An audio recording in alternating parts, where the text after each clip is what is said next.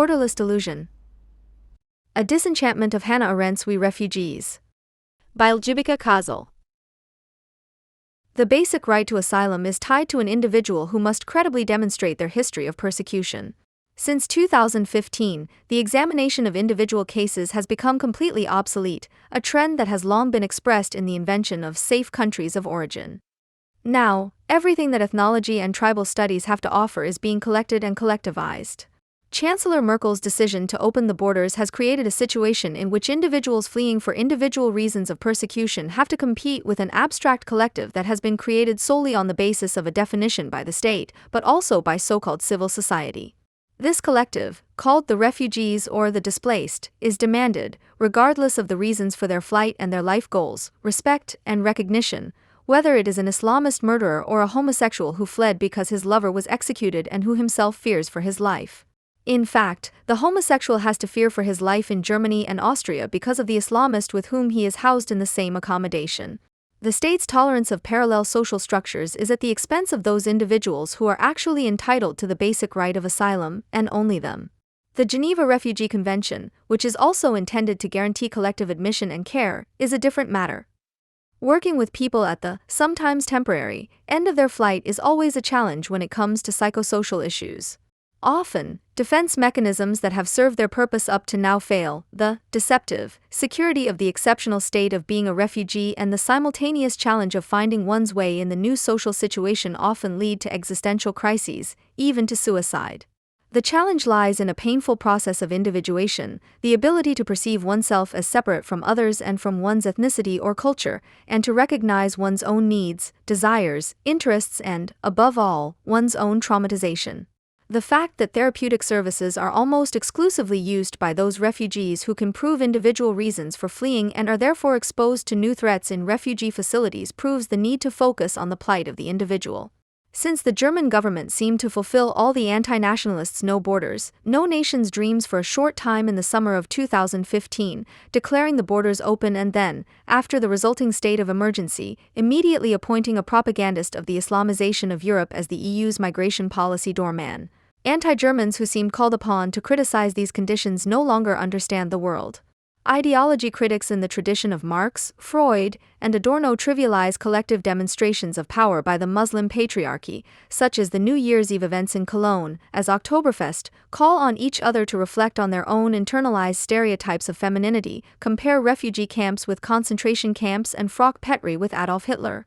The fact that the basic courses in critical theory that have been repeated for years suddenly seem to have been forgotten and that readers of Bahamas talk like public relations officers of the Amadou Antonio Foundation has to do with changed living conditions as well as with half-conscious needs.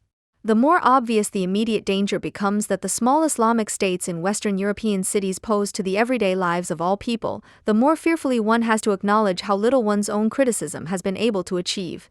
Even in the thinking of those who are close to one, the less one is allowed to become aware of fear. The fact that almost everyone in the flat-sharing community or among friends has become a part-time refugee helper or is involved in the corresponding political contexts makes it even easier to think that Islam is not so bad, but that the AFD is a threat to humanity.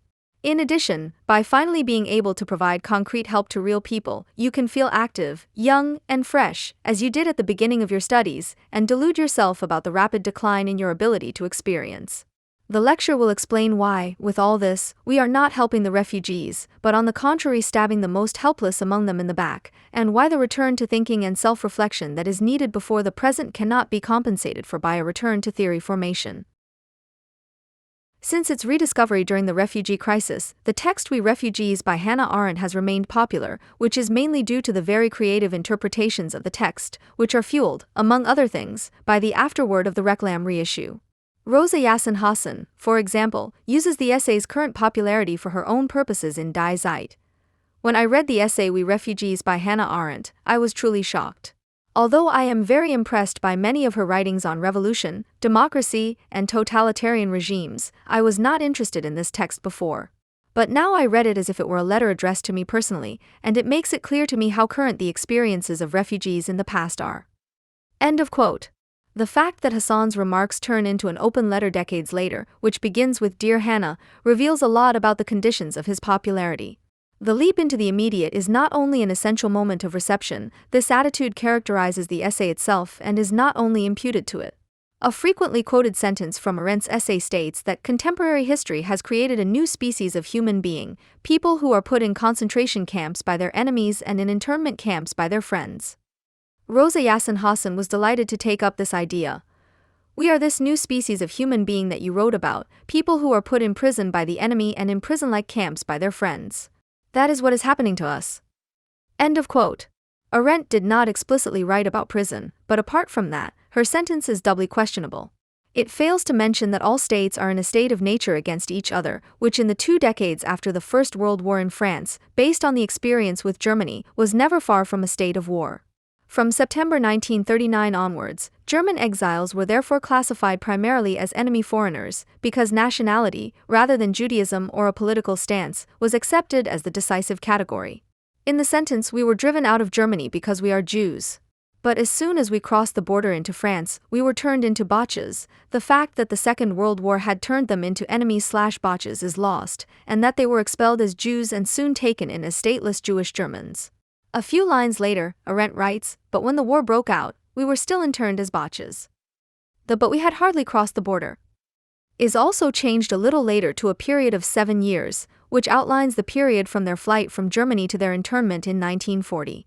The fact that the war only appears as a kind of weak background noise and is not treated as a central caesura is a significant weakness of the essay.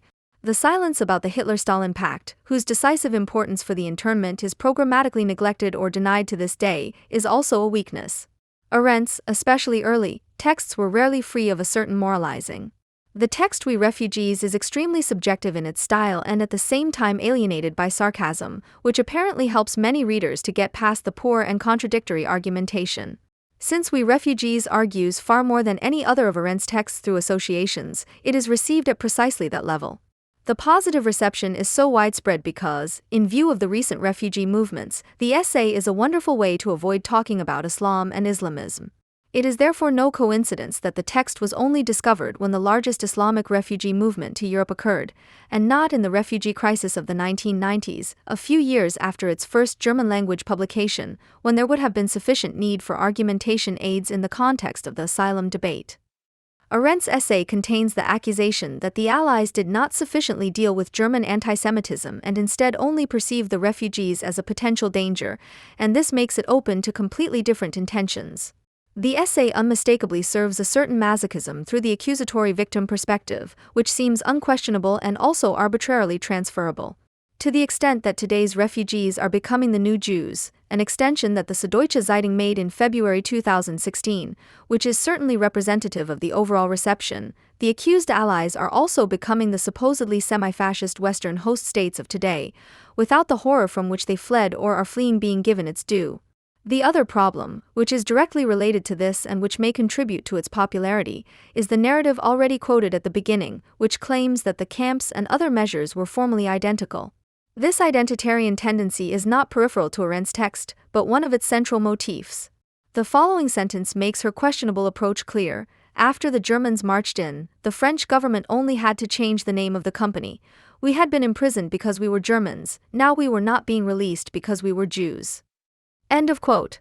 The us and we in this sentence still have a direct biographical reference, because the camp refers primarily to the women's camp Camp de Gurs, where she was interned by the French in 1940 as an enemy foreigner, but fortunately she was able to escape from it a few days after the Germans marched into northern France, thus avoiding the fate of countless other prisoners, namely deportation to extermination. With a certain amount of goodwill, it could be said that the Vichy regime, which was only established after her escape, proved her right in relation to France, inasmuch as the French camps were indeed a stopover on the way to Auschwitz after the defeat of the Republic. However, this tendency to equate the two does not hold up. Arendt writes about German and French concentration camps and specifies, in the Gurs camp, for example, where I had the opportunity to spend some time. Shortly before, she had made a clear distinction between the internment camps of the Allied friends and the concentration camps of the National Socialist enemies. She herself was never in the Gurs concentration camp, as she was able to flee before the internment camp was converted into a concentration camp. Such a lack of differentiation between very different forms of treatment of Jewish refugees leads to outrageous statements such as this. In Paris, we were no longer allowed to leave our apartment after 8 p.m. because we were Jews, but in Los Angeles we are restricted because we are enemy aliens. End of quote. Any attentive reader would have noticed that the present tense suddenly appears in the descriptions, which refers to the context of the writing. Only the security from life-threatening persecution guaranteed to her in the USA enabled Arendt to use the inappropriately laconic tone. The sentence obscures the fact that the curfew was almost the only anti-Semitic measure that bore any formal resemblance to the situation of German refugees in France in 1939 and the following years. The change from the Republican, pre-war Paris to the German-occupied Paris, where even in 1943, when We Refugees was written, Jews were hiding in mortal fear, makes it clear that Arendt had to somehow push the history of the persecution of the Jews into the past in order to arrive at her dishonest claim that things were no different here and now, in the USA of 1943. These subliminal messages provide lazy writers with an excuse to interpret the passage in the essay about the curfew in Los Angeles quite openly as an expression of American anti-Semitism. In addition, it becomes clear that the difference in the tense represents the spatial difference between the continents. Significantly, however, England is not mentioned once in the entire text.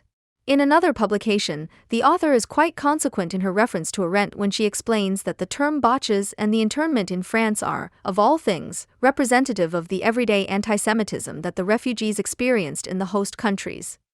End of quote. Arendt did not write it that way in this essay, but the invitation to help yourself to her associations for purposes that were at some point very alien came from her. There is no question that anti-Semitism was extremely virulent in France and by no means a marginal phenomenon in the USA, and yet it is significant that sentences in which Arendt does not explicitly mention anti-Semitism are almost exclusively emphasized as signs of the Allies' anti-Semitism. Arendt contributed to this because a considerable part of her argumentation is based on establishing connections between the individual measures of the Western Allies and their respective counterparts in Germany. This not only blurs the differences between Germany and the Allies in general, but also those between the respective Allies and their treatment of the refugees in a single confused parallel. The full force of the description, the comparisons, the images, is derived from what Arendt does not mention, in part because she cannot yet mention it, and in part because she simply conceals it. In the USA, she was also able to write that she could understand if our friends on the West Coast had gotten the strange idea during the curfew that we were not only future citizens, but at the moment enemy foreigners. In broad daylight, of course, we are only formally hostile foreigners, as all refugees know. Even if it was only formal reasons that prevented them from leaving the house after dark, it certainly wasn't easy not to occasionally make dark assumptions about the relationship between formalities and reality. End of quote. In reference to the West Coast, it is quite relevant that only the curfew came to mind and, surprisingly, not the resettlement and internment of Japanese and Japanese-American citizens, who play an important role in her much later book on totalitarianism, even though the draconian measures against this group were decided at the same time as the curfew and were part of the same package. The internment of German and Austrian enemy aliens in the USA was on a much smaller scale and was carried out on an individual basis.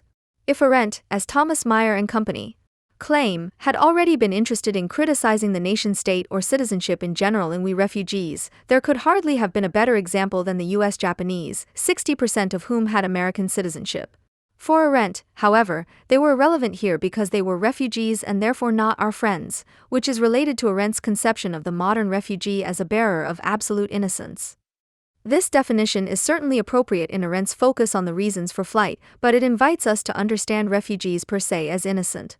It is therefore obvious that she does not mention the Japanese Americans, since they did not exhibit the negative aspect of immigration that would have placed them beyond suspicion. Arendt, on the other hand, relied on the effect of an abstract but sufficient horror. The quick succession of Germany, France, and the USA creates a basic mood in her essay in which the various measures blur into a single mush. Quote, "It is the same story all over the world, which is always repeated." End of quote. Arendt's argumentative difficulties in the refugee essay are evident in the strange idea that we are not only future citizens, but at the moment hostile foreigners. End of quote. This optimistic possibility is broken by the state of emergency, which, however, only applies at the moment and is therefore essentially temporary. Arendt immediately shifted this laboriously contrived opposition to a different image. Quote, "In broad daylight, of course, we are only formally hostile foreigners, as all refugees know." Even if it was only formal reasons that prevented them from leaving the house after dark, it certainly was not easy not to occasionally entertain dark suspicions about the relationship between formalities and reality. End of quote. Her attempt to forge the nightly curfew and dark thoughts together with the experiences and thoughts that dwell in our dreams at night into a dark actuality becomes clear. In doing so, the narrative I is unmistakably pleased that psychoanalysis has gone out of fashion and that the malice of the following formulation no longer even grants this science its historical justification. Quote, "Gone are the happier times when bored ladies and gentlemen of high society made the ingenious misbehaviors of their early childhood the subject of conversation. They are no longer interested in ghost stories. Real experiences give them goosebumps." End of quote. Thus, real experience is contrasted with all individualistic games and sensitivities. But Arendt still has to seal off her argumentation against another side, which she seems to be automatically driven to because of her criticism of psychoanalysis. Quote, "I am talking about unpleasant facts here, and to make matters worse, I do not even have the only argument that impresses people today to back up my view of things, namely, figures." While the English original continues with the sentence, "I cannot prove it with new figures, though I can certainly with new experiences," Kozel translated the last word as Erfahrungstatsachen, empirical facts. Without defending statistics as a representative of positivism, one can only recognize in Arendt's sudden polemic against positivism and psychology a defense against possible critical questions. The experiences may convince at least those skeptical minds that were never fully convinced that one can get an exact idea of its contents by measuring the skull. End of quote. The reference to racist pseudoscience negatively asserts that the statistics that stand for all halfway objective objections actually provide a valid objection to Arendt's suggestion that the situation of Jews was almost identical in Berlin and Vienna, in Bucharest or Paris, in New York and Los Angeles, in Buenos Aires and Montevideo. Arendt obviously seemed to fear that statistics and psychology from various sides would have threatened her text. But regardless of this, her argument becomes invalid anyway if you pay attention to the tenses. Even if it was only formal reasons that prevented one from leaving the house after dark, it certainly was not easy not to occasionally make dark assumptions about the relationship between formalities and reality. End of quote. The potentially deceptive appearance of the day is formulated in the present tense, while the aspect that is supposed to expose it as a lie at night already belongs to the past, both linguistically and factually. The curfew had just been lifted, in December 1942, which means nothing other than that, at the time of the essay's publication, they were merely formally enemy aliens by day and by night, that is, there was no longer any striking example of difference that she could have drawn on. This is in stark contrast to the above-quoted, present-tense statement, "Yet in Los Angeles we are being restricted because we are enemy aliens." However, in the last version of We Refugees, looking into the future, albeit an indeterminate one, Arendt writes, "It is written in the stars, and hardly in the newspapers, when Hitler will be defeated and when we will be American citizens." End of quote. Again, the question of whether she would receive American citizenship is not raised, only the when is left to the stars and placed in the context of Germany's defeat. The characterization as enemy aliens and their temporary opposition to naturalization referred only to an external conditionality that would be eliminated. The essay's confusion may be dismissed as the confusion between the extremes of the internment camp in France and the relative, but not yet psychologically realized security of the immigration country USA, which is due to the refugees' existence. But in the USA, Arendt was able to recognize the relationship between formalities and reality, albeit only very casually, in order to tear it down immediately. It is significant that this thought was not taken any further, but deliberately kept vague, i.e., artificially broken off. For this reason alone, one must assume that the confusion has a specific and conscious function.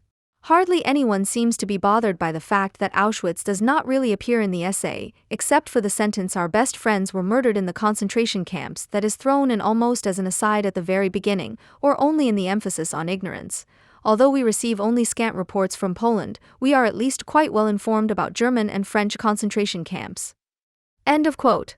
Significantly, the numerous commentators of recent years have generally mentioned the context of the publication, but with exactly the same regularity, they have not reflected on it. Arendt's essay appeared in English in the Jewish English-language magazine Menorah Journal in 1943. The English language alone should outline a significant context, as it refers to a specific audience. The existence of an addressee, which would have to be explored, was actively cancelled in the translation. "It is hard to imagine how serious we were about it," says Kozel's translation. "You can hardly realize how serious we were about it," is the original. but before someone throws the first stone at us, he should remember is how Geisel translated it, whereas Arendt had written, but before you cast the first stone at us, remember that. These two examples are serious because they are the only sentences in which the direct address appears at all. In the translation, the direct address of the audience is generalized into a general, impersonal one. It is therefore not surprising that the address was only noticed in English-language texts or in texts that use the English-language version, which does not mean that a correct insight per se arose from it. Quote, in We Refugees, Arendt uses the plural form to appeal to a group of readers of the Menorah journal to which she herself belonged, that is, the group of German Jewish refugees, wrote Stephanie Maffes, without realizing how nonsensical it would have been to write the text in English in this case. Furthermore, if Maffes's argument were followed, there would be no difference between the various plural forms used by Arendt. The Menorah journal was not an exile newspaper. The obvious conclusion would be that Arendt's essay was addressed to Jews in general, or if to Jews in particular, then not to the German Jews, but to the American Jews. This would have been easy to realize if one would not constantly repeat that the essay begins with the sentence that has been quoted to death. Above all, we do not like it when we are called refugees. Instead of modeling a guide to language policy, keyword in German, Geflüchtet, from this, the explanation can be found only a few pages later. We do not want to be refugees because we do not want to be Jews. End of quote. The essay was obviously an intervention in an internal Jewish debate. Primarily, it was a kind of call for the dissimilation of American Jews, whose way of life Arendt at that time found as challenging as the USA in general. In this sense, the emphasis and combination of the French internment camps, the American curfew and their derivation from German antisemitism only acquire their programmatic significance. They serve to build up a threat that, in its severity, would hardly have had to be expressed to those who had experienced it themselves. Only from this perspective does it become clear why Arendt tried with all her might and with great suggestion to extend the European experiences to America. Quote, to forget more easily, we avoid any allusion to the concentration and internment camps that we have experienced almost everywhere in Europe, because that could be interpreted as pessimism or a lack of trust in the new homeland. Even among ourselves, we do not talk about this past. End of quote. The alleged silence amplifies the experiences that should affect the audience's homeland, which in turn is only addressed in a kind of negation. However, the description of the horror must be supplemented in order to enable identification. This is done with descriptions of past glory days, which in turn contain the threat that the fact that we were once people who were cared for by others, that our friends liked us and that we were even known to the landlords for paying our rent on time was and is only a transient illusion for American Jews. When Thomas Meyer writes about this end of We Refugees, where Arendt plays the last trump card of her essay, this not only refers to some trump cards that have already been played, but also leaves it vague whether they came out of her hand or sleeve. After all, it was a committed to propagandistic essay in which the refugee existence was a means to an end in the development of a different kind of Judaism in the USA than the one that actually existed. The time of publication is the decisive context. More precisely, the publication took place in January 1943, which means that the text was written before that.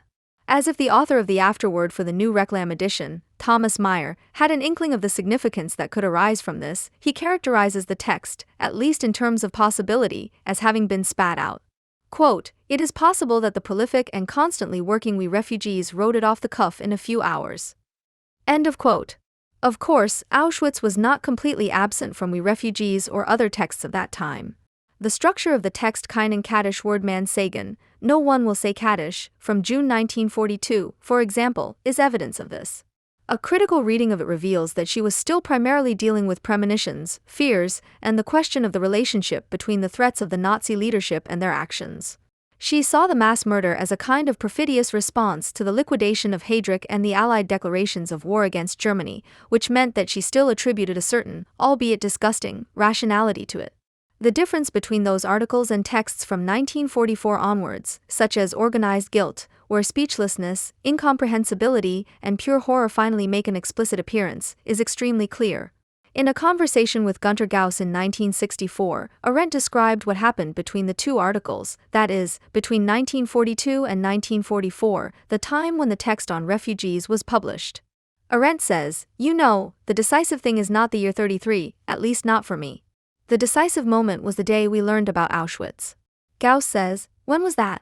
Arendt, "That was in 1943. And at first we didn't believe it.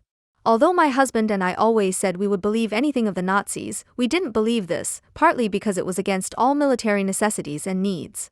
And then, 6 months later, we did believe it, because it was proven to us. That was the real shock. As for all the other things that happened, I have to say that it was sometimes a bit difficult. We were very poor, and we were persecuted, we had to flee, and we had to cheat and whatever else, as it is. But we were young. I even enjoyed it a little. I can't put it any other way. But this not. That was something completely different. You could deal with everything else personally. End of quote. This excerpt from the conversation, which is neither unknown nor difficult to find, should be enough to convince anyone that We Refugees was one of the last texts, or perhaps even the last text before the knowledge of Auschwitz.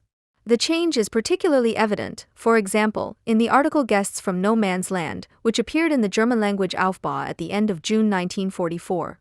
In it, Arendt characterized not only the Bermuda Conference, April 1943, but even the much earlier Evian Conference, July 1938, as an enormous ruthlessness, which was, however, only the all-too-human response to a superhuman demand.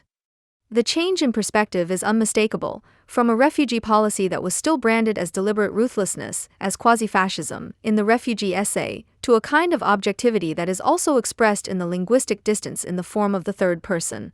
The unpopularity of refugees has little to do with their behavior and much to do with the ambiguous legal status under which they, but not only they, suffer, but also the host countries. Exile is based on mercy, which will always come into its own and reach its necessary end. They are stateless, but they can only be classified as hostile foreigners, wrote Arendt, summarizing all the injustices criticized in the short, almost fatalistic postscript, separated from the rest of the text by a dash. Arendt summarizes all the injustices criticized in the realization of Auschwitz was the shock that would ultimately prove the formal differences, company sign, to be the essential difference. In view of these concretizations of the background, the question arises as to how much she would have been interested in a republication in general or a German translation in particular without any possibility of comment. The first American republication in The Jew as a Pariah, 1978, also took place after her death and decidedly without any contact with her. I know that you will not answer my letter, Hassan wrote in her open letter to Arendt, and in doing so she also expressed an aspect of the essay's success that should not be underestimated, the fact that the author can no longer defend herself by referring to her later work. To avoid being misunderstood, that would not have been a reason to refrain from republishing or translating the essay per se. However, the relative insignificance of the text, which is due primarily to the time of its creation, but also to its polemical orientation against the allegedly naive American Jews, seems negative. The solution is to somehow smuggle in the non-existent significance, neither in Arendt's work nor for any other purpose, with the help of assumptions bordering on conspiracy theories. Thomas Meyer, the author of the afterword to the German New Edition, came up with the following fantastic considerations. It is, by the way, astonishing how little Arendt's essay on the refugee, which was first published in German translation in 1986, was read by her contemporaries. In a way, it was even hushed up. The once very influential and widely read Jewish magazine Menorah, in which Arendt had published, was discontinued in 1962.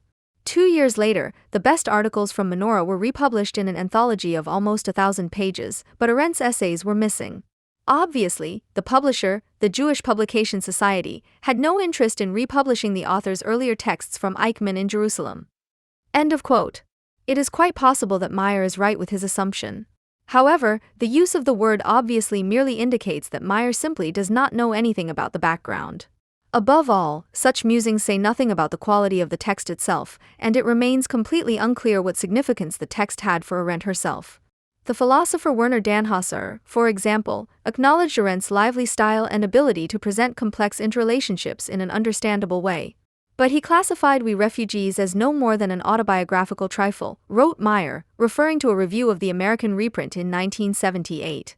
In this review, however, and Meyer could be sure that no one would look it up anyway, the reviewer criticized, after reading this essay, one would never think that thousands of German Jewish refugees would manage to lead a dignified life as dignified Jews in a free country. End of quote.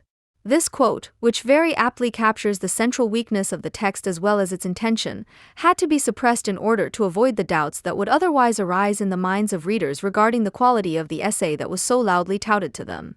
The editors of the recently published collection Wurden also succumbed to the urge to desperately recognize some kind of outstanding significance of the essay. In this questionable sense, they refer to what they call a due reference to the appearance of the essay by the Aufbau editor Manfred George, claiming that he emphasized the particularity and uniqueness of the perspective contained therein.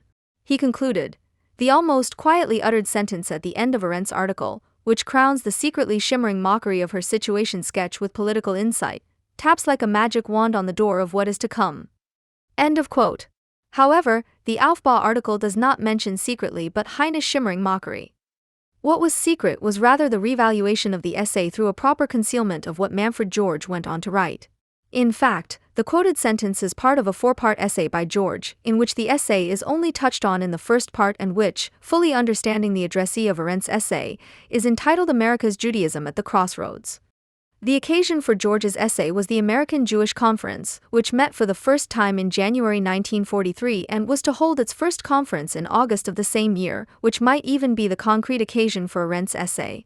The above-mentioned editors conceal the fact that George is writing against Arendt, who is more of a representative of those who are amazed and at a loss in the face of America, because his reference ends with the only partially flattering sentence. It is therefore sociologically very interesting to read the brilliantly written, bitterly sarcastic essay, but for the question of the development of Judaism in America, the layer of European Jewish assimilance shown in all its helplessness and instability is not important, despite everything and at any price.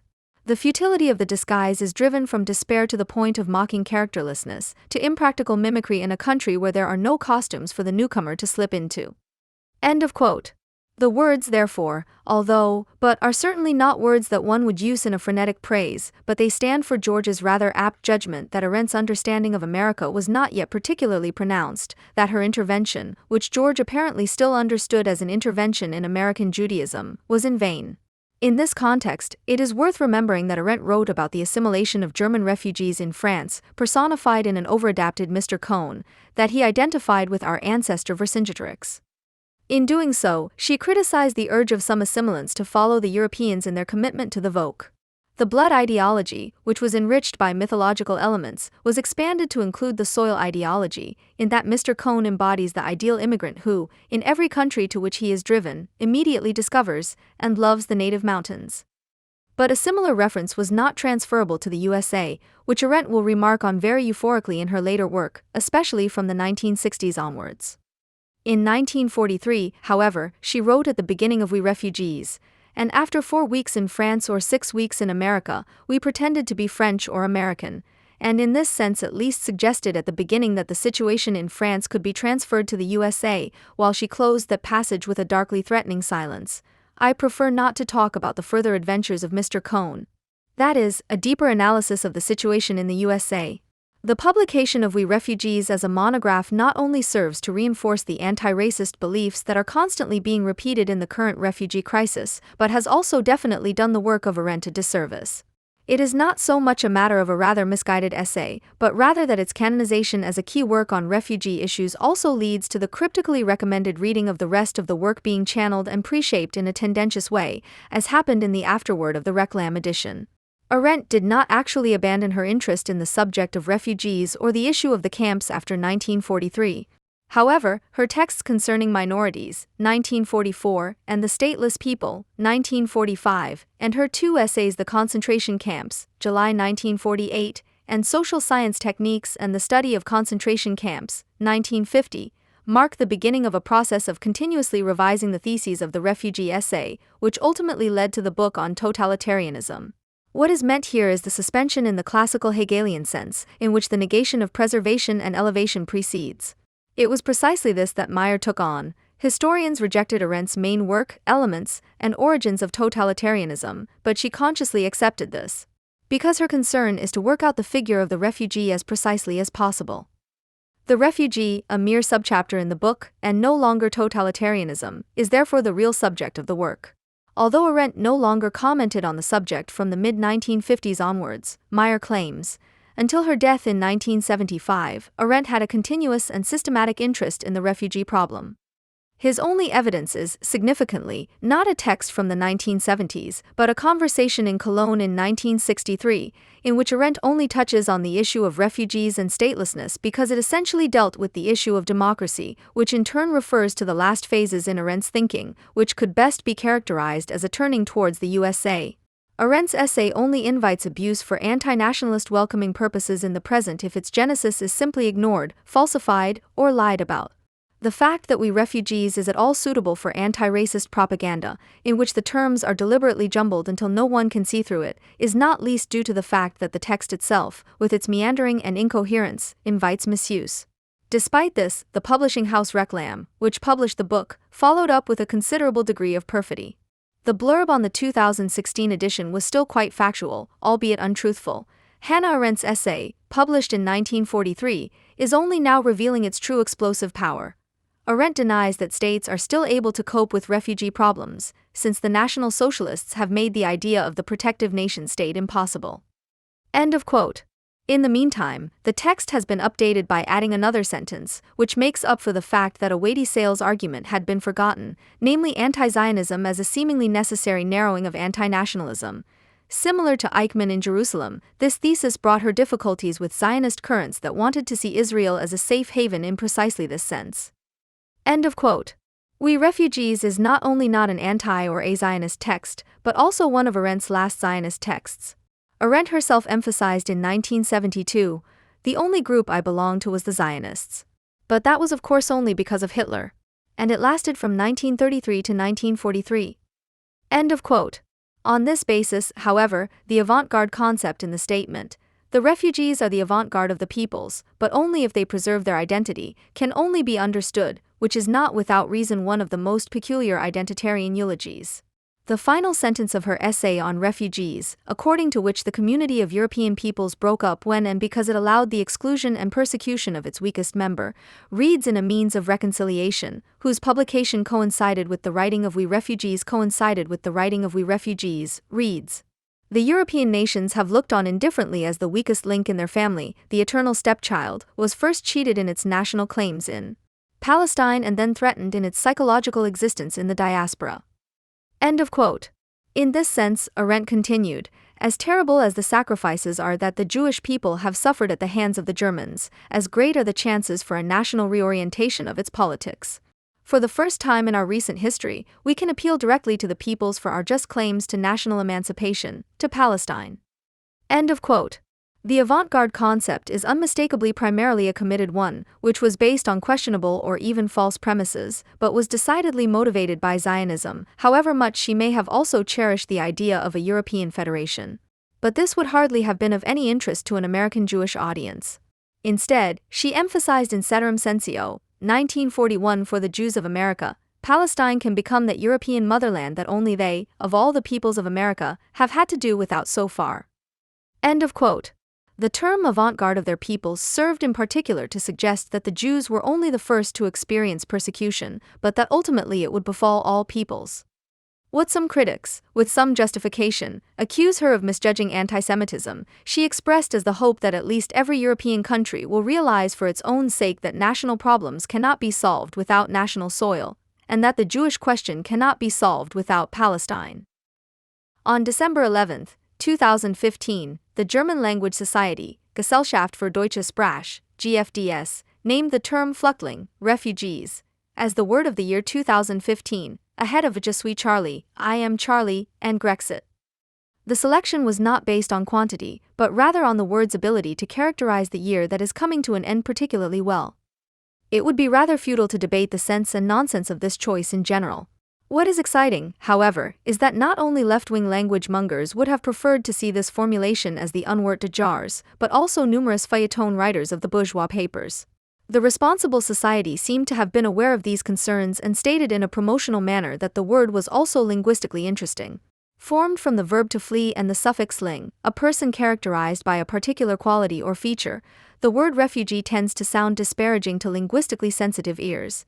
Analogous formations such as intruder, upstart, or hack-writer have negative connotations, while others such as examinee, apprentice, foundling, convict, or protégé have a clearly passive component.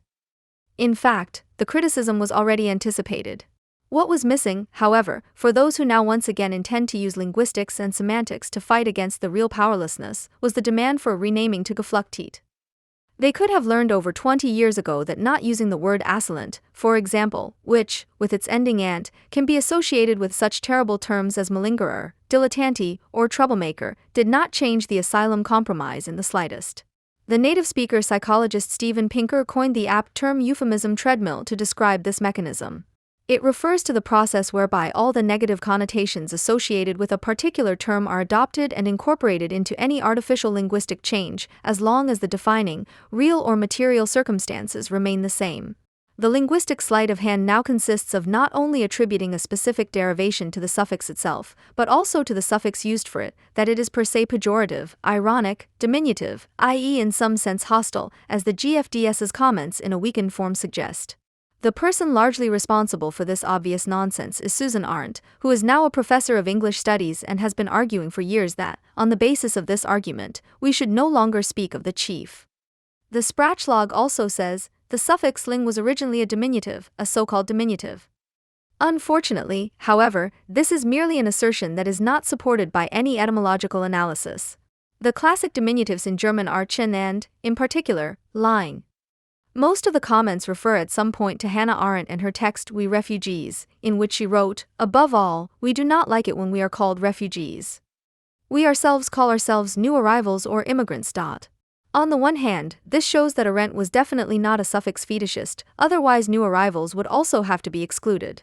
On the other hand, however, no one tries to reflect on these statements in the light of her other theoretical work. An immigrant has made a decision, whereas a refugee had no choice. He is not an active subject, but a passive victim, says Deutschlandradio Kultur. However, Hannah Arendt's abhorrence of passivity, or even of its recognition, primarily shows that she remained deeply attached to Heidegger's ennoblement of the necessity of decision arising from necessity. Interpreting the motivation to flee as an active decision rather than an external compulsion is a trivialization of the causes of flight that could hardly be more inhumane. However, it should not be ignored that the choice of asylum location and knowledge of its state and constitution is of great importance. This is indicated by the strictly speaking very apt term asylum seeker, for which one of the otherwise structural insults of reappropriation or reoccupation was not attempted by the relevant political side. The word asylum seeker only appeared in the dictionary in 1980, and barely 15 years later the term had already been widely discredited. In order to rationalize this later on, that is, in order not to consider that the term simply reminded people of very specific events, an explanation of the rejection was attempted via the suffix ant. The term is, often unconsciously, negative, like many terms that end in ant, e.g. speculator, troublemaker, slacker, malingerer, etc., writes the Diachony Saxon, for example. This seems to bother its thinking sympathizers as little as the interns, etc. The fact that there is no contemporary asylum movement that consciously embraces this term is probably primarily due to the fact that the term is associated with the greatest defeat that the anti-racist scene has experienced in recent decades, the so-called asylum debate that was lost in its entirety with the asylum compromise, which, among other things, had left the framework of a debate, in a disgusting way with Rostock-Lichtenhagen, Mölln, and Solingen. But the language policy, which considers suffixes to be violent in themselves, had nothing to do with it. Most of the arguments are still slow on the uptake in the literal sense. The Saxon Refugee Council writes, behind the objectification that arises from the suffix ling, personal backgrounds of people, educational and professional histories, personal interests, and political opinions disappear. It is therefore more appropriate to speak of Geflüchtet or Geflüchtete people. As if people were not the abstractum par excellence. The Bull Foundation also asks, doesn't the term cover individual fates and homogenize people who migrate for completely different reasons? And suggests the term ankommend, arriving. The correct realization that it is part of the nature of the term to unite the things it describes in their commonalities and thus always latently homogenize them, leads to the conclusion that another term must be found. Unfortunately, however, this term will necessarily function in exactly the same way. In principle, one could stick to the Duden, where it is first correctly and objectively noted. Ling in formations with adjectives, more rarely with nouns or verbs, characterizes a person who is characterized by something, property or feature. But even there, the note is quickly added, use, formations usually derogatory in colloquial speech. End of quote. The analysis in the Süddeutsche Zeitung is profound, but nobody is just a refugee. The people who flee to Europe from war and persecution are more than that. Mothers or fathers, engineers, or cooks, they have read books, seen films. They have lived life to the full and will continue to do so. End of quote. The fact that fleeing thousands of kilometers is not exactly the most pleasant way to live life to the fullest, reading books and watching movies, is just as much ignored here in favor of linguistic empowerment as the fact that these are not voluntary boat trips or camping tours that people take to forget for a while that they are cooks, engineers, and parents. The escape is just an episode in their lives, it says in the same place. Ironically, this is exactly what the suffix ling expresses in the case under discussion here. As can be seen quite clearly in spring, the suffix is sometimes simply related to time. The chief, which the anti-racist index would like to ban from the language, is not a diminutive, but a pre-aristocratic office that was conferred on someone who had asserted themselves to a particular extent for a limited period of time and from which no dynastic claims could originally be derived. Formations with the suffix ling often simply denote an inevitably fleeting snapshot in the life of a person, whether it be a baby, apprentice, examinee, or convict, prisoner or baptismal candidate. The alternative Anglicism refugee, which, like fiancé, was adopted from French, ironically follows exactly the same mechanism. It is therefore a progressive form and should therefore be understood as a necessarily finite description of time. Just as the apprentice is released from his apprenticeship, so too is the prisoner released from prison or the convict released from his sentence.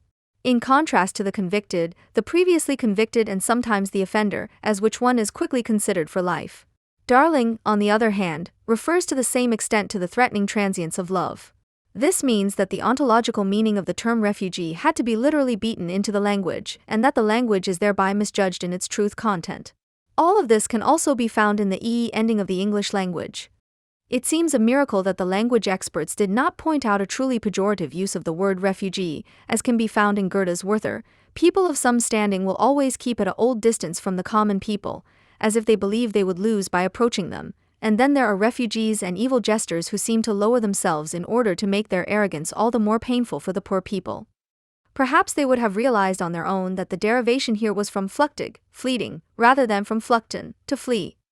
It would be far more obvious to point out that the use of the ling form to express negative characteristics, i.e. almost always in combination with adjectives, rather expresses the hope that the person in question, whether a creep or a coward, does not have to be one forever.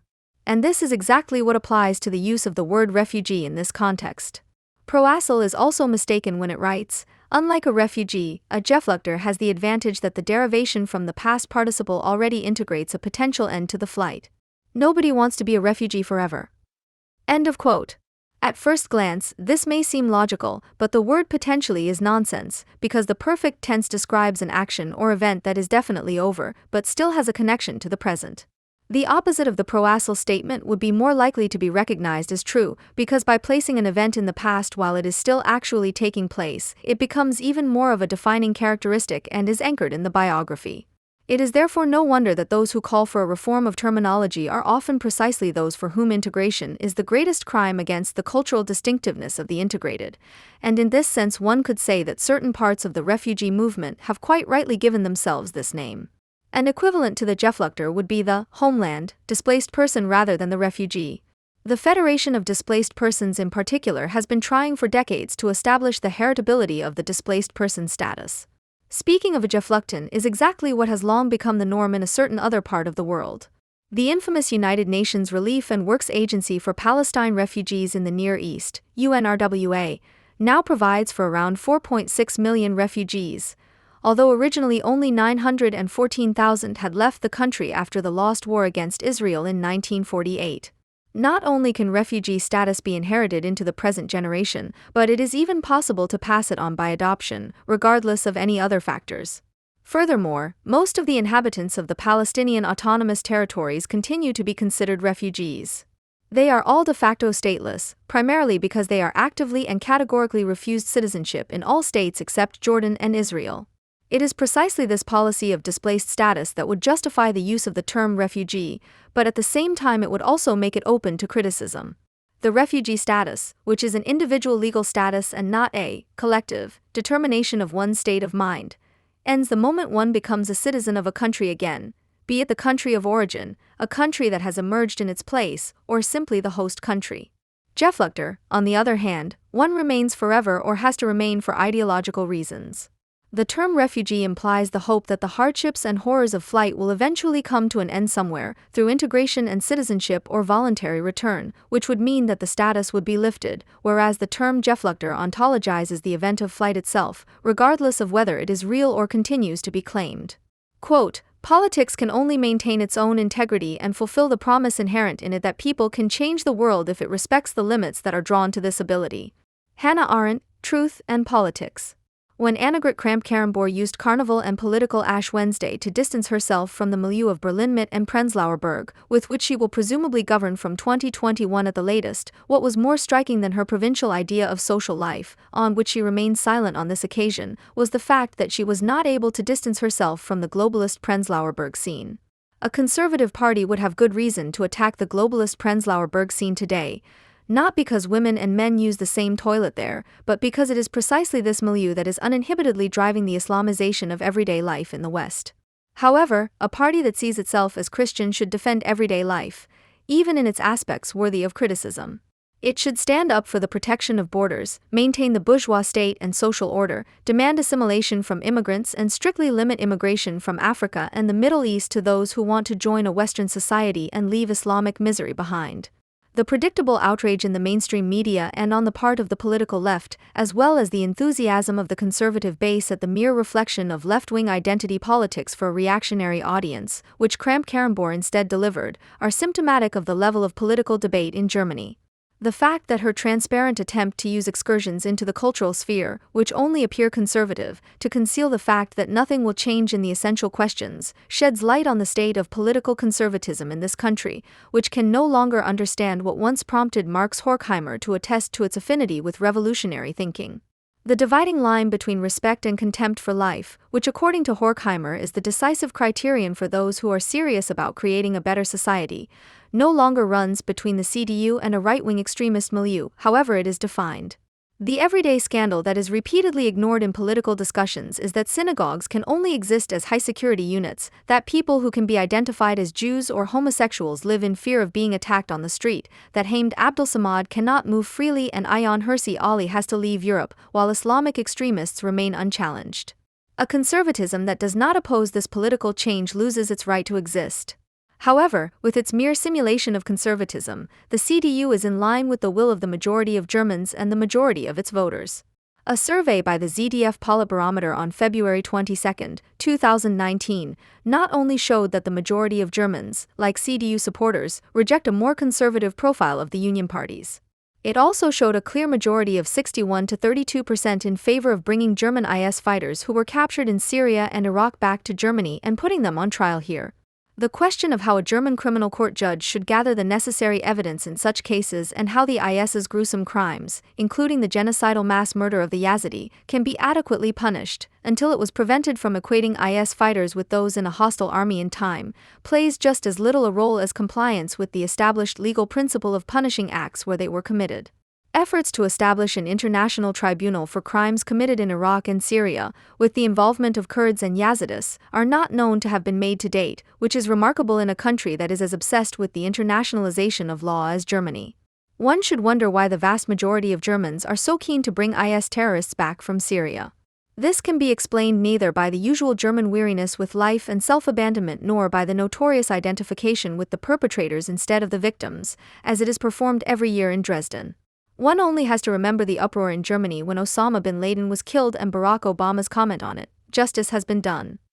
The German fundamental opposition to harsh punishments for crimes against humanity, including the death penalty, cannot be understood as opposition to the Old Testament or Jewish obsession with revenge and the feeling of moral superiority, especially towards the USA. Rather, it is constantly being fueled by the conviction that even Grandpa deserved such leniency back then. After National Socialism and the relative impunity with which the criminals got away, any memory of the principle of equivalence between crime and punishment is perceived as threatening in Germany. Article 102 of the German Constitution, which states succinctly that the death penalty is abolished, was initiated by the right-wing extremist Hans Christoph Seebohm, a member of the Parliamentary Council, who wanted to protect Nazis from the alleged excesses of the Allied victors' justice in this way, against the backdrop of the Nuremberg trials. The law as a means of protection against appropriate punishment has traditionally enjoyed great sympathy in Germany. but this only partially explains the German legal concept, which claims to be a lesson learned from National Socialism, because it replaced the law with a healthy sense of the people. Germany, a country of amateur lawyers and international lawyers, defends the legalization of social conditions not as the more reasonable alternative to arbitrariness, but as a sacred principle. In this view, the legal sphere is seen as a system in its own right, completely isolated from the political sphere, which can continue to exist even if the state collapses. This view allows political questions to be understood exclusively as legal ones and, in addition to international law, the basic law to be sold as the Bible of emancipation, Clemens Nachman. This maintenance of the legal sphere, driven to the point of self-abandonment of the political order, is made clear in the Gafgen judgment of the European Court of Human Rights, ECHR 22978/05. Without any necessity arising from the specific case, it states that no exception to the ban on torture is permissible, even in the case of an emergency threatening the existence of the state. This absolutization of legal principles means exactly what left-wing and green ideologues argue against any even cautious containment of Islamic expansion. We must defend our values, above all the rule of law, at the price of their downfall. On the part of the left, this was prepared by an ideology that can only be described as jurist socialism, Engels/Kautsky, which assumed that the basic law in principle allowed for a socialist transformation of the FRG and required the legal abolition of capitalism. To this end, they referred to Articles 15, 20 and, in particular, 14, paragraph 2. Joachim Brun has written about the connection between Article 14, paragraph 2 of the Basic Law and German, i.e. National Socialism. The slogan of true German socialism has always been that the common good must come before self-interest, that the Basic Law succeeded in perpetuating the Nazi-fascist social pact in Article 14, 2. of the Basic Law and in immortalizing the sovereign hidden in the state apparatus as the trustee of labor, a fact that is particularly invoked by left Germany. This is the basis for the perspectives for the renewal of the historical alliance between the German sovereign and the jihad of the Islamists against Israel.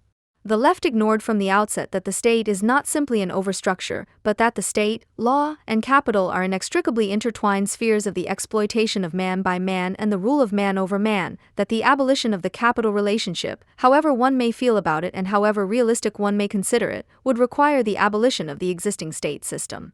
The legalization of the state as the unconscious and uncritical enforcement of supposedly universal rules, as it is practiced today by leftist apologists for international law in the wake of legalist socialism, leads directly from the separation of the capital relationship to the denial of the political nature of irreconcilable opposites and the resulting conflicts, struggles and wars, which is bought by false reconciliation. Against this background, it is not surprising that the openly declared jihad against the Western Republic, which has been recognizable as a real danger to everyone since 2001 at the latest, is being repressed, and the question of how to deal with enemy fighters is being trivialized as a mere criminal matter that is adequately addressed by Section 129A and B of the German Criminal Code. Where its provisions are not sufficient to combat a political danger, the law is declared to be a panacea, while where its consequent enforcement would be necessary, it is not taken seriously. While the state is accused of having tolerated conditions such as those in Syria, at the same time everything that could contribute to qualifying jihadists as enemies of the state and their fight as a necessary measure to secure state sovereignty is rejected. Those who simply leave the handling of mortal enemies to criminal and asylum law, which are not designed for this challenge, declare themselves unwilling and unable to promote the enforcement of an order committed to individual freedom anywhere in the world and to defeat its bitterest enemies by military means. The undermining of the bourgeois republic, which was never really alive in Germany anyway, in this way strengthens, as is now evident to everyone, quite different forces than those who have taken up the cause of emancipation from the constraints of capital. On the one hand, the liberal, democratic state is recognized as being responsible for the security of its citizens, while on the other hand, terror, violence, and the spread of inhuman ideologies such as Islam are treated as a kind of failure of the authorities, which would be a consequent attack on the rule of law. For with pseudo-liberal arguments, the same state is denied the right to treat its enemies as enemies.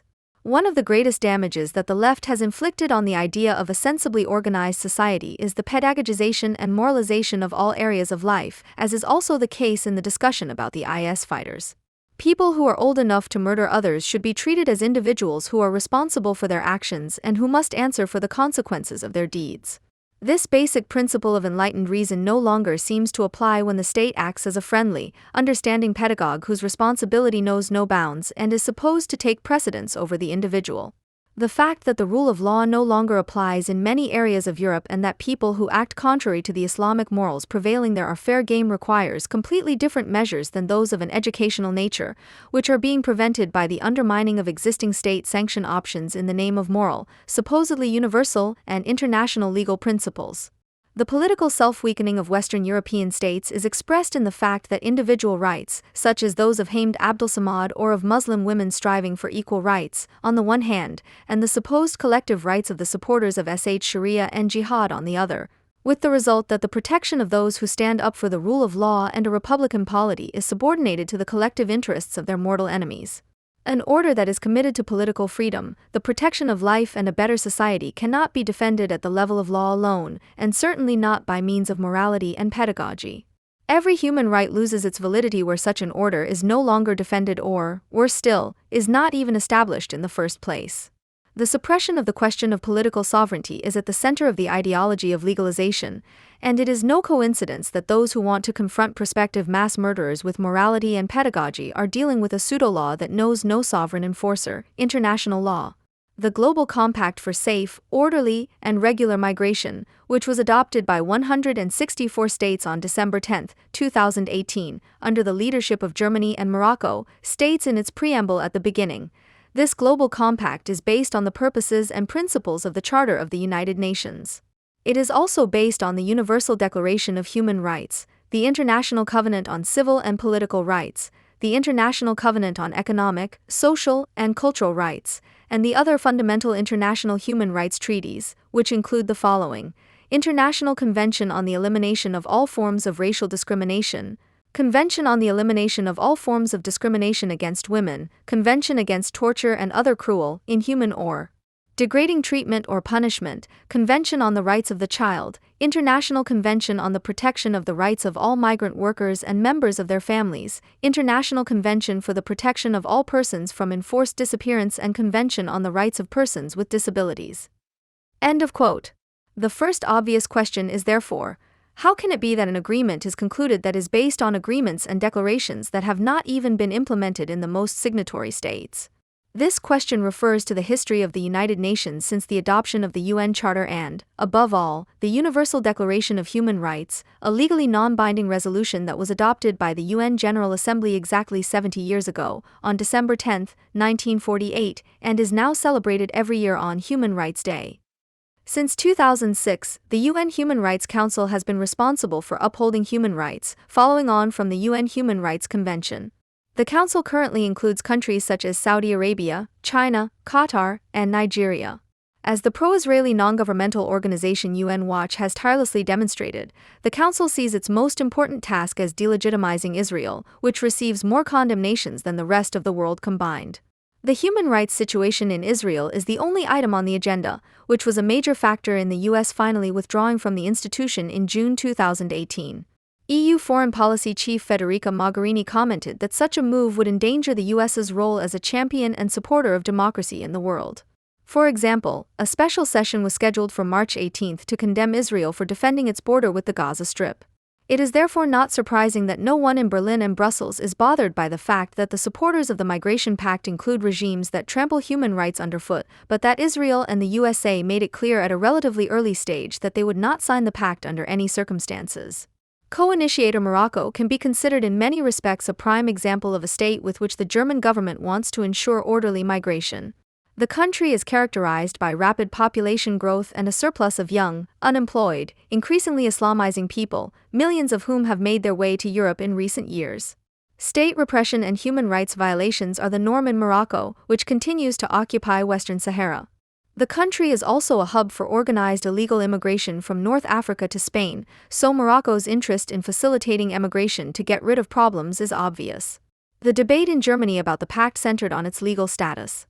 The preamble states, "This global compact is a non-legally binding framework for cooperation that builds on the commitments that member states have agreed to in the New York Declaration for Refugees and Migrants." Recognizing that no state can address the migration challenge alone, it promotes international cooperation among all relevant actors in the field of migration and upholds the sovereignty of states and their obligations under international law.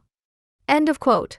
Peter Sutherland, the former UN Special Rapporteur on Migration, stated, With this global compact, we are creating a framework that contains both binding and non-binding agreements. End of quote. It is precisely this mixture and the fact that it is not a clearly legally binding international treaty that is fueling the dispute over the document. The text of the declaration is deliberately vague, which makes it difficult to interpret, and the question of the extent to which the pact will be incorporated into national legislation as so-called soft law is therefore the subject of heated debate among lawyers. However, it is precisely the lack of transparency and the alleged non-binding nature of the agreement that has made it difficult to hold a political debate and has prevented the respective national parliaments, as political representatives, from participating in the formulation of the project, which would be absolutely necessary in the case of a binding treaty. However, given the undeserved reputation that the United Nations enjoys in Germany and the enormous effort that Germany has made to prepare and conclude the pact, this question is of secondary importance compared to the political implications of the text. The projection was developed as part of the Global Forum on Migration and Development. High-ranking representatives of the German government took part in the meetings. At the 10th summit, which took place from June 28 to 30, 2017 in Berlin, Foreign Minister Sigmar Gabriel addressed the delegates. In his speech, he made it clear what the German government was aiming for in the negotiations. In doing so, he followed in the footsteps of Willy Brandt, who, as chairman of the North-South Commission, presented a final report in 1980 with the curious title Securing Survival, in which the recommendation was made to work together globally to ensure fair international mobility. In order to make migration fair, it must be recognized that it is first and foremost an individual, not a state decision. In this context, millions of individual decisions not only affect social realities, but also laws.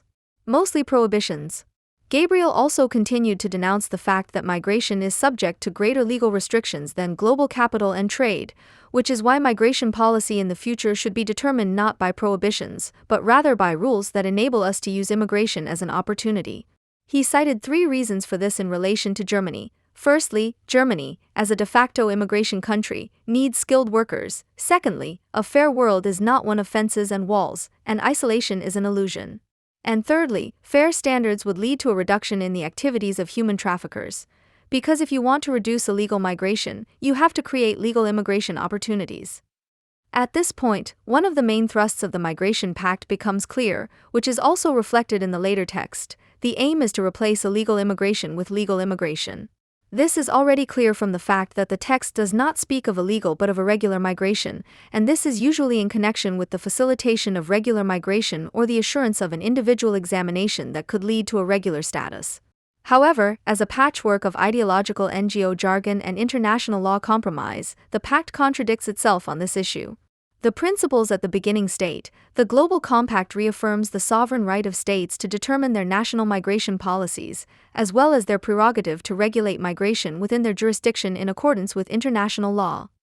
End of quote. Nevertheless, the Migration Pact calls for a significant expansion of the rights of migrants, and the signatories commit to reviewing existing laws in this sense, which means that for those countries that take the text seriously, only the way in which they exercise their sovereign will is subject to change. This is precisely why the paper is being strongly defended by German politicians. The aim is to enforce standards for migrants that already apply in Germany because other countries do not meet them.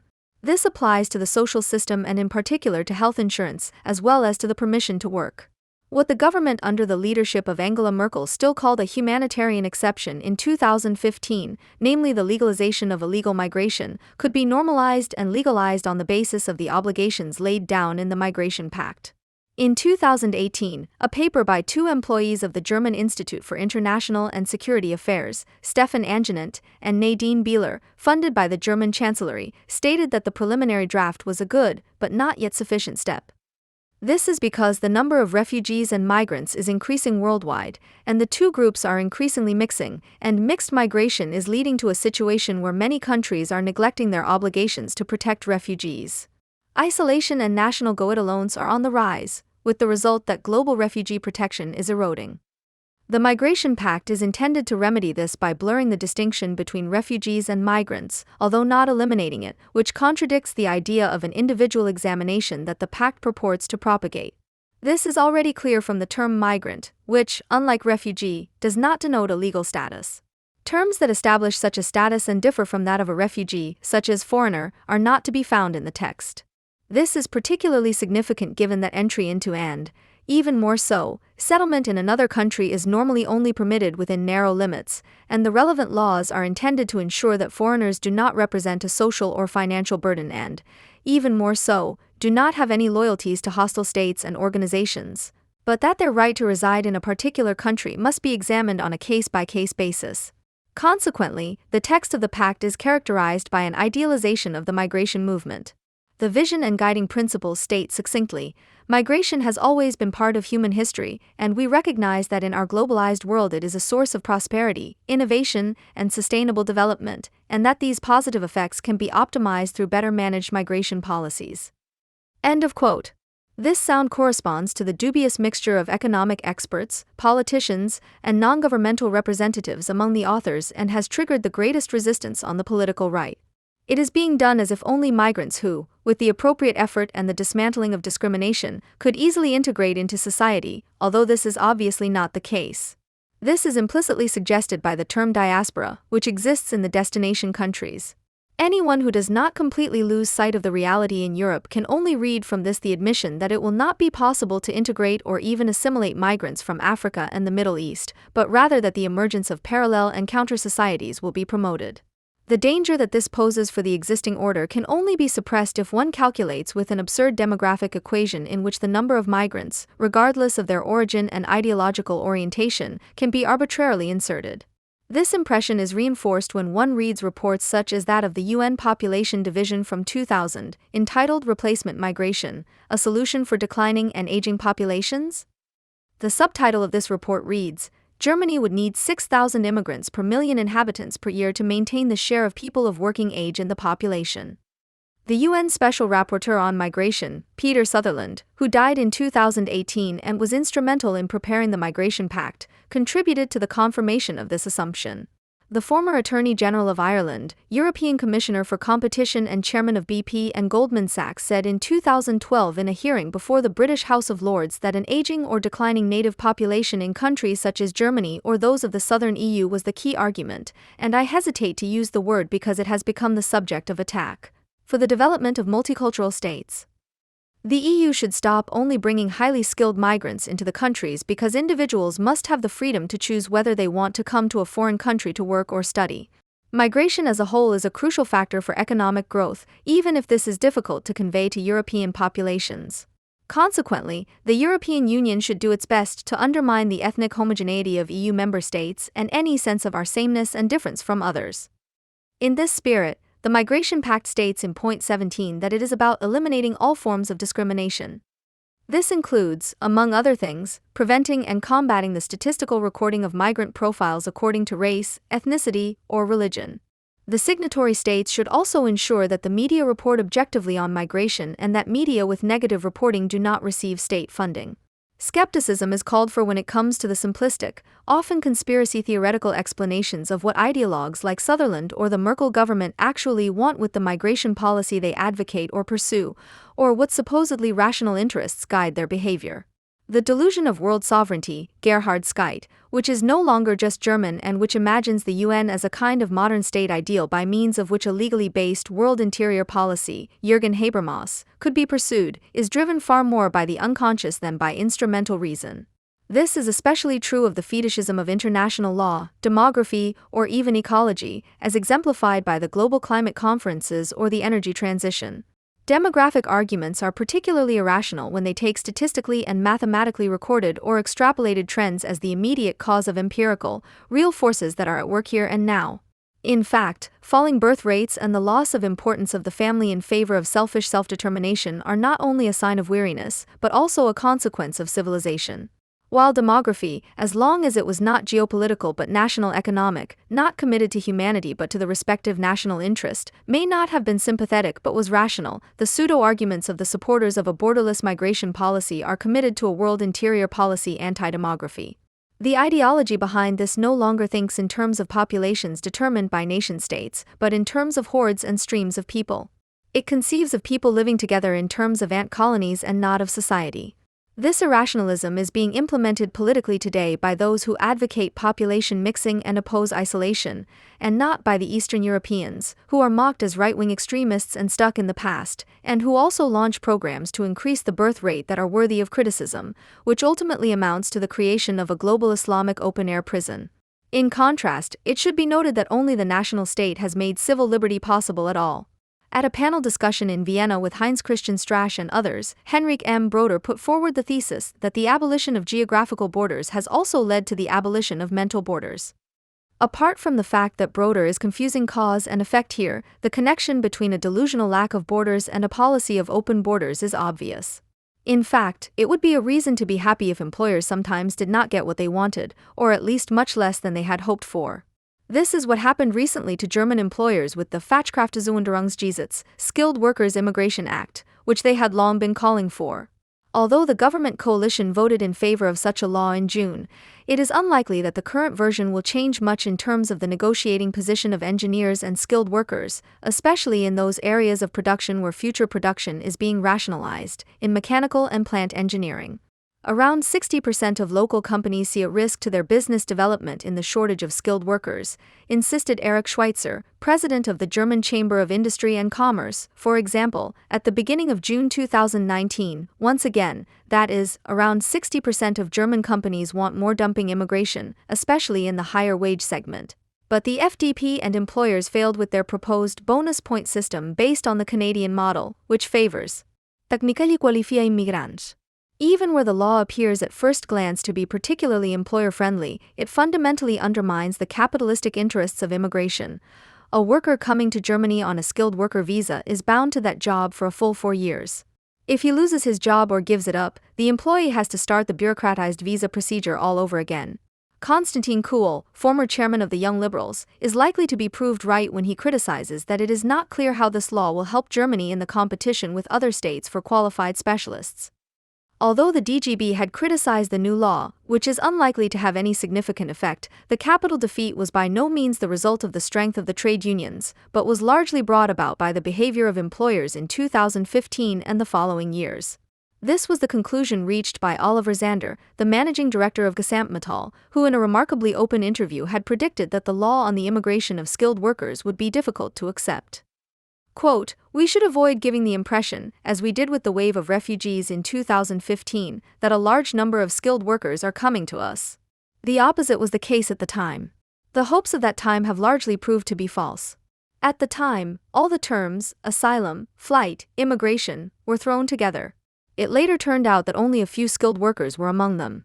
That was a rude awakening and provoked a lot of criticism." Augsburger Allgemeine, August 18, 2018. The plain language of this self-criticism is something like this. In 2015, we, the employers, preferred to be decent in the Schroeder sense rather than keep an eye on our strategic interests. We behaved more like Germans than employers. After all, why do you need a sudden awakening if you haven't been completely out of it or in a daze before? How else could it be that the representatives of German industry, who should be very familiar with the social and mental conditions of the countries from which large numbers of young Sunni men in particular set out, through often dubious business relationships, fell into the officially desired delirium of the refugee summer, a delirium according to which there would surely be legions of engineers, IT specialists, doctors, nurses, as well as metal and electrical workers among these migrants? How could Frank Kramer, for example, president of the Confederation of German Employers Associations, seriously claim at the end of 2018 that of the more than 1 million people who have come to Germany since 2015, almost 400,000 now have an apprenticeship or a job, and that many migrants have become a pillar of the German economy, and that Merkel had been proved right with her "We can do it" slogan, Zeit, December 14, 2018, while the Federal Statistical Office soberly proves that the migrants with jobs that Frank was talking about come from Eastern and Southern Europe and have nothing to do with those from Syria, Afghanistan, or North Africa. Frank's number cheating must be seen as a last attempt to lie about interest and ideology, in the style of the official statements and brochures of recent years from employers, employment agencies, and government-affiliated NGOs, such as the Praxisleitfaden für Unternehmen, Practical Guide for Companies, with the motto Flüchtling in den Arbeitsmarkt, refugees in the labor market, which is used here as an example. It states seriously, in addition to skilled workers recruited abroad, attention is now being focused on groups of people who are still underrepresented in the German labor market or in many sectors: older workers, people with disabilities, migrants and their descendants, and of course refugees.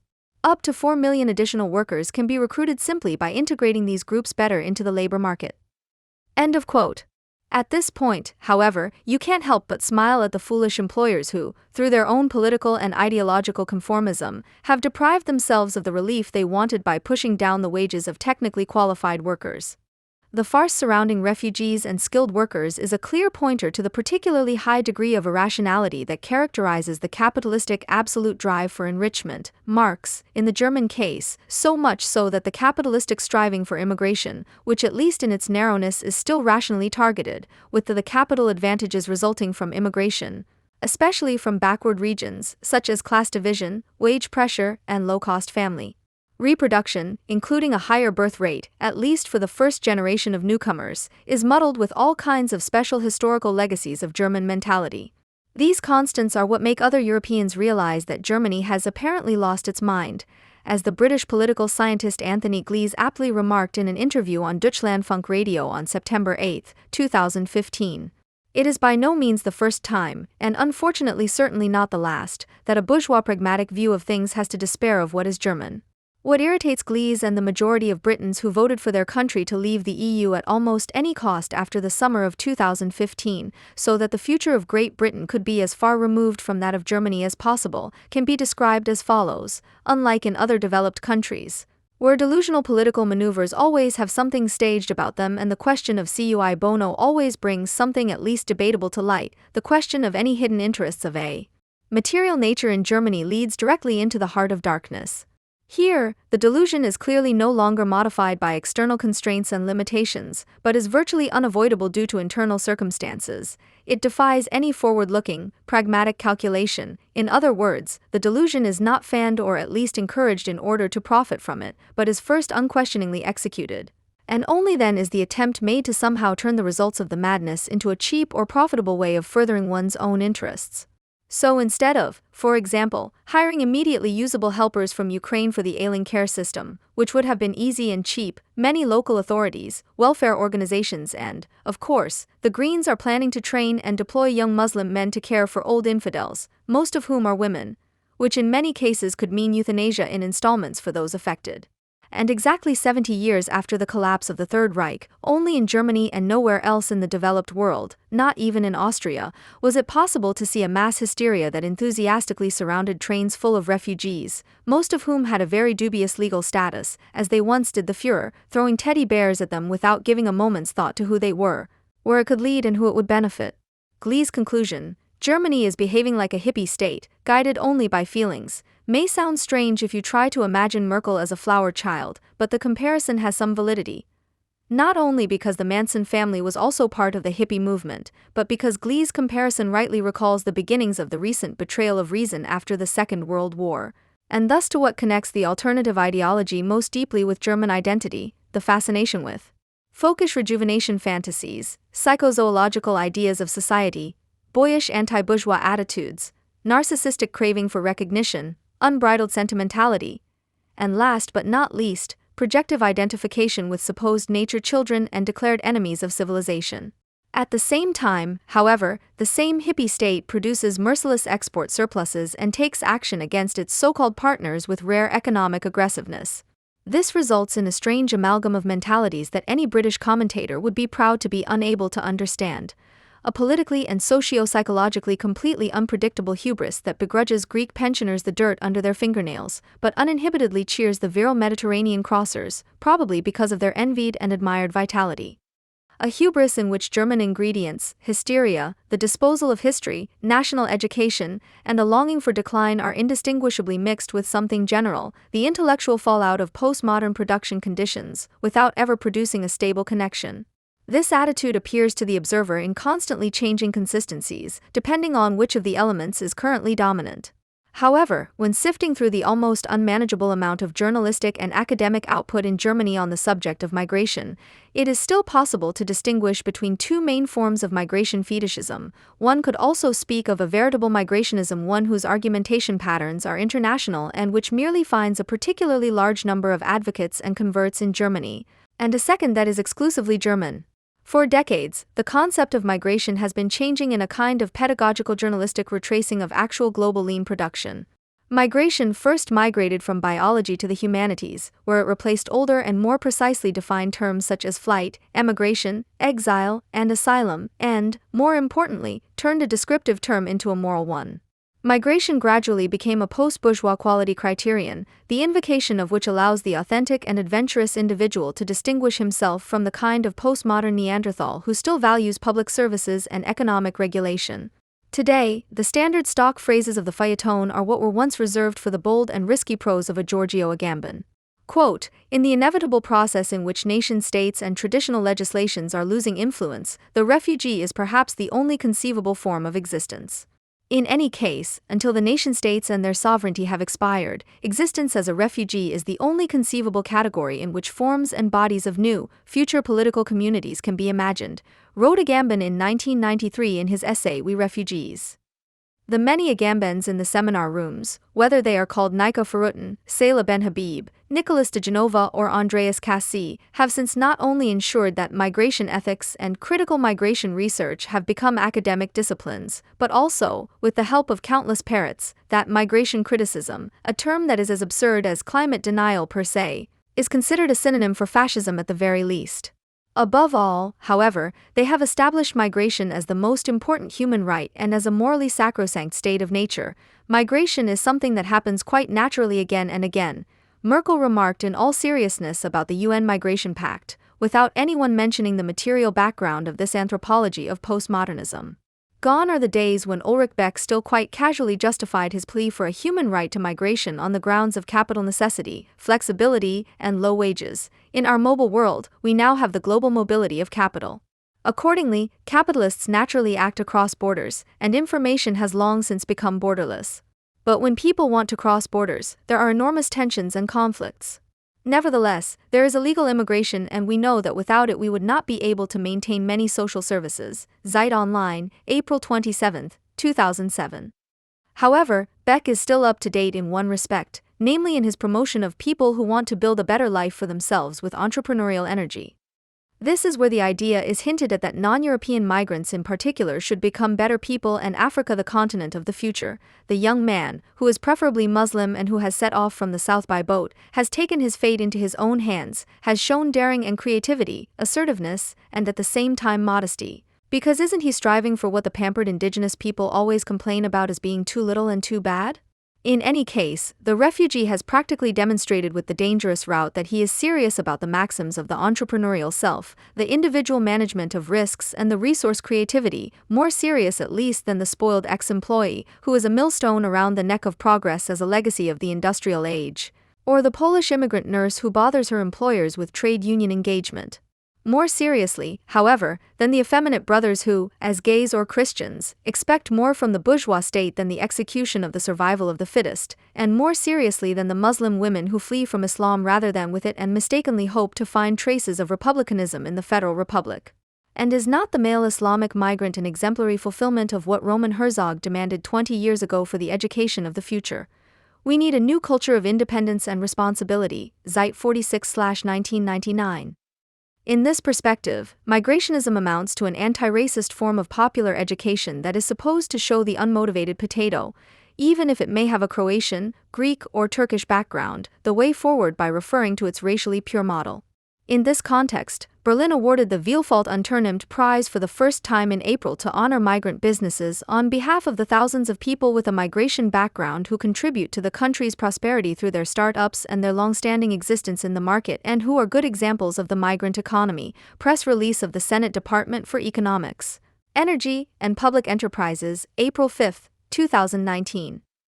In fact, the transformation of an economic order that presupposes the bourgeois nation-state and transcends it on this basis into a post-national migrant economy, which replaces labor law with clan loyalty, contracts with handshakes and normal employment relationships with lifelong helper activities, appears to be the ultimate goal of such support.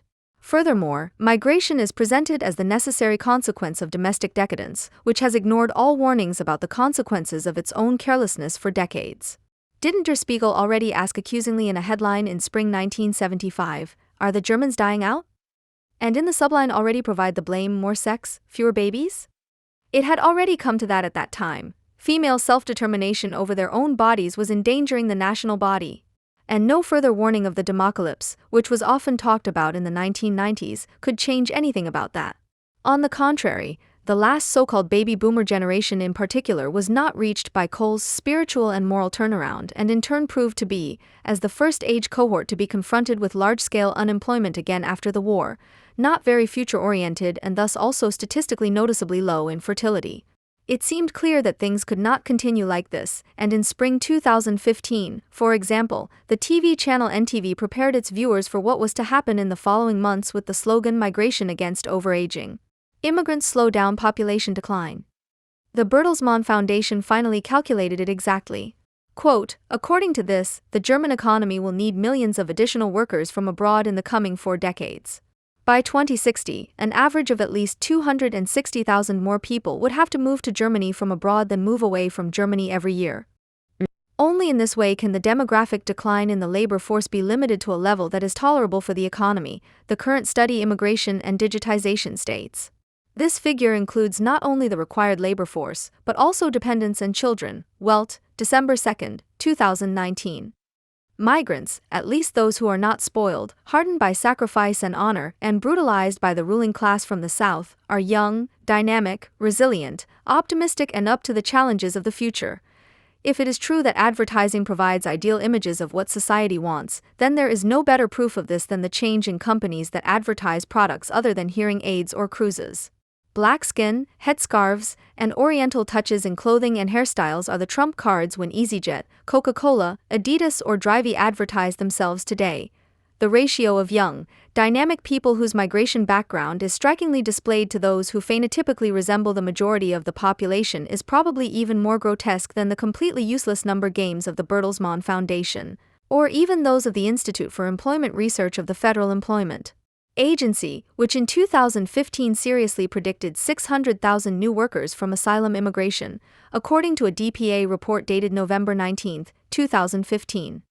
It seems that what race theorists once envisioned as the up-northing of the Germans for the purpose of increasing production and war discipline is returning under anti-racist aspects as a mobilization for the everyday life of a deregulated society and uninhibited competition, a mobilization that would then have to be described as a downsouthing.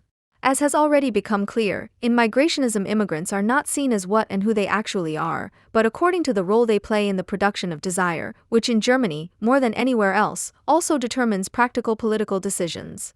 The world and its circumstances appear here merely as a playground for the absolute ego, Fichte, and not as something that could be prior to thinking and speaking. From this disposition, historically, racial moral hybris and, after its 2 catastrophic failures, a kind of unsuccessful reaction formation, the anti-racist moral hybris, which is what Italian port authorities and judicial bodies, among others, have to deal with today.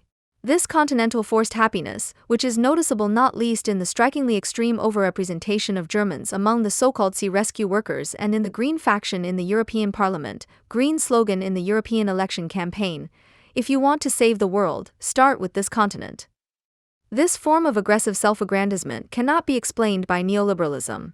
Rather, there is a genuinely German variety of migrationism that must be distinguished from the post-colonial phantom pain that prevails in England or France, the sobbing of the white man, Pascal Bruckner.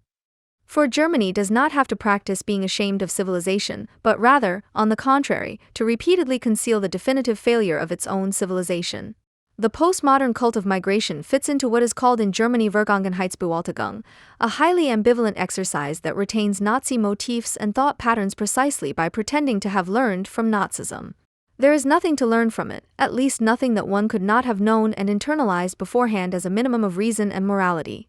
Sascha Gerke, a member of the crew of the refugee ship Juventa, which was honored with the Potsdam Prize for Civil Courage, summed up the latest German coming to terms with the past in a formula that is as concise as it is idiotic. Asylum for Mediterranean refugees is the lesson of the Second World War. Inforadio Berlin-Brandenburg, July 22, 2019. A lesson that consists of the fact that German attacks on the sovereignty of European states are no longer carried out in the name of the expansion of their own living space, but rather to create living space for a future army of potent Third World henchmen. Instead of dashing Aryan decency warriors, such attacks are then led by dreadlocked captainesses who, in the imagined fight against patriarchal European statesmen, bring masses of members of the real brutalized Islamic patriarchy to Europe. Today, it is the partisanship for migrants that can be pushed like a backdrop in front of the figure of the expelled Jew, with which the German past is to be overwritten, although it is reproduced under changed circumstances.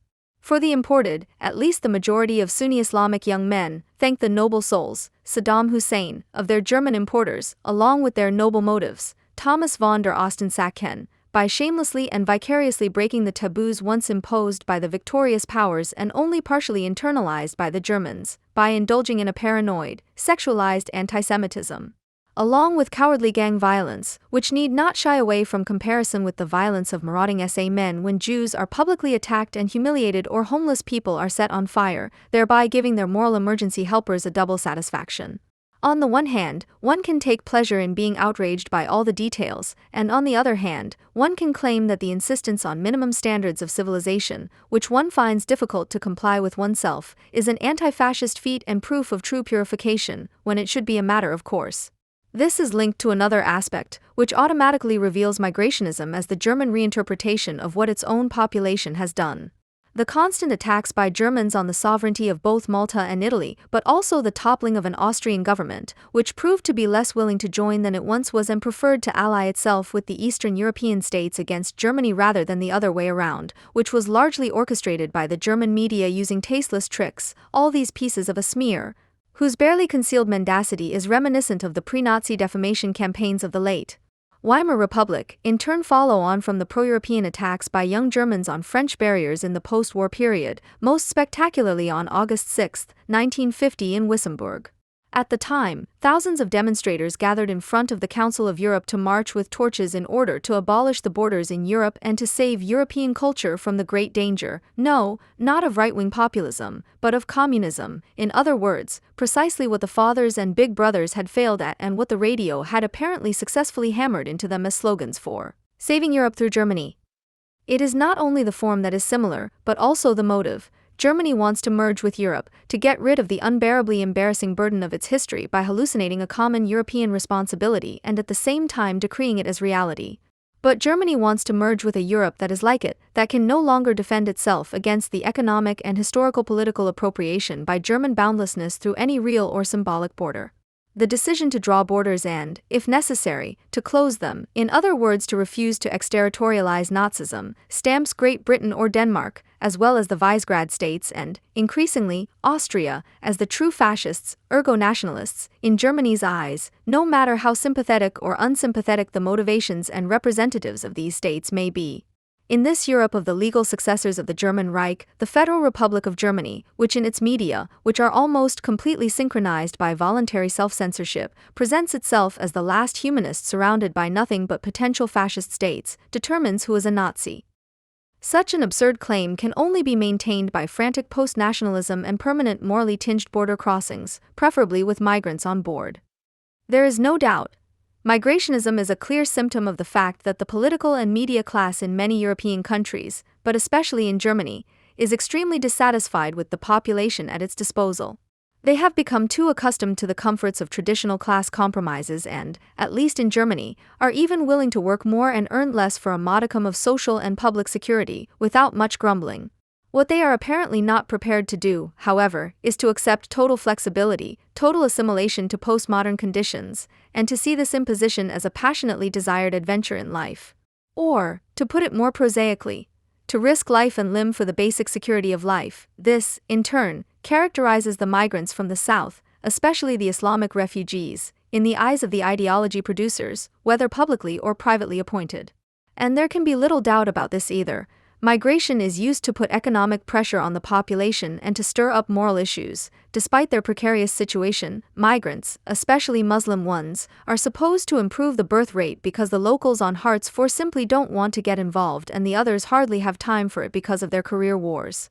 The fact that anyone who does not close their mind to such insights can now be defamed as a supporter of the right-wing extremist theory of repopulation is due to a very German misunderstanding of this ideology, which was never just a racist delusional fantasy in National Socialism, but a delusional ethnic practice. The National Socialists and the Ummah have always been united in their conviction that population policy is a policy of conquest and that the family or clan is not a private sphere but an immediate relationship of violence, and in their practical implementation of this conviction. Umweltkung, repopulation, is the ethnic practice of this supranational racism and only reappears in the jargon of post-Nazi neo-Nazis as a rumor about those who were the first victims of ethnic politics: Jews, cosmopolitans, free-thinking metropolitan residents. What is being attempted today in urban areas, guided by left-wing neighborhood managers, and can be observed in its consequences in the Berlin subway or in the Dusseldorf outdoor pool, is the multicultural variant of such politics. What is specifically German, however, is the tendency and talent to set delusional fantasies as reality and to shape reality according to one's own insanity, as politicians are proud to call it. This amalgam of delusion and practice is what the French author Renaud Camus, a childhood friend of Roland Barthes, has in mind when, in his equally unread and infamous essay Le Grand Remplacement, he speaks not of replacement but of replacement of a population perceived as inefficient and sluggish by a supposedly more useful and potent one. A text that should be read in the French original, published in 2011, rather than in the flawed and demagogic translation that appeared in Anteos. It is significant that Camus' not insignificant number of accurate observations, for example, that migration should serve to free oneself from the shackles of conventional social norms and to sabotage the political organizing ability of the underclass, are not understood by the New Right, which is just as incapable of thinking as the left, as a polemical analysis, but rather in the sense of an ethno-pluralist zoology. The left-wing magazine Tumult has become the avant-garde of the New Right out of discomfort with refugee policy. It has remained true to its anti-cosmopolitan sentiment. World history teaches us that it is detrimental to peoples when they leave their territory in the broadest sense or when it is taken from them through subjugation or expulsion. This ethnological rule admits of no exceptions. The dictum with which the spring issue of Tumult, the quarterly for consensus disturbance, opens, comes from the publicist Hans Dietrich Sander, whose biography is emblematic of the cultural struggle against groundlessness, to which editor Frank Bockelman calls in the editorial of the same issue. In the early 1950s, Sander, who was a student at the Free University of Berlin, FU, at the time, saw himself as a communist. When he was deprived of his scholarship because of his political convictions, he went to East Berlin, where he worked for the magazine Theater der Zeit. Disappointed by everyday life under socialism, he returned to the Federal Republic in 1957 and now saw himself as an opponent of both political systems. In 1969, he was awarded a doctorate for his thesis on Marxist ideology and general art theory under Hans Joachim Schoeps, a German Jewish historian of religion who taught in Erlangen and had been close to the conservative revolution during the Weimar Republic.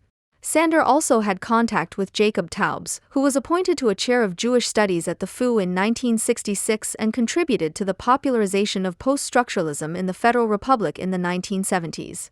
Taubes, the son of a rabbi who emigrated from Austria to Switzerland with his family in 1936, had sought out the company of Armin Moeller, the later private secretary of Ernst Jünger, and was an admirer of Carl Schmitt. The attempts to portray Walter Benjamin and Schmitt as kindred spirits of the avant-garde of the interwar period, as Giorgio Agamben is doing today, go back to Taubes. His efforts to think of a political radicalism that eludes the traditional left-right scheme were in line with Sander's reservations about bourgeois democracy and socialism. His dual opposition led him to the extreme right. From the 1970s onwards, he began writing for right-wing conservative publications such as Kritikon and Nation und Europa. 2 years earlier, his book Die Auflösung aller Dinge, The Dissolution of All Things, had been published, from which the motto of the Tumult issue is taken. The book's subtitle, On the Historical Situation of Judaism in the Metamorphoses of Modernity, is not mentioned in Tumult, although, or because, it places Sander's ethnological rule set in the correct, anti-Jewish, context. Although the editors and authors of Tumult belong to different generations than Sander, who died in early 2017 at the age of 88, they too have cultivated a radicalism that purports to leave behind traditional political distinctions since the first Tumult magazine was founded in 1979 with the subtitle Journal of Transport Science. The current editorial of Tumult identifies an amorphous establishment of die-hard conservatives as the enemy, who have found their place in the major parties and at the cultural round tables. Of course, this is not simply a phantom that is being addressed, but a left-liberal milieu whose complacent multiculturalism is indeed flagrant in the face of the omnipresent appeasement of Islam. By optimistically labeling this milieu as eternal yesterday, the editorial team of Tumult declares itself to be the avant-garde. The resonance that it finds with this attitude is due to the fact that it seems to be doing what is not readily heard in this country, defending national sovereignty against political Islam, terminating the multiculturalist consensus. To emphasize this program, editors of the Zeitschrift für Völkerwissenschaft, which still appears under the name Tumult, Schriften zur Völkerwissenschaft as a journal of cultural philosophy and on whose editorial board Bockelmann sits, also founded the Quarterly for Consensus Disturbance in 2013, more of a split than a split. Although many authors and co-editors left Horst Ebner's magazine in 2015 because of its migration policy positions. Bockelmann, who has been publishing the old Tumult since the 1980s with Dietmar Kamper and Walter Cedar and is also the editor of the new magazine, has a migration from the milieu of the spontaneous left to the new right behind him, which in some respects is reminiscent of Sander. Although he was almost 15 years younger than Sander, unlike the latter he was never a supporter of real socialism, but rather a member of the Subversive Action since 1963 and later an activist in the anti-authoritarian faction of the Munich SDS. When Sander began to orient himself towards Kritikon and Nation and Europe, Bockelmann had just presented significant studies on the aging of Marxism and the change of the authoritarian character. His books The Bad Sublation of the Authoritarian Personality and On Marx and Adorno, published in 1971 and 1972, are still worth reading because they show an unusual clarity in the face of the conformism of the New Left. But even The Bad Sublation of the Authoritarian Personality contains invectives against the consumer society, the unbridled sexuality of Americanized mass culture, against petting, dating, and five-minute coitus, in which the anti-egalitarian gesture can be heard that dominates today in the Quarterly for Consensus Disturbance. Such invectives cannot be based on Adorno and Horkheimer's critique of the culture industry, which in its defense of amusement certainly contains references to the United States. Rather, they suggest a misunderstanding of critical theory that Bockelmann shared with the New Left, that the criticism of American culture practiced by Adorno and Horkheimer was an expression of political anti-Americanism. In fact, Bockelmann's critique of consumerism is more similar to the theses on the diffusion of social power in Western democracies that Jean Baudrillard formulated in Le Système d'Objets, 1968, and La Société de Consommation, 1970. In the 1980s, Baudrillard and Paul Virilio became one of the key figures behind the Zeitschrift für Völkerwissenschaft, Journal of Transportation Science. However, the widespread view that post-structuralism had inherited critical theory as a contemporary form of cultural criticism since the 1970s was already lacking a basis at that time.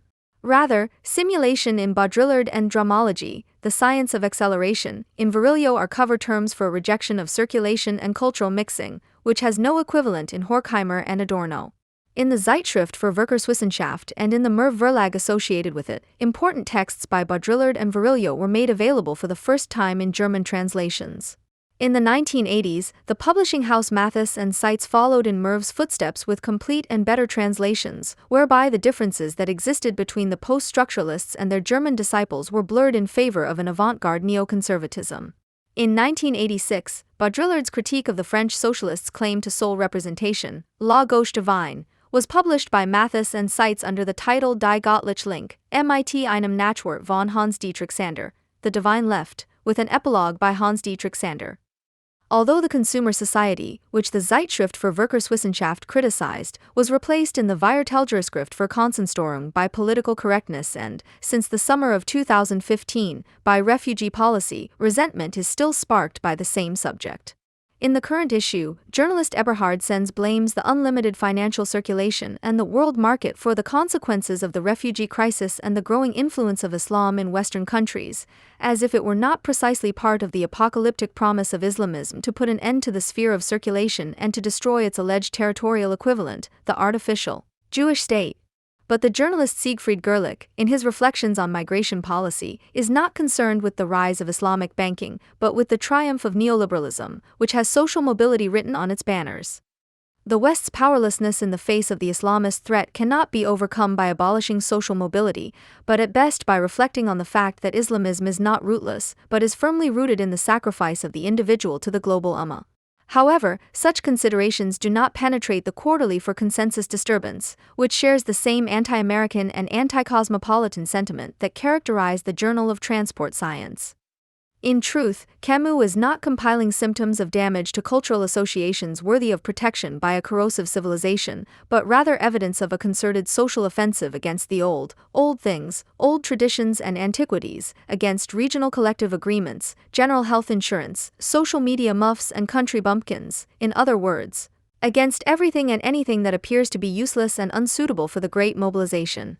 Just so you don't forget, by adopting the inhuman concepts of a mad Austrian, they want to do what the Nazis called racial hygiene, said CDU Interior Minister Michael Stubjen on January 24, 2024 in the Brandenburg State Parliament, of course about the AfD, and followed up with the strange accusation that they want to turn Germany into North Korea. This was no slip-up, but part of a state parliament session that had been turned into a public tribunal.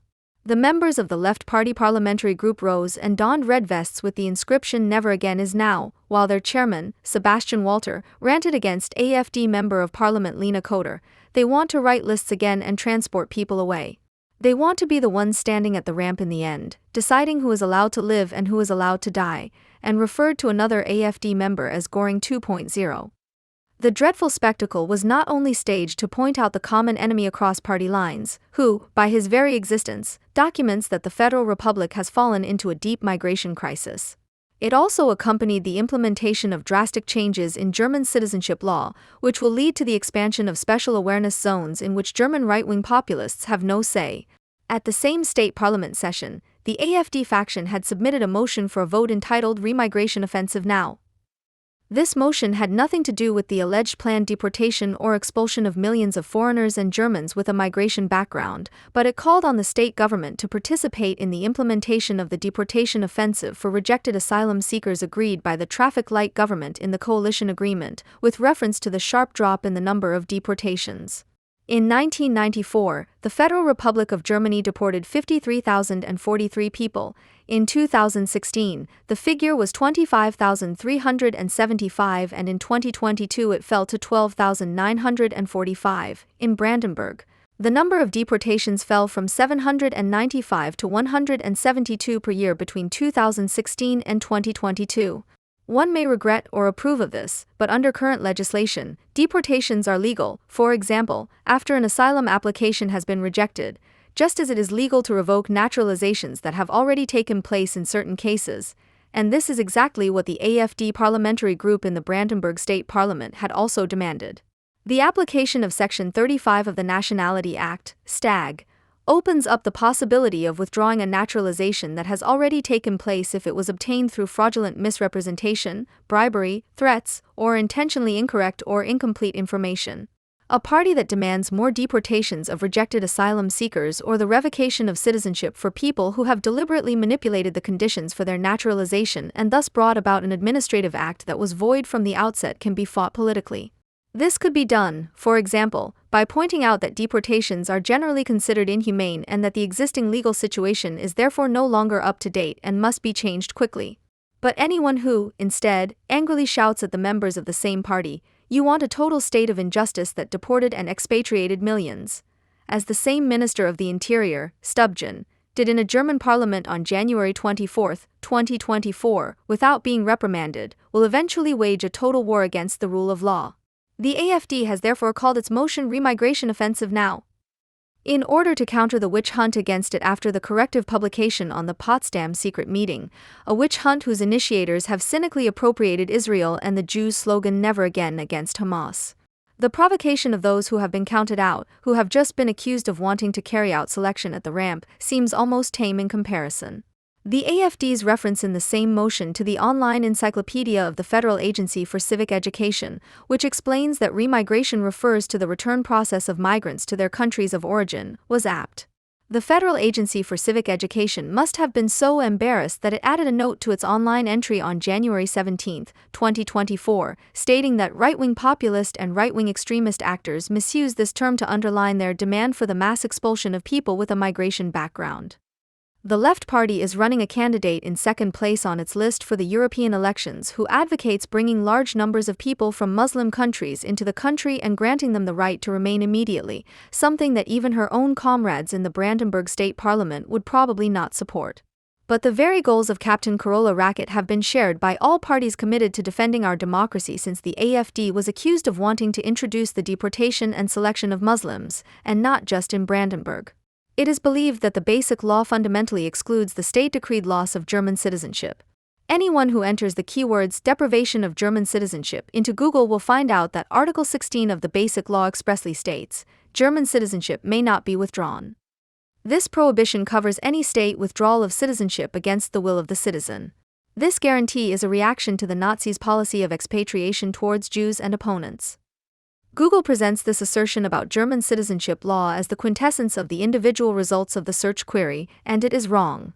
Wrong here means, first of all, that an article of a fundamental right, like any paragraph of a simple law, must be read in full before its interpretation is attempted. The first sentence of Article 16(1) of the Basic Law, GG, reads succinctly, German citizenship may not be withdrawn. No subtle interpretation can shake the unambiguous content, full stop, period, says the responsible citizen, who may have been a member of parliament at some point. I said so right from the start. But the second sentence reads, the loss of nationality may only occur on the basis of a law and against the will of the person concerned if the person concerned does not become stateless as a result. The state can therefore ensure that a German loses his or her citizenship in certain cases, which also means that not everyone who agrees to this is outside the Constitution and, worse still, in the continuity of National Socialism. The Basic Law distinguishes between the withdrawal of German citizenship and its loss, which is also brought about by state action. For the person concerned, the result is the same, but for the legal system it is not. The deprivation of citizenship, which is not permitted under any circumstances, was actually carried out in response to the decreed expatriation of opponents of National Socialism and a certain group of Jewish Germans, who were deprived of their citizenship in 1933 by the law on the revocation of naturalizations and the denial of German citizenship. This affected many Jews who had entered Germany from Eastern Europe, which was then under Russian or Austro-Hungarian administration, in the years before 1914, but had only been naturalized after the First World War.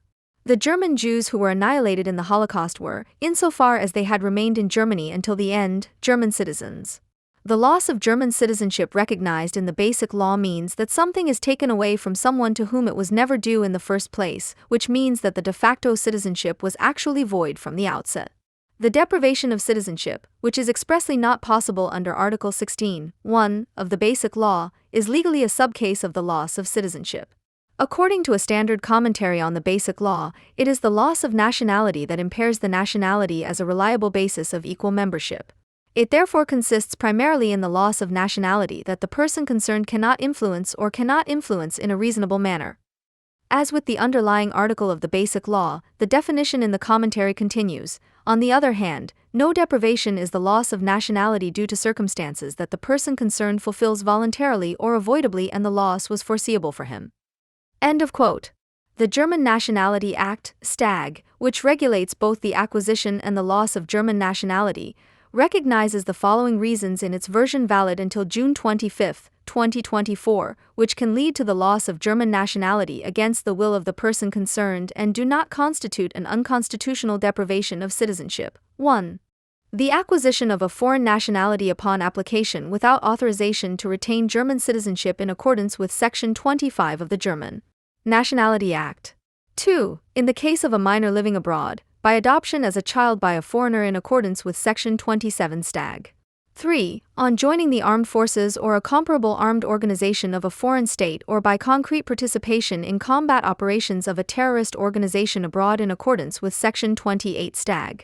4. For dual nationals who are subject to the obligation to choose citizenship, by declaring that they wish to retain their foreign citizenship or by failing to provide proof of having renounced their foreign citizenship in accordance with Section 29 StAG. However, in these cases, the loss of citizenship only occurs if the person concerned does not become stateless as a result. Furthermore, 5. Loss is also possible through the revocation of an unlawful naturalization or the revocation of an unlawful authorization to retain German citizenship in accordance with Section 35 Stag. 6. German citizenship is lost through the withdrawal of an incorrect naturalization or an incorrect authorization to retain citizenship if the naturalization/authorization was obtained through fraudulent misrepresentation, threats, or bribery, or through intentionally incorrect or incomplete information, which is possible up to 10 years after naturalization. In such cases, the loss of German citizenship can even occur if the person concerned becomes stateless as a result. Section 35 Para. 2 Stag. The loss of German citizenship also regularly occurs against the will of the person concerned and, despite this, has nothing in common with the withdrawal of citizenship by laws that are incompatible with the rule of law, for example those of the National Socialists. Several thousand Germans with a Turkish migration background have also had to experience this. Until the Stag was amended in 2000, it was a widespread practice among Germans of Turkish origin to obtain dual citizenship indirectly. According to the legal situation, which will remain in force until June 25, 2024, dual citizenship is generally undesirable, i.e., naturalization should only take place if the authority has been provided with proof of the release from the previous citizenship. Exceptions were only made for EU citizens, Swiss citizens, or if the foreigner was unable to give up his previous citizenship or could only do so under particularly difficult conditions. Section 12 of the Nationality Act. Turkey was not one of the countries whose citizens were allowed to have dual nationality, so proof of giving up Turkish citizenship was a mandatory requirement for naturalization in Germany. Many Germans of Turkish origin took advantage of the generous offer made by their former homeland to apply for renaturalization in Turkey immediately after acquiring German citizenship. The application for renaturalization was often submitted by the Turkish consulates together with the certificate of release from Turkish citizenship. Many took advantage of this to obtain the dual citizenship that was undesirable from the German side. Under the version of the Stag in force until December 31, 1999, the loss of German citizenship only occurred through the acceptance of a foreign citizenship if the person lived abroad. The amendment to the law on January 1, 2000 extended the grounds for loss to all German dual citizens, except for those who had acquired the citizenship of an EU country or Switzerland, regardless of whether they lived in Germany or abroad. As a result, all Germans of Turkish origin who reacquired Turkish citizenship lost their German citizenship with immediate effect from January 1, 2000, regardless of when the application was made. According to the Turkish community in Germany, around 50,000 German Turks were affected by this loss. The courts did not recognize their actual or alleged ignorance of the new legal situation as a justification. The Federal Constitutional Court, BVerfG, did not see this as a deprivation of German citizenship that was prohibited by the Basic Law, even though the loss occurred against the will of the person concerned. After all, the person concerned had behaved in a way that could have been avoided and led to the loss of German citizenship. BVerfG, decision of December 8, 2006. 2 BVR 1339 2006. The loss of citizenship against the will of the person concerned is neither a remnant of National Socialist injustice nor a questionable peculiarity of German citizenship law. In Denmark, Greece, Lithuania, Luxembourg, the Netherlands, Austria, Slovakia, Spain, and the Czech Republic, for example, the person concerned loses his or her citizenship if he or she takes on a foreign citizenship without permission. In these countries, it is also possible to lose one's citizenship by joining a foreign army or comparable armed forces or by participating in terrorist acts. In some countries, participation in terrorist acts must have taken place abroad, as is the case under Austrian law, for example. In other countries, such as France, Belgium, or Denmark, participation in terrorist acts within the country is sufficient. A number of European countries also provide for the loss of citizenship in cases where naturalization was obtained by fraud, deceit, or bribery. With the exception of the revocation of naturalization if it was obtained by fraud, the loss of citizenship must not lead to statelessness. The only exception is the United Kingdom, where citizenship can be revoked in serious cases even if the person concerned does not have another citizenship, but only a claim to it, which in the case of the British terrorist Shamima Begum, who has a Bangladeshi migrant background, led to her still living in a camp for female relatives of IS fighters and their children in northern Syria. The reasons for the loss of nationality that apply in Germany are not only in line with the regulations of other European states, but also with the European Convention on Nationality, a treaty of the Council of Europe from 1997. The loss of German nationality through the acceptance of another nationality, which is often criticized as an obstacle to naturalization, is also practiced by other European states. In many European countries, multiple nationality was and is not recognized, or is only recognized in exceptional cases. In the Convention on the Reduction of Cases of Multiple Nationality and Military Obligations in Cases of Multiple Nationality of the Council of Europe from 1963, which Germany ratified in 1969, the then 13 member states committed themselves to avoiding multiple nationality. Article 1 stipulates that nationals of a contracting party who acquire the nationality of another contracting party shall lose their previous nationality. The retention of the previous nationality shall be refused. This principle still applies in German citizenship law until June of this year. With the amendment to the Stag, which will come into force on June 26, 2024 and is being celebrated by the coalition as the introduction of a modern nationality law, the legislator will in future no longer apply the principle of avoiding multiple nationality. The requirement of previous citizenship as a prerequisite for acquiring German citizenship will be dropped, as will all other reasons for loss that are linked to the acquisition or possession of a foreign nationality. The Federal Republic of Germany terminated the Convention on the Reduction of Cases of Multiple Nationality while the Red-Green Coalition under Gerhard Schroeder was still in power in 2002, but had already accepted multiple nationality to a considerable extent with the reform of the Nationality Act in 1999.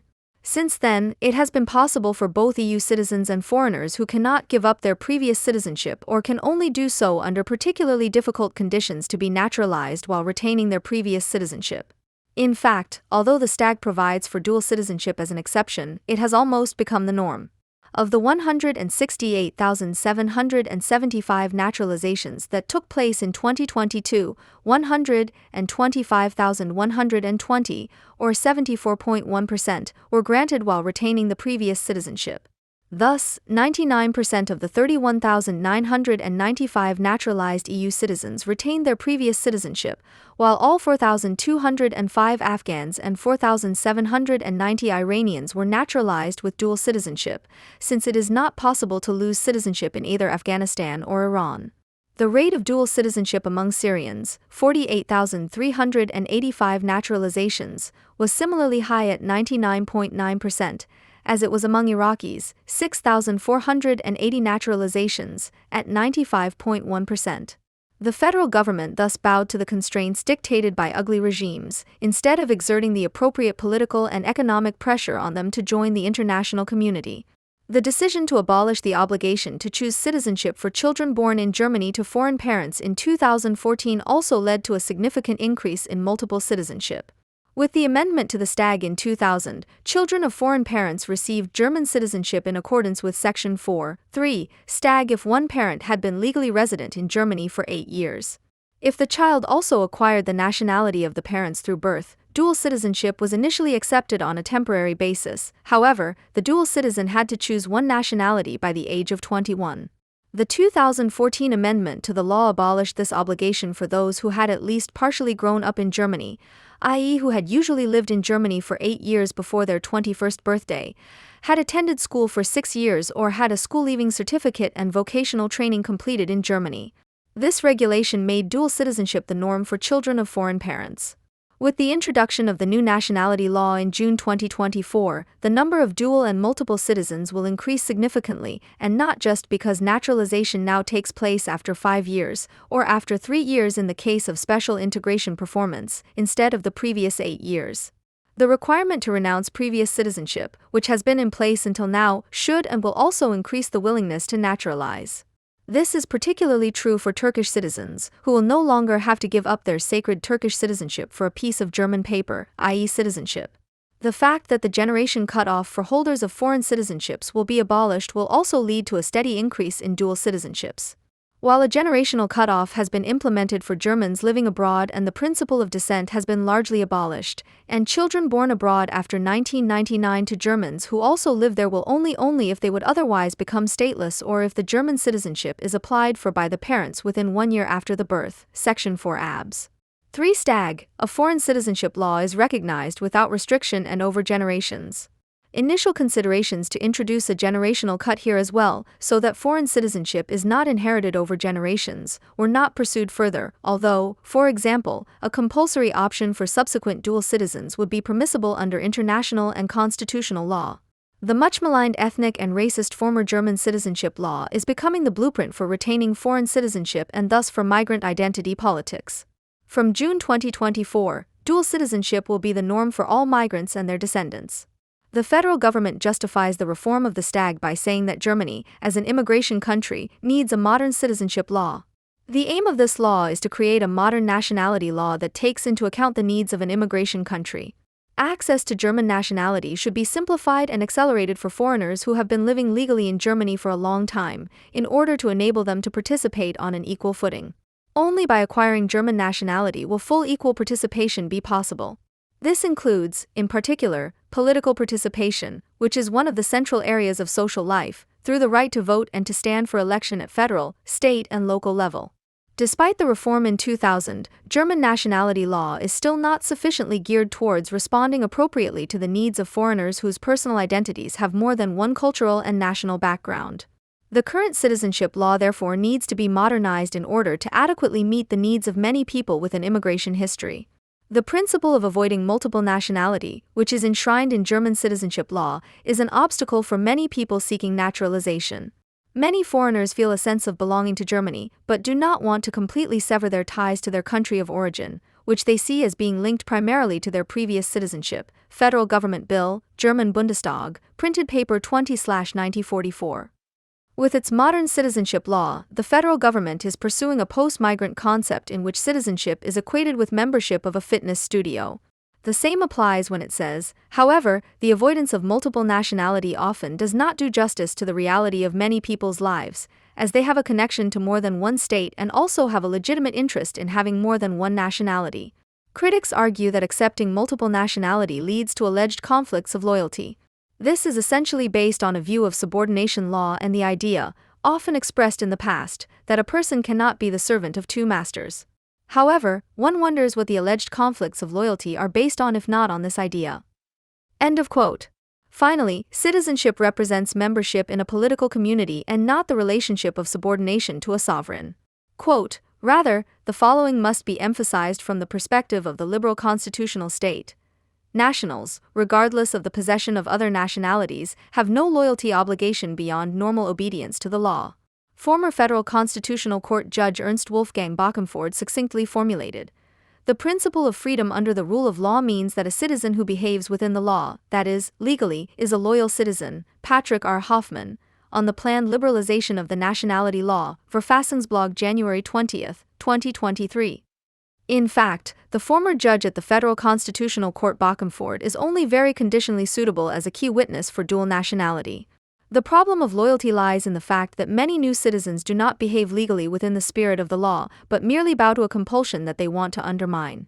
The spirit of civil law cannot be positively determined, it cannot be more than a rational norm and procedure. What Böckenförde called the concept of freedom under the rule of law, on the other hand, is a common sense that goes beyond mere compliance with laws, which cannot be decreed, but whose systematic undermining can be partially contained by also demanding institutional loyalty to the state whose citizen one wants to become. There is a huge difference in loyalty between Germans who do not want to give up their ties to their old homeland of Denmark and those who do not want to be deprived of their Turkish identity by the German naturalization authorities and who are systematically incited to do so by Turkey. Böckenförde's democratic considerations were based on a secularized constitutional state that has prevailed in Central Europe for centuries. The consensus on this secularization was an essential condition for its existence, without this meaning the wholesale rejection of Christianity.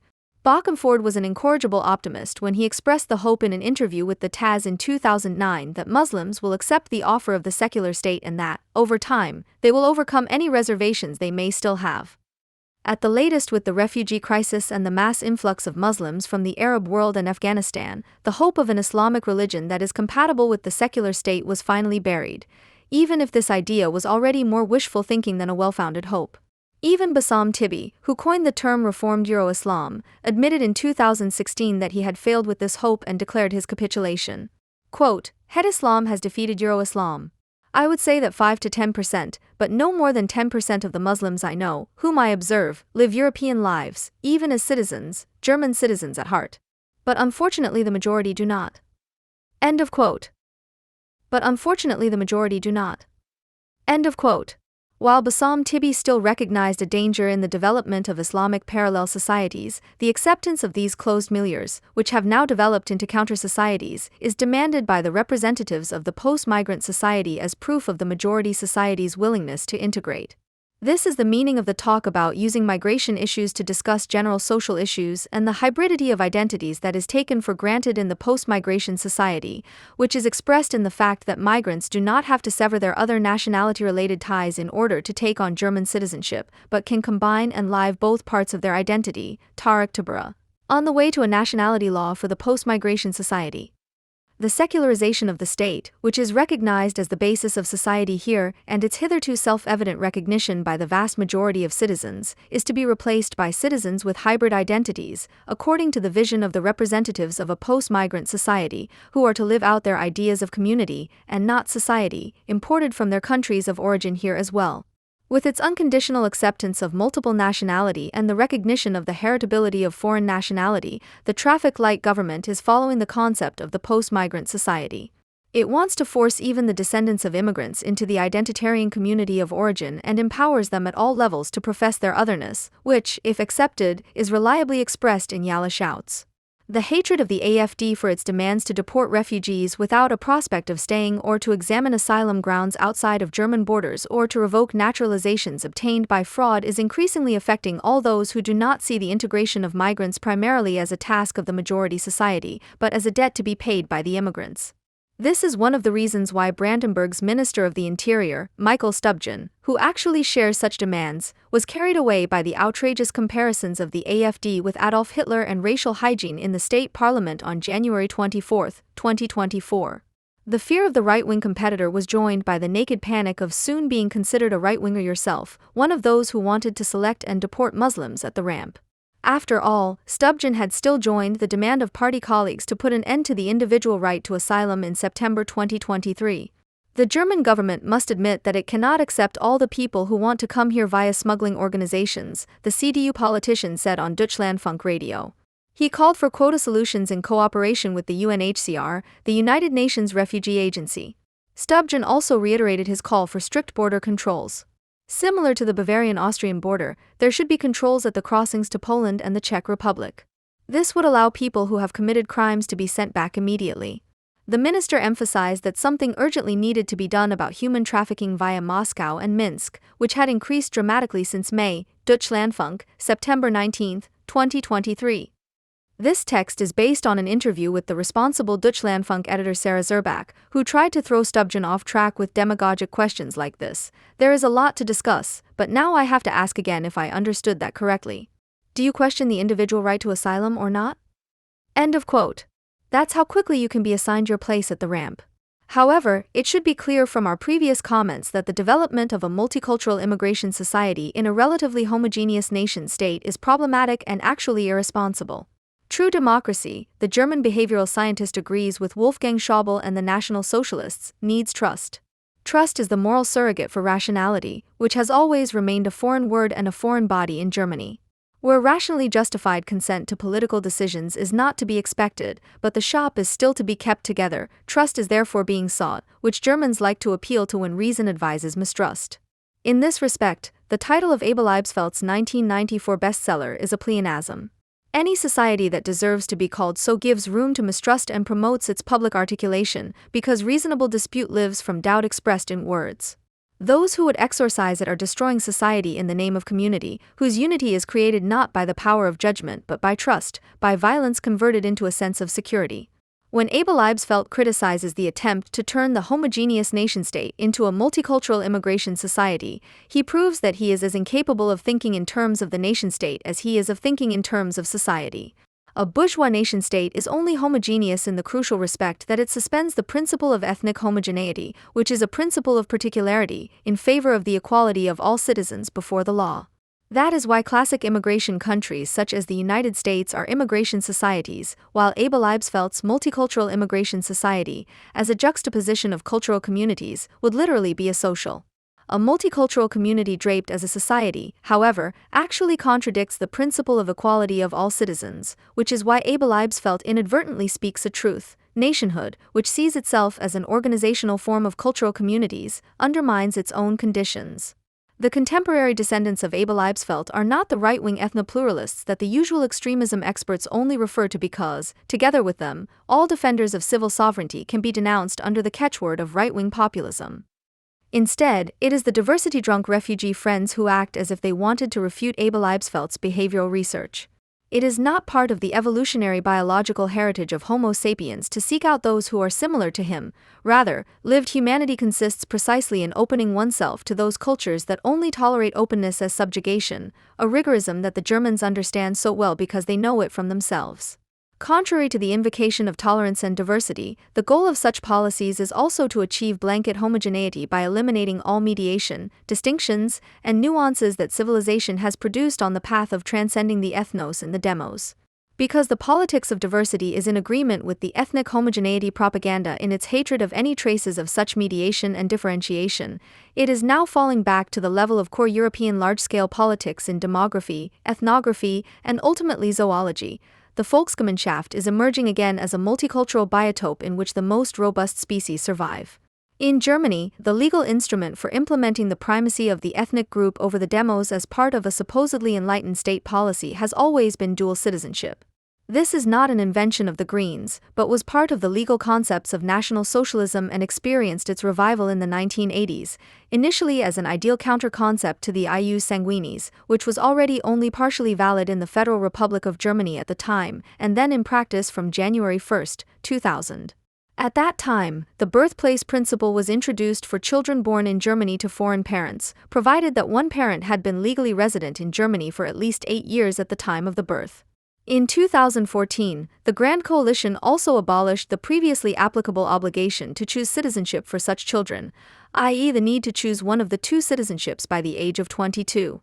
While civil society organizations, from the No Border Camp to Migration Policy NGOs and the Federal Agency for Civic Education, have consistently praised the progressive implementation of the German love of dual citizenship as a victory of enlightened ius solis over racist ius sanguinis, it is historically striking that since the late 19th century, Germany has always used dual citizenship as a means of not suspending ius sanguinis, but rather of extending it, in order to force other states to accept the primacy of the ethnos as an organizational form and thus to undermine their sovereignty. The fact that Great Britain, in the First World War, with the category of enemy alien for the purpose of anti-German enemy combat, set aside the hitherto valid precedents of the territorial principle over the principle of descent in citizenship law and, from 1918, with the British Nationality and Status of Aliens Act, restricted the civil rights of naturalized citizens compared to those of native Britons, was not simply a regression to the community of descent, which is fundamentally foreign to British law. Rather, such measures were a response to the suspicion that the possibility of dual citizenship for German nationals, as enshrined in the Nationality Act of the German Reich, was an attempt to systematically re-ethnize the communities of Germans living in other nation-states, in short, a form of imperialism camouflaged in the law of citizenship.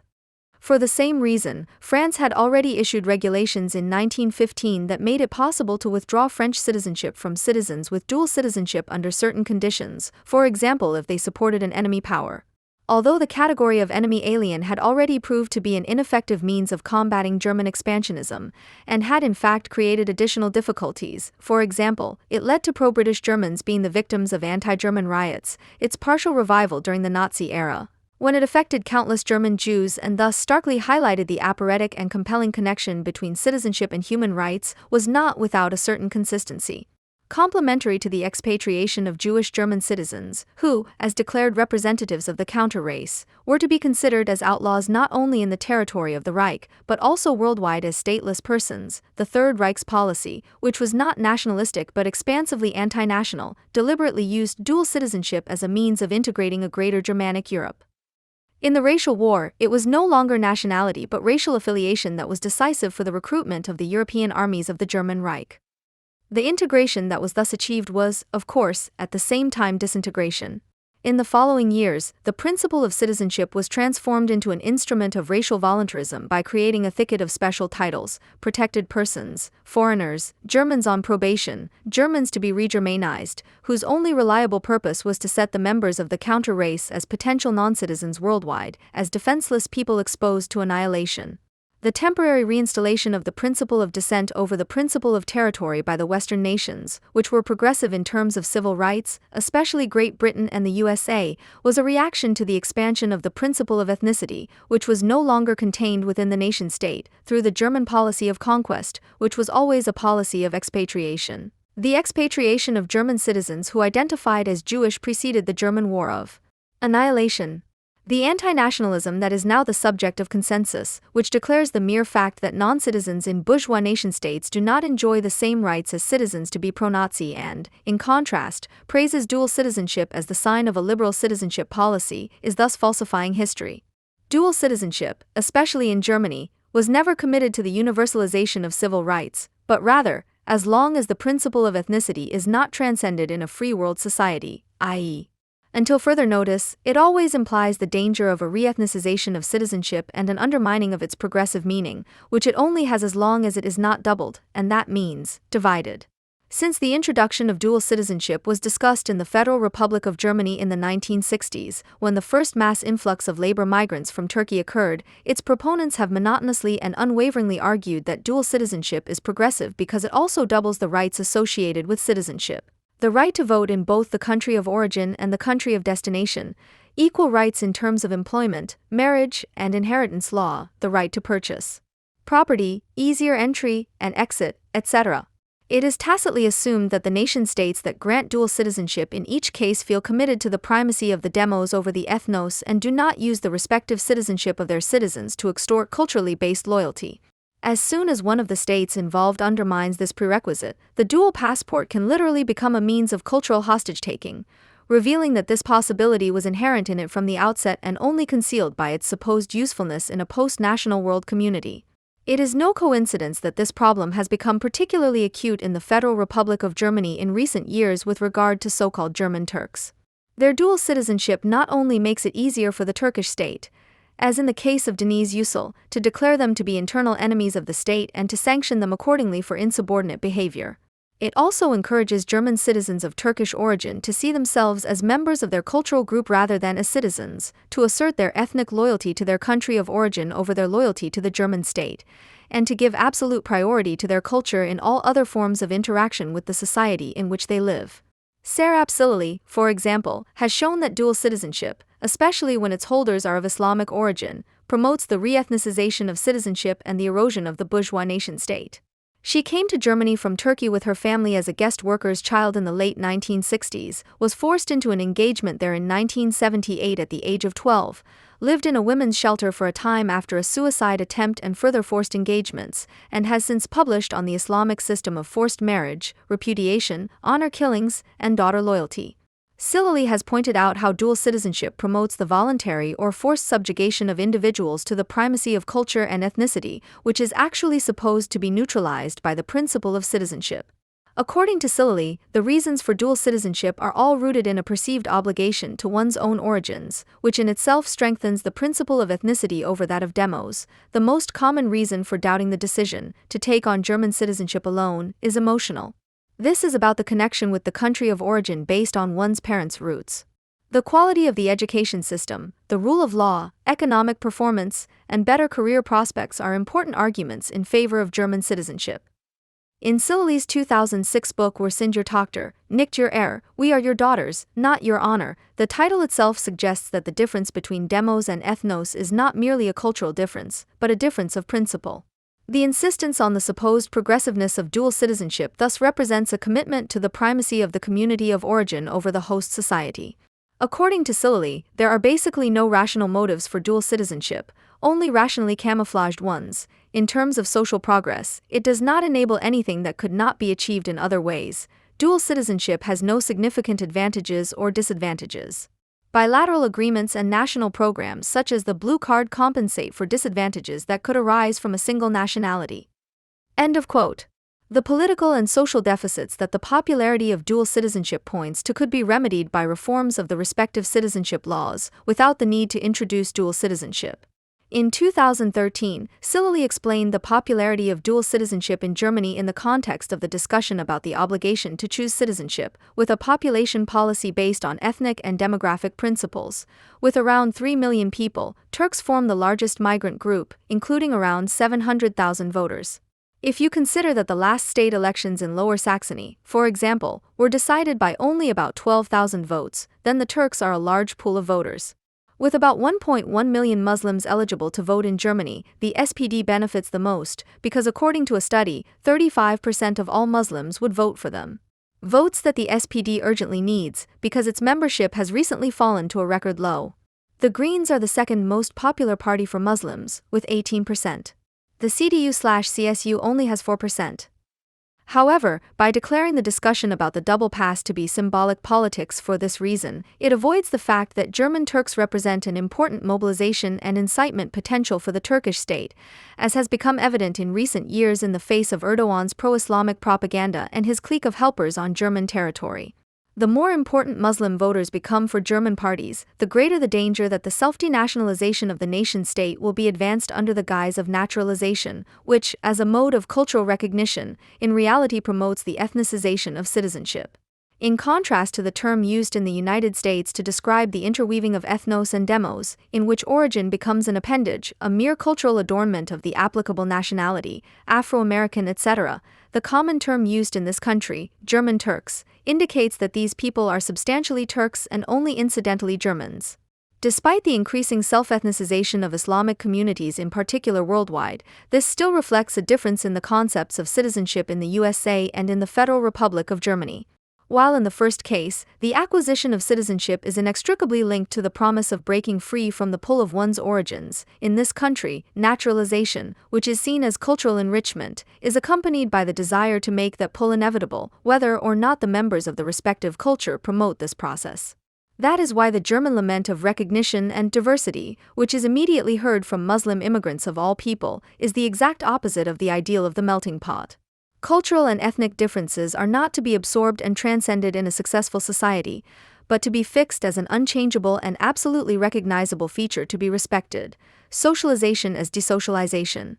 The new regulation of the German asylum law, which was decided upon in 1993, among other things as a result of xenophobic pogroms in Hoyerswerda and elsewhere, and which has long since been denounced not only by anti-Germans with good reason as a violation of the law for the purpose of strengthening the ethnic elements of the nation-state, is seen in retrospect as less of a step back to the primacy of ethnic homogeneity than a step forward to a multicultural community that openly or covertly transforms individual rights into group rights, thus undermining their validity. By transposing the fundamental right to asylum from Article 16(2) to the newly created Article 16a of the Basic Law, the legislature drastically restricted the legal protection of asylum seekers and the principle of safe countries of origin, which is also set out in Article 16a, created criteria that prepared the transformation of the right to asylum from an individually enforceable fundamental right into a culturally based group right. The criticism of these criteria, which the Greens have formulated quite validly with regard to the Maghreb states, is unable to address the priority of group rights over individual rights as long as the belief in the protectable character of foreign cultures is not abandoned, which the Greens recite like the Lord's Prayer, because hardly anyone dares to say that Islam is not simply the culture that the persecuted share with their persecutors, but that Islam itself is the threat from which those fleeing it should be protected, which is why a progressive immigration policy would have to be anti-Muslim in the sense that apostates from Islam call themselves ex-Muslims, because one does not want to abandon the primacy of group rights even where it proves to be an expression and reinforcement of cultural barbarism. One can only conceive of homosexuals, women, atheists, Christians, and others in these countries as being threatened with death by Islam as particular collectives, as vulnerable groups. The concept of vulnerability, which in medicine denotes susceptibility to certain diseases, promotes a biologization of the cultural. In Islamic cultures, homosexuals are therefore vulnerable because they see their sense of honor as being offended by this, which is why homosexuals should be transplanted to Western societies as far as possible, without anything changing in the Islamic status quo. If the model of safe countries of origin is completely abandoned, however, the primacy of group rights over individual rights will only serve to promote a situation in which the cause of flight is brought into the country along with those fleeing from Islam, and the law of the strongest, which is the only law in Islam, will also be established in the country of destination. The fact that the terms asylum seeker or asylum applicant are now considered racist insults and that the preferred term is Geflüchteter reflects the transformation of asylum law from an individual right to a group right, which plays into the hands of Islam. The term asylum seeker implies that the person is claiming a status to which they are legally entitled. The term Geflüchteter also linguistically remains part of the time and place from which they come. The first term implies, at least as a telos, recognition as a free and equal citizen by the host country. The second fixes the cultural identity of the country of origin. The softening of the individual basic right to asylum thus proves, contrary to the critics of the time, who even today for the most part want to know nothing about it, to have been by no means an instrument for the creation of a homogeneous German people's state, but rather a step on the way to that transnational coexistence of homogeneous coercive collectives. Which is what is meant when the loudspeakers of German migration policy today invoke the multipolar world order and the former Allied victorious states warn against national solo efforts in hybrid sin pride. The only entity in which such transnationalization of cultural violence has a real correlate is not even the EU, but the UMA, which is why many refugee shelters in Western Europe are already subject to Sharia law rather than civil law, not de jure but de facto. The transfer of domestic security powers by the districts to subcontractors promotes this tendency. For example, from 2015 onwards, 8 refugee homes in the district of Loruk were supervised by members of the Islamist rocker gang Osman in Germania, which had hired the security company in question without the knowledge of the administration. The Russian Jewish philosopher Ayn Rand, who emigrated to the USA in 1926 after the expropriation of her family in the course of the October Revolution and is now considered above all as a propagandist of a hardline ego-capitalism, linked in her book The Virtue of Selfishness the regressive character of any group right with an understanding of anti-racism in which race is a positive reference point for collective rights, which thereby become privileges, and thus injustice. Rand's euphoric admiration of the USA may also be related to the fact that she perceived the organizational form of the United States as a countermodel to the Soviet Union, in which ethnic differences were ideologically suspended but not eliminated. In her 1963 text Collective Rights, she asserts the primacy of the concept of rights over any collective, with reference to the anti-colonial liberation movements, but also to the racial conflicts in the USA. A group as such has no rights. A person can neither acquire new rights by joining a group, nor lose the rights he already possesses. The principle of individual rights is the only moral basis for all groups or organizations. Any group that does not recognize this principle is not an organization, but a gang of criminals. Any theory of group activity that does not recognize individual rights preaches gang rule or lynch law. Ayn Rand, The Virtue of Egoism. A new concept of self-interest. The formation of organizations has always followed the principle of a free association of individuals, which must be respected by any group formation. Groups that grant special rights to the individuals they bring together or curtail their individual rights are using extortionate violence, thereby losing the status of a legitimate organization and should be sanctioned accordingly. In the appeal to collective rights in the present, Rand recognizes a point of contact between pre-modern barbaric cultural communities and the tendency of Western nation-states to withdraw principles of civic society into themselves. Quote, "This doctrine, of collective rights, is based on mysticism. Either on the old-fashioned mysticism of belief in supernatural inspiration, such as the divine right of kings, or on the social mysticism of modern collectivists, who regard society as a superorganism, a supernatural entity that stands above the sum of its individual members." End of quote. She identifies one of the causes of the impotence of Western liberalism as the fact that its representatives, out of a misguided internationalism, refused to distinguish between rational patriotism and blind, racist chauvinism, and believed no less than the left in the abolition of national borders and the merging of all nations into one world as a substitute religion. But in doing so, liberals and leftists, not conservative Republicans, were making themselves the spearhead of primeval tribal racism at the height of the times, while the liberals in the civilized countries of the West are still propagating internationalism and global self-sacrifice. The wild tribes of Africa and Asia are being granted the sovereign right to slaughter each other in racial wars. Mankind is falling back into a pre-industrial, prehistoric form of society. Racial collectivism. End of quote. The German people's war against diesel cars, coal, and nuclear power plants, smokers, alcoholics and meat-eaters, which cannot be understood in terms of rational criteria, should be seen in this light. When Homo sapiens started eating animals as well as plants, he took a significant step towards humanity, which is why people who choose to live an unhealthy lifestyle have a better understanding of the principle of civilization than nutritionally anesthetized vegans. In her text Racism, published in the same year, Rand establishes a connection between a liberal-sounding recognition of cultural characteristics handed down through origin and custom and the National Socialist delusion of annihilation, and with characteristic icy charm she notes what German warmth of heart has always been considered inhuman. Namely that in a civilized society, such characteristics, for which one is not responsible, should be considered neither a flaw nor a merit. Quote, the respectable family that supports worthless relatives or covers up their crimes, as if the moral stature of a person could be damaged by the actions of another, the parents who consult family trees to judge potential sons-in-law, all these are examples of the atavistic manifestation of a doctrine that is expressed in the tribal warfare of prehistoric savages, in the total slaughter in Nazi Germany and in the atrocities of today's so-called emerging countries. End of quote. If Rand's comments, although she is not talking about Islam here, sound like a commentary on German Islamophilia today, it is because the tendency she diagnoses is becoming an ever greater internal threat to all Western states, thanks to Germany. For her statements on the Arab-Israeli conflict, Rand would now probably be facing death threats not only from Islamists, but also from the left. From the desire to pay tribute to people's cultural origins even when they are naturalized, to the preventive provision of prayer rugs and Qurans for Geflüchtet, to the creation of special rights allowing child and Sharia marriages and recognizing injured honor as a mitigating factor for murderers and rapists, Germany is pursuing the transnational enforcement of Islamic special rights in the name of humanitarian emergency aid. When an African refugee accused of rape defends himself in court by arguing that his father enjoys the privileges of a tribal chief in his homeland, the response in Germany is not laughter, but worried muttering. When an Islamic asylum seeker executes his wife, whom he suspects of infidelity, on the street, this is taken as an opportunity to renegotiate cultural perceptions of others and of oneself, and the activities of Arab criminal clans are commented on by responsible politicians in the tone of an enraged father who is slamming his fist on the table because his sons have really taken too much this time.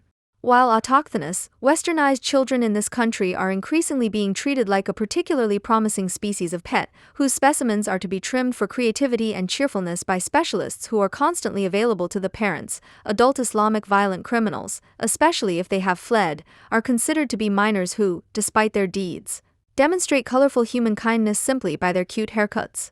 In her criticism of a legal concept that grants individuals special rights because of their membership of a group and excludes individual responsibility for wrongdoing committed by reference to experiences of exclusion, Ayn Rand was certainly close to Hannah Arendt, whose views on the American race question and on the women's movement at that time today find little resonance among relevant pressure groups.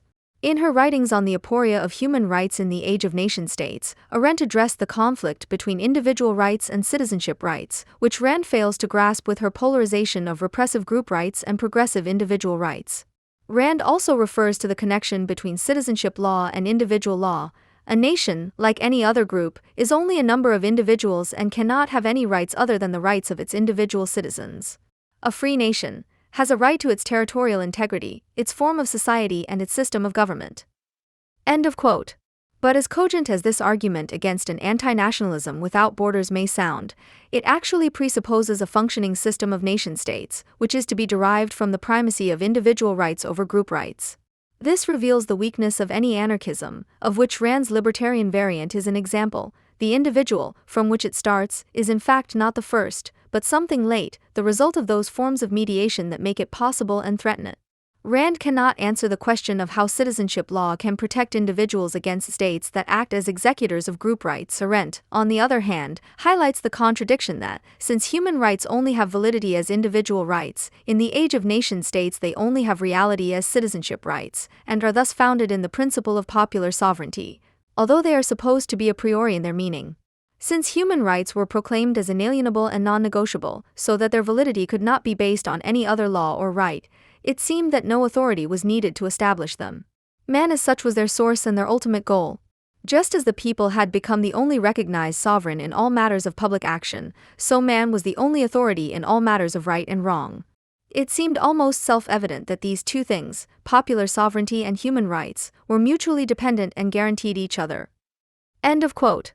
With the phenomenon of statelessness, which became more and more widespread in the 20th century as a result of the crisis of the nation-states, it became evident to Arendt that the right to have rights, which is summarized in human rights, can no longer be guaranteed the moment its proclaimed bearers lose their citizenship.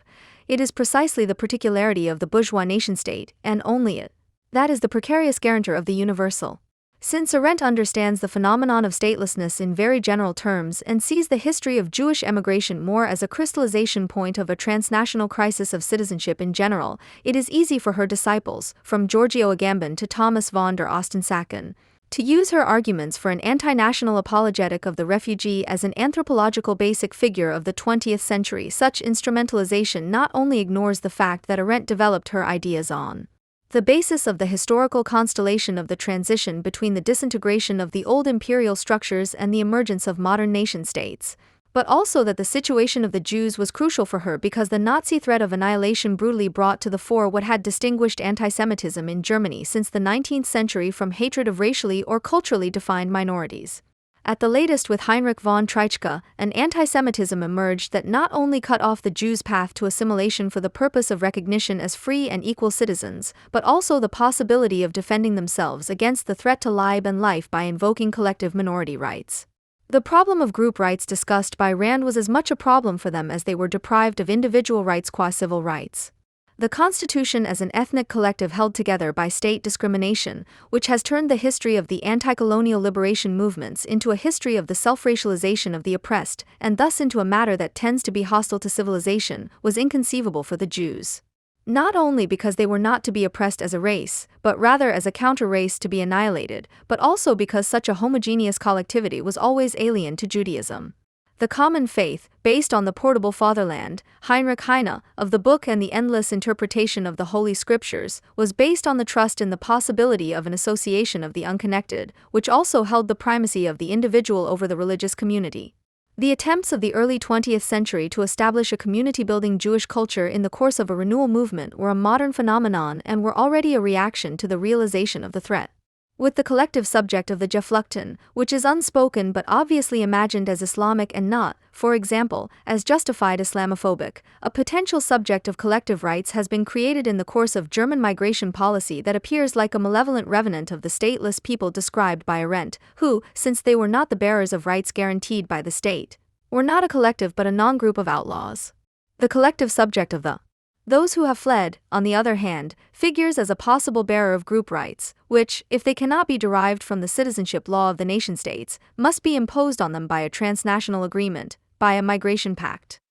This is possible because the Geflüchteten, even if they are stateless, which is not the rule, have a sense of belonging to a larger entity that transcends the nation-state, and indeed can never accept it as an organizational form. It is precisely this sense of belonging that German migration policy builds on, instead of endeavoring to weaken it in the name of all those who want to escape this sense of belonging. The fact that the nationality of many Geflüchteten is difficult to determine does not make them stateless. The collective withdrawal of citizenship from Jews by Nazi Germany produced a new statelessness, which, when compared to the situation of war refugees whose state is in the process of disintegrating, relativizes the situation of Jewish refugees. It is suggested that the international community is avoiding the mistakes that led to the abandonment of Jews as stateless persons during the Nazi era by creating new rights for non-citizens. In fact, no one is even thinking about how to prevent the Germans from ultimately fulfilling the Nazi promise of making Europe free of Jews by tolerating and promoting Islamic anti-Semitism. Israel was not founded so that the rest of the world could sink into hatred of Jews, but so that Jews all over the world could live as free and equal citizens. That is its remaining utopia, after the failure of the communitarian socialist founding hope. The voluntary commitments codified in the Migration Pact that is eagerly promoted by the German government and otherwise supported by undemocratic states and terrorist regimes mark an advanced erosion of the principle of citizenship, which makes the double passport seem somewhat anachronistic. While dual citizenship derived its reputation from the fiction of an internationally well-balanced bilateralism, the multipolar world order demands a state reason hostile to nation-states, which is inspired more by the ideas of the non-citizenship movement than by citizenship law. The concept of non-citizenship was discussed in the USA in the context of Occupy and became popular before the migration policy turnaround in 2015 in the context of the refugee strikes. It aims to completely transform individual rights into group rights by defining non-citizenship as the legal status of all those who do not count, i.e. those who belong to the various marginalized groups for different reasons, and this is because they define themselves in this way. Instead of fighting for the granting of civil rights, as was still common in the protests of the sans-papiers a few years ago, non-citizenship aims to install collective counter-rights against the bourgeois state.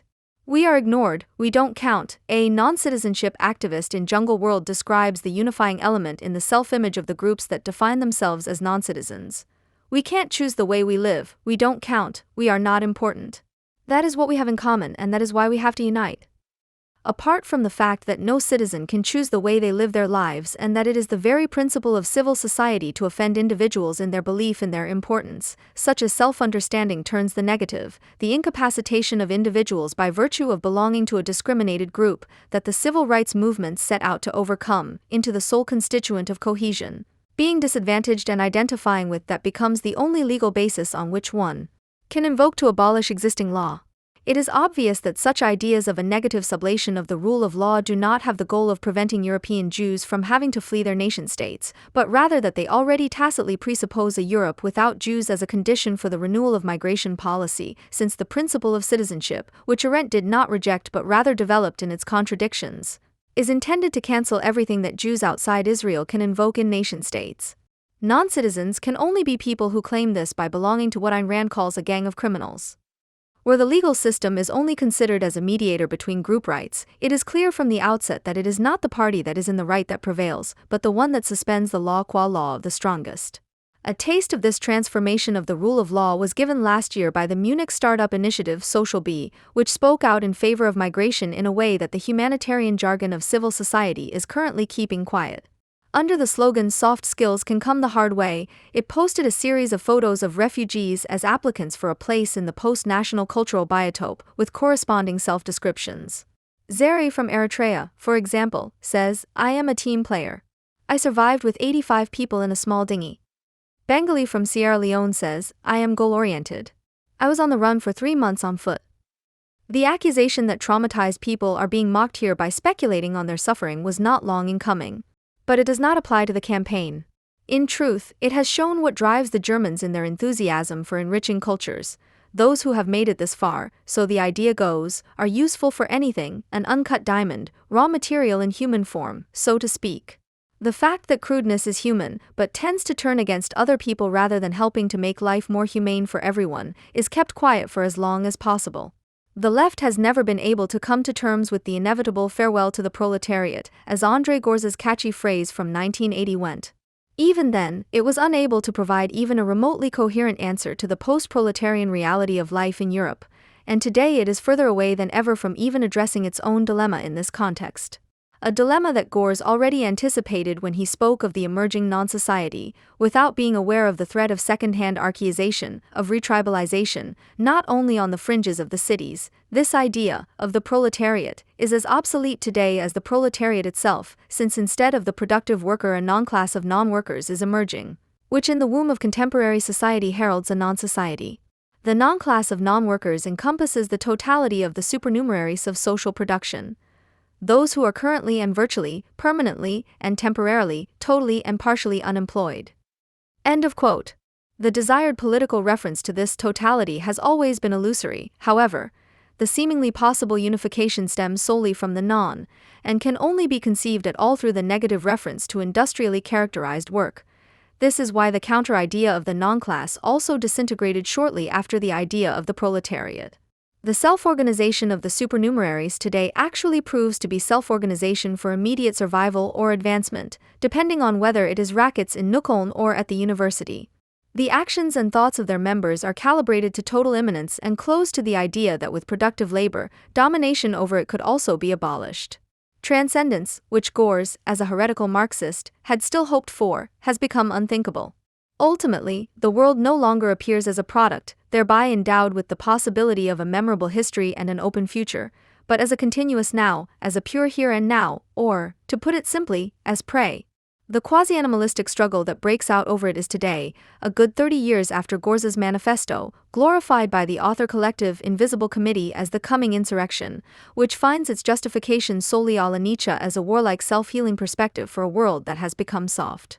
Of course, such a thing would have been far from the mind of someone like Gorz. He, like the majority of the New Left, placed his faith in ecology, which, instead of the proletariat, now wanted to win over the whole of humanity as the subject of social transformation in the name of nature.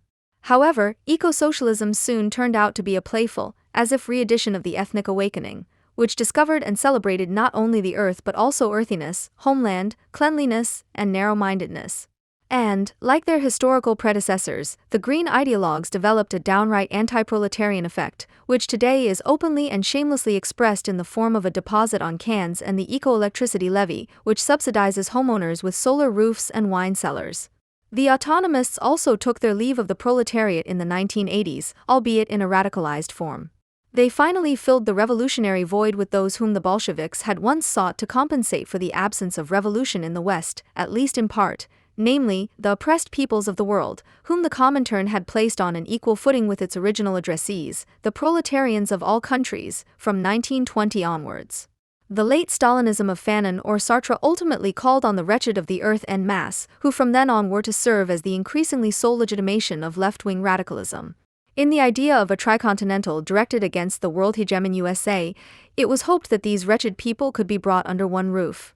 In its last heyday, Western left-wing radicalism was so desperate to cling to the existentialist phantasmagoria of the new man, the dream subject tricont, that Ulrike Meinhof ultimately legitimized the RAF struggle by claiming that it could stab imperialism in the back as part of the liberation struggles of the peoples of the Third World. In this way, anti-imperialism, the summation of struggles in the periphery that often remained nebulous, provided the absolutely indispensable moral frame of reference for left-wing radicalism in the Federal Republic of Germany in the 1980s. And yet it was also a model that was coming to an end, because presentable liberation movements and corresponding states quickly became scarce. This deficiency was ultimately compensated for by anti-racism, which culturalized and ultimately depoliticized anti-imperialism. The aim was no longer to fight for something better, but to accept the other. However, in the long term, this proved to be so socially acceptable, outside certain areas of East Germany, that it was no longer possible to create a sense of purpose with it. The doctrine of the other's world, which had to be accepted, along with its moral economy, as the theorists of the journal Autonomy had called it, fitted in all too well with the ethnicization and particularization of the socially marginalized, as desired by social policy. Anti-racism became mainstream, so much so that its protégés now shape German pop. Deliberate Turkish-German gibberish and the corresponding gang look are an integral part of the relevant image and sound production. Gangsta rap has even been academically ennobled. In November 2013, the jury of the renowned encyclopedia publisher Langenscheidt chose the term Babwa, meaning leader, as the youth word of the year, referring to the chorus line Chabas wissen wer der Babwa ist by the Offenbach rapper Haftbefehl, real name, Akit Anhan. Akit, of course, knows exactly how anti-racism works. He, who rhymes about the Jews of the stock exchange and in videos for the song Free Palestine has his Chabas brandish fake bazookas, at the same time announces that he of course has nothing against Jews, Welt, April 16, 2012, because he respects every culture, in much the same way as Eichmann liked to claim for himself. Today, the last remnants of logical and moral plausibility have been lost from the self-legitimization of autonomous left-wing politics that has been practiced for decades. Anti-racism has been distorted to the point of unrecognizability, i.e. popularity. Anti-imperialism has long since been bankrupt, and even classic anti-fascism is running out of legitimacy, since it can no longer be denied that in the Berlin Republic, meticulous care is taken to ensure that the NPD and neo-Nazis are kept out when the mob and the elite join forces in a state-supporting alliance. In 2012-13, the increasingly disoriented must have been woken up by the absolutely justified, even overdue protest of the refugees against their living conditions, or, more aptly, their conditions of detention, in Germany, especially in Bavaria and Saxony. It seemed as if this time, morally impeccable representatives of the misery that reigns outside the metropolises would finally tear the mask off the system, which has been brushed up for years in terms of anti-racism and anti-fascism. It also brought back distant and painful memories of the good old days of militant anti-imperialism. Dramatic hunger strike actions like the one in Würzburg in March 2012, when Hassanzadeh Khalali and Arash Dostassian sewed up their lips for PR purposes, flirting with Bobby Sands and Holger Mainz, protest camps and tent cities, as they were set up from early summer 2012, first in the larger Bavarian cities, and later in Stuttgart, Dusseldorf, and Berlin, awakened a romanticized sense of the guerrilla camps and the myth of the protest camps of Gorleben and Startbahn West. The occupation of the DGB house in Munich in September 2013, even if it was only the party seller. The Refugee Struggle Congress in Munich and the Refugees Revolution demonstration in Berlin, both in March 2013, finally brought back memories of Vietnam congresses and emergency protests. Whether it was the intention of the Iranian activists of the Aktionskreis Unabhängiger Non-Citizen Kampfe to fuel leftist solidarity by identifying themselves as communist rebels at every opportunity, or whether there was simply too much pent-up longing for a state in which everything, the system, its migrant victims and the apparatus of repression would finally behave once again as the leftist worldview demands, the projection surface refugee has certainly been more than amply reflected. In the past 2 years, nowhere else is it expressed as clearly as in the debate text Anti-Racism Must Become Practical, Jungle World, January 23, 14, that refugees should serve as a vehicle to get one's own car back on the road. It is quoted in full because the corresponding wish list is just as comprehensive as it is nonsensical in terms of the practical and political concerns of the refugees. Nevertheless, or perhaps precisely for that reason, it is presented in the impatient style of a list of demands. Racism is a practice that constitutes society, and resistance to racist special laws and the struggle for the right of residence should therefore finally be understood as social struggles. The debate about accommodation is also part of the question of what the city should look like, who participates in the city and who is granted which right to the city. At present, anti-racism on the left is mainly practiced in the fight against asylum laws, mob violence, and everyday racism, often forgetting the economic, global context. It is precisely because the debate on anti-racism is complex that there are far more political intersections here than with other topics. If we want to combat the causes of flight, we have to address the exploitation of the global south, which continues to this day. If the connection between war and flight is so obvious, then a clear stand against German military expansion must once again become part of anti-national politics. Possible starting points here could include initiatives for anti-colonialism monuments or the War Starts Here campaign. End of quote. The very practical advantage that the traditional left cannot outstrip the refugee policy because they have to take too much account of their National Socialist base in Hellersdorf or Schneeberg remains unmentioned. But apart from that, there are plenty of intersections and points of contact to turn the refugee, who ironically has often fled the horrors of practical anti-imperialism on the ground, into what Fanon/Sartre once served as the stylized model of the Algerian. On the one hand, as a general objection to what is considered the West, first and foremost the corrupting system of exchange and law, and on the other hand, as a practical example of immediate needs and their autonomous perception and enforcement.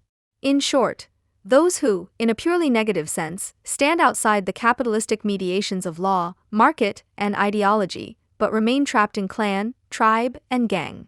This pattern has long been established in the production of current theory, for more than 2 decades. Conceptualizing the refugee as the avant-garde of bare life in the midst of a corrupt West has been part of the quintessence of postmodern civilization fatigue, of the usual coquetry with the archaic. For Agamben, who can be considered the leading thinker of modern anti-racism, his claim that the politically completely devalued life of the refugee calls into question the sovereignty of nation-states is in no way meant to be empathetic. It is not about improving or equalizing the conditions of those who arrive. On the contrary, the more their living conditions resemble those of the camp, the more authentically, according to Agamben, they express the truth about modern life, which the citizen, along with his rights, bashfully masks. The refugee and his misery are misused here as a political weapon of decivilization, and this has always been done quite openly. In a text published in the French newspaper Libération in 1993, Agamben presented the situation of Israel, which at that time was not yet separated from the autonomous territories by a secure border, as a foreshadowing of a post-national, territorial order, the forerunner and epitome of which was the permanent exodus from the nexus of birth people. Quote, in the place of 2 nation-states separated by dangerous and threatening borders, one could perhaps imagine 2 political communities that are at home in the same area and that are traversed by a mutual exodus, linked in a series of reciprocal extraterritorialities, whose guiding concept would no longer be the right, of citizenship, but rather the refugium, for the individual. Europe could be seen in a similar way. Being European would then mean being in a state of exodus, in motion.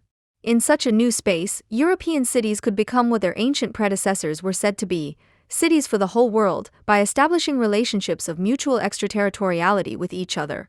End of quote.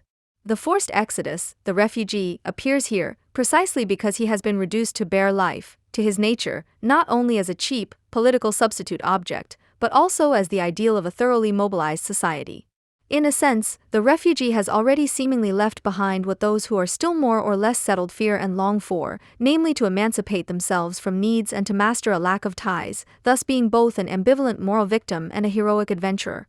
For those who want to keep up with the acceleration find it precisely that which is annoying, in which the remaining remnants of individuality are expressed, the permanence of self-chosen relationships and the certain immobility that one's own furnishings, including their bookcases, physically bring with them and symbolize.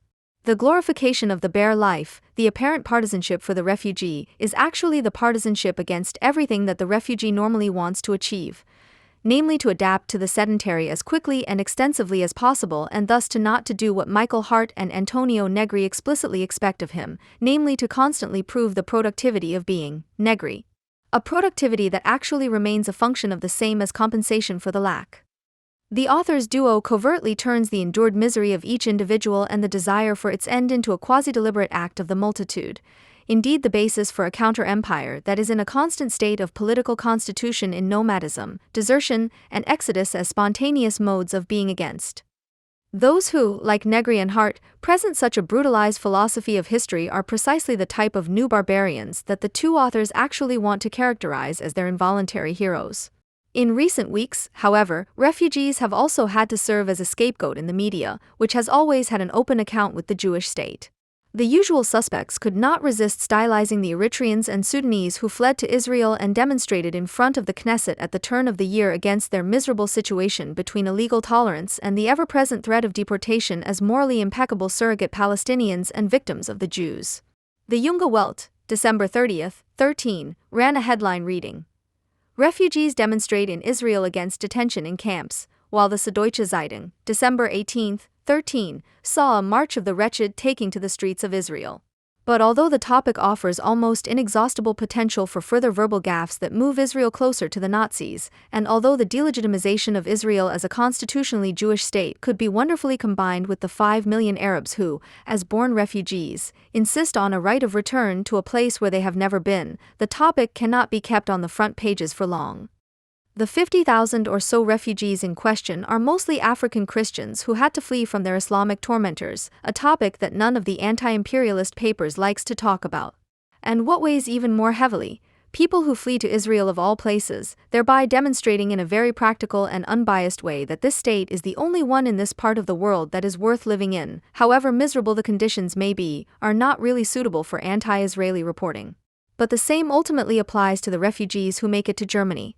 They too are not the avant-garde of authentic life beyond the market, but rather the living hope that the market will fulfill its promises. No one is more eagerly awaiting the opportunity to sell their labor power, however cheaply, instead of rotting in the moral economy of a post-colonial Moloch or becoming the slaughtered cattle of apocalyptic gang wars under ethnic-religious auspices, as the refugees cram together in collective shelters. Refugees are not the cheap substitute for the proletariat, desired by a brutalized philosophy of history, on which capitalistic rule was once dependent as a living substratum. They are just as superfluous as you and I. That is why what Wolfgang Port wrote more than a quarter of a century ago in his essay The Modern Refugee, on Ambler by Ambler, similar to today, when 100,000 additional people in the FRG would be a negligible quantity, while 100,000 asylum seekers, who have been deprived of the right to freedom of movement and work, already constitute a special case that undermines fundamental rights and can actually develop into the social problem that they are considered to be, similarly to today, then. In the decolonization era from 1918, the refugees became a destabilizing element through the treatment they received.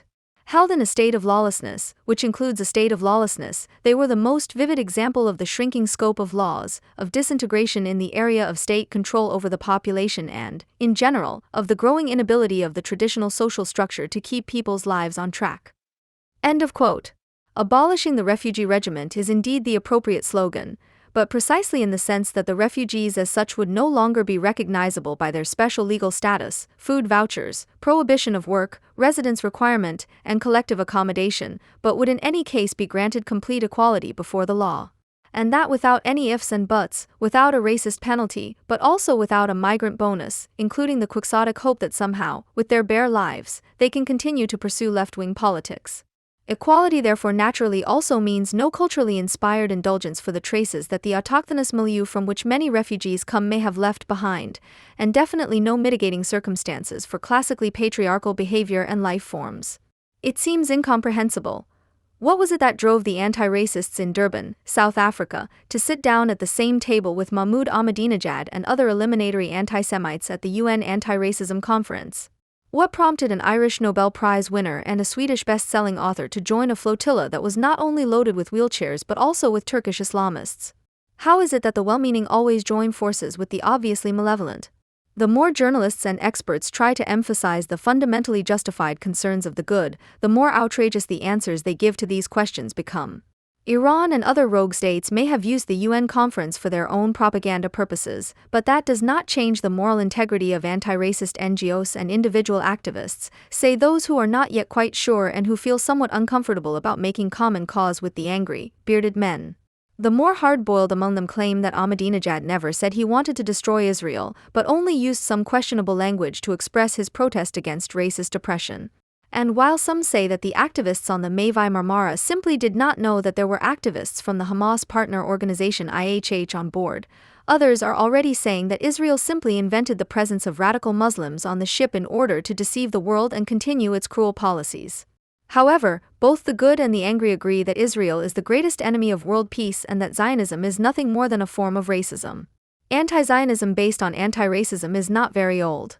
It is one of the many metamorphoses of the age-old hatred of the Jews, which cannot be separated from the history and development of a civilization based on internal and external domination.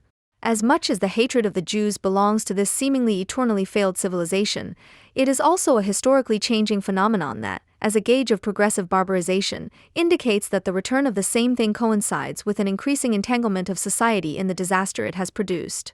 The pathic projection, as Adorno and Horkheimer characterized anti-Semitic resentment, is the constant companion of the rationality of commodity exchange, which, if one follows the friends of the market economy, should actually guarantee a prosperous coexistence of people. The fact that these propagandists of capital are always exposed as liars in the face of the course of the world has not harmed their reputation so far. The proximity of value-based rationality and capitalist delusion is too great for the pathic projection not to be seamlessly integrated into the all-round logical system of the rationalizers with every crisis of rationality, thus hypostatizing the crisis and restoring the aura of rationality. The forms of appearance of the pathic projection change to the extent that the social consciousness is the active execution of the existing in the head of the commodity guardians. The rationalization of the absolutely incomprehensible, the rule of man over man, is constitutively inscribed in their consciousness, and where logic reaches its limits, the rule of delusion begins. The obscure systems of today accomplish what the medieval man, the myth of the devil of the official religion, the arbitrary occupation of the outside world with meaning, which the loner paranoiac accomplishes according to a private scheme that is not shared by anyone and therefore only appears to be truly crazy. The fatal conventions and panaceas that play at being scientific while at the same time cutting off thought relieve us of this. Theosophy, numerology, naturopathy, eurythmy, abstinence, yoga, and countless other sects, all competing and interchangeable, all with academies, hierarchies, technical jargon, fetishized formulae of science and religion. Horkheimer/Adorno, Dialectic of Enlightenment. Page 206. Postmodern anti-racism is also one of these extremely successful sects, which have an updated myth of the devil at the ready to lend meaning to the senseless by demonizing those identified as guilty. And as Adorno and Horkheimer's reference to the Middle Ages already suggests, anti-racism also has a tradition, albeit not one that goes back so far, which it may deny, but which, as will be shown, it can never shake off. It is the anti-imperialist tradition that lives from the dichotomy of oppressed people on the one hand and abstract, conspiratorial forces on the other, which has always been closely intertwined with anti-Semitism. As is well known, anti-Semitism did not disappear when it became taboo after the unconditional surrender of the Germans.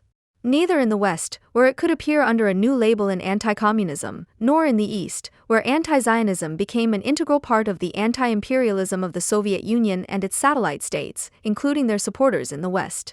It was above all the left that made anti-Zionism popular in the West under the guise of anti-racism in the course of the turn towards Bolshevism at the end of the 1960s and beginning of the 1970s. The New Left made deals with the Stalinist parties and competed with them for the most radical hostility towards so-called imperialism.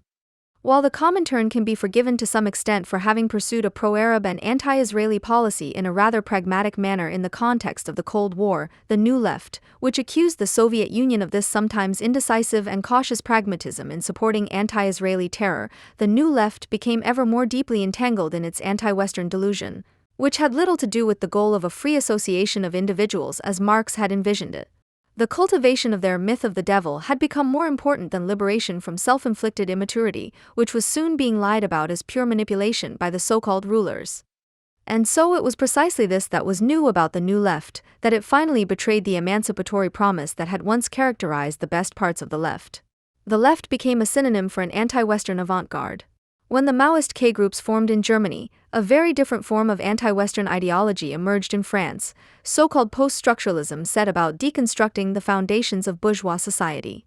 Its proponents did not call for the fulfillment of the bourgeois promise of happiness, but rather affirmed the death of the subject, which had been brutally realized under National Socialism and continued after 1945, with explicit positive reference to the Nazi philosopher Heidegger. Their mission was no longer to liberate the individual from the constraints of a collective that had gone wild, but to affirm the subject of the competitive society, which lashed out at random and was mystically ontologized as being. The individual was said to be in an eternal struggle with power, and this power could only be understood as an ontological, ergo unchangeable, basis. In an apparently critical reference to Heidegger, power, or being, was denounced as usurpatory and contrasted with the essential, that stale transfiguration of the naked, tortured body, which it was said was worth reflecting on.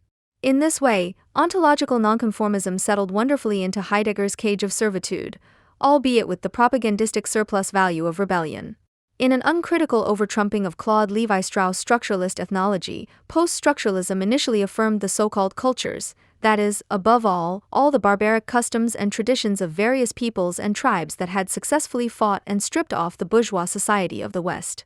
It declared the claim that Western society had something over the peoples of the Third World to be racist, because it had radically broken with the unfulfilled postulate of the Enlightenment that every human being is born free. Instead, every human being must be tolerated in his or her own way, regardless of whether he or she is a cruel butcher from North Africa or a constantly friendly postman from Bucharest. Any moral evaluation based on general principles was denounced as totalitarian and colonialist, and cold-hearted indifference was praised as a political alternative to criticism with communist intentions. Post-structuralism projected a program of negative universalism, that is, a philosophy that conceives totality without the form of social synthesis as a mere presence of ominous structures and allows contradictions to dissolve into an indeterminate multiplicity. On the basis of this program, social criticism is not only undesirable, but also impossible. The turn to the individual, which post-structuralism shares with critical theory, is made in the most extreme contrast to the latter only because its fusion with the social death drive inherent in capitalist logic is to be advanced. In order for the individual to truly transform into an existence that recognizes its life as being toward death, it must first break free from all social conventions, ties, and identifications. In other words, it must renounce the beautiful appearance and become actual. Against the backdrop of this negative universalism, today's postmodern anti-racism propagates the homeland without a boundary stone, Horkheimer/Adorno, Dialectic of Enlightenment, page 208, which, according to Adorno and Horkheimer, is also the secret dream of the anti-Semite. The anti-racist theorist, like the folkish, adopts the anti-Semitic pattern of the rootless Jew, or, as is often the case, the gypsy, and then accuses the Jewish people of not behaving in accordance with the ideal of pure negativity. Like the folkish, the anti-racist also hates the Jew for his imagined homelessness, with the difference, however, that the latter openly expresses the envy that the folkish seeks to conceal. If Jews want to shed their homelessness and become a people among the peoples, they come under the scrutiny of anti-racism, which accuses them of narrow-mindedness, particularism, even nationalism. The anti-racist subject identifies with the anti-Semitic image it has of the Jew and gives free rein to its hatred, which is fed by the lack of reflection on its own position in social objectivity, when the Jew makes an effort to change the miserable reality. The anti-Semites are in the process of realizing their negative absolute out of their own power. They are turning the world into hell, as they have always seen it. Adorno/Horkheimer, Dialectic of Enlightenment, page 209. Anti-racism is the accomplice of anti-Semitism, because both make the Jew a pariah and insist that he remains so. And so what the populist right says is perfectly compatible with the postulates of a universalist left that believes it can expose peoples and nations as constructs. Both shy away from the realization that the power of people can be abolished because they themselves, albeit blindly, produce second nature through their wrong social practice. Both postulate a counter-enlightenment, the center of which is the will to submit to one's supposed fate. In his 1967 novel The Dirty Story, Eric Ambler presents a main character who becomes stateless as a result of a combination of coincidences and stupidity. Arthur Abdul Simpson, the tragic anti-hero, is the son of a British soldier and an Egyptian restaurant owner, born in Cairo and educated in the UK. However, because Simpson has been involved in some shady business, the state takes notice of him and checks his personal details. They want to get rid of him and therefore claim that his parents were not married, which means that he can be deprived of his British citizenship. But Egypt also refuses to grant him citizenship because he failed to disclose in his application that he had previously been in prison. Simpson is suddenly stateless and, in his attempt to become a legal entity again, gets caught up in an adventurous story whose outcome shall not be revealed here. Eric Ambler's novel is an important contribution to the illumination of the figure of the stateless person. He describes his plight with great compassion, but at the same time refuses to stylize Arthur Abdul Simpson as a hero. Ambler portrays him rather as a man who is simply unlucky. Although Simpson is not always as clever as he thinks he is, and sometimes gets into deeper trouble because of his naivety, Ambler never loses sight of the big picture, circumstances in which the protection of individual freedom and the right to physical integrity and mobility are inextricably linked to documented membership of a nation-state. These are conditions in which what seems so natural and eternal, namely, national belonging, always remains precarious, because in the end it is the sovereign who decides who is to be considered a legal subject and who is not. In recent years, the figure of the refugee and especially the stateless person has become the main reference point for anti-racist theory. One need only think of the writings of Zygmunt Bauman, but above all of Giorgio Agamben and Etienne Balibar. Their subject is no longer the oppression of certain sections of the population by others, but the complete exclusion of individuals and entire groups from the national state-constituted humanity. The Holocaust serves as a paradigm for this policy in anti-racist theory, although the exclusion of the Unmensch by the Nazis was, as is well known, escalated to the annihilation of the counter-race. The difference between exclusion and systematic mass murder is anathema to anti-racist theory. Indeed, it even tries to dismiss the extermination as a minor matter, as Giorgio Agamben does in his book What Remains of Auschwitz, where he denigrates the survivors as pseudo-witnesses and calls death an epiphenomenon. The repression of the Holocaust is thus, paradoxically, the necessary precondition for using it to support one's own theory. Political anti-racism always refers to the Holocaust, even when it does not explicitly mention it. The terms it uses, whether deportation, camp or, very popular, the other, identify the Nazis' extermination policy with current exclusion mechanisms and thus implicitly equate the Holocaust with the refugee policy of nation-states.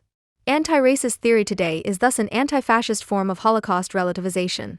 In this sense, the Jew functions both for Balibar and for Agamben as an anthropological basic figure of the stateless person, which is socially reproduced in historically contingent forms of appearance. The deeper cause of the misery of anti-racism is thus the refusal to perceive the essence of anti-Semitism and above all of the Holocaust. The origin of this intellectual and moral recalcitrance can easily be traced in the history of theory. Balibar and Agamben are united by their reference to Hannah Arendt, who was undoubtedly the first to fundamentally address the phenomenon of statelessness. In the second part of Elements and Origins of Total Domination, she outlined the decline of the nation-state in the aftermath of the First World War and described how this was associated with the emergence of national minorities on the one hand and a huge mass of stateless people on the other. While the former found expression in more or less ethnic movements whose goal was the founding of their own nation-state or the unification with an already existing state, the stateless were condemned to find a home that would accept them and grant them at least formal civil rights. This wandering, which, as Arendt writes, is not coincidentally reminiscent of the image of the wandering Jew, was primarily a consequence of the collapse of the so-called national states of Austria-Hungary, the Tsarist Empire and the Ottoman Empire. But what began as the collapse of the multi-ethnic states quickly spread to the West as well. Hannah Arendt wrote, "The minorities of Eastern and Southern Europe and the stateless people who poured into Central and Western Europe in large groups and finally as compact splinters of a people, have accelerated the process of the disintegration of the nation-state in that the national way of life now excluded ever larger groups of European people and relegated them to a no-man's land in which there was neither law nor order nor any form of regulated human coexistence." Totalitarian governments, which in the course of their world conquest policy had to seek to destroy the nation-states anyway, then deliberately sought to increase these stateless groups in order to undermine the nation-states from within. Denaturalization and the withdrawal of citizenship were among the most effective weapons in the international politics of totalitarian governments, because they were able to impose their own standards on foreign countries that were unable to guarantee the persecuted the most basic human rights within their own constitutions. Whomever the persecutors drove out of the country as the scum of humanity, Jews, Trotskyites, and so on, was received everywhere as the scum of humanity, and whomever they had declared undesirable and troublesome became a troublesome foreigner wherever he went. Quote, end, page 563. It seems almost arbitrary that Arendt chose the Jews as an example of those persecuted, but of course the fate of the Jews cannot be equated with that of the Trotskyites and so on. This is because, as is well known, the Jews were denaturalized in a much more radical sense. The Nazis tried to murder every Jew, without exception, and regardless of their faith or political activities. Arendt substantiated her thesis that denaturalization was used as a weapon by totalitarian states with a circular from the Foreign Office dated January 1939, which does indeed reveal an instrumental relationship to antisemitism, because the expulsion of the Jews is understood as a means of justifying one's own policies. This idea is central to Arendt's attempt to understand antisemitism exclusively in political terms, and not in terms of ideology or psychoanalysis. The tendency to rationalize antisemitism, which was to have a tremendous impact later with the Eichmann book and its thesis of the banality of evil, can already be found in the Elements, which were first published in 1951. However, it would be wrong to take the easy way out. For the rationalization in the quoted passage does not consist in emphasizing the instrumental character of the Nazis' expulsion policy. Rather, it is rationalizing to claim that antisemitism can be used as a weapon. The contradiction becomes apparent when Arendt's quote is examined more closely. According to Arendt, the letter from the Foreign Office quoted states that the aim of these persecutions is not so much to get rid of the Jews as to carry antisemitism into the Western countries where Jews have found refuge. In other words, the mass expulsion of the Jews, who had already been robbed, was intended to incite the desire for the extermination of the Jews in other countries as well. Although the decision to solve the Jewish question had not yet been taken in 1939, when the letter was written, the expulsion of the Jews, a policy whose principle was still Jews out, already pointed to the final solution. The expulsion of the Jews was undoubtedly motivated by antisemitism, but at the same time it was itself a direct manifestation of this antisemitism. The expulsion was less a means or a weapon than a transitional stage in the annihilation of European Jewry. In no case, however, was the denaturalization of the Jews, as Arendt wrote, a means of destroying democracy. The Nazis actually took the end-means relationship that Arendt attributed to Nazi policy to absurd lengths, because the murder of the Jews no longer had any purpose outside of itself, annihilation for the sake of annihilation.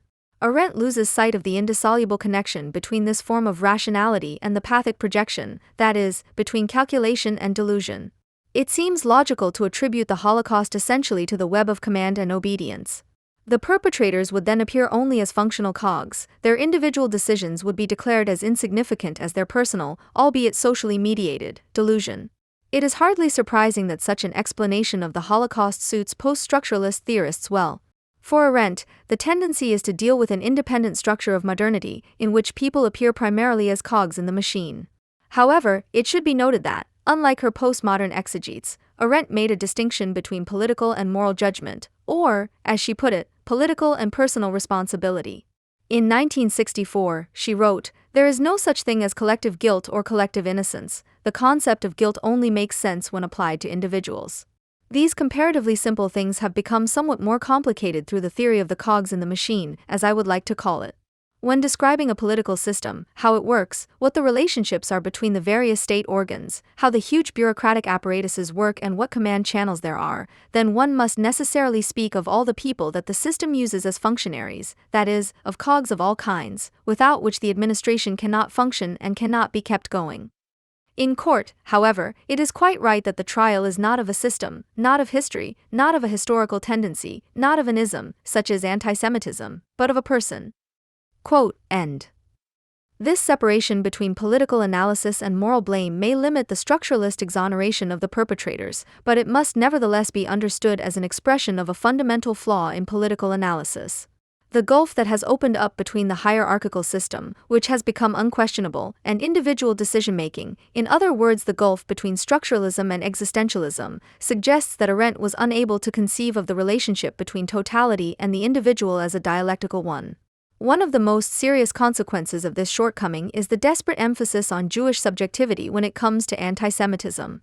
Because Jews, in the structuralist view, have only a place as inevitable victims alongside the merely executing perpetrators, as can be seen in Agamben's glorification of the Musulman, Arendt emphasized Jewish subjectivity in order to protect Jews from being reduced to what they were in Auschwitz, victims. In doing so, she not only transformed the problem of anti-Semitism into a problem of Jews, but also named a place from which resistance to the Nazis would have been possible.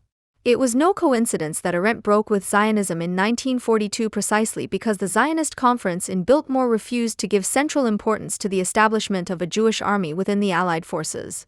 The majority of the conference believed that the rescue of the Jews to Palestine and the establishment of a Jewish state should be the focus of all activities. Two opposing perceptions of anti-Semitism clashed in Biltmore. On the one hand, the Zionist view, which did everything in its power to make itself independent of the anti-fascist struggle of the Allies because it had recognized anti-Semitism as an eternal phenomenon that would continue to reproduce itself regardless of how Jews behaved. On the other hand, Hannah Arendt's belief in a causal connection between Jewish action and non-Jewish reaction, from which it followed that anti-Semitism would be overcome if Jews participated in the struggle for the liberation of the world and, incidentally, courted peace with the Arabs. To return to the figure of the refugee, if we take the outline contrast between Zionist particularism and anti-Zionist universalism as a basis, then the Jewish refugee proves to be a shimmering figure, torn between assimilation into the country that has taken him in and a self-confident commitment to the Jewish people. In 1943, after the break with Zionism and at the height of the extermination, Hannah Arendt published an essay in Aufbau entitled We Refugees. In this text, she described how hard the refugees in the USA tried not to be seen as Jewish refugees, but as ordinary immigrants. According to Arendt, they were concerned with normality, which was, however, necessarily linked to an attempt to repress the suffering of the Jews trapped in Europe's hell. One consequence of this attempted repression, which was not at all successful, was that the suicide rate among the optimistic, seemingly well-assimilated Jewish refugees had risen enormously. The bad conscience of having escaped drove them to death. In this way, the extermination of the European Jews, which the Germans had driven forward, also reached those who had been able to flee from Europe. The people Arendt writes about in the first-person plural are not just any refugees, they are Jews, members of a people that was not only to be expelled, excluded, or discriminated against, but completely annihilated. Yet in Arendt's work, which explicitly attempts to define the new type of refugee, this difference is strangely left out, as if she herself were repressing the horrors that were taking place in Europe. She wrote, "With us, the meaning of the term refugee has changed. Nowadays, refugees are those among us who had the misfortune to arrive in a country without any means of support and were dependent on the help of refugee committees." The differentia specifica that Arendt names for the new type of refugee is none at all. Refugees have always been dependent on outside help. But never before had they fled from a society that had united to form a class-transcending collective of murderers. Only by concealing this difference was Arendt able to describe the refugees as the avant-garde of their peoples. According to Arendt, their function as an avant-garde consists in the fact that history is no longer a book with 7 seals for them, because they know that, immediately after the proscription of the Jewish people, most European nations were declared outlaws. For the first time, says Arendt, there is no longer a separate Jewish history, it is linked to the history of all other nations. In the universal perspective that Arendt adopted, the Jews are only the first example of a people outlawed, the first victim, which as such is given the special significance of bringing the truth about the conditions to light. The Jews only have to acknowledge their fate, then they constitute an avant-garde of truth. It is this thesis that refugees are the avant-garde of peoples that anti-racism eagerly adopts and updates from Arendt. The update that it makes consists of equating or at least parallelizing contemporary refugee groups with the Jews during National Socialism. It is no coincidence that the favorite objects of anti-racism are the so-called sans-papiers in France and, as the spearhead, the Palestinians. Even if it often seems as if anti-racists are motivated by empathy for refugees, who are undoubtedly often in a terrible situation, on closer inspection it turns out that they also have an instrumental relationship with refugees. This is evident, how could it be otherwise, above all in the theoretical writings of anti-racism and not necessarily where people are concerned with church asylum, help with official channels, shelter, and food. This is not to say that the activists mentioned do not often have exactly the same thing in mind as their master thinkers. The best example is Etienne Balibar, a hero of the movement, who, in 1990, that is to say in the immediate run-up to the wave of racist riots in Germany that caused a worldwide stir, published the volume Race, Class, Nation together with Emanuel Wallerstein, which must be considered one of the fundamental works of anti-racist theory. In it, he developed the thesis that there is a neo-racism that no longer relies on race but on culture, a thesis that is particularly popular today when it comes to immunizing Islam against criticism under the keyword Islamophobia. Balibar's thesis of neo-racism is linked to the equation of Western universalism and racism, that is, the decisive rejection of the Enlightenment, which is condemned as a colonialist project. It is not surprising that such tirades are well received in Germany. And so it is that the Marxist Etienne Balibar has actually managed to get one of his writings, which in terms of content does not break with his earlier writings in the slightest, into the series of publications of the Federal Agency for Civic Education. In the book Are We Citizens of Europe? Originally published in German in 2003, Balibar, as the title suggests, addresses the question of how to conceive of a European citizenship that meets the challenges of the so-called post-national age. The term was coined by Habermas. He devotes a great deal of attention to the problem of how to organize the construction of a new type of political entity that is neither federal nor national nor imperialistic. To do this, a European people would have to be constituted, one that would both create and legitimize the unity. The construction of Europe as a new type of political community presupposes the invention of a democratic form that overcomes the contradiction between a national sovereignty that has largely become fictitious and a continental leadership role that is remote from the people. He is therefore concerned with leaving behind the contradiction between national interests and Brussels bureaucracy by having the European people, which is yet to be invented, make the decisions itself. Balibar bases this on the concept of European citizenship, which he sees as the legal expression of a post-national collectivity and a universalism that are no longer determined by the mechanism of exclusion. Paradoxically, however, in Balibar's conception there is no longer a state that could grant this form of citizenship, but only a political community that positions itself against the state as a structure. In post-national democracy, the common will of the people is therefore not consensually established, but, in this Balibar follows Jacques Rancière, in Struggle, I show that only a radical recognition of negativity, that is, a political conception in which citizenship is grounded in the struggle against the processes of structural exclusion, can give the concept of community membership an emancipatory meaning. End of quote. Like his teacher Louis Althusser, Balibar also imagines the state as a structure without a subject, but he does not draw the consequences of this in terms of the ontology of power, as his master did, nor does he draw the neo-Leninist conclusions of Nikos Poulantzas. On the contrary, Balibar adopts an almost anarchist, radical democratic pose. Only in the struggle against the excluding structure can a true, because universal, community arise. Because representation always implies bureaucratization, and thus a remoteness from the people, the European sovereign is, according to Balibar's conception, only conceivable as direct democracy. Consequently, he resists the fear of the masses, for violence has long been there, whether it is creeping or brutally unleashed, in the consequences of a policy of exclusion and the dismantling of social services and social rights, in racism and ethnic cleansing, in the return of war. Balibar 2005, 14. Because everyday life, let this crazy logic melt on your tongue, is characterized by violence, one should not be afraid of the masses. Like his comrades, especially Jean-Luc Nancy and Jacques Rancière, Balibar also advocates an anti-statism that aims at direct democracy, whose vanishing point is the people. But because Balibar, together with Wallerstein, had exposed the people as a social construct, the people who rebel against the rule of the nation-state must be substantially redefined. Balibar's concern is to dissolve the ethnic and nation-state fixation and to create an open citizenship, which he calls citizenship without community. The models for this new type of European citizen are the illegal refugee and the inhabitants of the French suburbs.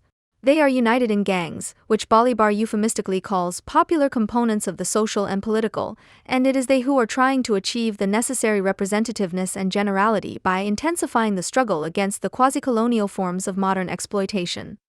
For Balibar, the struggles of the sans-papiers against the power of the state are outstanding moments in the development of active citizenship, or, if you will, direct participation in public affairs, without which there will be no civic community, but only a form of state cut off from society and suffocating in its own abstraction. End of quote.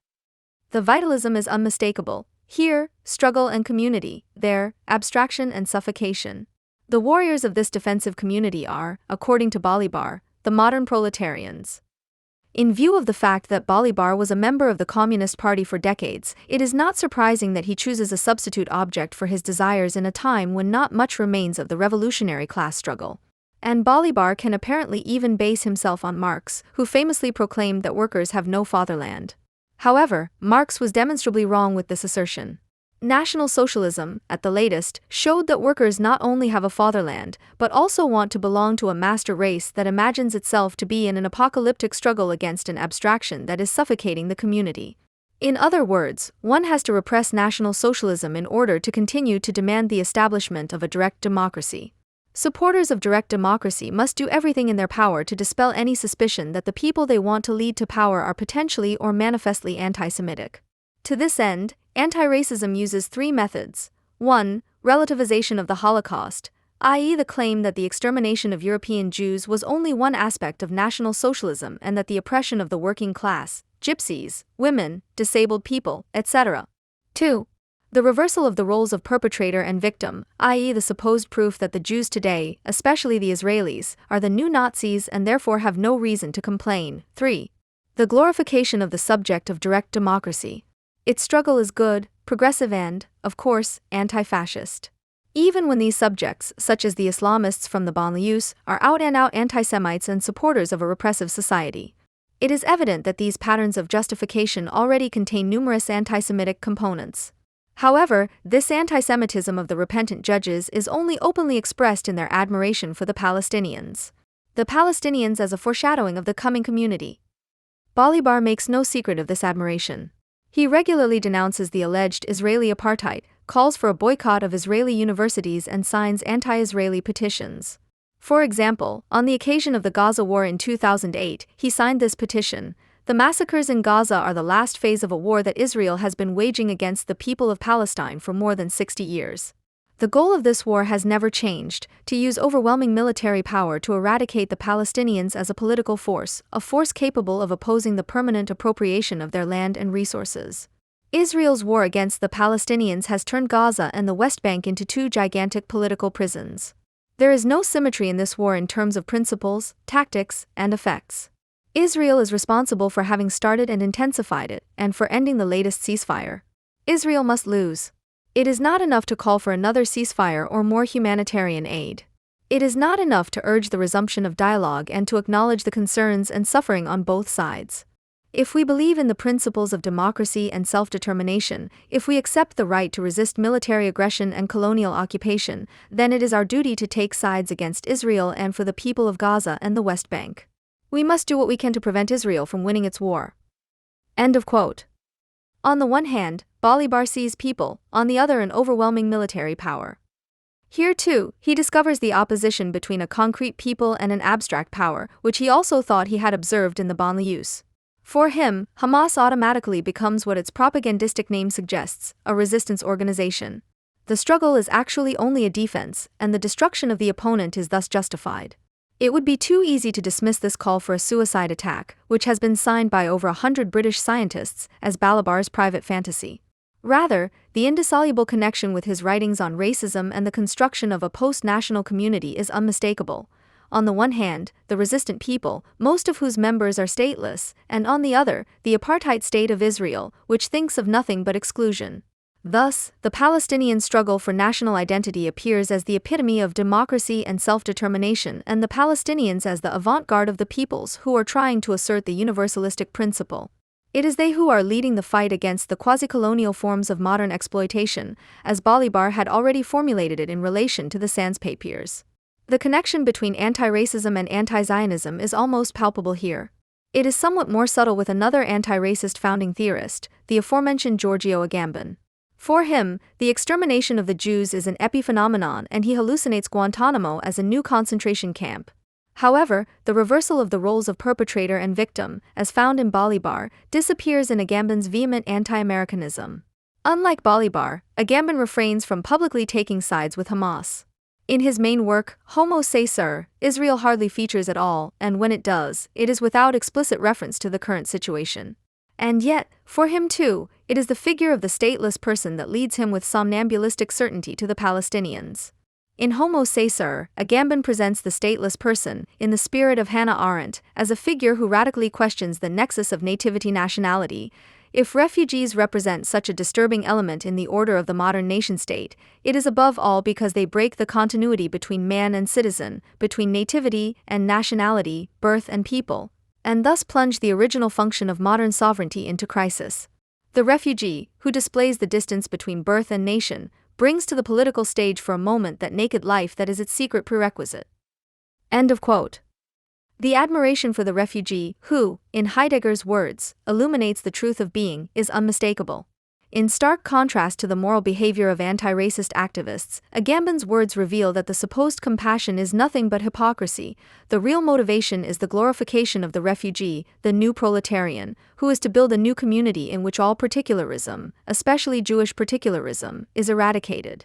The love of the other is rooted in the hatred of the others, the existential other, to use Carl Schmitt's term.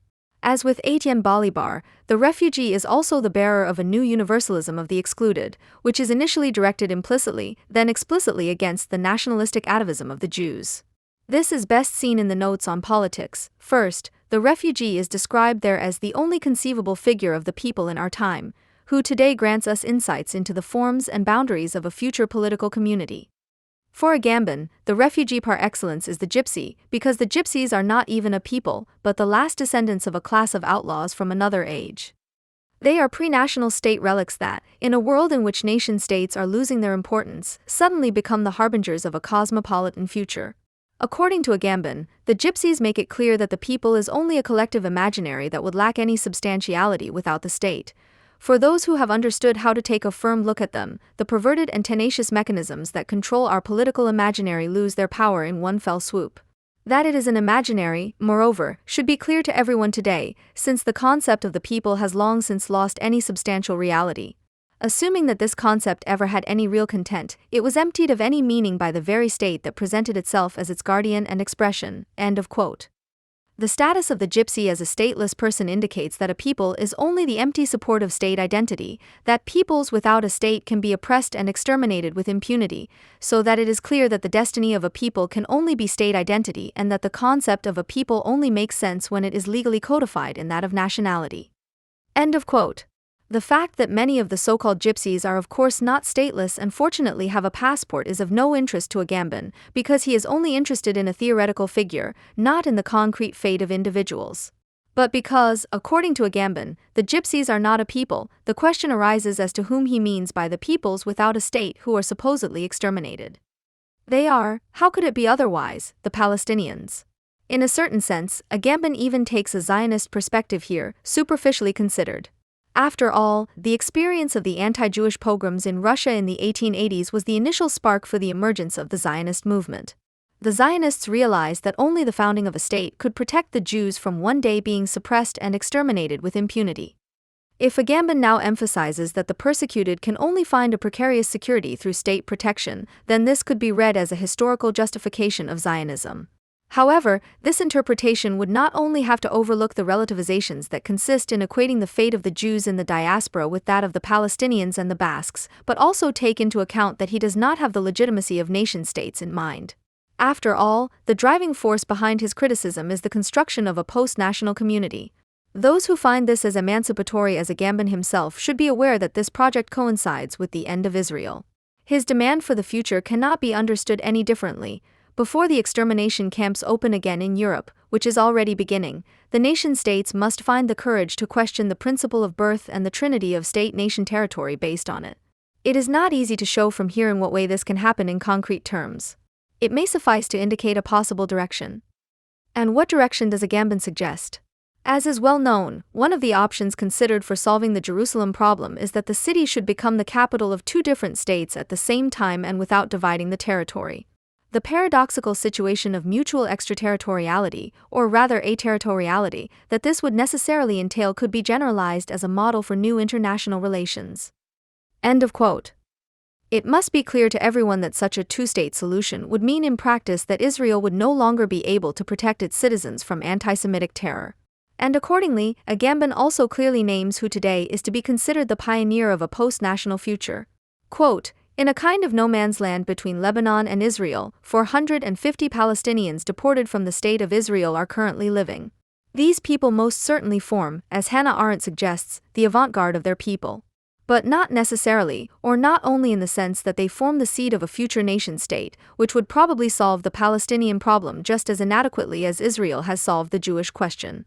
Rather, the no man's land in which they have taken refuge has had an impact on the territory of the State of Israel to this day, perforating and changing it in such a way that the image of this small snow-covered hill has become part of its innermost being, more than any other region of Erez Israel. Only in a world where the spaces of the states have been perforated and topologically deformed in this way, and where the citizen has learned to recognize the refugee that he is the political survival of the people conceivable today. End of quote. If we know what kind of Palestinians Agamben is talking about here, it also becomes clear what he means by perforate and perforate.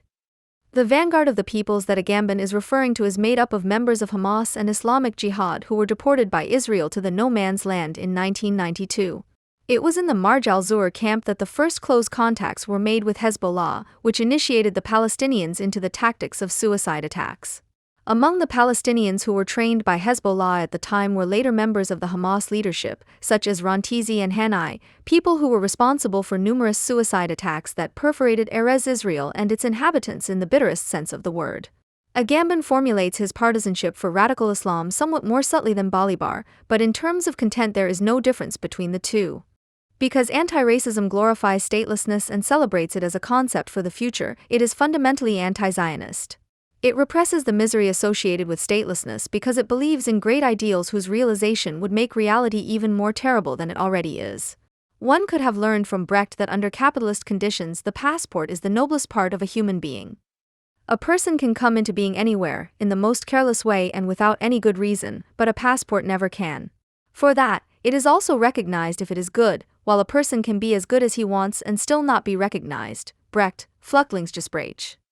In this respect, the so-called national liberation movements, which today every leftist turns up his nose at, did have some truth to them. As long as they did not constitute themselves as a people of defense against Zionist threats and thus at the same time as a thoroughly universalistic master race, of which Pan-Arabism and Islamism are the best examples, but rather intended to give a home to the stateless, as an example here the First Democratic Republic of Armenia may be mentioned, they had a thoroughly humanitarian character. The so-called catch-up modernization coincided with the attempt to subject the world completely to the value of the process, but at the same time it was an equally fetishistic and understandable objection to the capitalistic superfluity of a large part of the species. From the insight that only those who are recognized and protected by the state as political subjects and owners of themselves have the possibility to participate in social wealth, the modernizers drew the conclusion that the masses must be unrestrictedly subjected to the imperative of utilization and mobilization, with all the known consequences. However, this form of rule initially prevented society from breaking up into marauding gangs, as can be observed everywhere today. This disintegration is nothing other than the most advanced manifestation of the post-national age, which Habermas, Balibar, and others are raving about. In an era in which radical Islam and its anti-racist apologists in the West openly propagate a total war of all against all and all against Israel, anti-nationalism is simply barbaric. It should be countered by an association of individuals who take Israel seriously as the state of stateless Jews and defend it as a condition for the possibility of a reconciled future.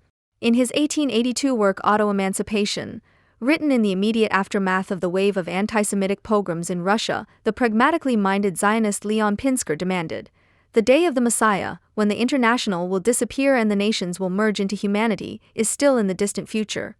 Until then, the wishes and ideals of the peoples must be limited to creating a tolerable modus vivendi." End of quote. The expectation of redemption that characterized Judaism for centuries has certainly disappeared or at least been largely forgotten. No one in their right mind would blame the Jews for this, because they are not to blame for this forgetting. It is others, the Germans and their helpers, who wanted to erase the idea of liberation forever and not coincidentally began with the Jews. And it is other radical Muslims who want to complete the work of their predecessors and have taken up the banner of anti-Semitism with loud war cries. Thus the Jews have not, as the enthusiast Moses Hess still believed, become the avant-garde of the peoples through the founding of the state, but have remained in a world that despises them, the outsiders that they have always been. Hans Mayer once wrote, "The result, however, was that the founding of the State of Israel merely extended the antitheses of the former Jewish question into world politics." The isolated Jewish outsider in the midst of a non-Jewish population became a Jewish outsider state in the midst of a non-Jewish community of states. End of quote. The mere fact that every resolution on Middle East policy must also be steered by political friends and allies of the State of Israel in such a way that it contains a clause in favor of the existence of this state, i.e. a commitment to non-destruction, confirms, Meyer continues, that anti-Semitism remains an unbroken threat even after Auschwitz. The fact that the State of Israel must exist is the scandal, not that it exists. The betrayal of the idea of reconciliation is not to be blamed on the Jews, who saved themselves by creating their own state, but on a society that repeatedly seeks to eradicate the Jews, and with them the idea of reconciliation, once and for all. And that is exactly what Eric Ambler recognized, to return to him. The end of his dirty story, which was written in the year of the Six-Day War and the rise of left-wing radical anti-Zionism, is a rejection of post-national anti-racism and a clear statement in favor of Israel. At the end of the book, his protagonist Arthur Abdul Simpson has found his calling, namely the founding of a nation-state. But I believe that a sovereign state with its own passports, founded solely to help the stateless in their search for official identity and in their struggle against the powers that be, is long overdue. For reasons that should be clear, the name of this state must still be kept confidential for the time being, but I am convinced that we will be doing humanity a service by founding such a state. End of quote. Hannah Arendt's essay We Refugees, which is currently being used by many as a manifesto against upper limits and state sovereignty, has recently been reissued by Reclam Verlag, in a translation by Ike Geisel, who has also been rediscovered as an anti-national icon. The essay is worth reading again, says the Süddeutsche Zeitung, because, at that time, it was the Jews. End of quote. Today, however, it is suggested, Muslim refugees from Iraq, Syria, and Afghanistan are subject to the same mechanisms of expatriation, persecution and deportation that, in Arendt's time, apparently affected Jews first and foremost, albeit in a more contingent manner. The forms of exclusion remain the same, only the groups of people on whom they take shape change. The anti-national left has become that structuralist. The publisher has supplemented Arendt's writing with an essay by Thomas Meyer, originally published on Deutschlandfunk, which is intended to demonstrate its relevance by encouraging readers to no longer only read texts by her that deal with manifestations of the total state and are therefore less easily transferred from their time of origin to the present. Those who look for statements in Arendt's texts that are still valid today on the refugee question should not stop at the well-known quotations. Those who search will find, even in the more obscure parts of her work. End of quote. Meyer himself demonstrates the distortions that are necessary to read Arendt's work as a guide to the so-called refugee crisis when he claims, those who invoke Arendt invoke a theorist who was always intellectually on the move. To quote her means above all to have to think her thoughts through. In dealing with the refugee question, it will become clear whether we have read her attentively. End of quote. What Arendt herself wrote is basically irrelevant. What is important is how her recipients politically bend it to fit their times. What the postmodern theorists Giorgio Agamben, Achille Mbembe, and Christoph Menke, whom Meyer names as Arendt's successors, make of Arendt can best be expressed with the phrase, throwing the baby out with the bathwater. Agamben, for example, believes that we should without hesitation throw overboard the fundamental concepts with which political subjects have been presented to date, as human beings and citizens with the rights that are theirs, but also, the sovereign people, the worker and so on. Perhaps it is necessary to re-establish political philosophy, starting with the figure of the refugee. End of quote. Agamben, Mbembe, and Menke have in common that they invest the figure of the refugee with so much revolutionary pathos that they betray the real refugees once again. The refugee question has become universal, Thomas Meyer emphasizes. However, he would never go as far as Agamben, who claims that Arendt's postulate, according to which the displaced Jews are the avant-garde of their peoples, implies that the refugees would gain an invaluable advantage in return for a certain unpopularity or even ostracism. Since political philosophy has still not sufficiently developed a theory of the refugee, Meyer sees the possibility of such a conception in art. Perhaps, however, theater can most precisely understand the urgency of the refugee situation, both politically and philosophically. End of quote. Meyer raises the idea of referring back to antiquity, but then drops it again. In view of Arendt's diagnosis that the meaning of the term refugee has changed with us, it is pointless to fall back on Aeschylus and all the other ancient traditions of hospitality, which automatically associated the refugee with his need for protection, his vulnerability. Instead, Meyer ends his essay with a recommendation of the play Die Schutzbefohlenen by Elfriede Jelinek. It was probably precisely this sense of urgency that prompted Jelinek to expand her 2013 work with a total of 4 addenda in the following years. Coda, Appendix, Epilogue auf dem Boden and Philemon und Basis. It is precisely these almost obsessive attempts at updating that can be seen as a sign that her play never really got to grips with its subject matter. This is related to the fact that Jelinek's ability to judge is declining to the extent that she now publishes her works almost exclusively online, thus becoming a kind of prominent blogger. The fact that the ancient tradition of hospitality, which Meyer implicitly considers naive, was not so naive is demonstrated by what is probably Aeschylus's oldest play, The Hike-Tides, better known under the title The Suppliants, which is Jelinek's main reference. In her work on Aeschylus, Sabine Follinger notes, The Hike-Tides was the request for admission to the foreign community and represented an institution of sacred law. The guarantor of this law was Zeus, and the concept of political asylum comes from Asylon, the sacred place of refuge. This refers to the change of the refugees, Hike-Tides, from one legal system to another. The dilemma of the play lies in the conflict between, on the one hand, having to obey divine law and, on the other, having to satisfy one's own raison d'etat, because accepting the refugees would mean the threat of a new war against the Egyptians. In addition to the importance of the sovereignty of the polis, the tragedy also focuses on the emerging sovereignty of the people. The right of hospitality, which must first be truly proven in the case of strangers, after all, one usually likes to have friends around, is presented by Aeschylus in all its ambivalence. The king of Argos convinces the citizens of the necessity of taking them in, but he does not report the danger of war that Argos faces by taking in the girls. It is only this deliberate concealment that makes the democratically legitimized granting of asylum possible. The choice given to the refugees as to whether they would like to be accommodated centrally or decent rally seems almost progressive. Furthermore, they are to receive citizenship immediately. The girls, however, reject this and emphasize that they are only subject to their father. This band formation provides the material for the conflict of the following, lost play. Strictly speaking, and as far as can be reconstructed from the tradition, this is the first asylum fraud in the history of literature, which comparative reception does not seem to recognize. Rather, Aeschylus' drama is read as a successful integration piece, against the background of which Jelinek's play appears as a critique of the current treatment of refugees. In this way, a purity of ancient values is claimed that has been abandoned today. The difference that today's reception sees between the moral pleas of the refugees of that time and the command character of bourgeois legislation implies the assumption that the command coincides with the law, the absence of which in antiquity is supposedly indicated by the pleas. However, in Aeschylus' play, there is not only pleading, but also blackmailing by means of repeated suicide threats, as is repeated in today's hunger strikes or roof climbing.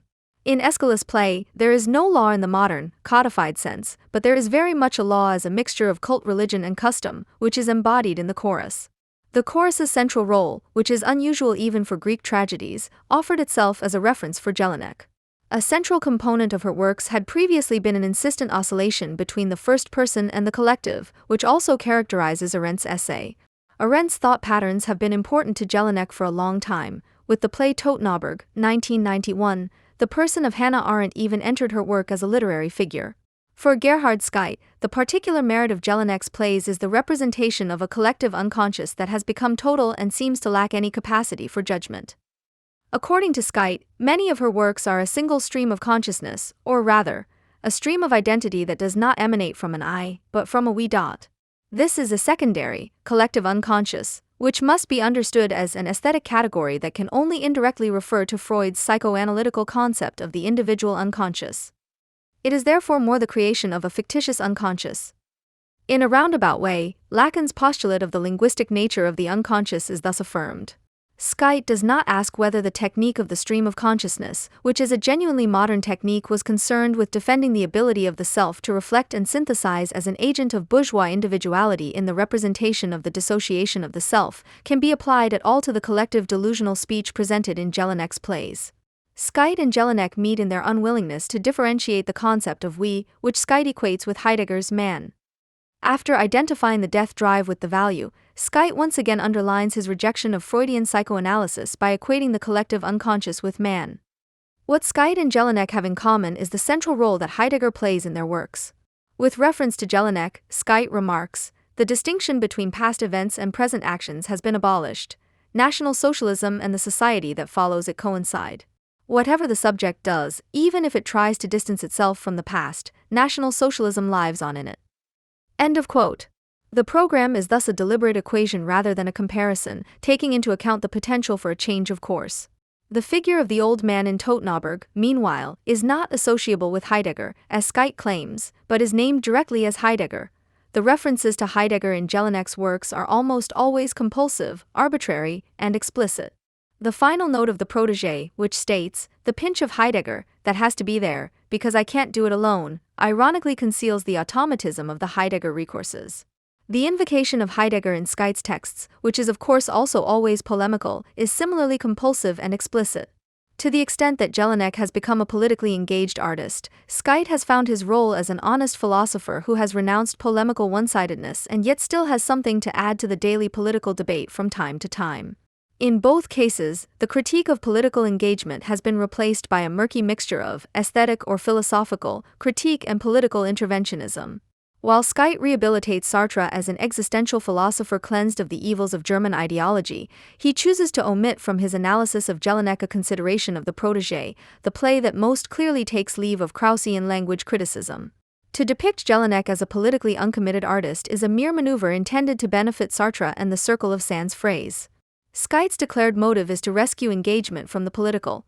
It is precisely here, in the concept of the political, not in that of engagement, that the immediate weaknesses of Sartre's existential philosophy lie. End of quote. As if the program of Sartre's existentialism did not consist precisely in merging engagement and politics in the terms of decision, situation, and so on, a procedure that Jelinek also follows in Die Schutzbefohlenen, without having to resort to Sartre. The author Jelinek emerges noticeably as a commentator in Die Schutzbefohlenen. The collective German speech, as it is staged in particular in Wolken Heim, 1988, is replaced here by the collective speech of the refugees, who are to be characterized practically and symbolically by their speechlessness and yet become the agents of Jelinek's critique. Now, at last, she seems to have found the revolutionary subject that speaks for itself as a collective, instead of becoming the venue for myth-critical discourses, a relapse into the false immediacy that her earlier texts sought to undermine.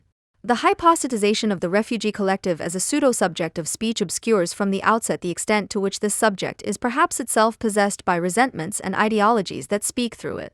The title Die Schutzbefohlenen, usually interpreted as a reference to human rights, would therefore be better understood as an analogy between the refugees and children in care, and is also the literal translation of dhimmi, the Islamic concept of a confessional caste society. And yet Islam is not a theme in Jelinek's play.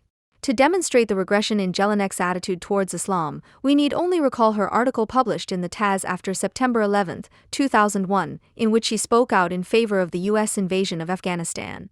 I will always try to muster the courage to stand up to a social climate in which Muslims are prevented from practicing their religion and to protect individuals who exercise their right to religious freedom and integrity. I hope that I will have the courage to do so at the decisive moment, but unfortunately I am quite a coward. But who will stop me from opposing Islamic fascism, just as I would oppose any form of fascism? Why should I not be allowed to defend my values militantly? Freedom of speech, gender equality, the separation of religion and state. To this day, I have hardly heard any of the great scholars of the Islamic world condemn these raging world teachers with their sticks, riding in airplanes. I hear no cries, almost only whispers. The objects of my hatred, who believe they had good reasons for violence, these objects are just out of my reach, but I will not look for a substitute for them. I will get America. They will now destroy those who are out of my reach for me. That's what they do. My representatives, all of America. I'm in favor of it, but I don't know yet if they're doing it right. I hope so. But I can't know. End of quote. As wrong as this criticism of Islam is, with its conformist references to Muslims and religious freedom, its constant self-justifications and its invocation of my values, it does at least hint at an awareness of the real danger. Shortly after the U.S. invasion of Iraq and apparently shocked by the reality of the war on terror, Jelinek then wrote two works in which any distinction between legitimate and illegitimate use of force is cancelled, Bambiland, which refers to Aeschylus the Persians, and Babel. A year after Bambiland, she received the Nobel Prize for Literature. For the musical flow of voices and counter-voices in novels and plays that reveal with unique linguistic passion the absurdity and compelling power of social clichés. End of quote. The award was neither due to the gender quota nor a decision against Austrian conditions, but anti-American and committed to the continental European consensus. This showed that the Austrian denigrator of her own country had always remained a reviser of the past, who is now increasingly overwhelmed by a reality that can no longer be grasped by the traditional categories of anti-fascism. She renounced the categorical judgment from Michael. A Youth Book for the Infantile Society, 1972. In reality, it's not that bad. In reality, it's worse, she broke with the categorical judgment at the moment when global Islam appeared on the historical horizon. Karl Kraus explained the long absence of the torch. I can't think of anything to say about Hitler, with the coincidence of word and deed in National Socialism, which annuls any attempt at a spiritual counteraction, any movement that challenges the sense of violence, through itself, through its nature and not through its effect. In Kraus's poem Man frage nicht, Don't Ask, it says, the word died when that world awoke. Jelinek, on the other hand, wrote Die Schutzbefohlenen when that world woke up again, when metaphor and reality married more purely, when it had been considered possible in the West, and in doing so she failed to reformulate the insight with which Kraus's Dritt Walpurgisnacht began. The claim that refugees are being kept like animals would be acceptable as an exaggeration if it were intended to denounce life in the collective accommodation centers. That the animal metaphor in Jelinek's work does not serve to intensify the situation, but rather to relativize it, becomes clear when she writes, the slaughter is imminent. The fact that National Socialism lives on in the present day does not only mean that extermination is once again threatening around the next corner, but above all that it cannot come from any other subject of the perpetrator than it did then. After all, useful and useless people have long been sorted in the camps of the Germans. This is not only a short-sighted deduction of National Socialism from a somehow capitalistic utilitarian thinking. The administrative jargon in which collective accommodation for refugees is discussed also appears as a reprise of the speech about the extermination of the Jews. If that's what they won't get any showers, to each his own. End of quote. In this way, the fingerprint to be taken during registration ultimately becomes a branded sign of servitude, like the tattoos on the arms of concentration camp prisoners. Compared to Jelinek's earlier works, the tone of Die Schutzbefohlenen is overly moralizing. By pretending to speak for the mass of refugees, who recite Jelinek's text as characters, she ultimately turns against those concrete individuals whom she can only grasp as a personalization of something more abstract, and criticism of ideology turns into a poor critique of civilization. Jelinek's attacks on two prominent lightning-naturalized citizens, the opera singer Anna Netrebko in 2006 and the Yeltsin daughter Tatyana Borisovna Yumasheva in 2009, follow a blunt anti-racism, both daughters of a different country, both fair and therefore here now, and anti-capitalism, because one has money, the other voice, i.e. capital or prestige. Such defamations of the naturalized women drag everything desirable that both women symbolize into the mud: beauty, material carefreeness, artistry. Behind all of this, however, is the god of money, unnamed and yet unmistakable, the billionaire Austrian industrialist Frank Stronach, chairman of the new party Team Stronach. He is the true enemy of the state deep in the secret darkness, who is made into the corrupt version of Zeus from the ancient tragedy, while the two women, as daughters, are the supposedly undeserving descendants of the Danaides, the 50 daughters of Danaos, who begged for protection, from Aeschylus' play. To choose the current, mostly Muslim refugees as a positive point of reference for a sweeping criticism of reason, civilization, and ideology is a sleight of hand to denounce the last remnants of practical reason. Quote, and now you come along and thwart our plan to continue working on pure reason. We see that you will not be able to manage to be reasonable on your own, to form a queue when the appointment approaches, to avoid a traffic jam when the police want to pass through. End of quote. The claim that Kant's everyday resentment would legitimize the European border regime is as absurd as equating Kantian enlightenment with the craziest forms of instrumental reason, as embodied for Jelinek by the smartwatch, the machine for us civilized people. What reason should demand in the face of the current situation, namely actual integration, is denounced in the style of critical whiteness propaganda. We realize that people like us belong fenced in, tamed, we savages. End of quote. In 2001, Jelinek asked, still with an eye to everyday Islam, but what comes back to me? What looks at me? Pious scholars with beards, quiet women in veils, who invoke the peacefulness of Islam in a soft, gentle voice. There were also many Muslims among the victims. But which of them stood up to the rage of violent religious fanatics, a rage against harmless writers, Salman Rushdie, Taslima Nasri, against Muslim intellectuals whose partners they wanted to force to divorce? End of quote. Today, she reproduces the multiculturalist propaganda that all problems arise only from Western prejudices. We are no longer a riddle to our hosts, who, however, give us nothing. They know us before they get to know us, they will judge us anyway. They will judge us precisely because we are unbiased. End of quote. The purity and childlike innocence of the refugee suggested in such passages was not something that Jelinek, when she still saw her writing as an aesthetic protest against the endless innocence, the title of a text published in 1970, would have attributed to the female characters in, for example, The Lovers. The fact that feminists were outraged by her supposedly cynical novel at the time speaks for its quality, just as the enthusiasm for Jelinek's refugee theater testifies to its success, which is not only aesthetic. The excessive demands of the subject matter give rise to a cultural relativism in Jelinek's play that plays ironically with Aeschylus. No one here boasts of being descended from anyone. End of quote.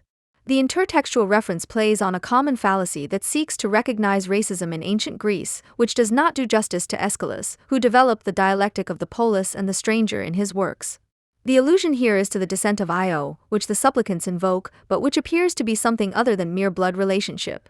At first glance, the supplicants are seen as foreigners by the Greeks because of their clothing, their use of barbaric language, and their appearance. Their common descent is only revealed by the olive branches, which symbolize a common legal system. This reference leads to a question-and-answer game that is not without reason reminiscent of a modern asylum hearing. As a result of the questioning, the common pantheon of gods and cultic practices are recognized as the basis of the kinship, and asylum is granted. It is therefore clear from Aeschylus that the determination of the difference between culture and barbarism is not a racial, but a civilizational one. Jelinek, on the other hand, advocates the myth of a culturalist racism. There are many races, she says, and each brings its culture, which is not a culture at all, that is, not a culture in our culture. The short circuit between race and culture legitimizes the idea, this god, that god, who gives a shit. Criticism of religion that is generalized in this way is itself an ideology that passes itself off as criticism. We want the foreigners who do not know freedom, but only their God, from whom we have long since been able to free ourselves. End of quote. Not seeing that there is no secularized Allah, and that this points to a different quality of the Islamic religion, its founder and also of God, is what allows the fetishization of the refugee as a revolutionary figure. Integration becomes obsolete when its necessity is eliminated. We want to be a part of it, we want to be a part of this society, yes, exactly. End of quote. When she now has the refugees constantly repeat that they are the representatives of representatives of representatives, this refers exclusively to the victim status that they claim for themselves. They are no longer, at least not anymore, representatives of Islam, which Jelinek was still able to take into account in 2001. The accusation from the mouth of the fictitious refugees that there is a solidarity-based collaboration against us conceals the fact that this has existed for decades against the West and above all against Israel, and that the societies from which the majority of the refugees come are part of this alliance. On the basis of such silence, it is easy to ridicule the fear of Islam without actually saying it. You have to guarantee the security of the country against our feet that defile the grass. In this way, those who are appealing for protection become self-declared dhimmis, second-class citizens who are constantly threatened with annihilation, and thus point more to the fate of non- or other believers in the Islamic world. Do what you want with us. The invitation to do what he wants with the refugees was gratefully accepted by director Nicholas Steeman, for whom the play was written. The staging may be able to move the audience, but it is the most artless and has the least to do with poetry. End of quote. After all, Aristotle's Poetic states, for the effect of a tragedy is achieved even without a performance and actors. As if Steeman had foreseen the weaknesses of the play, he focused on the cast of the performances. For to produce effects by means of staging is rather outside the art and is a question of expenditure, as Aristotle writes. All of Steeman's stagings aim to emphasize the expenditure involved in raising refugees as specimens of their apparent species into the sphere of visibility. The motto of the performances was, "Protégés perform Jelinek's protégés." Only a few critical voices were raised during the tour, such as in the Welt, which complained that the central element of the performance was a chorus of real refugees who are not up to the acting in the Jelinek texts, but somehow look more real. End of quote. As mere props, the refugees who act serve to suggest actuality. Steeman's productions did indeed do justice to the heroism of the existentialists. The refugees were to be allowed to speak and act as they would like to in society. The fact that they only recite foreign texts did not seem strange to anyone. The deliberate violations of the residence requirement and the ban on earning one's own income in the run-up to the productions were also intended to be a form of civil disobedience, for which, however, a state exemption was granted. The audience was supposed to be allowed to share in the experience of suffering.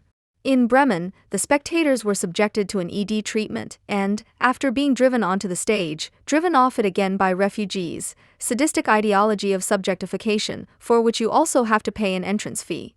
This kind of total theater, Süddeutsche Zeitung, April 15, 2016, caters to the needs of an audience that only recognizes aesthetic phenomena as part of political mobilization and therefore, for example in Hamburg, exchanges ideas at the subsequent panel discussion on how to really help. Catharsis is only experienced in the subsequent engagement. The play received its final blessing from the press after an attack on a performance in Vienna, or rather its storming by members of the so-called identitarian movement. When the first audience members realized that the attack is not part of the production, it would have been a perfect fit for total theater, as alleged stormtroopers were pushed out of the hall amid tumult and in front of crying children. In addition to the imagination of a late 1920s battle in the theater, the reference to the crying children promotes the infantilization of the refugees, as it is applied by Jelinek. This was more of a disruptive action, as the leftists do at every second lecture that promises them displeasure in some way, in order to complain loudly afterwards that the organizer has called the police. The extent to which the identitarians actually resorted to violence no longer needs to be clarified in a court of law, because the play had long since been consecrated in the imagined immediate danger. A part of the ensemble returned to the stage to standing ovations and played the play to the end. The identitarians themselves, reported Die Zeit, justify their action as an aesthetic intervention that was not directed against the refugees on stage, but against the hypocrites in the audience and in politics. End of quote. An intention that, despite all the revulsion for these figures, is to be agreed with in this matter, especially since, according to Jungle World, the activists entered the stage with the chant, "On your hands is the blood of the victims of Brussels and Bataclan." The fact that the criticism of the identitarians is by no means reasonable should not make us forget that their intervention was an identitarian engagement directed against another identitarian engagement. In this country, it has long been almost impossible to distinguish between aesthetic politics and political aesthetics from the left and right. The willingness to go to extremes serves not only Jelinek, but also her interpreter Skytte, as a measure of an engagement that does not get stuck in the profane political. Thus, in Tottenauberg, Jelinek has Hannah Arendt hurl the accusation at the old Heidegger, "How often, by the way, did you risk something that could have killed you? In truth, you were a coward, you friend of the house," while the fraternities threw themselves into the rompers of war, fighting for their place. End of quote. For Skytte, freedom is based on the ability to risk one's own life. This setting allows the psychic surplus value to drop away, that one can indulge as a critic in the pathos of the principle, which suggests that it is precisely in the face of the flagrant objective nullity of individuals that each individual, here and now, must make decisions that are as indispensable as they are irreversible with unprotected heroism. In Skytte's case, and here he places himself between a person deported to a concentration camp and a practical abolitionist, this sounds obscene. Anyone who philosophizes freely may find themselves in the position of having to drink the hemlock. End of quote. In another formulation, the forced suicide becomes the fate threatening the freelance critic, who has to live on social welfare, which is seriously equated with the death by starvation imposed on him. Anyone who really wants to help the hopeless, anyone who openly says the truth in the right place, anyone who continually evades the compulsion to utilize, must expect to perish and one day no longer have the means to sustain themselves. End of quote. It is not a new realization that the ability to experience and the courage to speak out critically do not make one more popular under the given conditions, and that those who do not want to or cannot participate often have a harder life than others. But to conclude from this that the great individuals who go under earlier than others because of their relentless love of truth represent the hopeless people all over the world is not only itself a sign of hopelessness, but also of hubris. Those who only consider the supposedly dangerous truth to be authentic are unconsciously expressing the desire to overcome their own powerlessness at any cost, rather than reflecting on it. The poet says everything by not saying everything, and that is precisely where everything is said, as Elfriede Jelinek wrote in a text from 2006 that was printed in Jungle World. With regard to Die Schutzbefohlenen, the sentence must be reformulated as follows: she has forgotten the criticism of Islam, but has found her place in the social consensus. The active enthusiasm that has welded together multiculturalist civil society members, anti-national no-border activists and anti-Germans discovering their materialistic roots in rare unity since the refugee crisis was proclaimed a national challenge not only because the refugees have appeared on the European stage since last summer as a collective subject on which the left's need for political practice, which has long been pent up inside and only expressed in all kinds of substitute actions, can be realized. If that were the only reason, good things could have come of it long ago. Broad support for the decidedly secular groups among the refugees. The fight against their Islamic tormentors, both among the migrants and among Islamic security guards. Solidarity with gay or female migrants who have renounced Islam. Information campaigns on children's and women's rights. The fact that none of this is happening, that the anti-German faction of refugee helpers is hardly distinguishable from the anti-national and otherwise civil society, and that it acts as an actor of an immediate state supporting integration policy, suggests that deeper needs than those for direct political action are at work here. On April 24, 2016, Martin Reichert presented these needs in the Taz on behalf of an audience that is recruited not only from the Taz readership, but also from FAZ and Jungle World subscribers, because the contempt for what is left of the West no longer recognizes political camps. Reichert responded to all those who had finally addressed the problems with Muslim hatred of Jews, homosexuals, and women in Berlin-Kreuzberg in a media-effective manner in recent months with a romanticized love letter to Cottbusser Tor, which blatantly reveals how horny the anti-nationalist all-German is that atavistic foreign countries are forcing the state of emergency. Although Reichert addresses his Kreuzberg in a clumsy manner in French, Kadi, mon amour, he immediately clarifies where he comes from and to whom he is speaking. You are standing outside on the heated pavement, a cold beer bottle in your hand, surrounded by 50 others who also don't want to go to bed early tonight. A babble of voices and laughter, and there, opposite the bar, a fox is looking for its dinner, in the middle of the city. Can that be true? Then you look up, because the moon is shining so brightly, and you get rubbish from the 8th floor in your face. That's true, because you are standing in front of Mobile Alf, a bar at Cottbusser Tor in Berlin. It is on the ground floor of a high-rise building, and if you annoy the residents at night with your drunken bawling, you will get what for. Calling the police is perhaps how you do it in Biotime-Bissingen. End of quote. Anyone who persistently says you when they mean themselves, anyone who never goes out after 8 p.m. without a beer bottle and thinks the moon is a ceiling lamp, anyone who sees somnambulistic hordes of partygoers, rubbish heaps ransacked by city, the widespread abolition of quiet hours and the routine self-administered justice of tenants as signs of urbanity, the song Downtown, naturally comes to mind in view of the Kreuzberg context of filth. This anti-ode to the wasteland of the suburbs, whose title has always been translated by Kreuzberg's left-wing Germans as ganz unten, i.e. right at the bottom, and which in reality tells of something that is not even available as a caricature in Germany's alternative neighborhoods, the dissolution of the atomized self in the dispersion of the metropolis, which does not prevent loneliness, but makes it temporarily forgotten, because it knows no communities. In Kreuzberg, on the other hand, Petula Clark's hair stood on end. You can get kebabs that deserve their name, you can find the only original Bosnian sevapsasai, and you can sit on terraces above the traffic and smoke shisha, because here all the gangs that the ethnicized world community has to offer stew in their own juice next to each other. That's probably why the pavement is so hot. The fact that the patchwork of cultures has long since been dominated by a single one, which is why gay bashing is just as much a part of everyday life as sexually abusive Islamic men's groups, is something the Taz author counts as one of the costs of a free life. You can buy drugs here and get robbed. You can just get your face bashed in here. There's dirt and sometimes rats. Less security and cleanliness, more fun. That big city life, for all its adventurousness, can also be dangerous. This attraction of risky living is not coincidentally summarized in an Islamic men's wisdom: the little asses are fucked first. End of quote. In his identification with the proud schoolyard Muslim, for whom all girls without headscarves are whores and all little asses among the boys are gays or Jews, Reichert agrees with Karl Melchers and Doris Liebscher, who in Jungle World, under the anti-cosmopolitan slogan "Don't Touch My Kadi," first trivialized the lived Islamic sexual morality as a series of pickpocketing and assaults that are said to be the work of gangs of young men classified as North African, in order to then spell out their dream of a daily fight against the monopoly on violence in shamelessly drastic terms. Yes, the Kadi is a rough neighborhood, and not just since yesterday.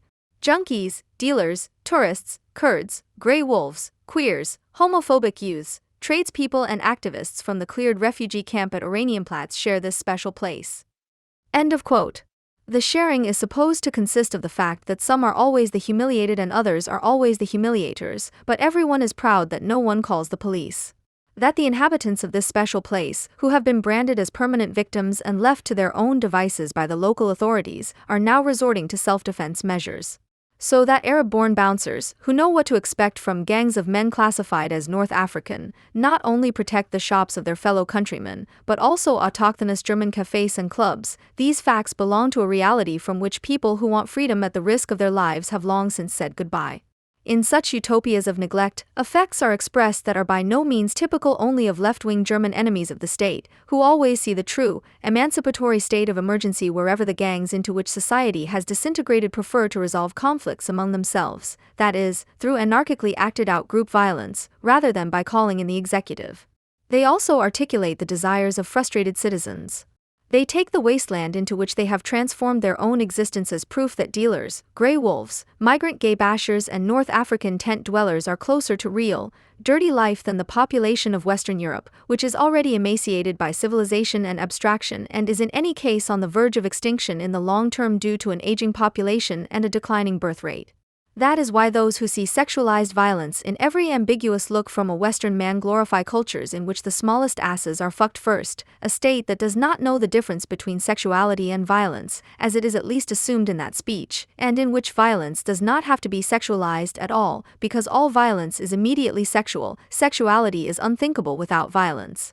Those who still want to see nothing but the fear-inducing image of the potent foreign man in the cautious discussion of the ethnic origin of the perpetrators in Cologne or Darmstadt actually want foreigners to be as barbaric as they accuse so-called right-wing populists of fantasizing about.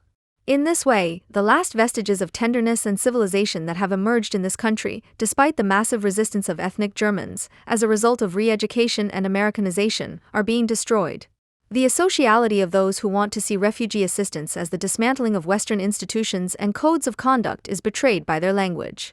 Not the kebab Turks next door, but the freelance intellectuals and brainwashed cultural scientists who, with their meager privileges, know of nothing better to do than to constantly question them, feel the orgasmic thrill of unbridled life every time they fuck or say something rude, from which they see themselves cut off by the burden of abstraction. In the language of such people, as can be seen from the Facebook page of the somewhat anti-German hate magazine, even the swear word Kartoffeln, potatoes, for convinced ethnic Germans has now developed into a propaganda slogan against those who still have an idea of which tendencies, even in German society, point beyond the logic of the tribal association towards the West. The hate magazine not only recommends fucking as a form of political struggle in perfect harmony with Islamic sexual morality. Those who should be fucked include the police, Leipzig, Germany, uncool musicians, the EU, capital, and solidarity with gays is advertised as saying yes to ass fucking. And now people who criticize the anti-Zionism of British feminist Laurie Penny are defamed by hate magazine as Herrenmenschen, master race, simply because they happen to be German, who want to show the unruly Jewess what's what. The post is of course garnished with a picture of a potato. And when, for once, the reportage page of Jungle World did not feature a participatory observation of communal teabag factories or Brazilian mosquito repellents in February 2016, but instead a report by Anne-Catherine Jesk on the Islamized everyday life at Cottbusser Tor, the full-time cokeheads attacked the bio-German author of the article with her concerned citizen super potato diction. This green potato who had written a whining text in a magazine read predominantly by potatoes. When other Jungle World editors also got involved in the debate, using a mixture of social media, grumbling and buddy-buddy talk, the debate finally escalated, so that one of the few rational participants in the discussion said, with the apt dictum, "The debate culture here is decidedly too potato-like for me. I'm going to go and do the ironing." Such hate-filled tirades against Bio-Deutsche whiners, which read as if their authors wanted to confirm the thesis of the existence of Germanophobia, which is no less racist than hatred of Negroes, are evidence of vulgar habitual fascism in their habitus, despite all the ostentatious anti-German opinion. The readership of a newspaper that is making itself unpopular is being scanned according to I.U. Sanguini's criteria. Bio-Deutschen Frauen are being denied the ability to judge everyday experiences that affect them immediately, and every insubordinate utterance is being dismissed as female whining in routine HJ jargon. An anti-German view, then, but expressed in a typically German manner, compared to which the performances of Beatrix von Storch seem clumsily harmful to the people. The anti-Germans do not consider those who glorify autochthonous cultures to be potatoes, but those Germans who happen to decode multicultural civil society as a renewed German ideology. Those very impulses that point beyond the typical German as it presents itself at the height of the times and that resist the incarceration of individuals in their cultures are defamed as typically German, while the dismantling of those remnants of a liberal public sphere that remind us of what would be different is celebrated as anti-German.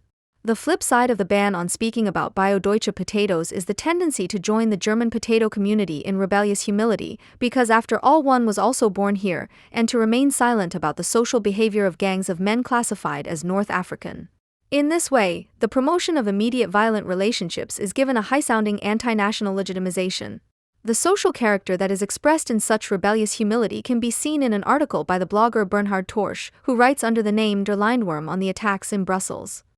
Seemingly radical at the beginning and ultimately conformist, the text is held together by nothing but contempt for humanity. The beginning goes like this. Quote, "Those walking excrement, who read a license to kill from the Quran, struck on March 22 in Brussels and killed at least 30 people. The end. It is a war on two fronts, because this shadowy freedom is threatened not only by jihadists, but even more by those who claim to defend it, namely by European right-wing radicals and right-wing populists." End of quote. Translated into propaganda in language, the first sentence means, the jihadists instrumentalize Islam and are therefore not people who need to be prevented by other people from carrying out their deeds, but rather shit that humanity must wipe off its doorstep like the torturer wipes the blood of his victims. The last sentence means, far more dangerous than the murdering Islam traitors, and apparently even lower than shit, are those in the West who do not destroy the possibility of freedom forever, but defend it with, albeit often questionable, arguments. These are the right-wing populists. What comes in between is a poorly written string of Islam belittling phrases, the only remarkable thing about which is that their author is read with pleasure by anti-Germans. The jihadists are not striving for world domination by Islam, but rather want to strengthen those forces in Europe that reject or hate Islam and with it Muslims as a whole, and today's Islam is a deeply divided, contradictory house in which Muslims who can easily reconcile their religion with the demands of a modern world live alongside ultra-conservative guardians of backwardness and fanatical zealots. End of quote. The whole thing is glued together with the sentimentality of the monster, who is always close to tears when he knows he is on the side of the majority. Quote, "Earlier today I saw a video that was taken after the bomb attack in the Brussels subway. The explosion had literally shredded a train. Survivors, whimpering with fear, grope their way through the smoke, climbing over the dead. It is disturbing and at the same time makes you angry and sad. The idea that somewhere people are sitting and high-fiving each other at the sight of these images makes me sick." End of quote. Not calling the Islamic mass murderers the enemies of humanity that they are and that they must be fought, but instead dehumanizing them as excrement and playing down their actions at the same time. Lamenting about religion in the style of an atheist fairy tale uncle, but being so angry and sad in the face of torn faces and whimpering survivors that you can't get away from the crime scene video and even imagine how the murderers are happy. That is the anti-German potato in its purest form in 2016. Recently, someone who is in agreement with the taz that the AfD is the party of the anti-Germans has been arguing for a Muslim blood supply in an aggressively unpotato-like way, Wolfgang Schäuble. In his conviction that the withering peoples of the West must finally let themselves be fucked by the wild, dirty life, he is surprisingly close to anti-national potato enemies when he states in an interview with Die Zeit, "Isolation is what would destroy us, what would degenerate us into inbreeding. For us, Muslims in Germany are an enrichment of our openness and our diversity. Just look at the third generation of Turks, especially the women. That's an enormous innovative potential." End of quote. If he could just hold back on the innovation and readjust his drug preferences, the retired finance minister could become a hate author. He certainly has the psychological disposition for it, as he demands in his adventure-hungry megalomania that Europe must finally face the fact that there is something else outside the Western world, because, to put it bluntly, the Middle East has kept Africa off our backs. That's over now. This is accompanied by the no less hate-compatible insinuation that the dam must also break in the one state in the Middle East that has so far kept the Islamic world revolution at bay from itself and the West, in order to enable the inbred degenerates to be fertilized by the potent Orient. Schäuble's future scenario sounds like a mutated version of the theses of the Front National thinker Renaud Camus, who assumes that contemporary Islam is systematically alienating Western host nations through their Muslim population by promoting births. This figure of thought, which Camus calls Le Grand Remplacement, the Great Replacement, and which, despite its conspiratorial tendencies, has an empirical correlate in the expansive Islamic population policy propagated not only by the IS, appears in the wet waking dreams of Schäuble and his anti-national replicants as a desire for biopolitical subjugation. The same people who sanction every last, even the most delicate, movement in individuals that suggests a longing for a happy, mutually devoted temporary self-abandonment, can hardly contain their excitement at the idea that the inhabitants of the stale Western societies will merge into the host body of the Ummah. What racists fear, counter-racists desire, with the crucial difference that the politics that follow from their lived madness are, under the given conditions, incomparably more threatening than those of the Pegida supporters who fear the death of the people. The fact that even Schauble is against the latter and speaks the language of the former makes it abundantly clear which faction is on the side of the announced course of history. It is hardly a coincidence that Schauble's Islamophile, renovated Lebensborn policy recalls a speech by the later Führer in the Hofbrauhaus, in which he explained as early as 1920 that the Jew, in contrast to the Nordic races, from which all inferiority, weakness has gradually died out, had practiced inbreeding and reproduced in an unsurpassed manner. But only in his own circle and here without any selection, and so we see a generation growing up that, through this inbreeding, bears all the defects that inbreeding once had. If the point of the warning against the inbred Jewish people at that time was the threat that the Jew would infect all proud tribal peoples with the marks of inbreeding through exogamously turned amorality, Schauble looks with aggressive grumpiness at the inferior West, whose demographic decline can only be prevented by biopolitical human importation from the higher race cultural circle of the anti-Semitic avant-garde. What the Germans cannot take into their own hands again for historical and political moral reasons should be bestowed upon them as a salvation thanks to the active promotion of openness and diversity. That incest, if it is not understood as a racial biological threat scenario but as a term for a social relationship, characterizes the Arab countries, which are dominated by nepotism and Cousinism, far more than the Western states. This contradiction no longer even occurs to Schauble, because he hallucinates everything in the West that refugees, who want a better life, rightly see as a counter-image to their autochthonous culture, as a symptom of weakness, and what they are running away from as an expression of strength. For the German hallucination community, which includes everyone from the Federal Minister of Finance to anti-German haters, refugee is not a legal title that is given to people who, due to state or cultural repression, require state protection but are no longer or not yet considered citizens.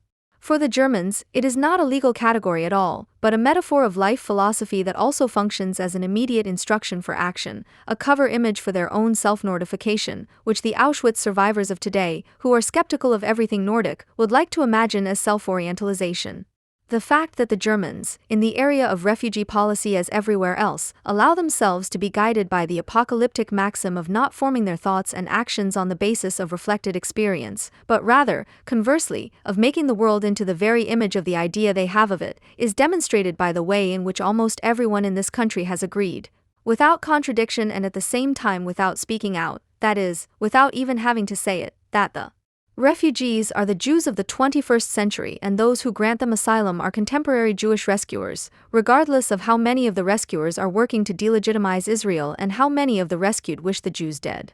That is why we hear more and more talk of the Muslim diaspora, in order to insinuate that the relationship of Muslims to the nation-states in which they live is just as complex as that of Jews, and that therefore the Germans, having even managed to make the descendants of those they murdered feel at home here again, really have no need to worry about the integration of followers of Islam. The contradiction that is described by the term diaspora, which is based on the situation of Jews, living scattered across the nation-states in their own foreign countries, yet knowing that they are connected to each other through their reflections on this state, does not apply to Muslims in Western nation-states who feel obliged to Islam. On the contrary, they are unable to allow the experience of connectedness in isolation, because instead of the unbound reflective self that is capable of such an experience in the first place, they are always already totally identified with the supranational cultural community of coercion.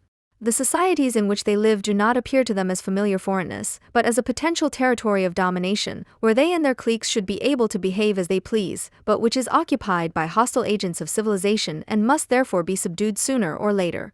That is why they do not move around there with the mixture of obligingness and caution typical of diasporic life, with the friendly reserve that people display when they would like to stay where they nevertheless feel foreign. Instead, they act with the recalcitrant arrogance of self-appointed master races, who regard any duty to show consideration for others as an affront to their own hallucinated honor and, despite all claims to victimhood, act with the brutality of prospective occupiers. Those, on the other hand, to whom the term diaspora applies to some extent, secular Muslims who have learned to appreciate the citizenship of the nation-state in which they live as protection against the unreasonable demands of the Islamic cultural community, are at most also meant by the term diaspora. Above all, the diasporization of Islam metaphorically naturalizes those Muslims who, day after day, expatriate themselves by proudly professing that the laws of the Ummah, which recognizes no nations and seeks to destroy them all, and not the laws of the country of which they are citizens, are the standard by which they measure their actions. In fact, the Ummah is the antithesis of the diaspora in all its murderous consequences. The diasporic life of the Jews has always been characterized by the persistent effort to mediate between religious law, which is portable in the form of scripture, and secular law, which is codified as a constitution. This has promoted the incomparable variability and thus the vibrancy of Jewish intellectual history, its ability to absorb new experiences, but also the Jews' alert distance from nation-states. A distance that recognizes that the nation is the only effective political form in which legal peace and legal security have been able to become the rule rather than the exception, but at the same time remains a political form that tends to abolish this rule again. And which, from centuries of experience of humiliation and pogrom, knows that the bourgeois world promises lasting deliverance from fear only as a utopian world citizenship and not as an actual ensemble of nation-states. While the Jewish diaspora in this sense points beyond the concepts of the nation-state and citizenship and yet remains dependent on their concretization in the form of constitutional sovereignty, the Ummah stands for the liquidation of protection by the sovereign, for the enforcement of which national sovereignty is at best a suitable alibi. The Ummah is as little nationalistic as the Volksgemeinschaft, which from the outset used the invocation of the nation only as a vehicle for the anti-national, virtually worldwide march of the Herrenvolk against the global internal enemy. The diaspora is truly transnational, if one hears the transcendent moment resonating in the word. The Ummah is world interior policy at the height of the times and is therefore probably best understood by Germany. It is all the more strange that, in anti-German circles in particular, critical theory and Hannah Arendt's writings are being used as set pieces, without any reflection on the historicity of the texts, not to highlight the differences between the current refugee crisis and earlier crises of nationhood, but rather to transfer considerations of flight and migration developed in the context of the rupture of civilization represented by the Holocaust and the situation of Jews to the current state of affairs. With reference to critical theory, this is how it sounds in the announcement of a lecture by Viet on Nguyen Duc at the Technical University of Darmstadt. The refugees are driven by necessity. Driven by the banal interest in simply surviving or being in a place that at least potentially offers prospects for a meaningful life, refugees travel long distances, take life-threatening routes, only to be arrested by border patrols in a panic, disappointed by fate. Or they get caught in the steel of the barbed wire fences and have to return to where they came from. Only a few refugees manage to reach the country they long for. But instead of being welcomed with open arms by people who sympathize with their plight, they will first be confronted with the cultural achievements of modern, civilized society, namely the administration, the pride of the administered world, which makes no exceptions and therefore treats all people equally.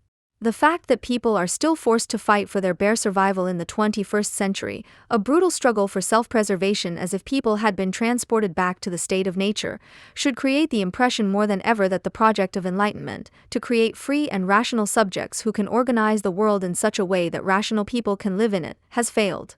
For in view of the many crises that demand their victims, there can be no talk of free and reasonable conditions.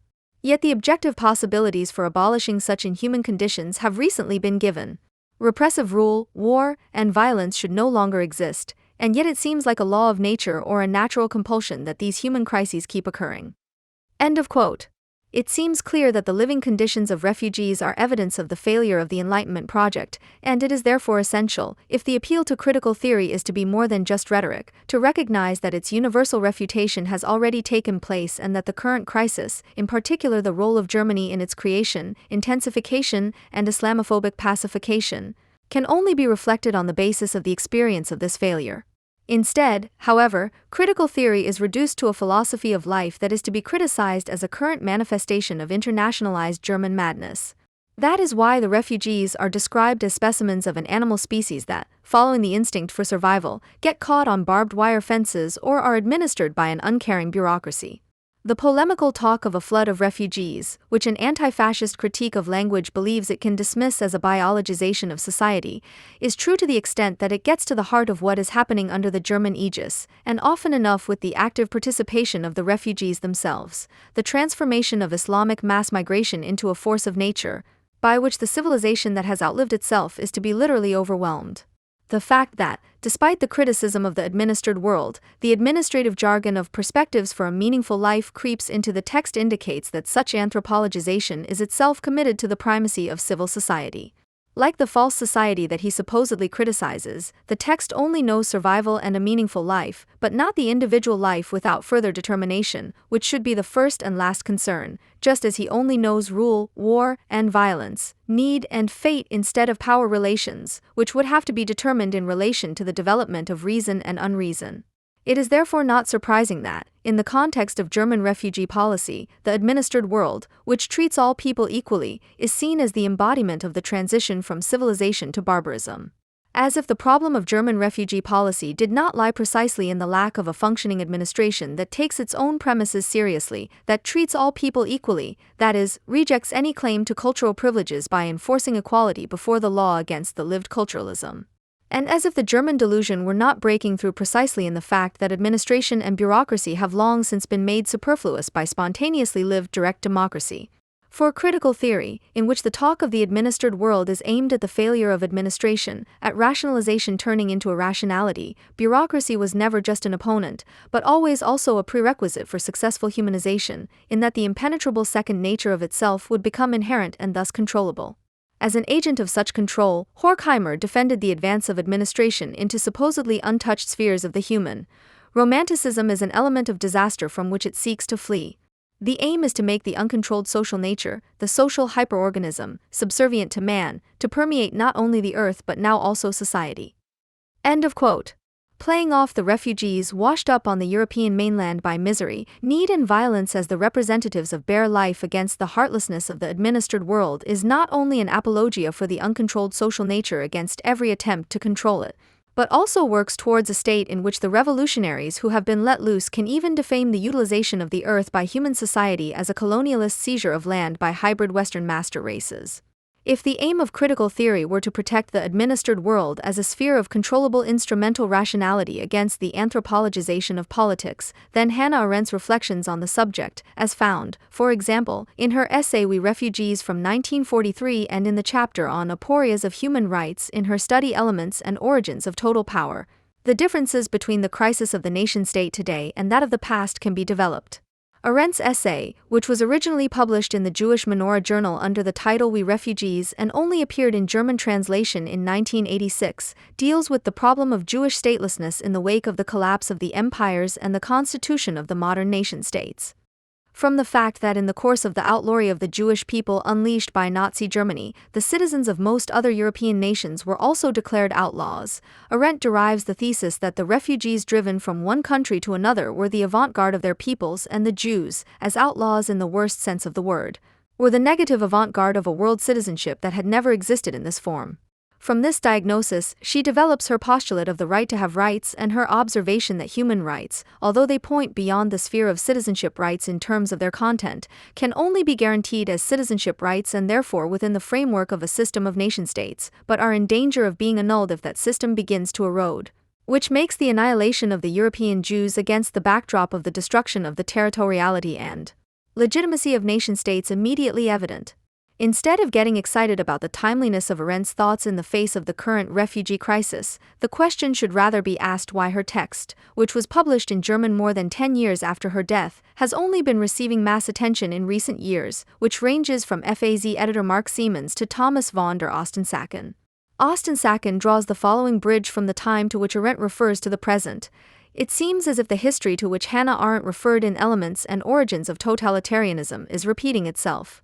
She spoke of a republic of stateless people in view of the millions of displaced persons and refugees who wandered around the European continent between 1918 and 1948, only to be deported from one country to another as undesirables and end up in a camp somewhere, where they were treated as if they were criminals. As in the 1930s, the vast majority of refugees today are not, in the strict sense, politically persecuted people who have had to flee their country because they have opposed the government there. For example, 500,000 Yazidis are eking out an existence in camps for displaced persons in northern Iraq because they were collectively declared subhuman by the Islamic State solely on the basis of their religion, and are threatened with death, forced conversion, or slavery. Under these conditions, a return is out of the question as long as the situation on the ground does not change fundamentally. As Arendt already stated at the time, all appeals to human rights and humanity are in vain, and nation-states are only confronted with millions of refugees and stateless persons when they are already in existence. It must be prevented by all means, so that civilization as a whole is not threatened, that millions of people do not become stateless and refugees in the first place, who then wander around without rights. End of quote. As sympathetic as the defense of the bourgeois nation-state as a prerequisite for the preservation of the civilization of all mankind may be, the transfer of Arendt's reflections to the contemporary constellation remains as skewed.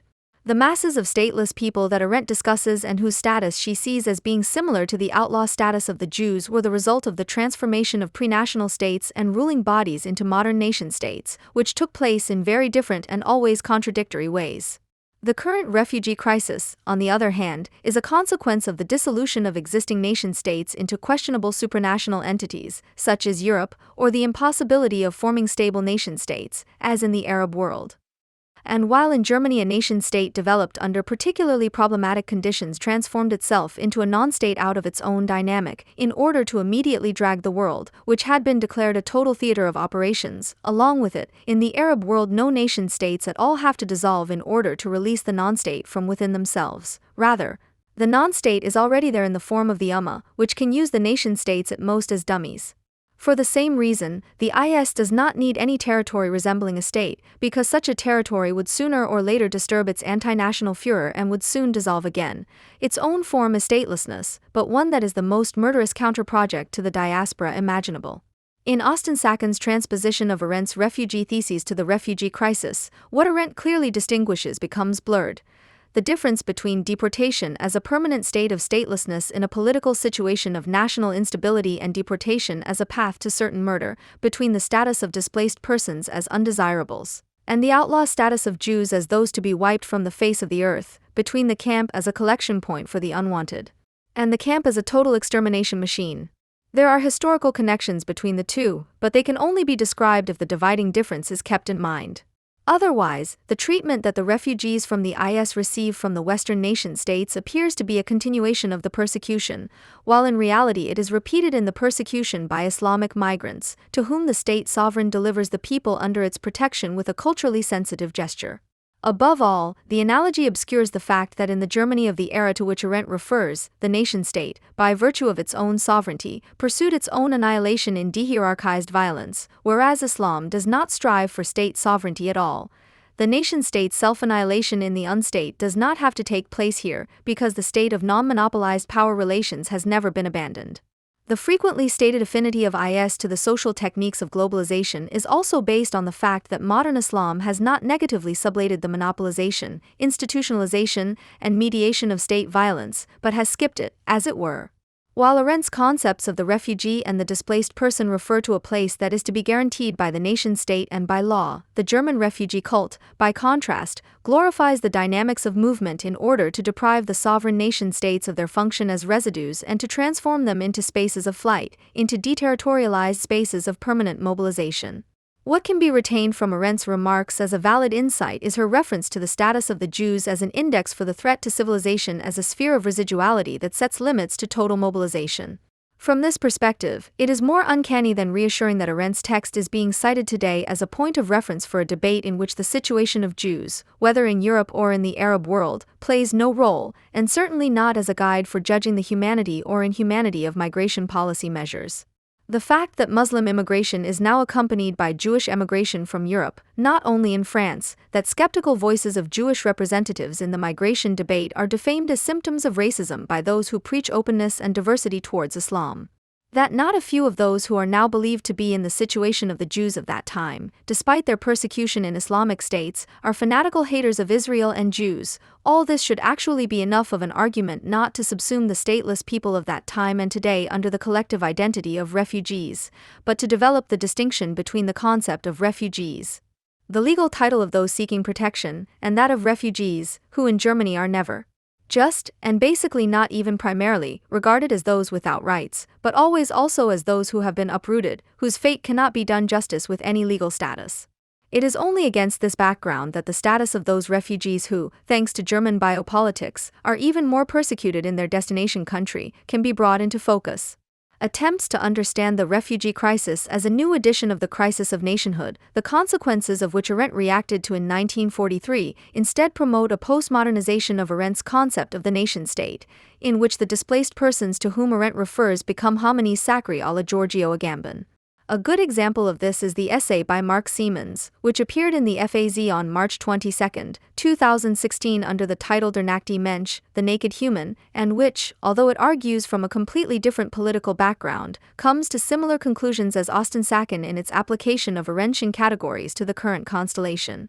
In doing so, Siemens contrasts Carl Schmitt's rejection of the moralization of politics, which he believes is summarized in Schmitt's dictum "Whoever says humanity wants to deceive," with a human rights policy critique of the nation-state that is based on Arendt and radicalized by Agamben. In Schmitt, Siemens sees motives and insinuations that recur in the rejection of Merkel's refugee policy, the criticism of a surrender of sovereignty in the name of supposedly illusory ideals, the accusation of naivety that closes its eyes to the potential danger of a group of people entering the country, and not least the unmasking of global economic interests as the basis of state decline. Quote end. Arendt, on the other hand, only appears to be right when she writes about the displaced persons. The danger is that a global civilization, in worldwide relations, could produce barbarians from its own midst, by forcing millions of people into living conditions that, despite appearances, are the living conditions of savages. Rather, her comments are borne by the same intention that Agamben brings to himself, the criticism that the modern nation-state regards the right to expel and to produce a naked human being as the foundation of its sovereignty. In this way, the propagandist of the self-abolition of the nation-state in the unstate becomes a sovereignty fetishist, whose successors today are the critics of Merkel's refugee policy, while Arendt's plea for the preservation of the universalistic moments of national state sovereignty, which go beyond national particularity, is elevated to the model of a post-national integration policy. Arendt would have agreed with Schmitt's dictum "Whoever says humanity wants to deceive not in intention but in substance." What Schmitt uses to legitimize the delimitation of monopolized violence, Arendt described as the core problem of all moralizing invocation of humanity together with the rights derived from it, which in truth are only human rights as the rights of citizens. Agamben, on the other hand, with his theory of the homo caesar, according to which the camp and not the state is the biopolitical paradigm of the West, is pursuing a post-nationalization of Schmitt's thinking, which no longer views state sovereignty from the perspective of its ability to delimit violence, but instead focuses on its reverse side, the nation-state as an obstacle to such delimitation. Agamben's hero is therefore no longer the partisan working underground within the nation-state, but the outlaw, the bare life embodied in the global refugee and migration movements. The refugees worldwide are to provide, as a biopolitical counter-sovereign, what the Schmittian partisan did not succeed in doing. The first organization to offer itself as a global organizer of this project is the IS, which requires neither citizenship nor ethnic affiliation, not even clandestine membership, to join. In this context, the historicity of Arendt's statements about the devastation of migration policy between the First World War and the Holocaust becomes apparent when she writes, "It suddenly turned out that at the moment when people no longer enjoyed the protection of a government, no longer enjoyed the rights of citizenship and were therefore reduced to the minimum of rights that were supposedly innate to them, there was no one who could guarantee them these rights, and no state or intergovernmental authority was willing to protect them." End of quote. These sentences are still relevant today because they presuppose the interest of individuals in legal guarantees of what makes them human, regardless of national or ethnic affiliation. Global political Islam, however, is aimed at all those who do not want to be human and who therefore consider any national guarantee of human rights not only worthy of destruction, but also subjectively void. The fact that IS has long since openly offered itself as a supranational protector of Islamic refugees should therefore cause far more fear than morally concerned Europeans have of the AfD and Pegida. In 1992, Wolfgang Port wrote about the unifying element between East and West Germany after reunification. In fact, the real reunification 1 year after the formal one consisted of the fact that in the East and the West, a wave of attacks on foreigners and their accommodation began at the same time at the end of September 1991. For the first time, the division was overcome. Since 2012, after many years of relative calm, there has been an increase in public demonstrations and isolated attacks against foreigners, always in response to the imminent opening of a communal accommodation center for asylum seekers. The local authorities in Germany had apparently not expected a renewed increase in the number of asylum seekers and had allowed the accommodation centers set up in the 1990s to fall into disrepair.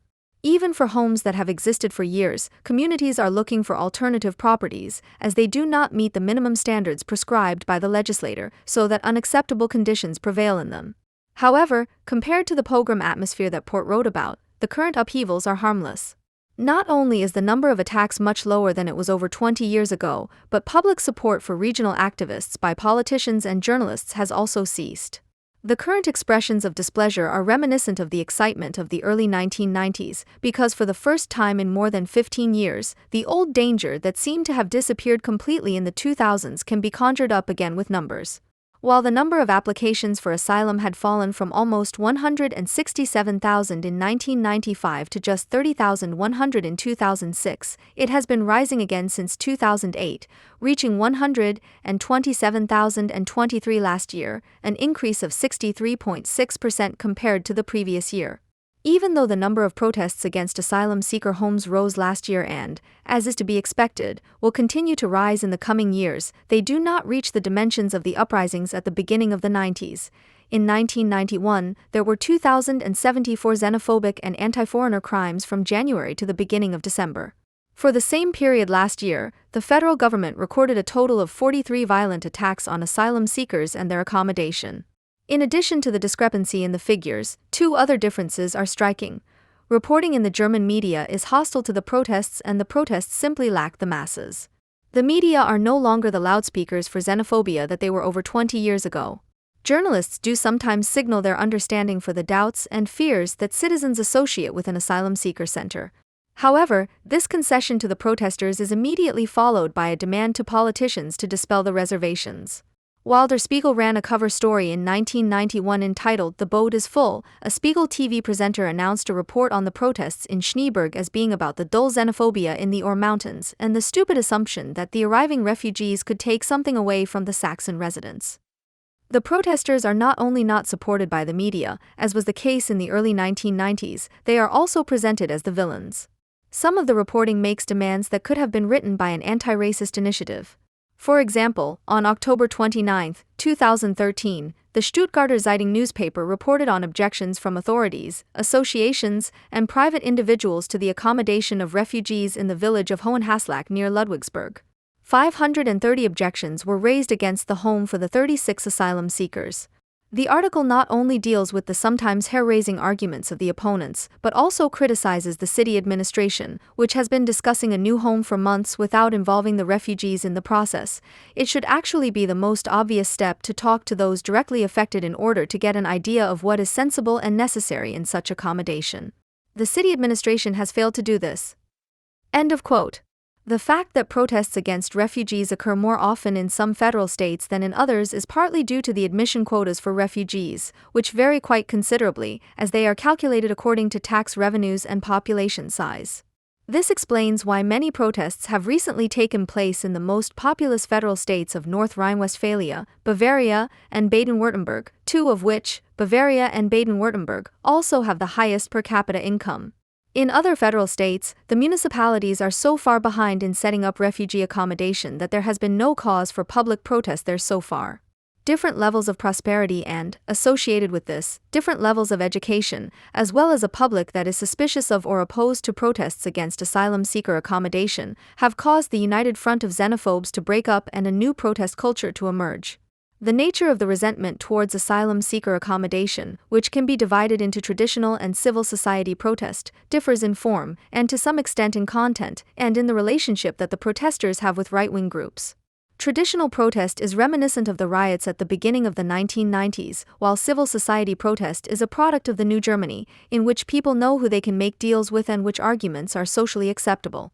There are a few similarities between the two types of protest. 1. Protests begin immediately after the announcement that an asylum center is to be opened in the neighborhood. 2. The stereotypical claim, familiar from Stuttgart, is made that people were informed too late, that politicians decided over the heads of the citizens, etc. Whether in Augsburg, a city with a strong civil society, or in Schneeberg, a town in the former East Germany with a strong right-wing tradition, people know that an asylum center will dramatically increase the crime rate. However, the differences between traditional and civil society protests are much greater than the similarities. Nazis and right-wing groups try to join the protests in many places and dominate them, as long as they are not the ones who started them. where the protest follows the example of the 1990s, as in Schneeberg or in Patz in Brandenburg, there is no objection to demonstrating side by side with the comrades of the NPD. The civil society members among the opponents of asylum, on the other hand, react negatively to such attempts at rapprochement. Pro-NRW, for example, repeatedly tries to actively accompany the citizens' protests and regularly fails, except in Duisburg. In Wimbern in the Sauerland region, the majority of the village population, who are vehemently opposed to a refugee center, boycotted a pro-NRW rally and let the 6 pro-NRW activists demonstrate on their own. Die Welt, September 16, 2013. The civil society-oriented citizen has learned that he must be particularly firm against Nazis when he agrees with them. It is only a matter of finding the right arguments to achieve this balancing act. In traditional protests, people not only have no problem making common cause with Nazis, they also blurt out that they don't want foreigners around. When protesters are asked about the reasons for their rejection, the main reasons, in addition to the feared crime, are envy. The claim that there is money for asylum seekers but not for new daycare centers or playgrounds is only made in order to avoid having to admit that people resent the fact that asylum seekers receive basic state support in any case. Whether a speaker at a rally claims that refugees are being pushed up the arse, Neues Deutschland, October 19, 2013, or a participant in an NPD demonstration in Schneeberg reports that it's not the neo-Nazis that bother me. What bothers me is that the asylum seekers are being given everything they want. Spiegel TV, November 3, 2013. The accusation that foreigners are being given preferential treatment is always at the forefront. Civil society-oriented opponents of asylum centers, on the other hand, never tire of emphasizing that they have nothing against foreigners. Instead, they explain in detail why their own neighborhood is unsuitable for a refugee shelter, using the same criticism of the conditions of the shelter as had previously been formulated by anti-racist groups. For example, villagers oppose a new home because there are no shopping or leisure facilities for foreigners in the village, except for a cigarette machine and the shooting club, which has never been open to newcomers. The poor or non-existent connection to the public transport system is also often cited as a reason against accommodating refugees. A local councillor from Hohenhaslach near Ludwigsburg revealed something of the ugliness of his home when he told the Bietimer Zeitung, March 23, 2013, the refugees would be disturbed in their peace by the kindergarten, the nearby sports field with its floodlights and beach volleyball courts, the activities of the shooting club and the motorcycle club, and the school bus. End of quote. They reject the idea of accommodating refugees because they could become a burden for foreigners in their own country. In order to avoid having to protest directly against foreigners, not only is a particular district or village portrayed as completely unsuitable, but also the specific accommodation building. The protesters often prove to be true experts when they emphasize, for example, that the layout of a building is pre-programmed to cause ethnic conflicts. The civil society also expresses fear of foreign criminality, albeit in a politically correct manner. Asylum seekers are portrayed as victims of circumstances, who are not to blame for having gone astray. People are not a problem.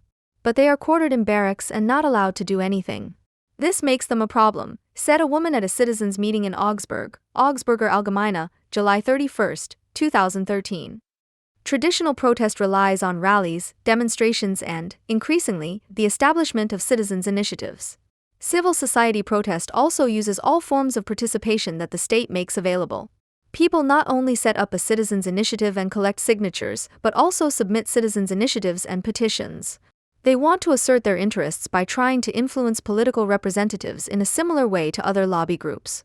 In some cases, the civil society groups have been successful with their approach, as examples in Bavaria and Baden-Württemberg show.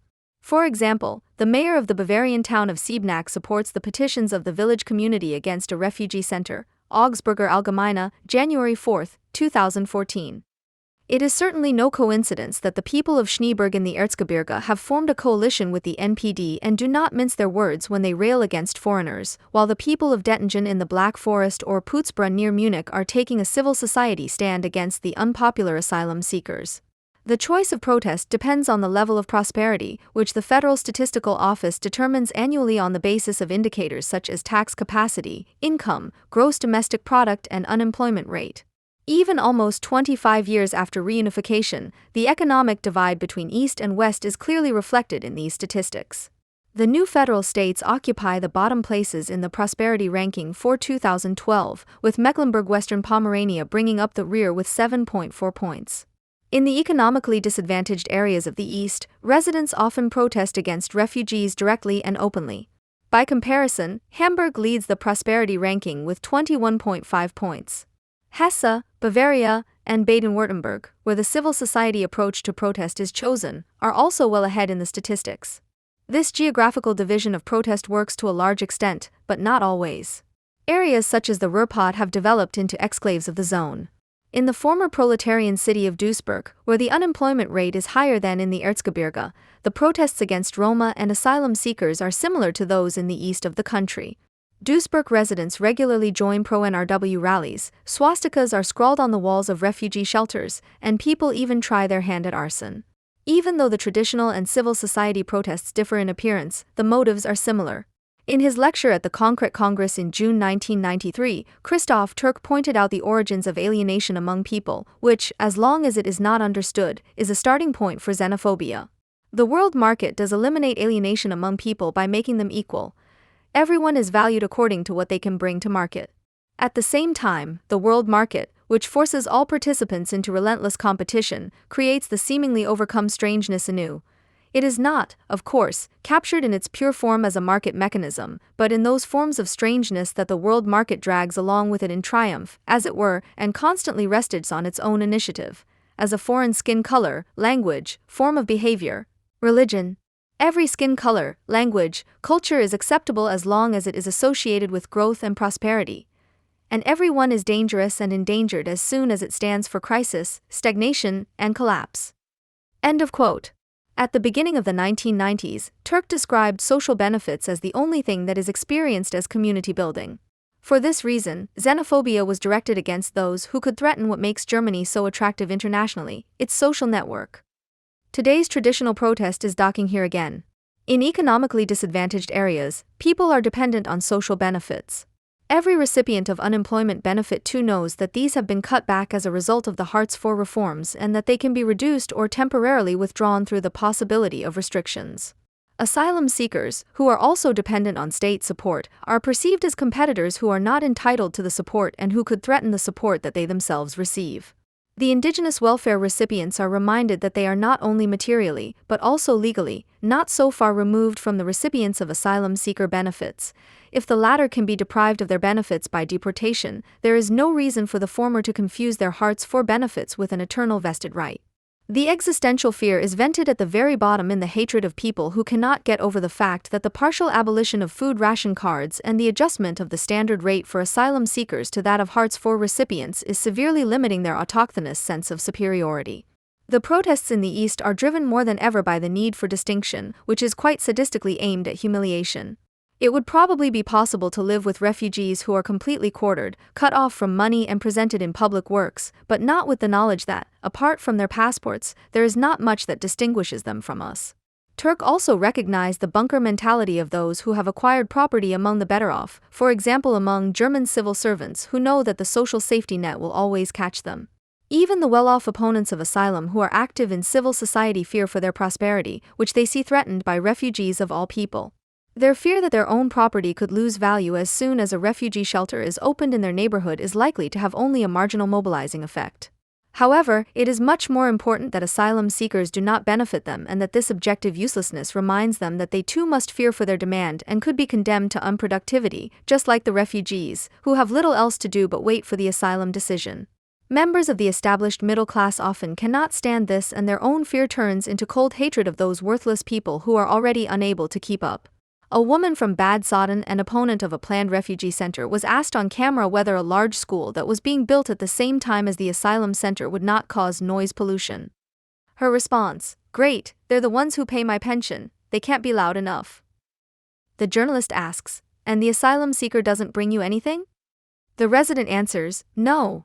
Contrast, October 5, 2013. A carnival atmosphere, as it prevailed in Hoyerswerda and Rostock-Lichtenhagen, is hardly conceivable today, as the approving masses are missing. There are often no more than 150 participants at Nazi demonstrations or rallies, and in many cases the number of visitors remains in the double-digit range. Demonstrations like the one in Schneeberg, which attracted up to 2,000 participants, are currently the exception. In comparison to the marginal protests on the street, the digital vigilante groups against asylum seeker homes are attracting enormous attention. The right-wing citizens' initiative Leipzig Stands Up, for example, which is protesting against a temporary accommodation for refugees in Leipzig-Schönefeld, opened a Facebook profile in mid-January 2014 and had 1,790 likes after 9 days. The Facebook page was intended to advertise a rally against the asylum center at the beginning of February, which turned out to be very small with only 80 participants. Other Facebook profiles against asylum centers also received many likes within a very short time. Many people vent their anger on social networks and in the online comment sections of newspapers. On the internet, you can often find the demand of the traditional protest to use social benefits only for Germans and not for refugees. Often, there is so much hatred against foreigners that the comments are deleted by online editors because they are criminally relevant. The reason why more people are taking part in the protests virtually rather than in real life is that they are confronted with the published opinion. The media and politicians disapprove of xenophobia and would condemn any outbreak of violence. Since there is no support from the state, the agitation remains limited to the internet or family gatherings, even in the zone. Politicians and civil society protesters have learned to formulate their demands in a way that supposedly reflects the asylum seekers' concerns, and from the CDU to the Left Party, they warn against making common cause with the NPD. Markus Ulbig, the Interior Minister of Saxony, for example, is in favor of a faster asylum procedure so that applicants would know quickly whether they would receive asylum. A faster process also means that those whose applications are rejected are deported more quickly, which still applies to the majority of refugees. Traditional protests against foreigners are frowned upon, but those by members of civil society are socially accepted. For those affected, this has the not-to-be-underestimated advantage that Schneeberg is not everywhere, as was once feared with some justification in the case of Hoyerswerda, and that even the Schneeberger Wutbürger is a German term for a person who is angry about something and who is prepared to take action, is careful not to set fire to anything in public. If, as Port wrote, the division between East and West was overcome for the first time in the early 1990s in the actions against foreigners, the current outbursts against asylum seekers show how much the East and West still diverge. The slogan "Refugees Welcome," with which, especially at the beginning of the 1990s, the criminalization of immigrants was denounced and the right to asylum was defended, can now be considered completely recuperated. Not only Joko and Klaus, but also the tabloid Bild adorned itself with the formerly radical left-wing slogan when it listed 12 reasons why we should look forward to the refugees. One reason had a threatening undertone: because they show us new cultures. The schoolgirls in Pocking, Lower Bavaria, were urged to exercise restraint in this spirit by the headmaster of the grammar school adjacent to an asylum seeker accommodation center. Since our school is in the immediate vicinity, modest everyday clothing should be appropriate in order to avoid discrepancies. Transparent tops or blouses, short shorts, or miniskirts could lead to misunderstandings. End of quote. Pocking is not an isolated case. Similar measures have been implemented in other towns with similar justifications. The case of a secondary school in Horb-am-Neckar shows that the presence of refugees was not even necessary to justify such drastic warnings. The explanation given by the school management there, that it wants to contribute a small part to a healthy school climate in which everyone feels comfortable and in which social values are lived and promoted, gives an idea of what it is all about: the expulsion of any disturbance of the school day through desire and being desired. A regional politician from Passau supports the Pocking school management and again refers to Islamic moral law. When underage Muslim boys go to the swimming pool, they are completely overwhelmed by seeing girls in bikinis. The boys, in whose culture naked female skin is completely frowned upon, follow the girls and harass them, without intending to, but of course this triggers fears. End of quote. The school board does not consider that boys who are simply overwhelmed by seeing the female body in a way that is frowned upon in their culture would react with shame and confusion rather than sexual harassment, that is, that it is not embarrassment but contempt for the lewd female body that characterizes the behavior of the Islamic young men described. The contradiction is glossed over by claiming that the harassment described takes place unintentionally, an obviously specious rationalization. Instead of blaming the assaults on girls on a culture whose highly neurotic representatives want to cover up and hide everything the female body has to offer in terms of sexual appeal, and which should be countered with criticism of Islam and, if necessary, strict enforcement of Western codes of behavior, understanding is shown for their inability to sublimate their drives. Instead of talking about the problem with Islamic boys that is familiar from every disco, especially when they appear in groups, or reflecting on what happens at some refugee welcome parties, the girls wearing hot pants are pilloried as potential sex aggressors. The fact that the aggression on the part of the Muslim neighborhood was only the trigger, but not the reason for the criticism of the students' immodest clothing, and that Islam in the form of Islamophobia was needed above all as a current legitimization for an open alliance of conservatives and multicultural red-greens was needed, as shown by a hot pants debate that began in the spring of 2015, long before the current refugee debate, and was initiated by teachers and carried on by parents, representatives and psychologists who were committed to a healthy school climate. In the German debates about modest school clothing, Islam is needed above all to justify the aggression of adult teachers against girls who are not dressed to their liking as an act of consideration, understanding, and tolerance towards foreign cultures, which is intended to protect everyone from unacceptable assaults, from abusive young men as well as from little whores. Where apparently no one can bear the provocation, let alone appreciate it, that emanates from the partially exposed body of young women, the address of sympathy to Islam is only consequent. Although in Islam the provocation of female sexuality is ontologized as a biological flaw, a view that German teachers would indignantly reject, the consequences that Islam draws from it are quite understandable to educators. In Islam, men, whose ability to sublimate their desires is systematically inhibited by Islamic education, are not even supposed to develop a need for sexuality, which is why half of humanity should be locked away or disfigured beyond recognition. Women, supposedly only sensual and therefore inferior beings, pay for the protection afforded them with their freedom. The omnipresent threat of rape of an unaccompanied woman, who is not even sufficiently covered, is the lifelong punishment for the fact that she exudes more attraction than is necessary for the performance of the sexual act for the purposes of reproduction. In the West, people know how to deal with this rigidity. Because there, people still believe in an education that helps girls to set limits on abusive behavior, whether it comes from men or from the girls themselves.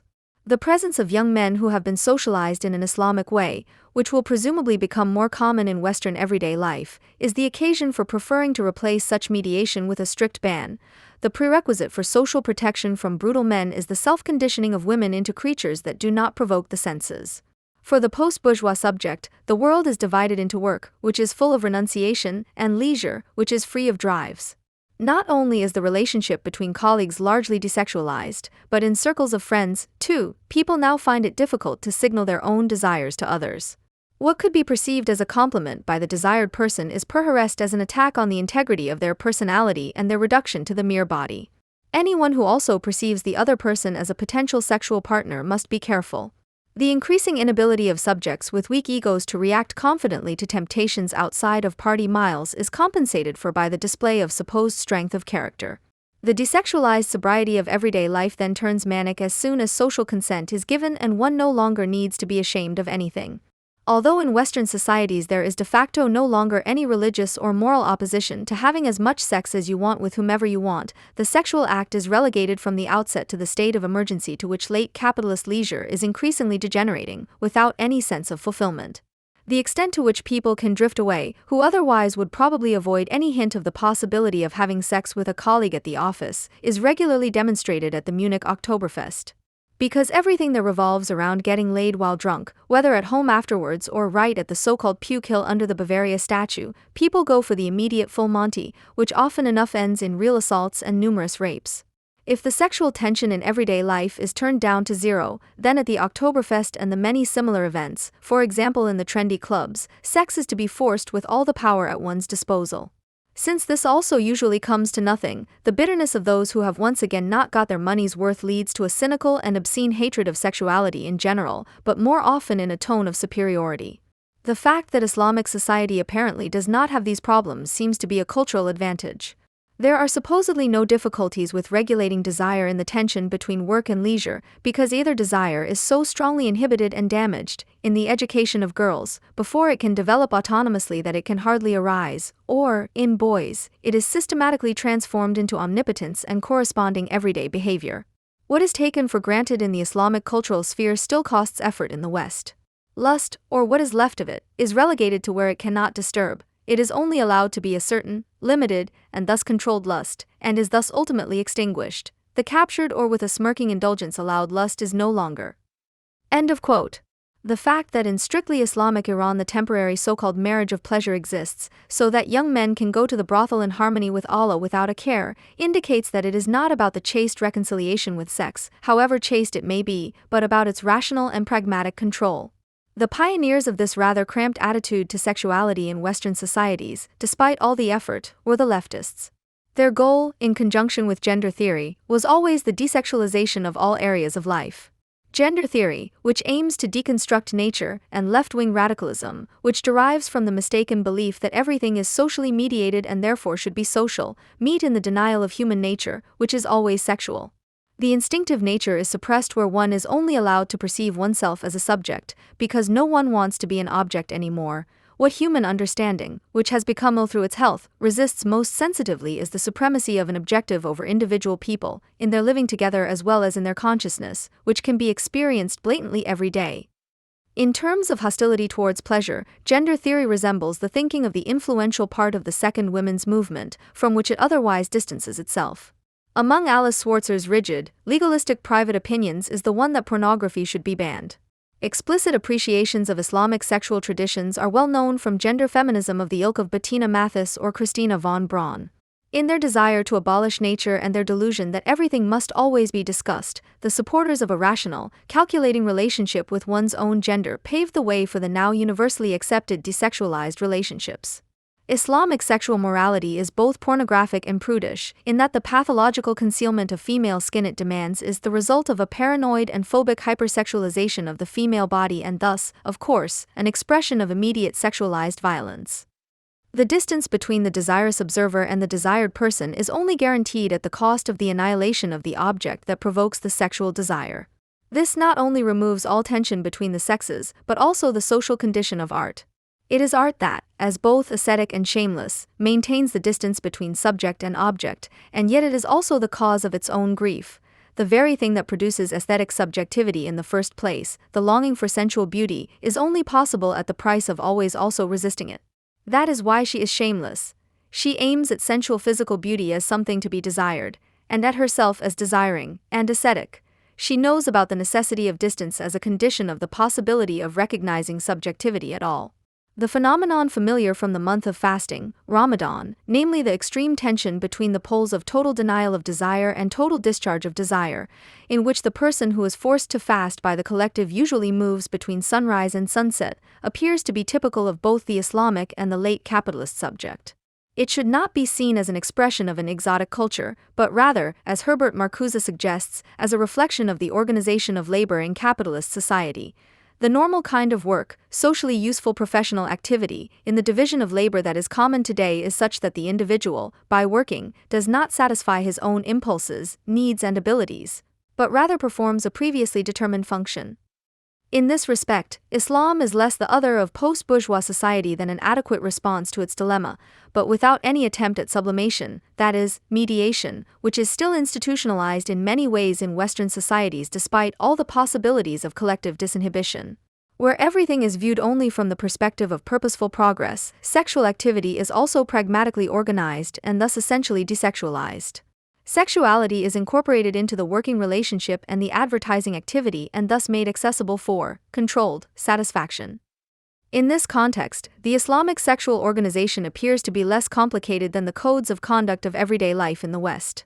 Instead of wasting time, money, energy, and effort only to end up with no one, the Islamic subject forgoes the costly process of getting to know someone organized according to the individual supply and demand principle from the outset, thus also avoiding the possible humiliation of being rejected. Since the narcissistic weak ego has a low frustration threshold in common with the authoritarian weak ego, the desired cultural fusion should unite freedom-forgetting Europe with hostile Islam. In view of the fact that the potential partners no longer differ significantly in their respective characteristics, the coincidences of getting to know each other, which are always associated with the risk of failure, seem all the more obvious as a burden that increasingly gets on one's nerves. In order to eliminate all uncertainties from the outset, after all, knowing what you want is considered a positive quality, desire is rationalized and controlled. This pseudo-conscious control of the sexual drive, which we should actually know will never be completely successful, seems so omnipresent and dominant that the Islamic repression of the drive, which cuts off the mediation, seems to be the easier way to achieve the same thing. However, both ways differ significantly from sublimation, which can allow erotic tension and thus make pleasure possible in the first place. But when it comes to the point, penetration is to be carried out until the point of exhaustion. It is precisely at the point where one could show weakness, in order to break through the objective imprisonment of the subject in itself for a few moments, that one's own power and steadfastness are once again put to the test. Genital-fixated steam boiler sexuality as the highest form of coitus can be understood, with Marcuse, as the release of inhibited sexuality.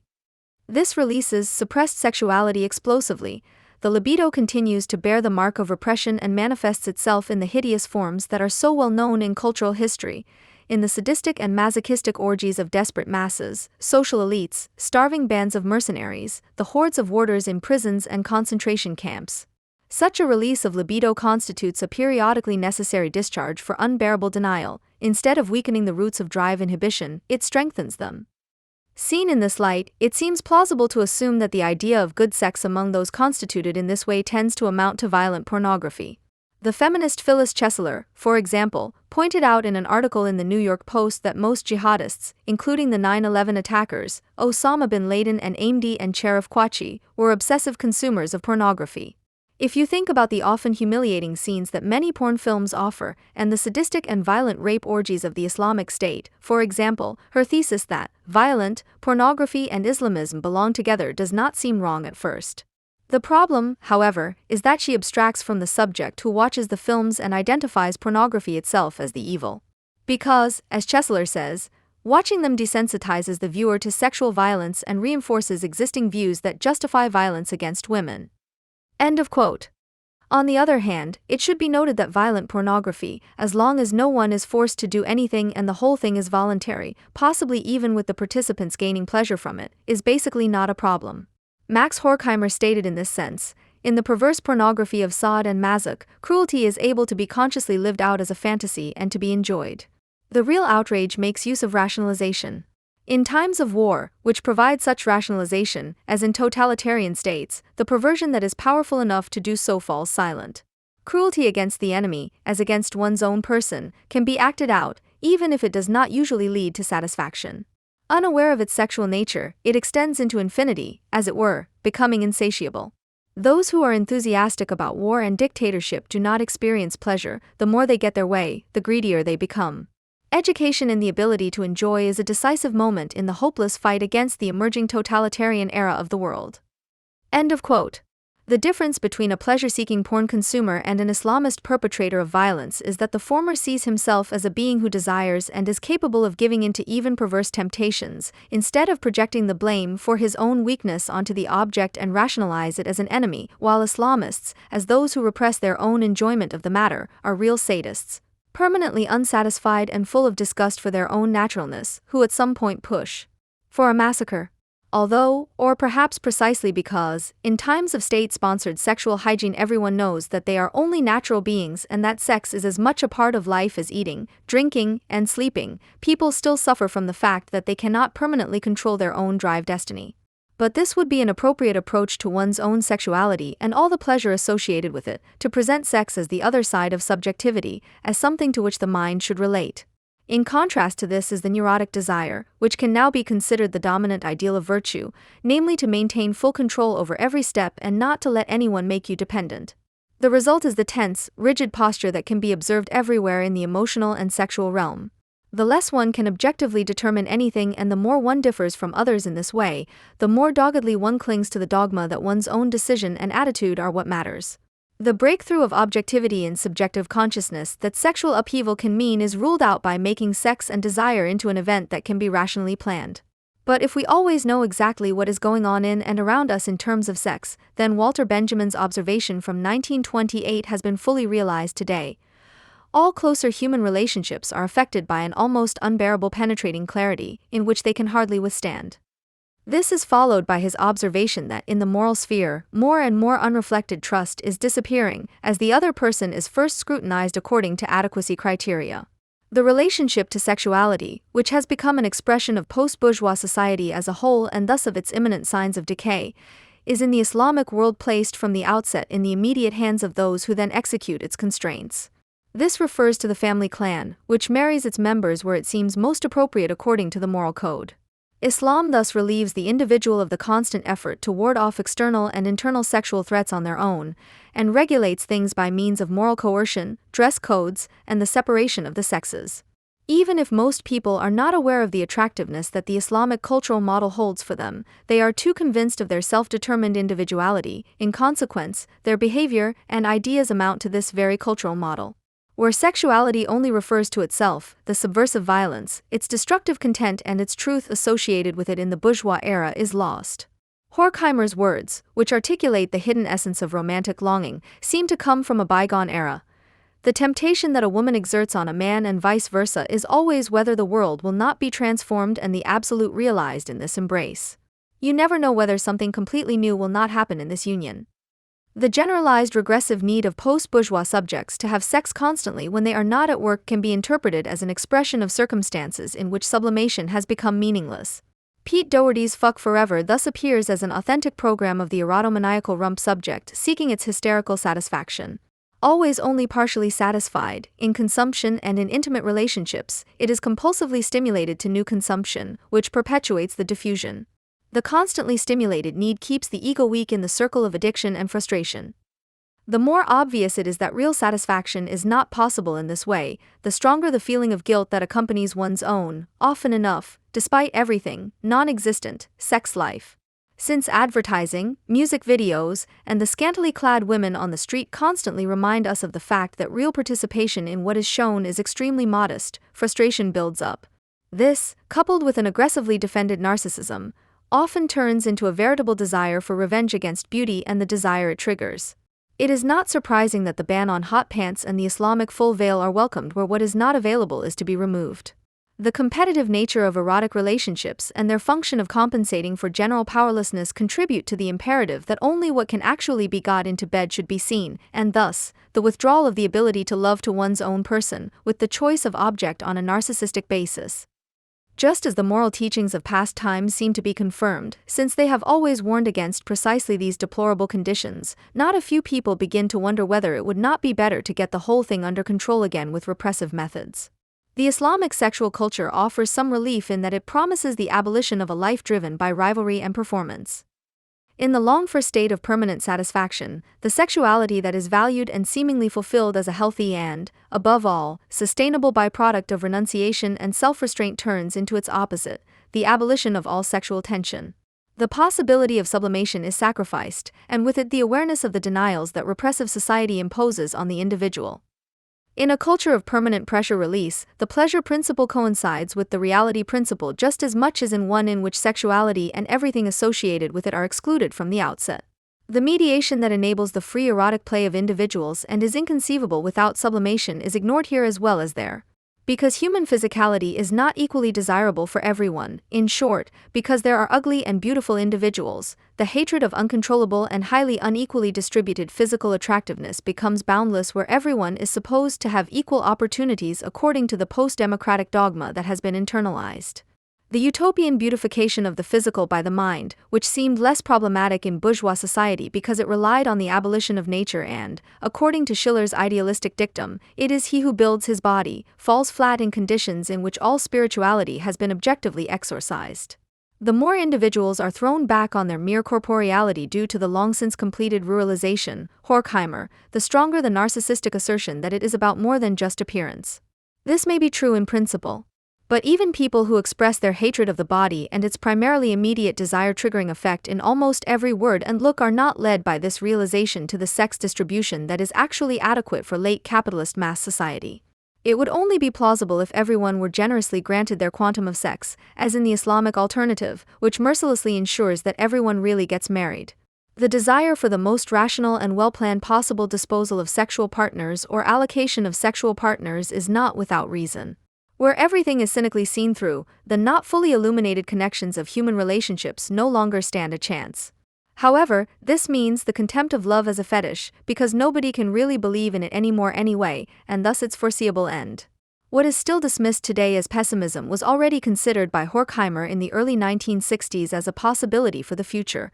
Erotic passion for a single specific person, not to mention fidelity, would not just be pathological, a lack of healthy appetite, obsessive-compulsive disorder, or worse, but also indecent. thinking, feeling, and acting based on sexual fixation instead of rational reflection. The period of love stories and tragedies will be as remote as the seraglio in Europe, polygamy, matriarchy, the original horde, or the belief that God really does reign above the stars. End of quote. Although, or rather precisely because, everyone hysterically needs someone to give them the security that society does not offer them, there is no longer any room for love. Those who have never really been alone cannot experience love in its true meaning, which is to transcend the isolated existence. The pragmatic approach to partnership, which is supposed to guide us through life without personal loss, also enables the flexibility in love affairs that is supported by the real interchangeability of individuals who can hardly be distinguished from one another, a flexibility that is encountered everywhere today. If it is only about having someone, and preferably for as long as possible until something better comes along, or if not, then at least for life, there is no longer any room for romantic love, which, despite all the illusions about the uniqueness of the other, by definition always wants the special individual.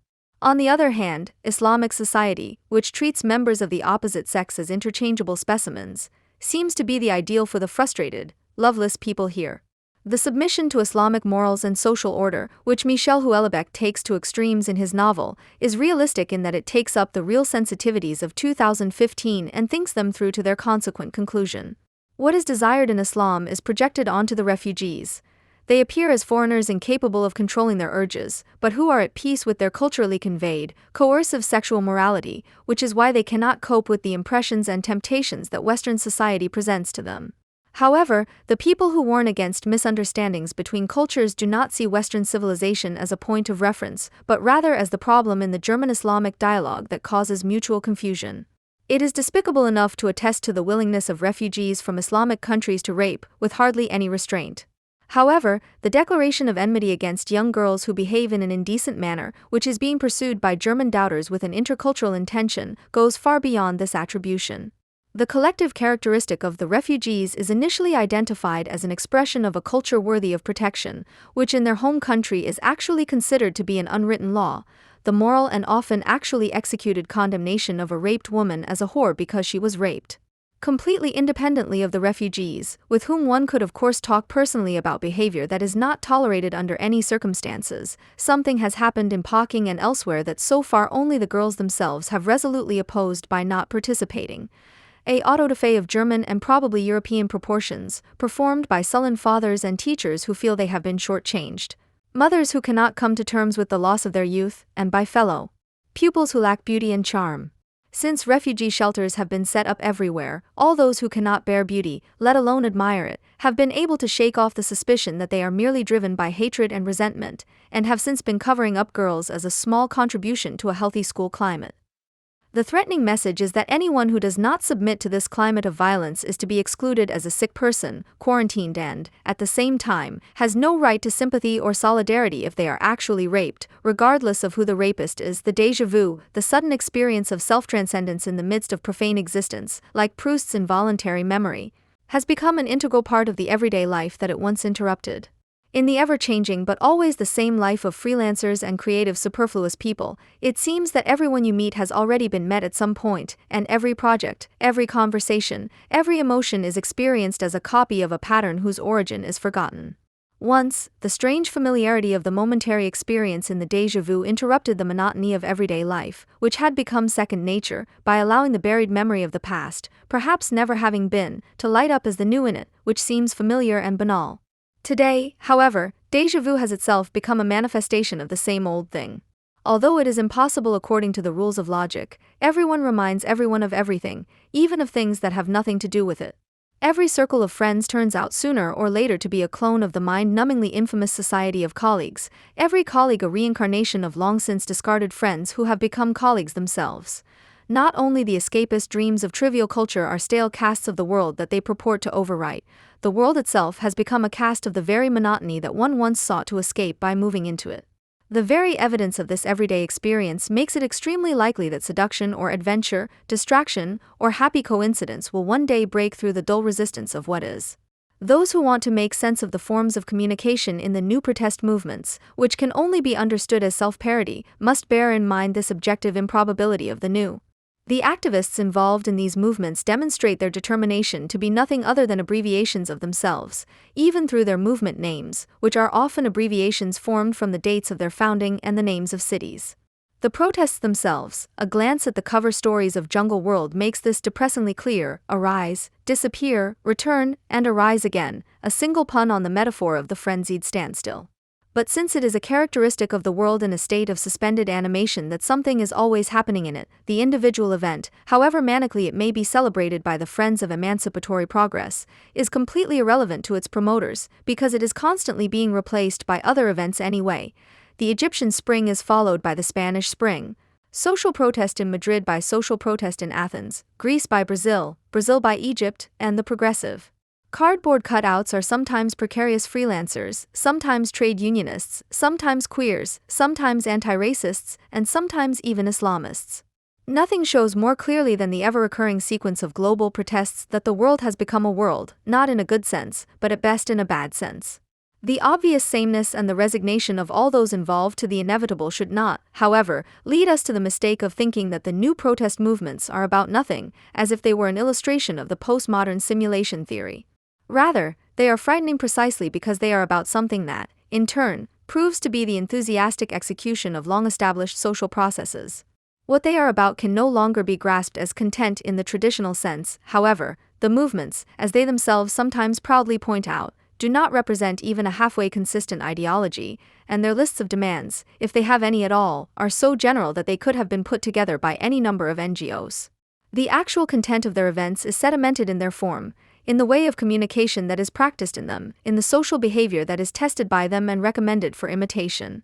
To illustrate this, it is worth looking at the self-image of the Spanish M15 movement, which was named after its date of origin, May 15th, and which has its starting point in the Puerta del Sol protest camp in Madrid, which is at least exemplary for relevant social protests in Western and Southern Europe, but also for the way in which the hardly comparable mass demonstrations in Istanbul or Cairo, for example, are perceived in this country.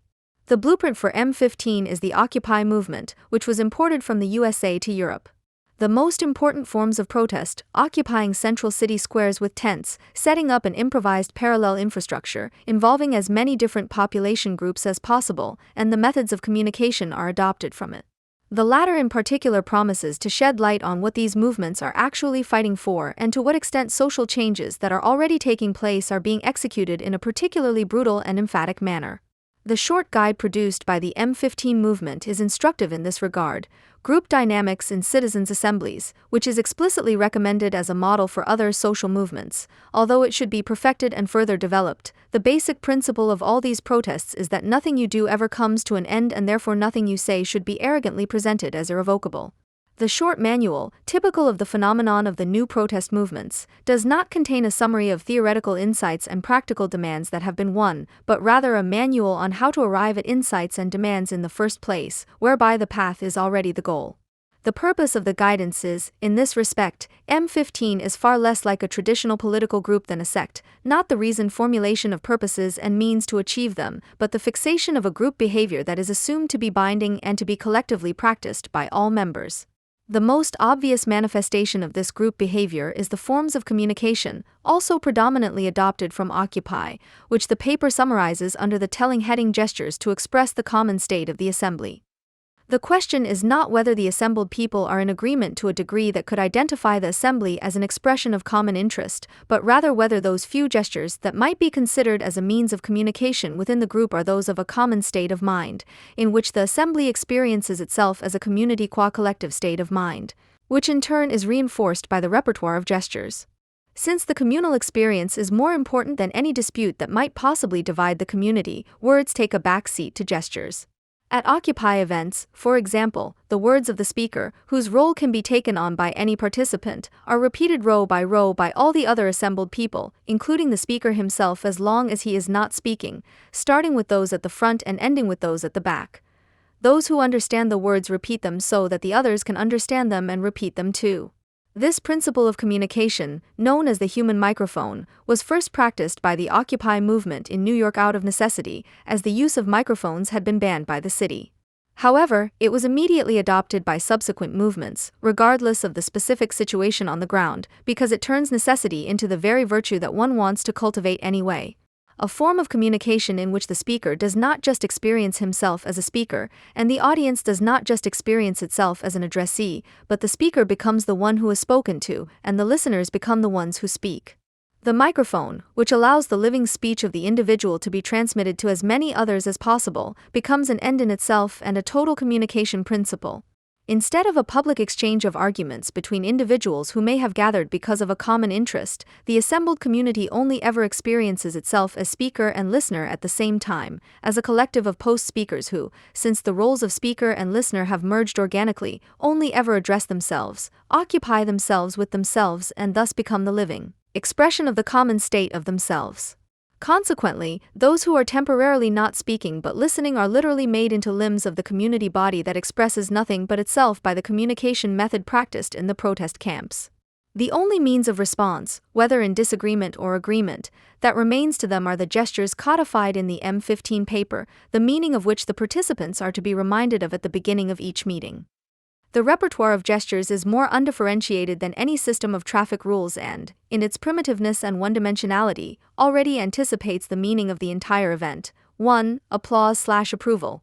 Raised, open hands, moving back and forth. 2. Rejection. Arms crossed above the head. 3. That's been said already. Get to the point, as if you were demanding a change of players in a game. Hands raised and circling around each other. 4. Your contribution is taking up too much time. Crossed arms. The forearms come together and move away from each other like the hands of a clock, so that the palms touch above the head. 5. Difficulty hearing the contribution. Hands on the ear or moving hands up and down as if to say turn up the volume. End of quote. This crude code of gestures is the appropriate expression of the mixture of blind affirmation and permanent intolerance that characterizes the entire communication drill of the protest camps. In addition to the gestures of approval and rejection with which the community members make themselves into members of the group, into the speechless embodiment of their effect, without any reasons or questions coming into view, only gestures of impatience are allowed, which are not coincidentally connoted with the sphere of football, substitutes, running, like the hands of a clock, and mass entertainment. Turn up the volume, as the entire training in gestures is reminiscent of a collective sporting exercise and mass events organized by the culture industry. The limitedness and crudeness of the gestures used do not make them a makeshift for the purposeful handling of a complex communication situation, but are the core of the whole thing. Each individual is to be impressed upon that he is a potential obstacle to the organic self-understanding of the assembled community and is therefore required to adapt his social behavior to the rules prescribed by the collective, to the point of seamless identity, whereby anything that is not immediately understood, anything that takes a long time because it does not evoke agreement or rejection, but possibly hesitation or perplexity, is considered only as an obstacle. This callous brutality is matched by the oral expression for moderators and speakers that is recommended in the same section of the paper, which is only seemingly contradictory in its understanding and ductus, and which aims at a less aggressive, more conciliatory way of communicating. Quote, we use positive language and avoid negative statements. It is useful to open a discussion with the points that unite before addressing the points that divide. Examples. 1. Don't touch that dog or it will bite you. Could be formulated as be careful with that dog because it could bite you and none of us would like that. 2. If we don't reach a consensus here, all our efforts will have been wasted. Could be formulated as it is important that we reach a consensus on this point, or we could find ourselves losing strength as a group and nobody wants that to happen. End of quote. Similar to the pseudo-language of anti-sexism and anti-racism, which has been reduced to the permanent rhetorical repression of one's own internalized aggression, the forgiveness of nonviolent communication, which has become a self-caricature, is inconceivable without the unacknowledged threat of violence, which is always presupposed in every gesture. The dog that can bite at any time, as long as you don't speak to the discourse block wardens with a servile tongue, the omnipresent threat of exclusion from the group, must not be named, which is why every authoritarian exclamation mark in one's own utterances is to be avoided at all costs. Nevertheless, it is constantly present in the we that claims extortionate tolerance, the dog bite or the disciplinary measure against consensus pests that follows the loss of strength of the group, in order to prevent that the few sensible people who, out of their own insight, would find it good if the assembly, held together solely by autosuggestively conjured community sentiment finally fell apart into irreconcilable individual parts. Every linguistic expression of decisiveness and determination, in which violence is sublimated, is perharsed as a violent language, but language that is completely and blindly under the spell of violence, which has rid itself of its form of mediation, is recommended as a tolerant style of communication. In its efforts to achieve consensus, positive language turns out to be entirely affirmative and at the same time to fight down every contradiction with an unrelenting willingness to communicate. The mindset required to hallucinate such communication, which has degenerated into blatant crudeness as a harbinger of a free society, is referred to in the M15 paper in the language of authoritarian political sects as collective thinking. In our understanding, collective thinking is in complete contrast to the way of thinking that is stimulated by the current system. This makes it difficult to integrate and apply. When a decision has to be made, the normal behavior of two people with different opinions when talking tends to be confrontational. Each person defends their opinion with the aim of convincing their opponent, and this continues until their own opinion has won, or at least a compromise has been reached. The aim of collective thinking, on the other hand, is to create something new. This means that two people with different ideas work together to create something new. End of quote.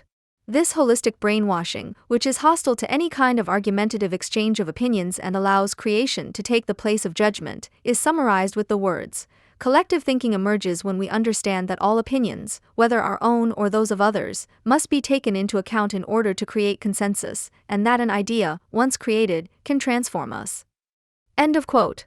No wonder that collective thinking can be described as a synthesis of everything in life. Philosophical mysticism. Individual talents are put at the service of the common good, so that differences are used to create something new, by understanding differences as enriching elements for our common vision. End of quote. Now, thinking, as an experience articulated in the developed concept, necessarily transcends itself and is therefore never simply a reflection of the subject that thinks, but at the same time, precisely as the particular subject that transcends, it is always an objection to the collective, the false general, and can therefore never be collective in its own terms. Collective thinking is, in this respect, characteristic of the terminology of authoritarian political sects, a contradiction in terms, which, however, is experienced by those who believe in it not as a contradiction, but as a synthesis of everything. While the normal conversational behavior denounced as an expression of the despised system tends to be confrontational and follows the rules of competition and free exchange of arguments.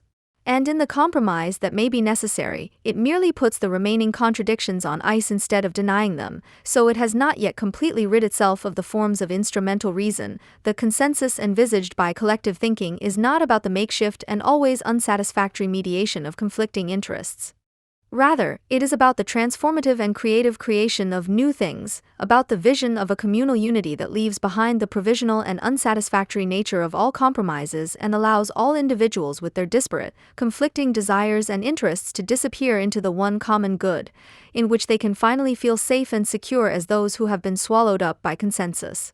The prerequisite for collective thinking is therefore to perceive oneself as part of a whole, to respect opinions not out of obligation but rather out of one's own desire/wish, and to assume from the outset that the contributions of others will enrich the process. In order to achieve a consensus rather than a mere compromise, there must be no distinction between valid and less valid opinions, between pure nonsense and correct insight, based on the merits of the case. Indeed, the renunciation of the ability to distinguish must not only be accepted, but appropriated by the individual as his or her very own desire.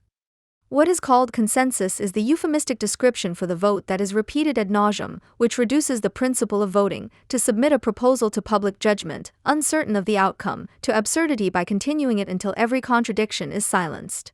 This contradiction, silenced by collective blackmail, is then called consensus and, as such, is to be duly celebrated collectively, as the rules of procedure state. Consensus is reached when there is no expressed contradiction to the proposal in the assembly. End of quote. Consensus, it is said, does not project a proposal that contains every single individual need, but rather is a synthesis of all individual opinions that shape the best way to achieve the common interest of the group. End of quote. Therefore, he presupposes that it is clear that everything communal/collective is the sum of all individual knowledge and input and demands that a climate of listening, respecting and being connected be created.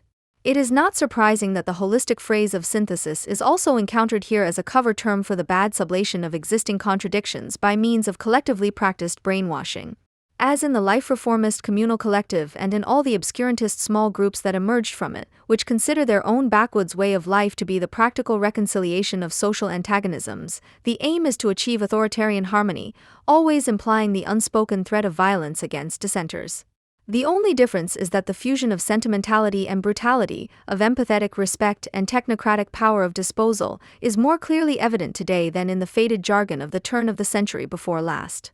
Unlike the ether of all unity that was so popular at the time, the word consensus already suggests the inexorable power of command that orders each individual to overcome all resistance, not only in the group but also within themselves, and the reduction of the incommensurable experience of the individual to individual input makes it evident that those involved no longer have to delude themselves about the inhumanity of their project.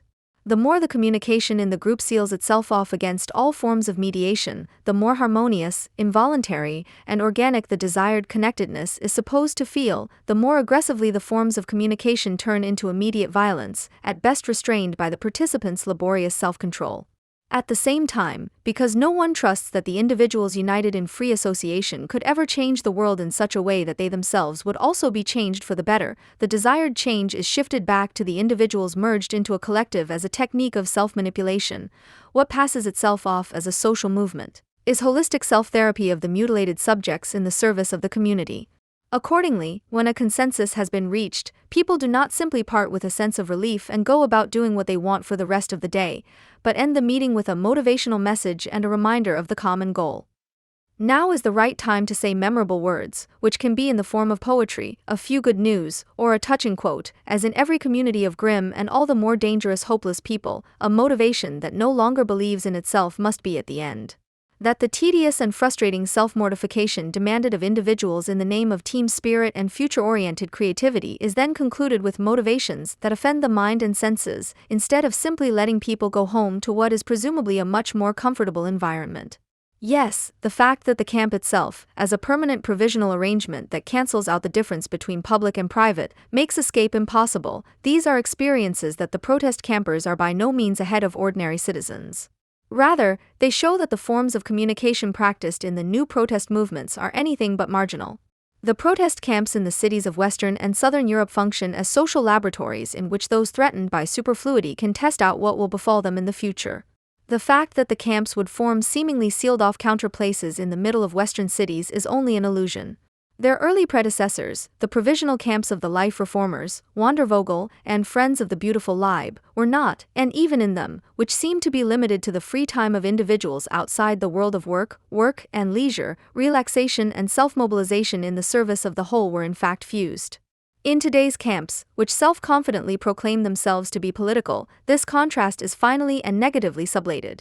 Their almost identical counterpart is the popular weekend camp, which is no longer held only by large companies, but also by universities, cultural institutes and freelancers of all kinds, for all employees, preferably in the countryside, where colleagues, cut off from the world by a ban on cell phones, crammed into rooms with 2 to 6 beds and voluntarily renouncing even the most rudimentary privacy, play mindless communication games, complete theater and creative workshops, listen to boring lectures and, at night, dance to bad music in converted barns like late teenagers in order to strengthen the team spirit through such trained auto-amnesia. The superfluous individual, who is unfortunately still around, who is of no use to anyone and yet indispensable, who would rather get rid of himself sooner rather than later and yet is desperately attached to himself, is the perfect object of this constant coaching, which has now become almost identical to life itself. In their jobs, people are encouraged by the same supervisors and mediators to get the best out of themselves, whom they encounter as advisors in their relationships and as application trainers at the employment agency. As toddlers, they are robbed of their spontaneity by the same murky mixture of pedagogy and entertainment, with which, as active seniors, they are driven out of the last vestiges of leisure and self-reflection, and with which they enthusiastically identify themselves as so-called adults in various self-optimization formats on television. In a world in which everyone has lost even the negative concept of happiness, illness, and health are merely different degrees of misery enjoyed as a communal zest for life, the coach is the successor to the therapist, who at the same time reveals everything that the therapist was still able to preserve in his unconditional devotion to individual suffering, is the adequate embodiment of this state. In the protest camps of the present, where people no longer know objects and subjects of therapy, but only people who are collectively undergoing therapy, he is forming as a social type suitable for the masses. The misery of the individual is not only caused by isolation, that is, by the awareness that one is an individual, it can also be felt as misery when someone sees themselves as an individual.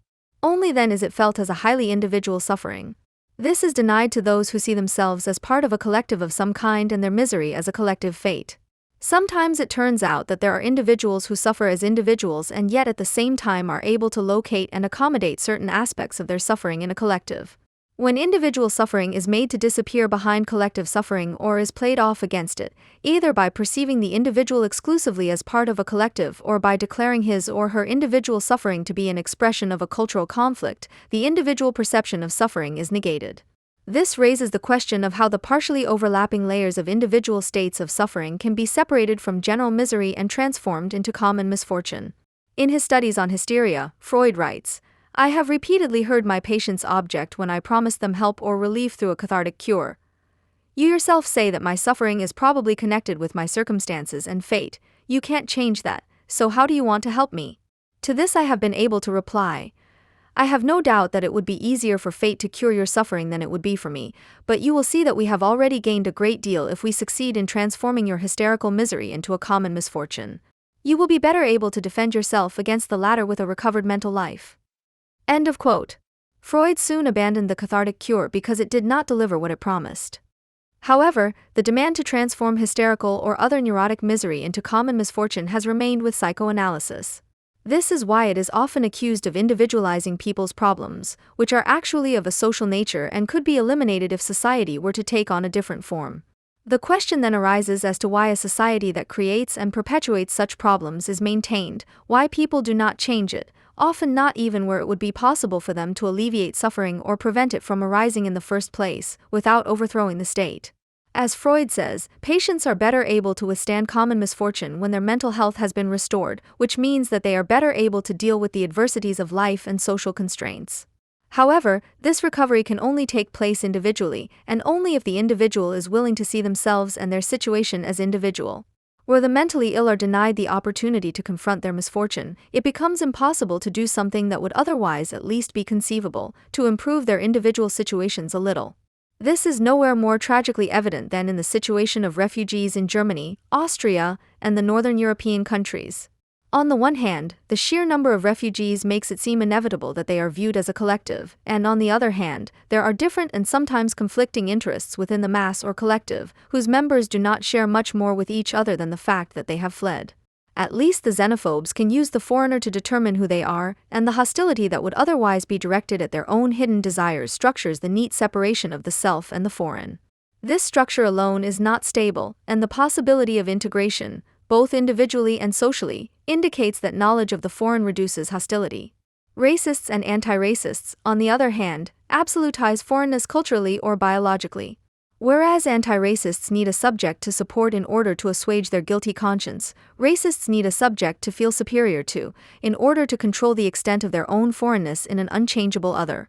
What they have in common is that they perpetuate differences and bid farewell to the concept of one humanity, that is, to the universalistic perspective that emphasizes similarities rather than differences and gives precedence to recognizing oneself in the other.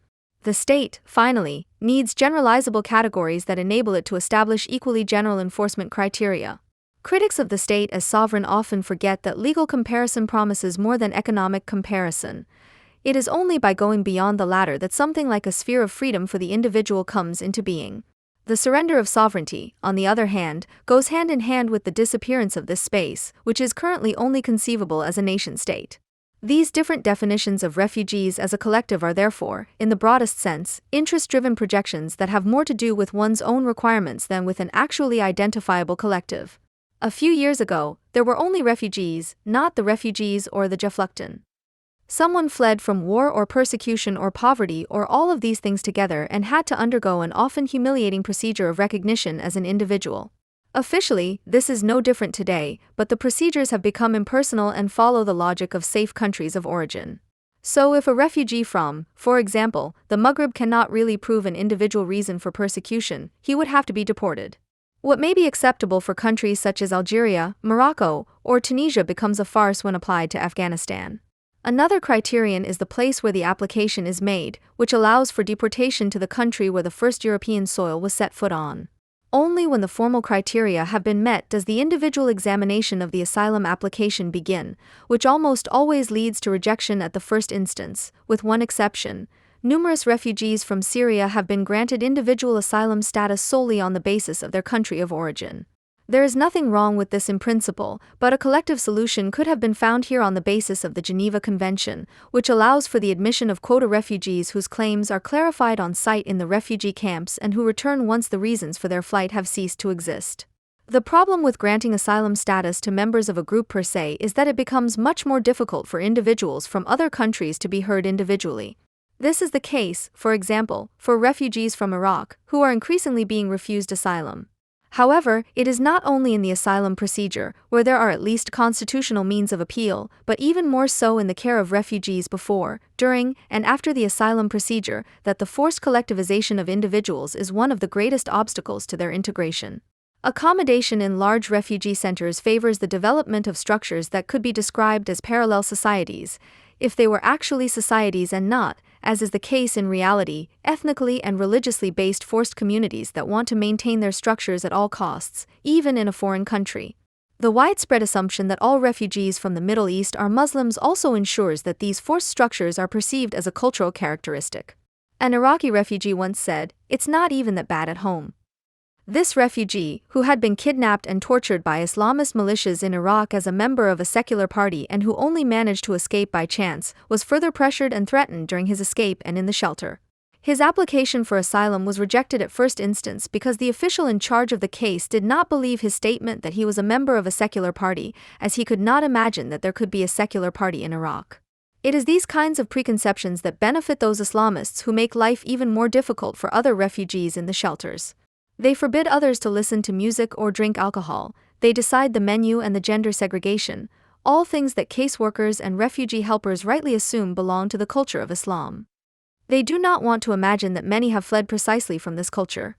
The situation of Christian, non-religious, or not particularly religious, gay, lesbian and transsexual refugees, of women who have fled sexual violence or simply no longer want to submit, in short, of all those who expect more from life than a safe place of refuge until the struggle with their own gangs is won. It is not only being pushed into the background, it is being denied, because to deal with it would mean dealing with the problems that Islamic dominance brings to everyday life. Where there is no other option, special accommodation is created, for example in many cities for gays, lesbians, and transsexuals, as well as for women who have fled alone. However, there are also those individuals who do not fit into any of the specially protected groups mentioned and therefore cannot hope for any solidarity. If they are also severely traumatized, there is hardly any individual help, let alone therapy. They are sometimes even advised by helpers to go to the mosque to feel a little bit at home again. These refugees are reproachfully accused of betraying their culture and wanting to adopt a Western lifestyle, cultural appropriation the other way round. At the same time, it is considered racist to refuse these projective identifications and to see the refugees as individuals. In this respect, a therapeutic and, in particular, a psychoanalytical perspective, which is always individualizing, contradicts these assumptions and is therefore exposed to particular criticism today, which not a few therapeutic approaches want to counter with buzzwords such as culturally sensitive, intercultural, or transcultural. The individualizing view, however, which seems so antiquated in these times, must be defended because it enables a break with culture, the first step of which is always to perceive one's own highly individual desires. But this can only work if there is someone else who perceives you as an individual and not as an example, as someone who consists of more than just their origin and culture. Today, it is no longer the hysterical misery that should be transformed into common misfortune. With regard to the refugees and the barbarism they have fled, it is the traumatic misery that calls for relief. The prerequisite for therapeutic and psychosocial work that can bring relief is that the basic psychological mechanisms of defense and functioning are not culturalized and, for example, it is not assumed that someone functions differently from oneself. This is all too often a defense mechanism that, especially in the case of traumatized patients, leads to a doubling of the already massive self-alienation caused by the trauma, in which the therapists and helpers, with the best of intentions, ultimately stylize the trauma as a cultural achievement. It may be that there is some truth in the assumption, for example, that people from the Arab world deal with physical injuries and pain differently from Europeans. However, the task is not to search for differences, but to search for the familiar, for what is recognizable, in order to enable identification, the basis of all understanding that goes beyond rational comprehension. When we talk about cultures, foreignness becomes an insurmountable barrier that makes therapy seem possible only if the therapist and patient belong to the same culture or community. Because the defense mechanisms are very strong when dealing with trauma and the destruction in the subject can hardly be transformed into a common misfortune, it is often de-individualized and the misleading concept of collective trauma is introduced, which perceives the collective to which suffering is inflicted as a person and ultimately recommends the recovery of the national body. The function of culturalizing dehumanization is to rationalize the defense against dealing with trauma in the individual, and it conceals the fact that it is always individuals who experience traumatic events, and that these experiences vary greatly. A case from practice is intended to illustrate some of these necessary general conditions and to provide further food for thought. The author asks for your understanding that he has to talk about himself in the first person. The patient and his story have, of course, been anonymized. A friend of Mr. G's calls me in the morning, introduces himself and tells me that Mr. G cannot come to the session today, that he was unable to sleep last night and has finally fallen asleep. I thank him for the information and end the conversation. Immediately I ask myself, should I have asked why Mr. G did not call himself? Mr. G, who had been in trauma therapy with me for only 3 months at that point, with an initial frequency of 1 hour per week, had often missed sessions in recent weeks. At first, I suspected that this lack of reliability could be due to the fact that Mr. G was not yet able to prioritize therapy over his other activities, that we had not yet been able to establish a meaningful rapport, although I had the impression that I had already learned a lot about Mr. G and his needs. Mr. G is a 25-year-old Syrian who has been on the run since 2012. He had been living in Turkey when he joined the wave of refugees in 2015 and ended up stranded in Austria. He had to leave the Syrian city where he lived after a secret relationship with a woman from an enemy family became known. This was at the beginning of the civil war. Before that, he had been briefly kidnapped and tortured by militias. Later, he learned that his girlfriend had been killed by her family. On the run to Turkey, he was arrested and mistreated several times. In Turkey, he lived with a woman, whom he left when his illegal residence was discovered and he was blackmailed. He again experienced severe mistreatment while fleeing. When he came to Austria in October 2015, he quickly made contacts, attended German courses, studied as an auditor and participated in cultural initiatives. He had many new friends and a social environment, and eventually moved into a small shared apartment. Mr. G met a woman here, with whom he was together for over a year, but ended the relationship with her after his asylum application was rejected. This rejection was followed by a mental breakdown, which eventually led G to therapy. A week later, Mr. G came to the session and told us that the day before our appointment, he had been rushing to an appointment and had only just managed to avoid a tram that he had overlooked in his haste. He realized immediately that he had almost been killed. After that, memories came flooding back. Of his first girlfriend, of his flight to Turkey, of a flight to Austria. It was as if he had been dreaming, even though he was awake. He fell out of bed at some point during the night and injured his shoulder. He had been so confused the whole time that he couldn't come to the session. I asked him if anything similar had happened before the other lessons he had missed. He said it hadn't been as bad, but there had always been something.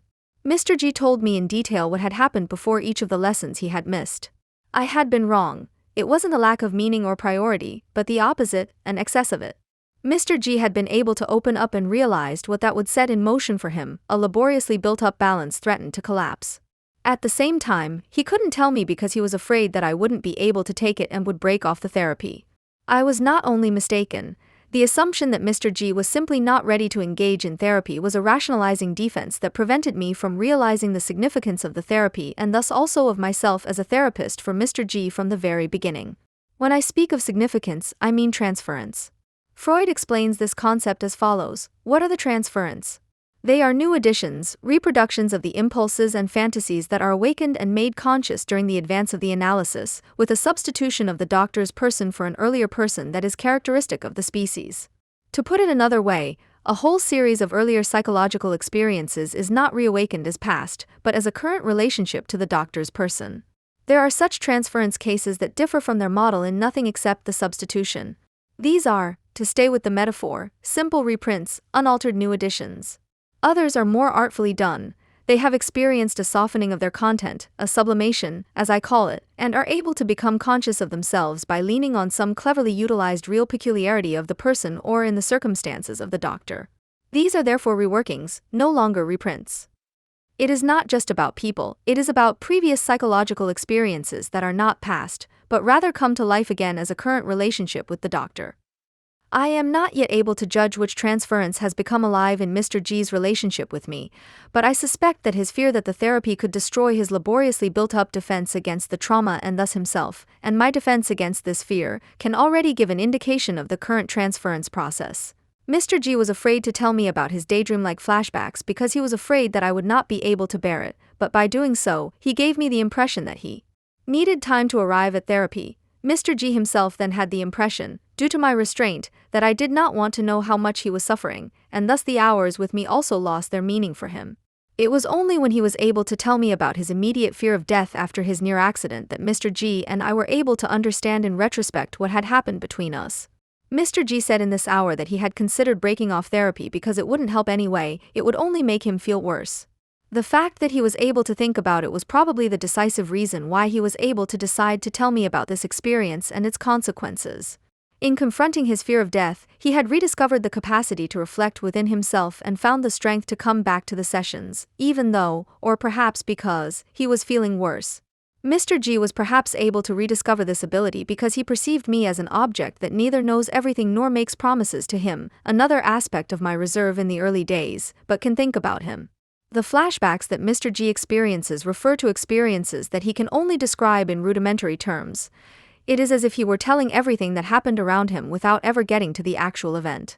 When I mentioned this impression, Mr. G was surprised, as he had not noticed the omissions, since he knew what he had experienced and believed that he had told everything. In these flashbacks, the actual traumatic experiences appear in such a way that he is reliving them in the moment. They attack the ability to think and thus also the possibility of talking about something without reliving it at the same time. This failure of thinking was described by the British psychoanalyst Hannah Siegel as a symbolic equation. The word has been equated with the thing.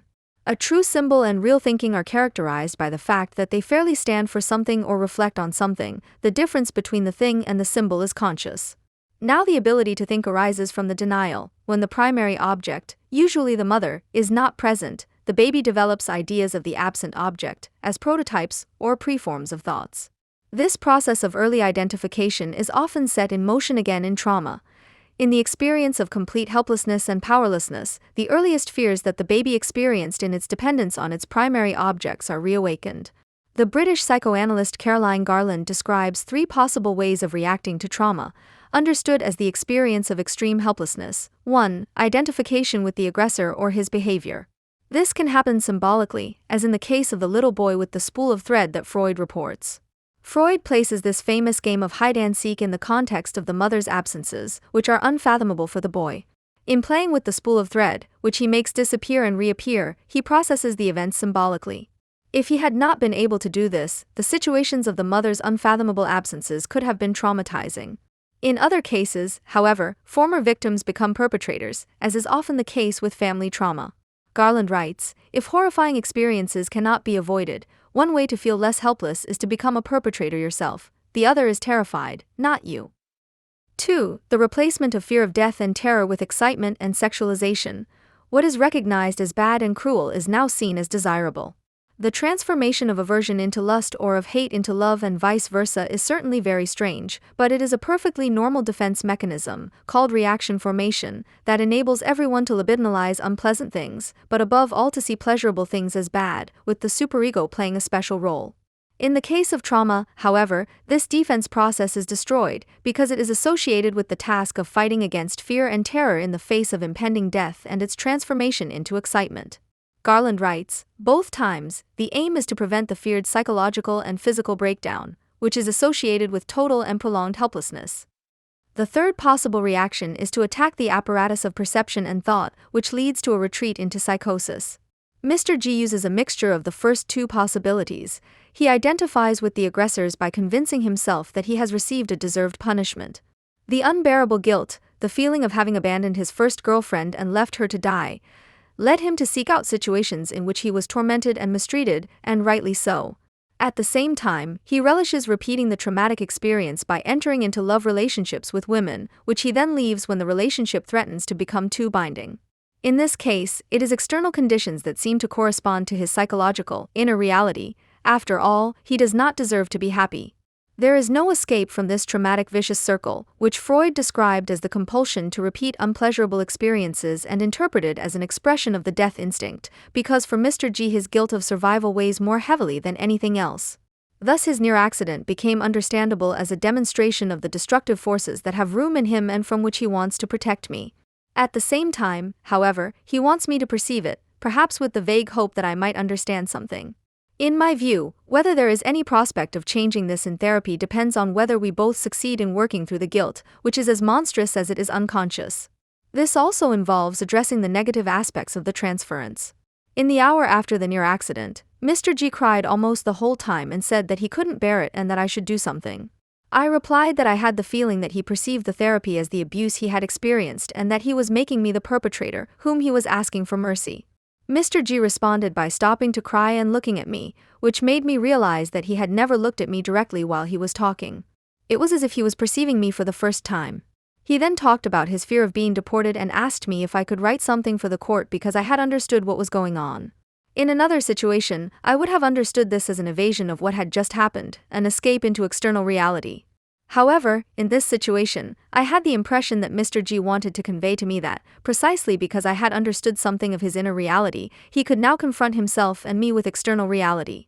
Furthermore, with my remark, I had implicitly indicated to him that I considered his descriptions to be true. Mr. G could be doing much better subjectively if he did not undergo this psychoanalytical procedure.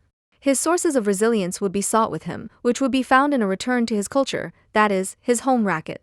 Resilience is a word that was originally used in materials science. It comes from Latin and means to rebound or spring back. Resilient materials return to their original shape after being subjected to severe pressure or impact.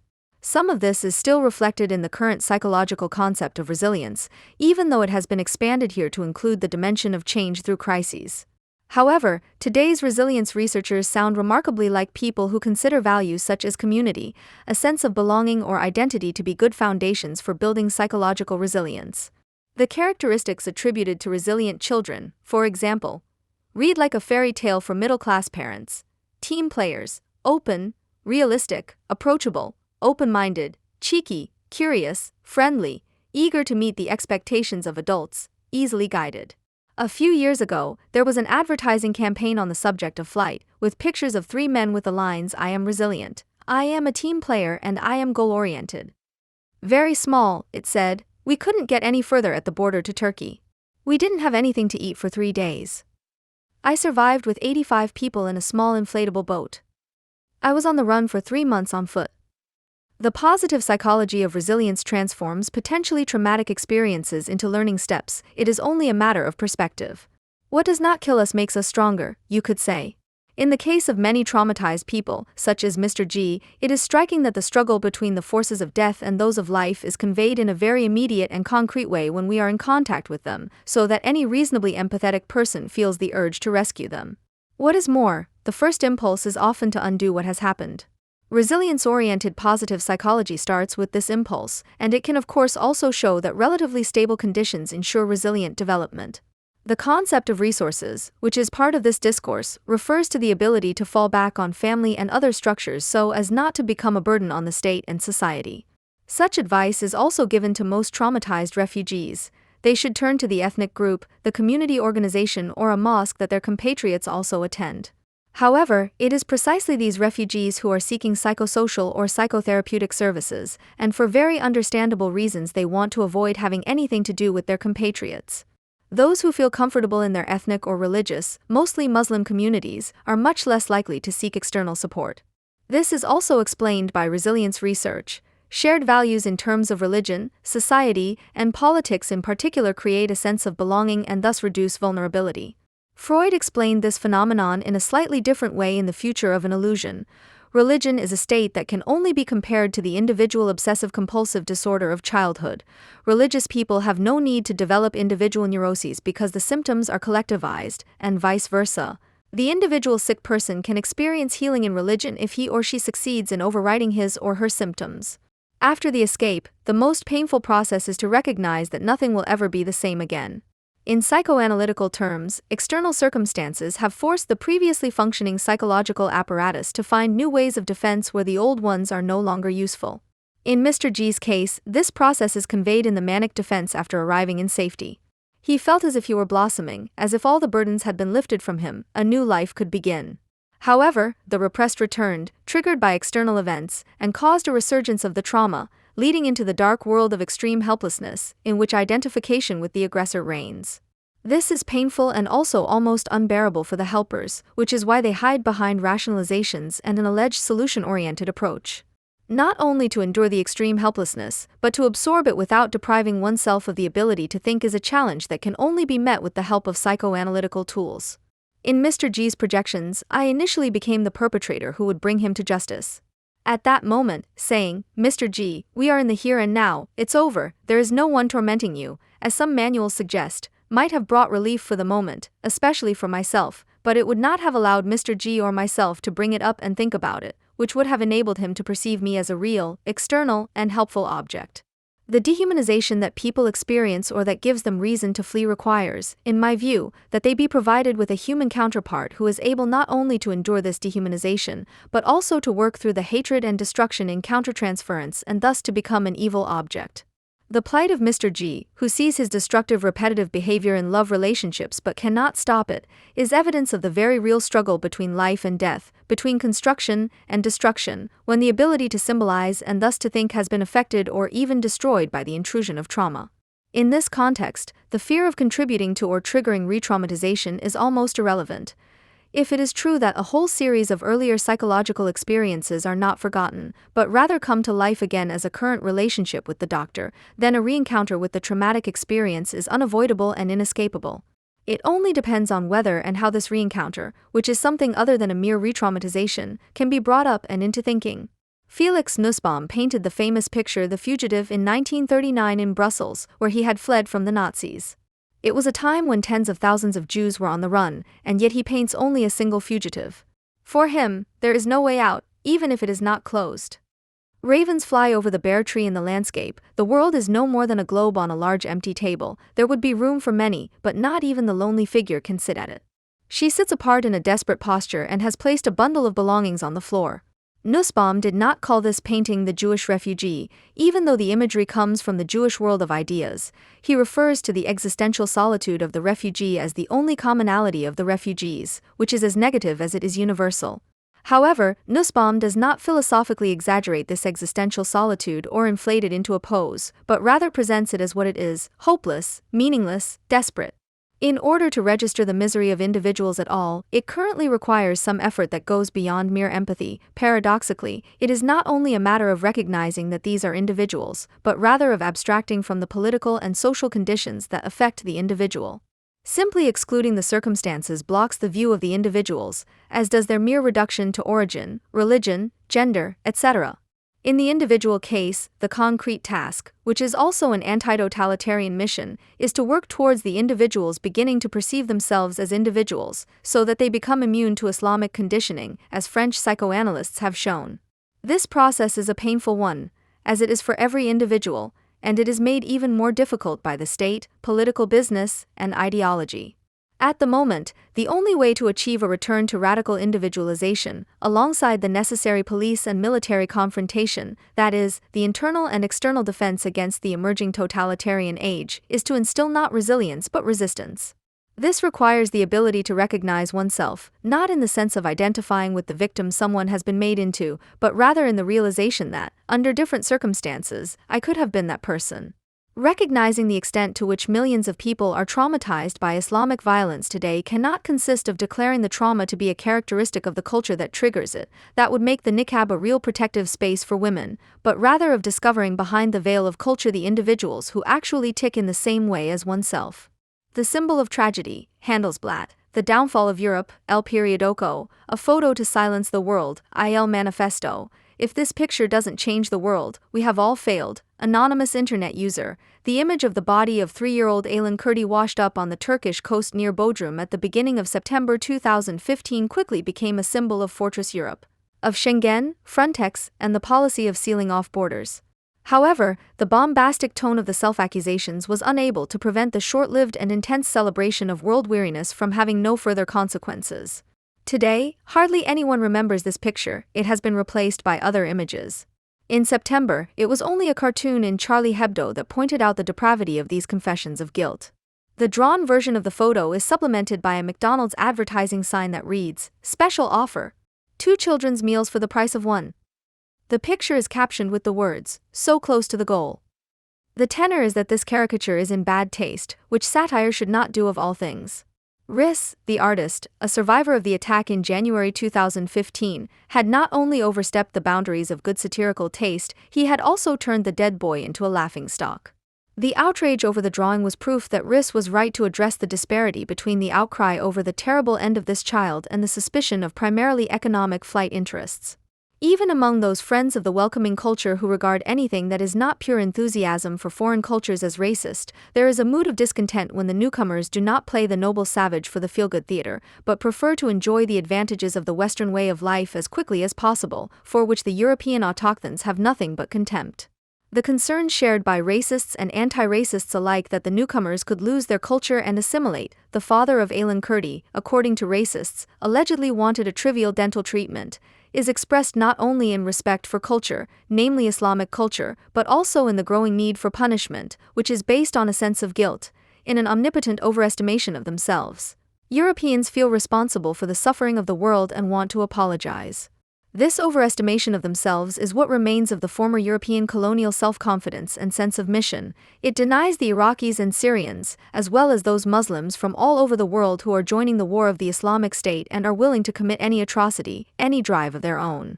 The torturers grinning into the cameras must remain the playthings of great powers, so that Europe can continue to imagine that it is still a big player. As if it were a narcissistic insult that people from other parts of the world are also capable of grotesque acts of cruelty, the Europeans obstinately insist that they are the cause and reason for every act of cruelty committed in the name of Islam. This self-flagellating arrogance is matched by a diffuse European sense of guilt, which is not based on the betrayal of the promises of the bourgeois revolutions or on the collaboration with the barbarism to which one repeatedly allowed oneself to be carried away. Rather, the current sense of guilt is based on the certainty that in the past, too much faith was placed in civilization and too little in the cultural rights of self-determination of those cliques that are now in the process of laying the world in ruins. In Riss drawing, it is therefore hardly a coincidence that it is a special offer of non-European origin, it is an American one. The fact that the bad conscience is unconsciously attached to the image of the dead little boy is in line with the logic of the child murderer Israel. Cries of the anti-Semites, with the difference that in the case of dead refugees, one accuses oneself. This monstrous self-accusation, which has no consequences, serves to reinforce a sense of European community that is no longer derived from the superiority of civilization, but all the more strongly from a perverted mea maxima culpa. The fact that the European public does not want to be aware that children and adults are dying every day on the way across the Mediterranean is pure denial, which is why the shock was somewhat feigned. This outcry about the reality at the EU's external borders therefore also has the function of a cover-up, one of those memories that, regardless of whether they are real or imagined, serve to remove an actual fact from reflection. To prefer to see oneself as a child murderer rather than to confront reality, which could easily be made a good deal more humane than it currently is, requires a brazenness that is in direct contrast to the pragmatism that is so often reproachfully attributed to America, albeit not to the current administration. It is not without reason that pragmatism is currently under general suspicion, as it is associated with unpleasant questions, such as, what can and should be done to fight the Islamic State? In Europe, no one wants to fall into the pitfalls of realpolitik, and no one stands for this more than the universally praised Angela Merkel. In Germany and Austria, pragmatism is at best the voluntary provision of clothing and food to refugees. However, the extent to which self-incrimination is taken seriously is revealed when it comes to real child murder. On October 1, 2015, 4-year-old Mohamed Janouzi was abducted from the premises of the Berlin Health and Social Services Agency, LAGSO, and his body was found a month later. A 32-year-old man not only confessed to this crime after being reported by his mother, but also to the murder of 6-year-old Elias from Potsdam, who had been kidnapped at the beginning of July. Both boys had been sexually abused by him. While the Germans are currently divided on the issue of refugee policy, there was, as expected, agreement on what to do with someone like that. The only thing that remained unclear was whether the perpetrator should be lynched immediately or first sentenced to death in a trial and then executed. From the comment columns in Bild and BZ to news portals close to the PKK, the opinions were very clear, and there was apparently also an attempt to take action in the name of this people. In November, the alleged perpetrator had to be transferred from Mobit prison to Brandenburg because the supervisory authority could not guarantee his safety after he had been attacked and slightly injured by fellow inmates. If friends of the welcoming culture also warm to the lynch culture, then this is certainly not due to shock at a cruel act, which supposedly triggers a spontaneous overreaction, but rather to the fact that in a country where courts sentence murderers to long prison terms and involuntarily insane manslaughterers are committed to forensic psychiatric wards for at least as long. Rather, it is the programmed horror that regularly leads to such statements, the feigned outrage that shows that revenge for the emotional effort is already contained in such outbursts of sympathy. The terrible reality of a little boy being raped and murdered evokes the image of a child's innocence being destroyed, and suddenly it is no longer about the murdered boy. The act and the victim become a foil for the general lament about one's own failure in the refugee crisis. The terrible individual act that is really at issue here becomes material for self-accusation. At first glance, it is certainly remarkable and, above all, unexpected that so many refugees are being welcomed and cared for in such a friendly and, above all, pragmatic manner. But it is the side effects, such as the politically motivated welcome for refugees with "Welcome to Germany" signs at train stations or the call for the death penalty for the murderer of Mohammed and Elias, that reveal the not-so-noble motives, which are not so different from the motives of those who despise this collective effort and want to get rid of the refugees. Innocence plays a not insignificant role in the engagement for refugees. Along with respect for cultures that are considered sacrosanct, it is here, disguised as naivety, the pretext for avoiding the question of the content of the respective culture. Not serving the refugees pork may still be due to the attempt to show hospitality, but to collectively assume that they would not want to eat any is resentment. This reflects the envy of a culture that provides orientation and creates community, which Europeans believe they have lost. Behind the self-imposed culture of welcome lies not least the hope that, in encountering an apparently abstractly general other, which nevertheless means the very concrete Islamic culture, one can also come a little closer to one's own culture, even if one does not know what to imagine under it. As if to make amends, the refugees are treated like rough diamonds, whose unpolished nature is a reminder of the lost authenticity of one's own culture. In this way, all refugees are seen by the Germans as innocent as children, from whom, unlike real children, gratitude for the care they receive is expected.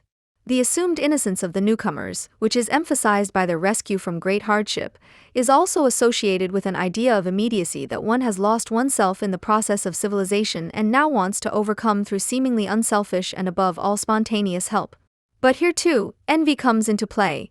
Of course, one does not want to have the same experiences as the refugees, but one does not want to miss out on the authentic experience of coming together with genuine people in need.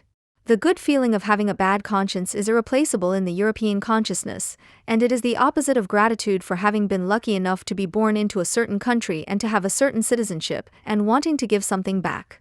On the contrary, this relative good fortune is seen as bad luck, as the bad luck of being white, European, and privileged. This is reminiscent of Rudyard Kipling's formula of the white man's burden, but in this British version of imperial consciousness, a sense of responsibility was still linked to a sense of guilt.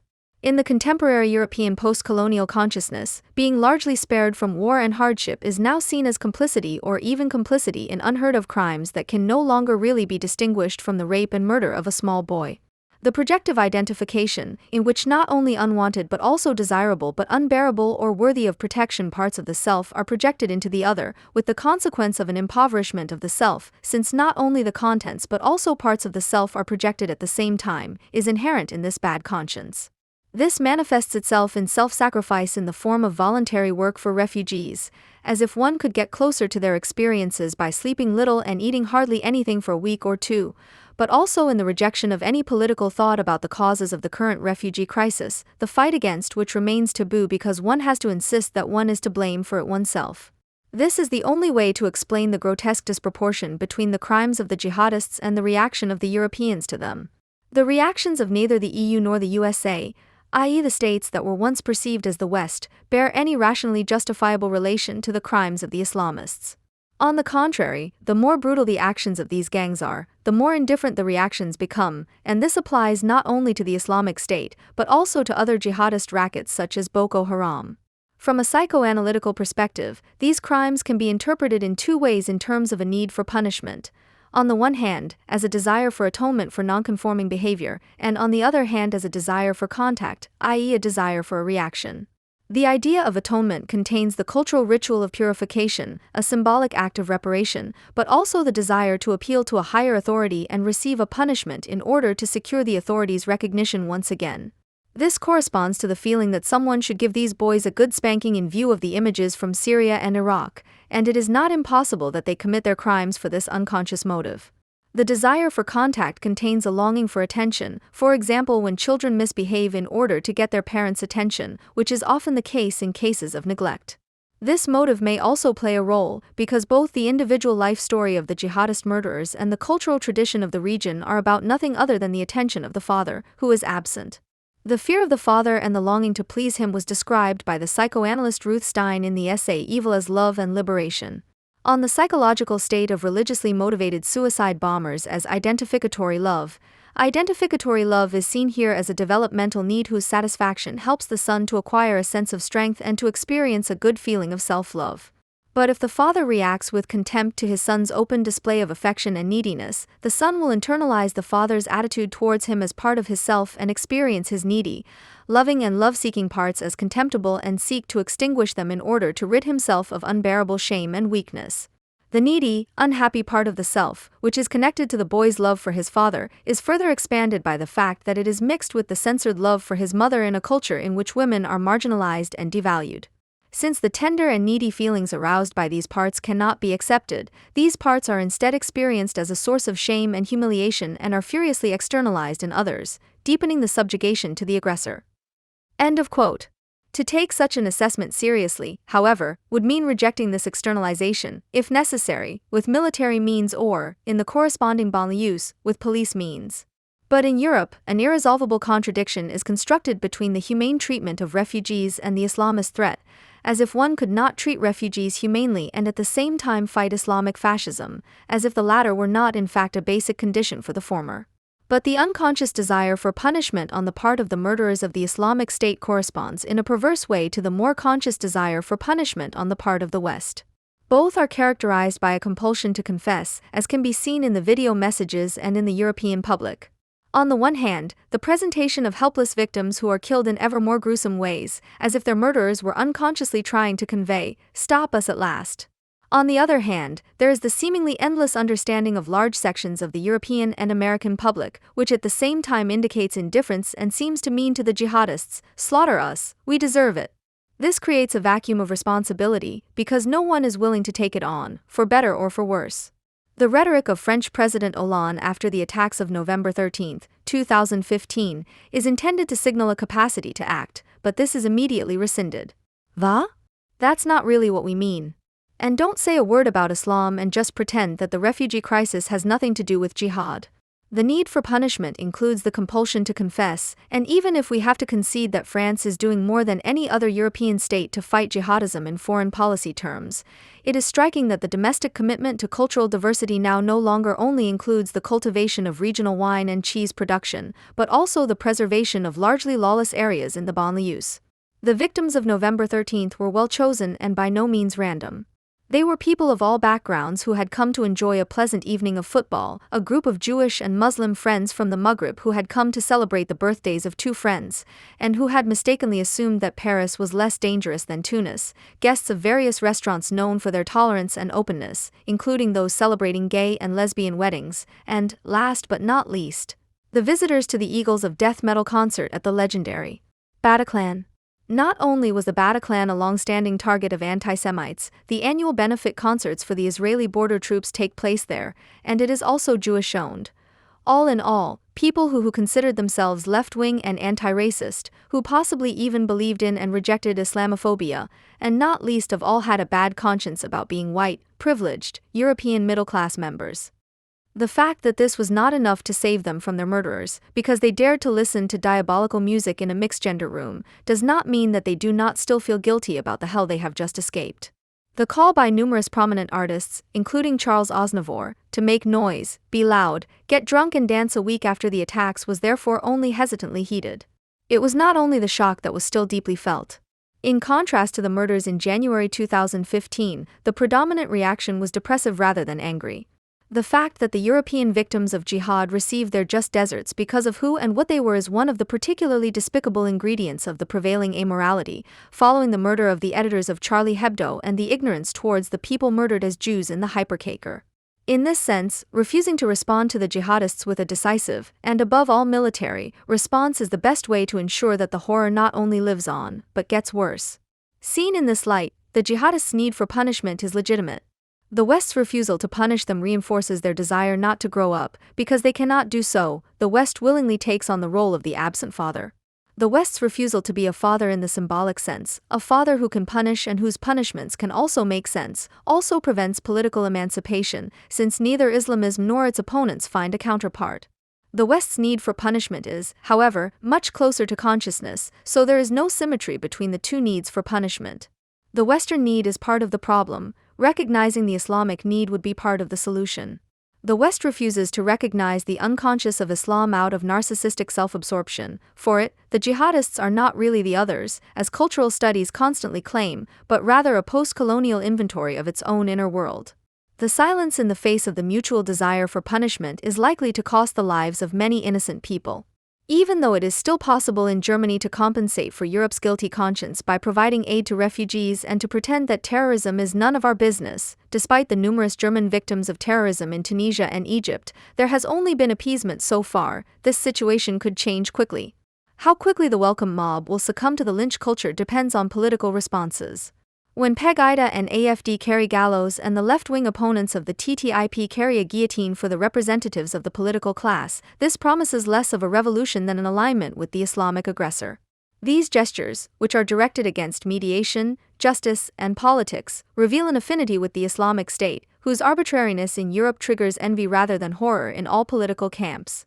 The tendency of Europeans to want to free themselves from the mediation that civilization imposes on them finds expression in the destruction of the only moment that could still be defended in the political concept of the continent, in the multifaceted nature of the victims of Paris, who were murdered solely because they had no identity in the situation of the attack, but were nothing but citizens going about their business. To mourn the children Aylan Kurdi and Mohammed Janouzi would mean wishing them a life beyond the constraints of Islam or any other culture, would mean granting them a potential for individual emancipation that was unattainable for many others. On the other hand, those who mourn the two children explicitly as Muslim children, whose path through life was predetermined by their clan and religion, turn the mere and statistically negligible exception, sexual murder, into the Western rule and the Oriental destiny that was predetermined for them into a paradise obscured by Western Islamophobia. The welcoming culture is a term from the world of business. It actually refers to the soft skills of a company, how new employees are treated. In times like these, it seems to be a prospect of something better than tribal and cultural affiliation.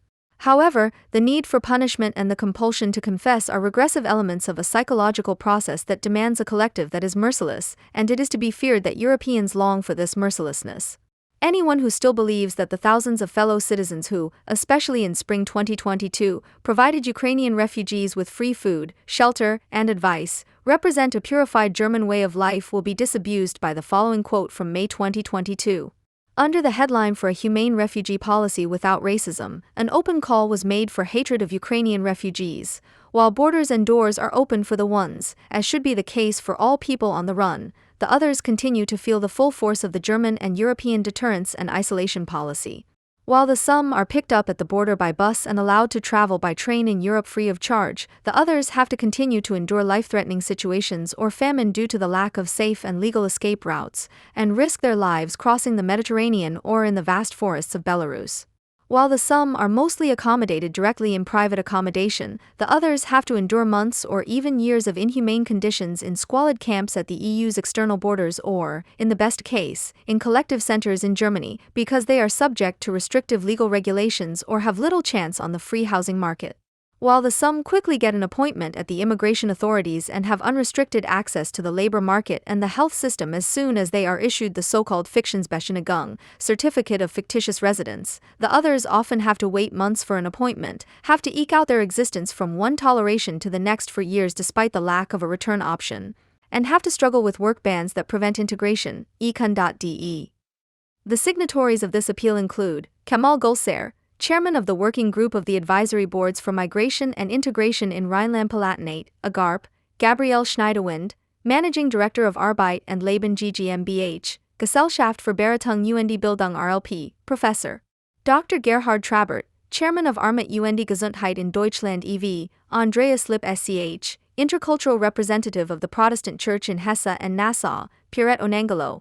Managing Director of the Rhineland-Palatinate Refugee Council, Claudia Wortmann, Institute for Social Pedagogical Research Mainz e.V., Reverend Albrecht Bahr. Chairman of the Liga Commission for Social Security, Migration, Poverty Reduction. This is specifically related to Rhineland-Palatinate, but representative of the whole country. The executive committee of a constantly expanding industry that makes money out of the hardship of others, mostly creating poorly paid jobs and therefore quite rightly having a bad reputation as a social industry.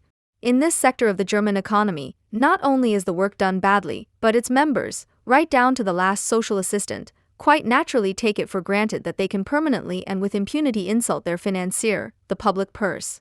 The Ukrainians are presented as the ones who are given what they are not entitled to, while the others who are supposedly being discriminated against come mainly from Syria, Afghanistan, and other countries in that region, which we have learned to admire and call the Global South. The integration of refugees into society is not, as is suggested, about categorizing people according to the color of their skin or hair, but about promoting them according to their potential, which also includes their willingness to integrate. This extensive process involves not only professional profiteers with connections to the almighty welfare associations, but also government officials, teachers who teach in so-called welcome classes, and entrepreneurs who offer internships or, despite considerable hurdles, jobs. In addition to obtaining refugee status and the limited opportunities that go with it, the provision of housing and everyday necessities, learning the language and acquiring basic knowledge about the new environment are all prerequisites for gradually establishing oneself in Germany. Initially, this means living under the supervision of the authorities and receiving support from them, from which recognized or otherwise legalized refugees can only emancipate themselves by participating in the labor market. The actors in this integration process are, in addition to the refugees themselves, the providers of housing, language, and citizenship courses, civil servants, day care centers, schools, businesses, etc. Successful integration means that the refugee is able to get by without further state assistance and to find his or her way around in his or her new home, both linguistically and culturally, which ultimately means the blending of the immigrants with the majority society. Ideally, this works on the principle of mutual benefit. The initially unavoidable dependence of the refugee on the aid system creates a paternalistic transitional state that must be overcome if dependence on state helpers is not to be perpetuated. Taking sides with refugees who do not take such simple principles into account or who reject them cannot be successful either, unless success is understood to mean something completely different from integration. If other criteria apply, then the creation of equal opportunities and, as a result, the acceptance of the order that is to guarantee them, then Swedish conditions will arise. For decades, Sweden has systematically failed to integrate refugees, instead providing them with expensive care based on the principle of unconditional respect for their cultural identity, with the result that aggressive, predominantly Islamic parallel societies have emerged, whose members voted for an openly Islamist party in September 2022 in some so-called problem districts of the major cities, Nyans, the new, which in some cases received well over 20% of the votes. It therefore seems sensible to assess the ability and willingness of refugees to participate in society and, inevitably, to participate in the labor market as soon as they arrive, and to tailor integration measures accordingly. Since the conditions are different, it is imperative to proceed at different speeds. The Ukrainian refugees who have come to Germany in their hundreds of thousands since the war began form a group whose members not only want to integrate, but are also capable of doing so. It is hoped that these mostly well-educated and very well-educated, predominantly younger women will settle here and remain here after the war, because it is believed that they could fulfill what is only propagandistically attributed to other groups of refugees, to cover at least a small part of the demand for unskilled, but above all skilled workers in a short time. What is good for employers and should be no less welcome to representatives of politics and the public, often meets with astonishment and often with rejection from the authorities and even more so from the institutions of the social industry.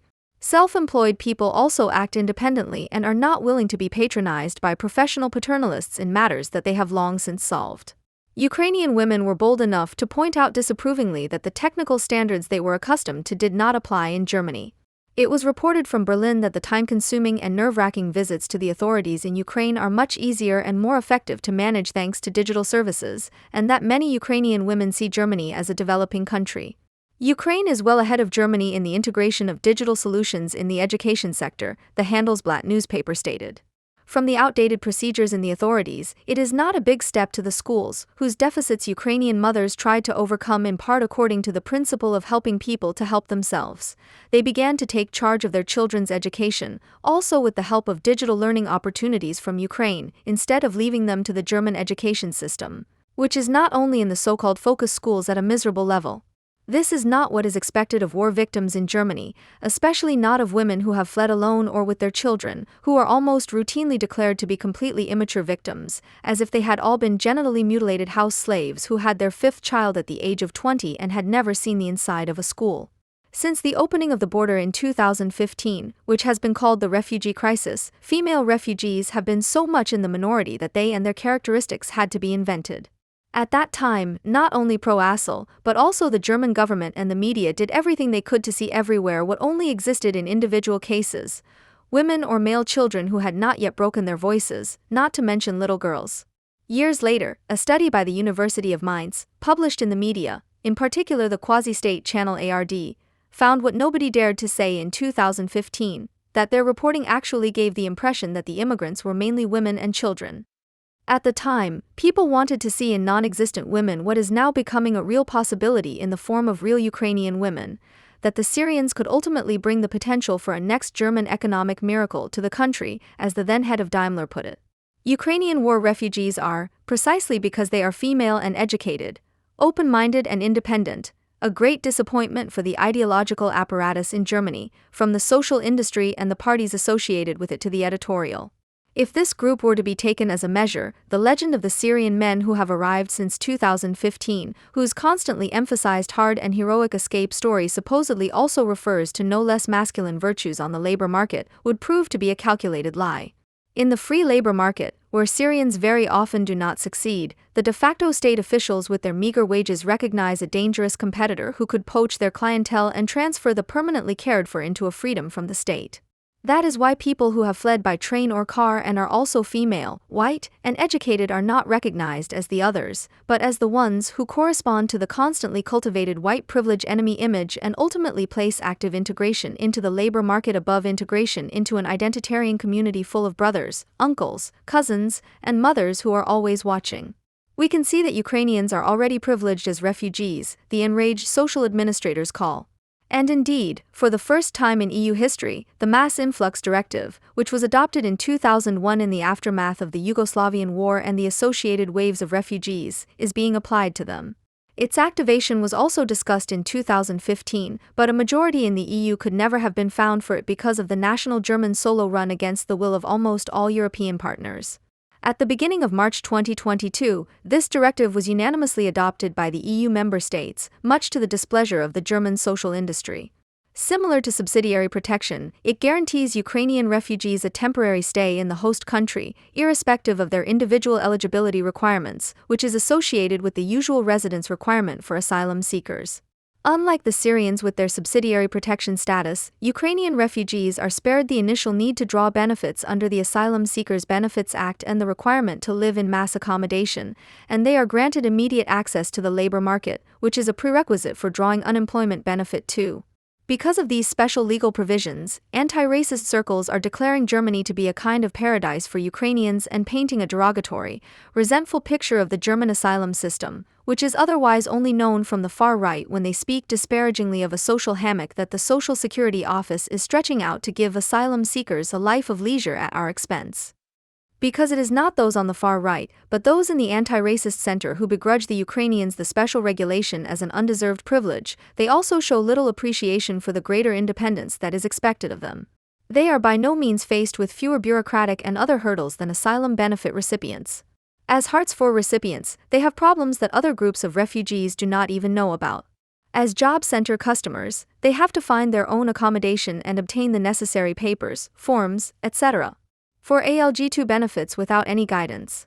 The NDR gave a voice to 24-year-old Yelizaveta Hutsol from Odessa, who worked as a shipbuilding engineer in her hometown, a profession that would be inconceivable for women from other refugee countries of origin. She reported that German bureaucracy made everything very tiring, because you have to wait for months for documents, which makes everything very complicated. But that is not enough to inspire sympathy for anti-racist purposes, because although Yelizaveta confirmed the otherwise ubiquitous criticism of the German bureaucratic hurdles for refugees, she solves her problems through her own initiative, without bothering the help pilots who are everywhere on the lookout. In the words of one of the signatories of the call for a humane refugee policy without racism, the resulting offense sounds like this: "It's much easier than with other refugee groups," says Perrette Onangelo, managing director of the Refugee Council in Rhineland-Palatinate.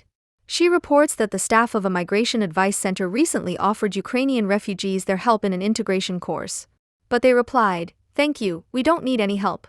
Everything is going well." FAZ, September 13, 2022. The fact that this is not a pragmatic integration but a campaign on the backs of Ukrainian refugees can easily be seen from the publications of all institutions that are concerned with anti-racist advocacy and not necessarily with practical integration. Everywhere, the call for equal treatment is heard, coming from human rights activists, refugee initiatives, social associations, churches, and political parties. Not only the Oldenburg Appeal Equal Rights for All Refugees recognizes an increasingly unequal treatment between the ones and the others refugees, Pro-Assel pointed out and warned that there should be no first and second-class refugees. That there is really serious unrest among anti-racists can be seen as an unmistakable sign that the head of the ARD program monitor, the notorious George Russell, scheduled a special program at the beginning of July 2022 entitled Ukrainians Preferred? In connection with the statement that there is undoubtedly unequal treatment of Ukrainians compared to other refugees. Although the answers were ultimately already anticipated, Monitor formulated the question in the form of a question, under the guise of journalistic neutrality: is German asylum policy racist? Are there several classes of refugees? Anti-racism thrives on the fact that it assigns every individual fleeing to the West to its identitarian collective as eternally in need of protection, regardless of their particularities. This paternalism has always been faced with the insoluble contradiction of, on the one hand, publicly painting the questionable picture of the responsible refugee and, on the other hand, actively contributing to the production of dependent refugees and emphasizing one's own indispensability. Not only because the mostly young Ukrainian women are not suitable as protégés of anti-racism and evade their incapacitation, they are not particularly well liked where money is made with refugees. At the same time, their abilities and strategies cast a bad light on other groups that are deliberately built up by the social industry as competition to the Ukrainians. The fact that the Ukrainians have different levels of education and skills does not necessarily mean that they should be played off against other groups, but rather that the principle of different speeds of integration should be applied. Marco Bills, who is part of the refugee team at the Youth Job Center in Frankfurt am Main and advises young people with a refugee background, is very enthusiastic about how well prepared and independent the Ukrainians are. One of them has organized a paid internship at the German Football Association, another has found a job at a consulting firm. Not only Marco Bills from the Job Center sums up, "You can tell, this will work." FAZ, July 27, 2022.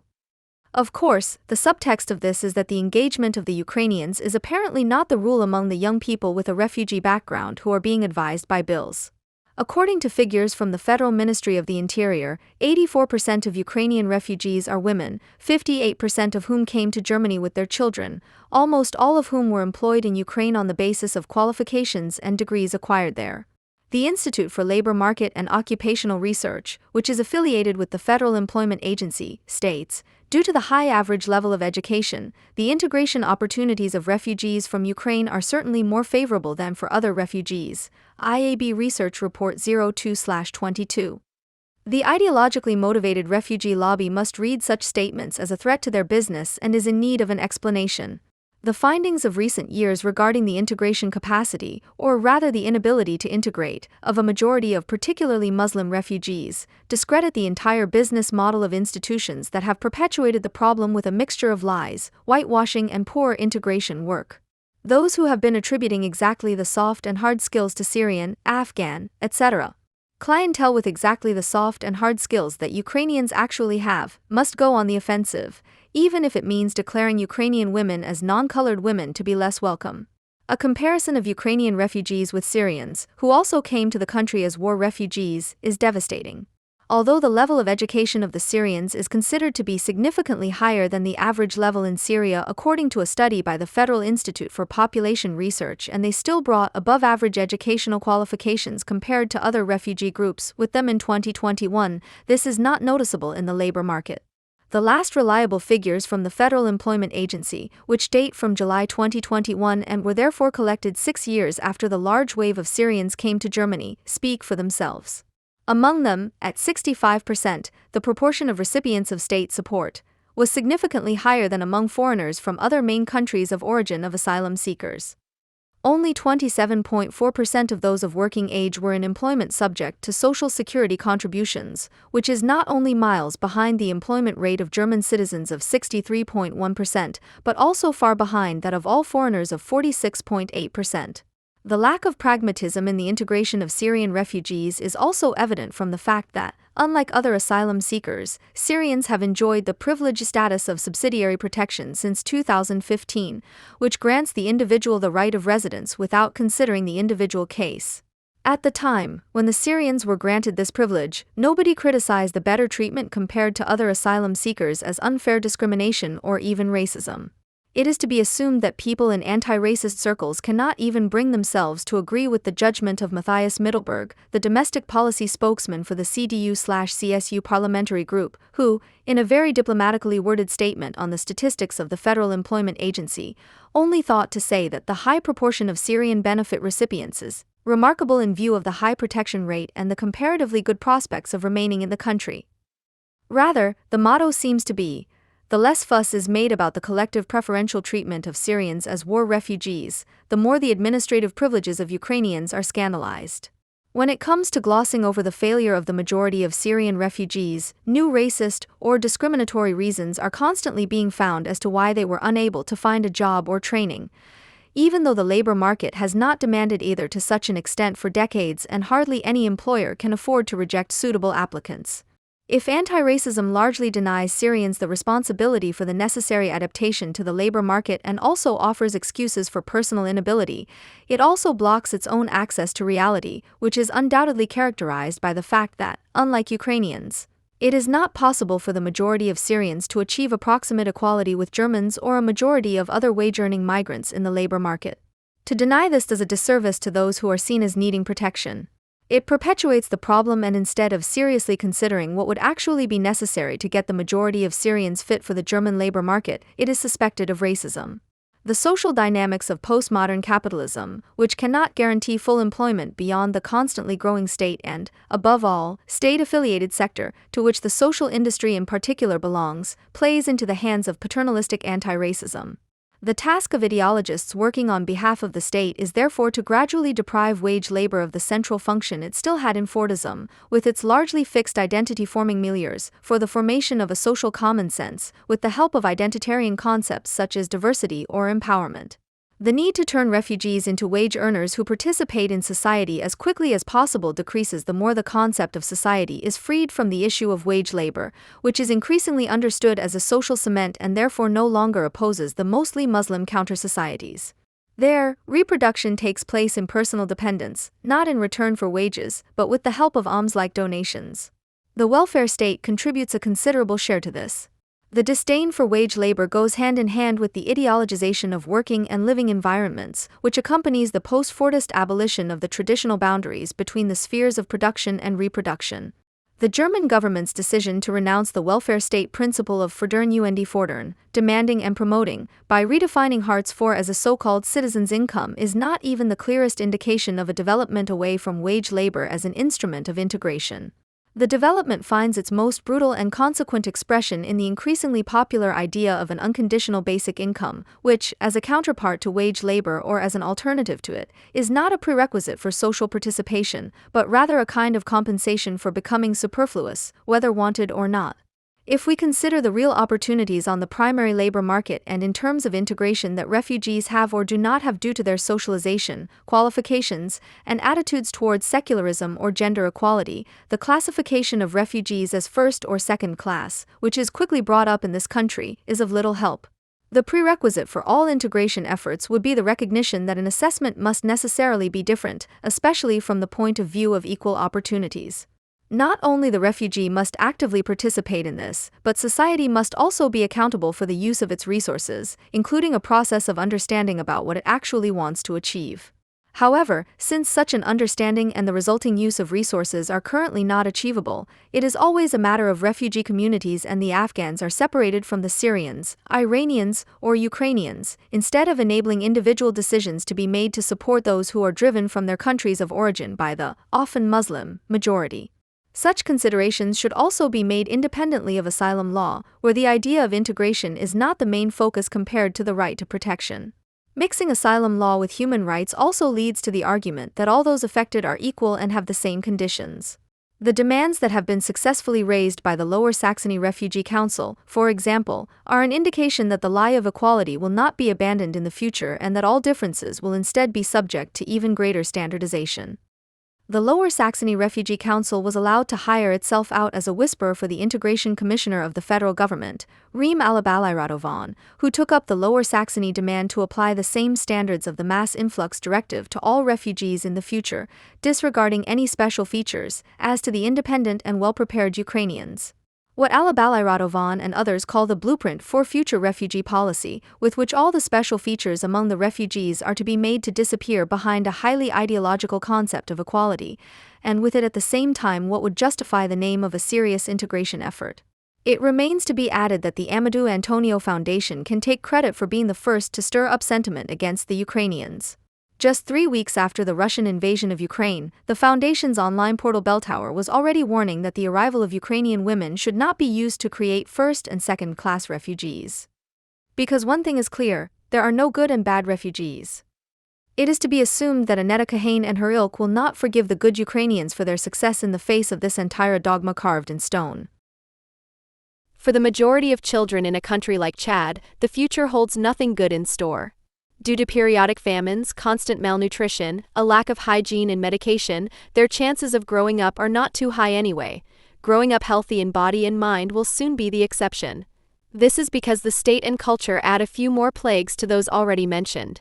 The probability of being crippled in both senses of the word threatens more and more boys, who are forced into the eternally war-honoring army of the dictator Deby, or into the soldiery of one of the gangs that oppose him as child soldiers, and more girls must expect to be raped and often dragged along for years as forced prostitutes.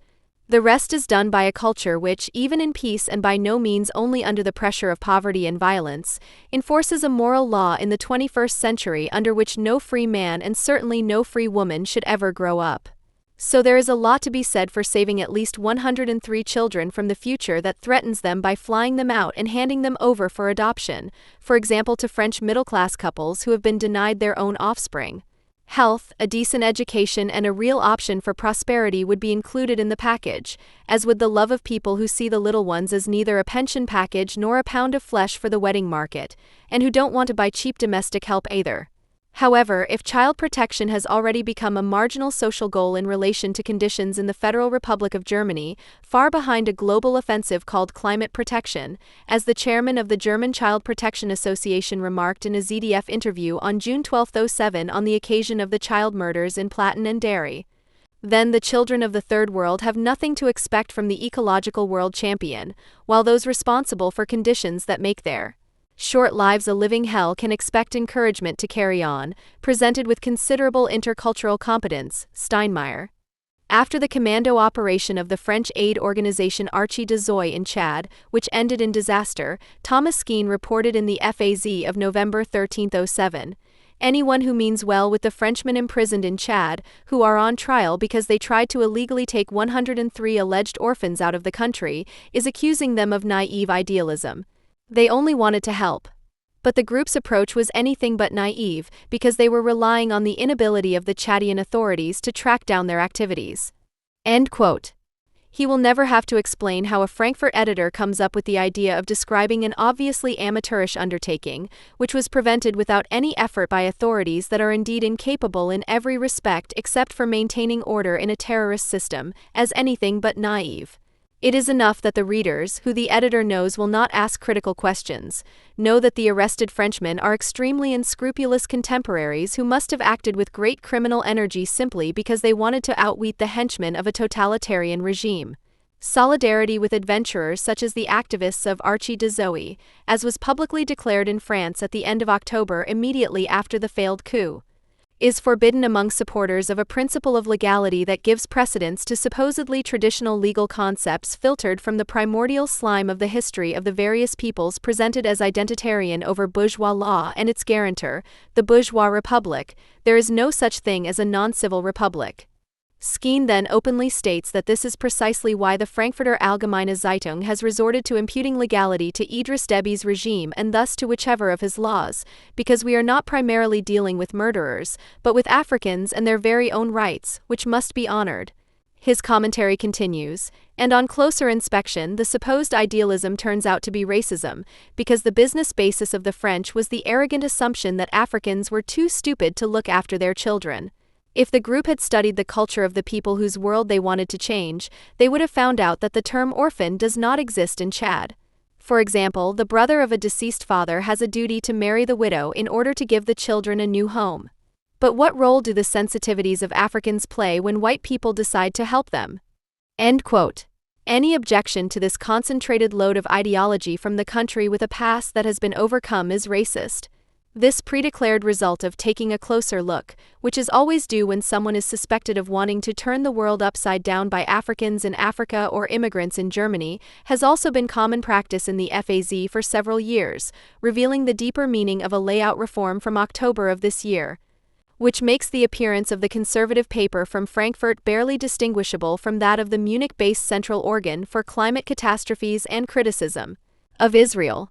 The assertion, which no one makes, that Africans are too stupid to look after their children not only supports the racism thesis, but is also a clumsy ploy to divert attention from their own inhumanity.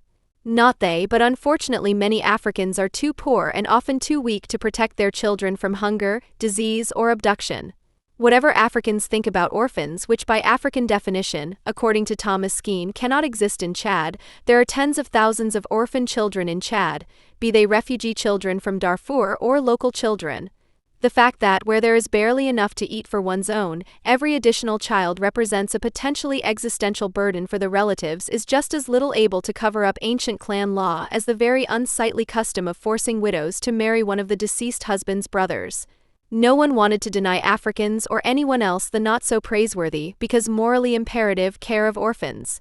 The stumbling block was the request of some French people to fly 103 orphans out of Chad because they wanted to give them a better life and could have demonstrably achieved this in France. It is not only the FAZ, as Germany's famous voice, that is stepping in to prevent such roguish idealism, but also the African despot who, in the first few days after the plot was uncovered, boasted in a very European tremolo that he had saved the children from the grasp of pedophiles and human traffickers and, in this too, the president was following the European spirit, had prevented their imminent forced Christianization. Idris Déby, who knows exactly what human trafficking and pedophilia are, because his own army prizes information about the whereabouts of young boys who can be abducted from there as future child soldiers without being exposed to great resistance from their relatives, and is also informed about their sexual use. Déby routinely played the paranoid obsessions of Western provenance of allegedly everywhere active child abuse rings and traffickers of girls against the Archie de Zoe organization, knowing that hardly anyone would take offense at such grotesque projections. The true circumstances in Chad played at best a subordinate role in the Western European reappraisal of the failed rescue operation, because Déby had to pass first and foremost as an African and advocate of the rights of his people, whose sensitivities are the noblest goal of all those protectors of the climate and indigenous culture to defend against the presumptions of the white man, for whom the fate of forced widows, who must be eternally grateful to their husband's brother for his generosity, seems just as little worth lamenting as the gradual death of married children who, in times of need, are allotted a somewhat smaller ration than their own. The dictator, who quite rightly recognized in the action prevented by his henchmen an attack on his sovereignty over the fate of the children in his jurisdiction, cries out, "Stop the thief!" because he defends daily kidnapping as his privilege against outside interference, fully committed to the principle of legality. Even if the members of Archie de Zoe imprisoned in Chad are probably very dubious people who have so far been accused, without being contradicted, of having falsely told the relatives of some of the 103 children that they were taking them to boarding schools within Chad. From the outset, their critics were not concerned with an aid organization that was possibly criminal in its choice of methods. but with an attack on child protection carried out with global intent. In the Taz of November 7, commentator Dorothea Hahn recalled that Archie de Zoe had always announced that it wanted to bring orphans from Darfur living in Chadian refugee camps to France. This reference was not made in order to accuse the organization of foul play, but for the purpose of passing a death sentence on hundreds of thousands of people, including a majority of minors. Quote, "In France, the inhabitants of the Sudanese crisis region are treated with the greatest sympathy, more than all Afghans, Iraqis, or Palestinians in the besieged Gaza Strip put together." The tone and content of the French Save Darfur campaign originated in the USA. There, President Bush has used the keyword genocide. A powerful coalition, to which numerous Christian NGOs belong, claims that 400,000 people have already fallen victim to the conflict in Darfur, which is allegedly raging there between Arab and Black African population groups. End of quote. Where the FAZ, still completely caught up in the anti-colonial mainstream, is trying to save African sensitivities, Berlin has already taken the decisive discourse step further and is declaring its solidarity with that fortunately decidedly non-Christian master race, which by no means only feels besieged in the Gaza Strip if one falls armed into the arms of its murderous apron organizations. Against the arrogance of Arab population groups, the FAZ still needs to learn a thing or two about Black African sensitivities. What is really going on in Darfur and also in Chad is known only to virtual human abusers of the caliber of Dorothea Hahn, who would never save a child, but would cram the guardians of the holy places out of the cauldron of Gaza or Darfur at any time. Quote, "In fact, the number of victims is probably around half." And indeed, almost all NGOs active on the ground declare that although there is massive persecution, there can be no question of genocide in Darfur. It has also long been clear that the massacres are not taking place along ethnic lines, but are linked to economic interests. End quote. The Black African inhabitants of Darfur, who are not supposed to be so different because of 200,000 people who have been massacred, really don't understand much about ethnic lines. They belong to different tribes, are partly Christian, more often Muslim, or adhere to natural religions. Nor do they know whether they are so much blacker than their oppressors. All they know for sure is that their murderers, who take credit for their allegedly lighter skin color, are Arabs because they declare themselves Arabs and, in a conflict over economic interests, kill everyone who does not leave their home when called upon, which, as is well known, belongs to the Holy Arab Earth, which, in case of doubt, their mission is to liberate from Islamic niggers. There is probably no real genocide taking place in Darfur because the Arab cavalry militias, although professional murderers, regularly begin their numerous expulsion operations with a medium-sized massacre and frequently attack the refugee treks and camps, e.g. in Chad, killing even more people, but do not go about their business with German thoroughness, i.e. they accept survivors. The American president, other Christians, and incidentally Jews too, would have done well not to use the word genocide too brashly. The atrocities in Darfur would have been better described as organized mass murder. Neither George W. Bush nor Nicolas Sarkozy need to take lessons from this non-Christian press NGO, which was one of the first German climate protection newspapers to denounce the Serbian genocide of Bosnian Muslims and Kosovars as early as 1991, in relation to Bosnia and later Kosovo, and which presented astronomically high casualty figures that it never corrected. A newspaper that did everything in its power to fuel the Yugoslavian slaughter for the sake of the right of peoples to self-determination. Just like Thomas Skeen from the FAZ, Dorothea Hahn is also firmly against turning other people's worlds upside down. Quote, Nicolas Sarkozy has declared engagement for Darfur to be the central theme of his Africa policy. His foreign minister Bernard Kouchner, who has always advocated the right to humanitarian intervention, has put Darfur at the top of his agenda. Against this background, it is easy to explain why so many French people saw the engagement of the Archie de Zoe, which allegedly wanted to rescue threatened orphans from Darfur, as a national task. A naive interventionist discourse paved the way for the crusaders of the humanitarian cause. End quote. We have learned from the editorials in the FAZ and Taz. In allegedly raging conflicts in the Third World, apparent orphans who do not actually exist there are allegedly threatened, from which it follows that any attempt, however amateurish, to intervene in such diffuse events must end in a neo-colonialist discourse. The imperialist perfidy of which can easily be recognized by the fact that quite a few of the advocates of humanitarian intervention are avowed Christians. We should learn that the hubris of humanitarian intervention, as Hahn has titled her text, is a thoroughly non-European thing. If the author had looked it up in the Dictionary of Foreign Words, she would have noticed that hubris does not just mean overconfidence, as in everyday language, but in its original sense means sacrilegious arrogance towards the gods. Then she might have covered up any embarrassing traces. Since it could not have meant the God of the Crusaders or the God of the Jews, all that remains is the God of tricontinental sensitivities, who, since the failure of his secularization under the sign of catch-up development, has been at the throats of arrogant whites worldwide who presume to want to save children whom he has condemned to godly destruction in defiance of his moral law or his plan of salvation that cleanses the world map. This applies even more to the children or their parents themselves, if they undertake to strive for a more humane order than the one intended for them by anti-colonial providence. However, the God to whom children are increasingly being sacrificed is by no means only Allah. He can be found in the mosques and madrasas as well as among the African despots dressed in cheap carnival costumes who want to emphasize their chieftainship. He rose in seemingly quiet humility from Gandhi's spinning wheel and gives a boost to all those who have just reinvented themselves as tribal gatherings of indigenous descendants of native peoples.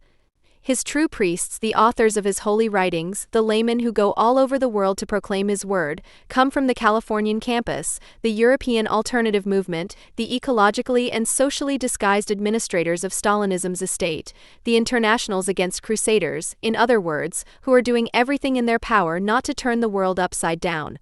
It was they who first issued the plan of salvation that provided the arguments for the avowed Muslim Idris Deby and the openly Islamist Arab rulers in Khartoum to equate Zoe's Ark with an international pimping ring in the one case and to inflict trauma on little Muhammad in the other when they threw his beloved British teacher into prison and then expelled her from the country because she had complied with his wishes and those of his classmates by giving his name to the teddy bear that was the class mascot. Outrageous arrogance against this God, i.e. public reflection on humanitarian interventions and their occasional implementation, comes before the fall and requires its executor. The punishing hand severely chastises the sinner so that there is understanding. Idris Deby, the activists of Archie de Zoe, Al-Qaeda, the Americans, and the changing climate, the West in general. Rudyard Kipling once spoke of the burden that the white man has to bear, which to this day condemns him to be appreciated only as the source of a stupid Walt Disney production, but otherwise to serve as a hate object for anti-racist know-it-alls who even today do not want to recognize in Edward Said's book Orientalism an instruction manual for infanticide. Kipling, as an idealist of the British Empire, like his contemporary Winston Churchill throughout his life, was convinced that the responsibility of the mother country for the colonies should essentially be a moral one, which should also apply when the economic surplus that the colonies had long yielded turned into a negative item, as was the case at the end of the empire, when the costs of maintaining administration, police, jurisdiction, education and health services ate up any trade surplus. An organization like Archie de Zoe was unthinkable in the empire in the first half of the 20th century. It was willing and at least partially able to create schools, orphanages and boarding schools for the inhabitants of the colonies in their respective countries of origin, institutions in which the terrible autochthonous god was not worshipped and instead children and young people were educated for the self-government of their country under the rule of law and a bourgeois republic. Two Nobel Prize winners who were also worthy of the award bear witness to the fact that such educational goals were also realized and that humanitarian intervention against the ancestral culture is therefore possible. Rudyard Kipling in Kim in 1901 and V.S. Naipaul in 1961 in the largely biographical novel A House for Mr. Biswas, which deals with the life of his father. The British colonial empire, which was of course completely inadequate and above all incapable of surviving since it dragged itself through as a subsidized enterprise, must not be put on a par with the repulsiveness of the other European colonial regimes, especially not with that of its fiercest competitor, the French, from which, among other things, Chad emerged, whose current dictator learned his trade in France's officers' schools.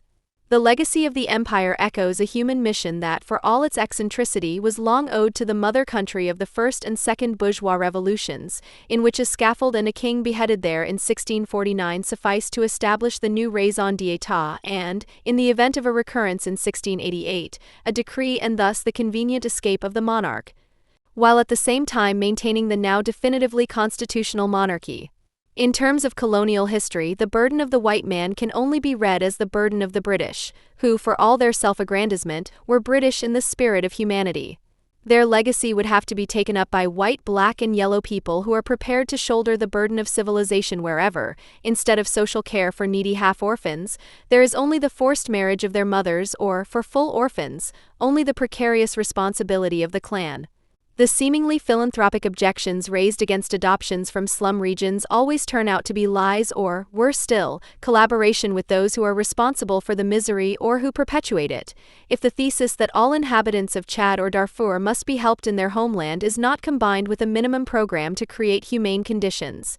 In the case of Chad and Darfur, humanitarian aid can initially only mean the complete destruction of the Sudanese government's horsemen militias, which have long been fighting for the Arab cause in Chad and almost brought down the Deby regime in 2006, and with it the fall of the Islamist regime in Khartoum.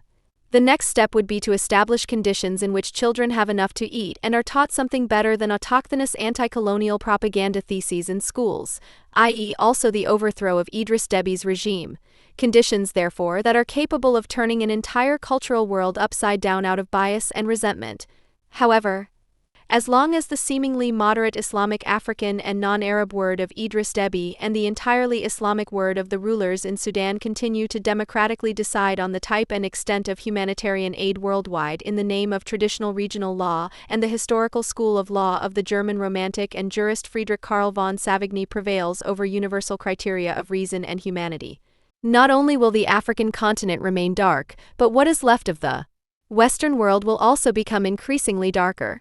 The fact that things will remain like this and get even worse is guaranteed on the one hand by the UN, where Sir Winston Churchill, if he were still alive today, would have to be mocked by Ahmadinejad as a crusader and childfucker, but also by the concentrated inhumanity of Western intelligence and published opinion, whose matadors always put in a good word for Ahmadinejad and against humanitarian interventions, which they are used to discrediting as illegal. For the rescue of 103 and hopefully many more children from Chad, only actions by illegally operating organizations such as Archie de Zoe can currently be considered, although one would expect a somewhat more professional approach from them. A donation to such humanitarian interventionists is more useful than any donation, however large, to Welthungerhilfe and similar organizations that adhere to the UN's principle of legality. In 2016, there were 17 attacks in Myanmar with a total of 27 fatalities, which were blamed on militant groups that classify themselves as belonging to the so-called Rohingya population group. Nevertheless, the media largely agree that this population group is by no means the perpetrators, but should be regarded as a collective of innocent victims of persecution who should be considered the last orphans of imperialism, or the most persecuted minority. Prince Zayd bin Ra'ad Al Hussein, heir to the Jordanian throne and current United Nations High Commissioner for Human Rights, regards their fate as a prime example of ethnic cleansing. According to the Western media, the so-called Rohingya have been living in Myanmar, formerly Burma, for centuries. But now and again, cautious doubts are raised about this version. Quote, their origin is disputed. They see themselves as inhabitants of Myanmar who settled there more than 1,000 years ago. Most Buddhists in Myanmar, on the other hand, regard them as illegal immigrants from Bengal and have an extremely racist attitude towards them, says an observer who wishes to remain anonymous. End quote. However, their extremely racist attitude attributed to the Burmese Buddhists immediately suggests to the reader that their arguments should not be believed. The Guardian reports that the Rohingya see themselves as descendants of Arab or Persian traders who settled many generations ago. While The Guardian takes the precaution of labeling this view as a self-assessment of this population group, the New York Times presents supposedly hard facts, which the paper obtains from Human Rights Watch, and claims that the Rohingya have been present in Myanmar since the 12th century. So how did the conflict that led to this group being expelled from Myanmar come about?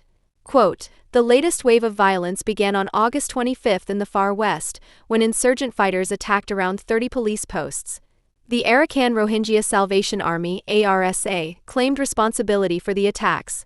The group claims to be acting in self-defense to save the Rohingya from army repression. End of quote. Since this statement could raise doubts about the will for peace of the persecuted, the SC added a heavy pedagogical touch. Quote, but this does not mean that the internationally prevailing assessment has to be fundamentally revised. There is ample evidence that the Rohingya are in a devastating plight, that they are being persecuted and discriminated against, and that the state of Myanmar is refusing or at least delaying the decisive steps that would be necessary to permanently defuse the crisis. We know that the Myanmar military has targeted Rohingya civilians in a callous and systematic campaign of violence, said Rafendi Jamin, Amnesty's Southeast Asia director. The military's heinous actions could be part of a widespread and systematic attack on civilians and amount to crimes against humanity. End quote. The main instigators of the violence were other religious groups who refused to accept historical evidence. Quote, the Rohingya population has been systematically persecuted by the Burmese government, which, contrary to historical evidence, views them as illegal immigrants from Bangladesh and restricts their civil rights and access to public services. Myanmar's population is largely Buddhist and hatred of the Rohingya is widespread. Buddhist nationalists, instigated by troublemaking monks, have long waged an Islamophobic campaign to drive them out of the country. End quote. The area where they had previously lived was devastated and empty. Quote, their home for generations, the northern tip of Rakhine State, is now all but empty, leading the UN, the US and others to call it ethnic cleansing, ABC News, November 23, 2017. The victims of Buddhist hatred have even been linguistically suppressed. Quote, even the name Rohingya, with which the ethnic group has identified more clearly in recent years, has been taken from them, New York Times, October 24, 2017. This depiction does not take into account the fact that there are 135 different ethnic groups in the multi-ethnic state of Myanmar, including various Muslim groups.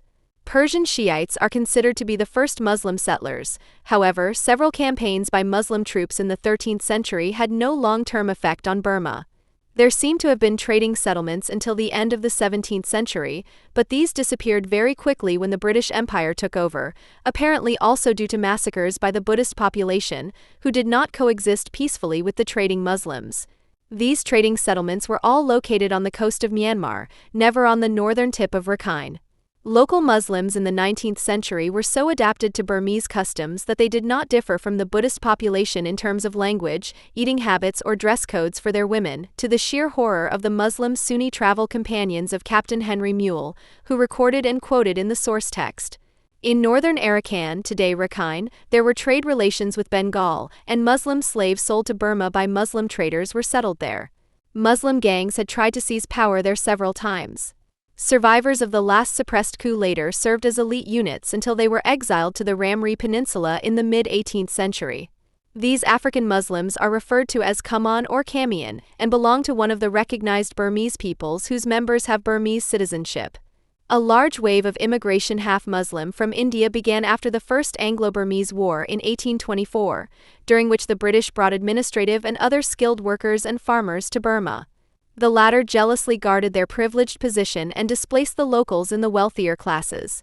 In addition to the foreseeable, mainly economically motivated tensions, religious differences arose. The new Indian immigrants immediately built a mosque and a Muslim school in each of their settlements, where Urdu became the language of instruction and where they sent their children before they actually started school. These and other religious obligations were observed much more strictly by the new settlers than was the custom among the local Muslims. Further potential for conflict lay in the fact that there was no formal recognition of marriage in Burma. If two people lived together, it was assumed that they were married. As is well known, Islam requires the conversion of the non-Islamic partner to Islam in the case of mixed marriages and grants women far fewer rights in marriage than Buddhism. While the local Muslims had adapted to Buddhist marriage customs, many women who had married a newcomer in the traditional way I moved in with him were in for a rude awakening when he left them. To protect Buddhist women, their maintenance claims and religious rights in such marriages, marriage was formalized in 1938 in the Buddhist Women's Special Marriage and Succession Bill. This formalization was necessary because the Buddhists had made it a political issue in the Muslim-Buddhist conflict. In the same year, mutual provocations led to bloody riots between Burmese and Muslim Indians, as well as between Hindu and Muslim Indians, which resulted in the immigration of Indian workers being strictly limited. Other groups, such as the Panthay of Chinese origin, who immigrated at the same time, have integrated comparatively well, although Panthay generally speak Chinese as a first language and Burmese only as a second language. The Panthay are also a recognized minority in Myanmar and have citizenship. The tensions reached a sad climax with the so-called V forces during the Second World War. The British Armed Forces organized and armed Muslim farmers in northwest Myanmar, including the northern tip of Rakhine, to wage guerrilla warfare against the Japanese forces in the event of a Japanese conquest. Instead of fighting against the invading Japanese, however, the Muslim farmers destroyed Buddhist monasteries, pagodas and houses and killed thousands of Buddhist inhabitants. During the Second World War, most of the wealthy immigrants of Indian origin, whether Hindus or Muslims, fled back to India. The Muslim farmers in the border area remained. They constitute the population group that today calls itself the Rohingya. Despite their alleged centuries-old presence in the country, the so-called Rohingya do not speak Burmese. This lack of language skills is probably one of the reasons why this group does not integrate into Burmese society. Their mother tongue is a Chittagong dialect, which underlines the historical fact that when Burma was part of the British Empire, when India, Pakistan, Bangladesh and Burma operated together as the Kingdom of India, the British settled Bengali laborers in what is now Rakhine. Bengal refers to the present-day border region between India and Bangladesh. Bengali is spoken there in the coastal regions of Bangladesh and by the so-called Rohingya. Chittagong, in turn, is a province in Bangladesh. Accordingly, the British census of 1931 also differentiates between Arakan Mohammedans and Chittagonians. Geographically, Rakhine is only connected to the rest of Myanmar by 3 access roads that lead through the Arakan Massif, which is up to 3,000 meters high. The border with the aforementioned Chittagong region in Bangladesh, on the other hand, runs almost exclusively through flatter regions and is densely forested. The area has a weak infrastructure and is therefore difficult to control. As the Rohingya have no passport documents and cannot be distinguished from people from the border regions of Bangladesh due to their common language, the Burmese insinuation that large-scale uncontrolled migration to Myanmar takes place at this border is plausible. The chronic poverty and overpopulation in Bangladesh could at least be a reason for migration. Myanmar is much less densely populated and, even though Rakhine is a poor province, there is sufficient fertile soil that can be cultivated for subsistence farming. However, religiously motivated migration is also conceivable, a land grab to expand the territory of the Ummah. Most Bengali immigrants since the 19th century have followed the Faredi, a Wahhabi current from Saudi Arabia and thus a particularly rigid form of Islam, whose obligations explicitly include being ready for a holy war at any time. The fact that the language of these immigrants is referred to as Rohingya or Rohingya is, like the people's name, a recent invention. The name is a fighting term that refers to a Mujahideen party founded in 1947. Apart from a single mention in a historical text from the 18th century, the term Rohingya was first used in 1948 by the Muslim Burmese politician and minority representative Muhammad Abdul Ghaffar, who campaigned for the recognition of Bengali Muslims as a national minority and made the word internationally known in an article with the richly referential title, "The Sudeten Muslims in the Guardian Daily" of August 20, 1951. Only since 1990 has the name been used by a large majority of the ethnic group itself, which is probably due to its use by local Islamic militias. In 1948, the above-mentioned Mujahideen party tried to push through the annexation of the Rakhine region to Pakistan. Bangladesh was still part of Pakistan until 1971, but failed due to the unwillingness of Pakistani head of state Muhammad Ali Jinnah to interfere in internal Burmese affairs. The fact that the Mujahideen party rejected Burmese independence from India did considerable damage to the acceptance of Bengali immigrants in the Burmese majority society.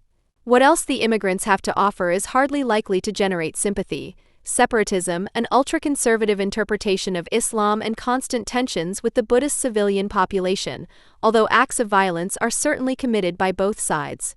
The self-designation Rohingya corresponds to the resistance movement against the state unity of Myanmar. In 1964, the Rohingya Independence Force was founded by Sultan Ahmed and Jafar Habib. The latter split off the Rohingya Independence Army in 1969 and the Rohingya Patriotic Front in 1974. In 1986, the Arakan Rohingya Islamic Front was formed under the leadership of Nurul Islam, which merged with the Rohingya Solidarity Organization (RSO) in 1998 to form the Arakan Rohingya National Organization (ARNO), whose military wing, the Rohingya National Army, is considered Islamist. The president of the ARNO is still Nurul Islam, who works as a Rohingya lobbyist in London. All paramilitary groups have committed acts of violence in one form or another against the Buddhist and Hindu population. This has repeatedly resulted in punitive actions by the Burmese military, which have also led to Muslim exodus from Rakhine in the past. The currently largest armed group, Haraka al-Yaqin, which has called itself the Arakan Rohingya Salvation Army (ARSA) since 2016, New York Times, September 17, 2017, is led by Atta Ullah. Ullah, whose family emigrated from Rakhine, was born in Pakistan and grew up in Saudi Arabia. According to the Myanmar government, he was trained in Taliban training camps. Although this has not been proven beyond doubt, close links to Saudi Arabia and Pakistan are just as likely as the assumption that he and at least 20 ARSA commanders have gained experience in other Islamist combat theaters. In any case, the activities of this terrorist group are covered by fatwas from Saudi Arabia, Dubai, Pakistan, India, and Bangladesh. They recruit their foot soldiers in the villages, and their local leaders are the local imams. This makes it almost impossible for the government troops to distinguish the villagers from the terrorists. As with the Palestinians, this is probably part of a well-thought-out and planned strategy to impress the media. The New York Times, for example, readily seized on the image of the defenders of the defenseless rural population. Nazir Hossain, the imam of a village in western Myanmar, gathered the faithful around him after evening prayers. In a few hours, more than a dozen ARSA fighters from his village would attack a police station with homemade weapons. The men needed the blessing of their cleric. As an imam, I encourage them never to deviate from their mission, Mr. Hossain recalls of his last words to the Rohingya militants. I told them that the military would kill their family, women and children if they did not fight to the death. It is clear from this quote that the New York Times is unwilling to characterize the villagers, incited by an imam to create terrorists from their midst, as what their religious leaders make them out to be, cannon fodder. They are poor, uneducated, poorly armed and ready to go to their deaths at any time at the call of their religious leader, leaving the rest of the village population to the revenge of the military. Instead, the media evokes the image of the courageous resistance fighter who defends the weak and innocent. The question of armed struggle is presented as an existential decision, as if there was only the alternative of attacking the police station or the downfall of all Muslims so-called Rohingya. The Burmese military is blamed for this state of affairs. We've been talking about the risks of radicalization for years, and the ominous signs of some kind of militant activity were there, said Matthew Smith, a co-founder of Fortify Rights, a Bangkok-based human rights organization. In our view, the best possible way to deal with the risks of extremism and radicalization is to accept the rights of the Rohingya, which the Myanmar military is not doing. New York Times, September 17, 2017. The staging of the Islamists is adopted without reflection. Quote, well-trained and partly financed by the Middle East, the militants' agenda appears to be local. They want the Rohingya to have the same rights as others in Myanmar. But if the situation does not improve, there are fears that the fighters will be exploited by transnational jihadists with their own agendas. End quote. The situation can still be defused, they say, if Myanmar only gives in to the extortionist demands and engages in appeasement, then everything will be fine. But any peace efforts, according to the message of such articles, will fail due to the unwillingness of the military, which means that Myanmar itself is responsible for the invasion of its own country by the global jihad. Each of the major refugee movements in connection with the conflict in the Rakhine region since the first uprisings have been triggered by the so-called Rohingya, the first in 1978 through targeted actions against the military, which responded with the so-called Operation Dragon King. The escalation of the conflict in the recent past since 2012 can be traced back to an incident in which a group of so-called Rohingya raped a Buddhist woman, whereupon civil war-like conditions broke out, Reuters 8.6, 2012, and the current confrontation also began with the above-mentioned 30 simultaneous attacks on police stations on August 25, 2017. All of these provocations have always been followed by punishments by the military, which, more so in 2012, may also be directed against the Muslim village community due to the integration of Muslim terrorists. The New York Times and other media do not take this into account. Moreover, the aggression of the so-called Rohingya is not only directed against the state, but also against alleged collaborators. Murders and massacres are not only taking place in their own villages. Hindus of Indian origin who have been granted citizenship are also falling victim to them, the WE September 28, 2017.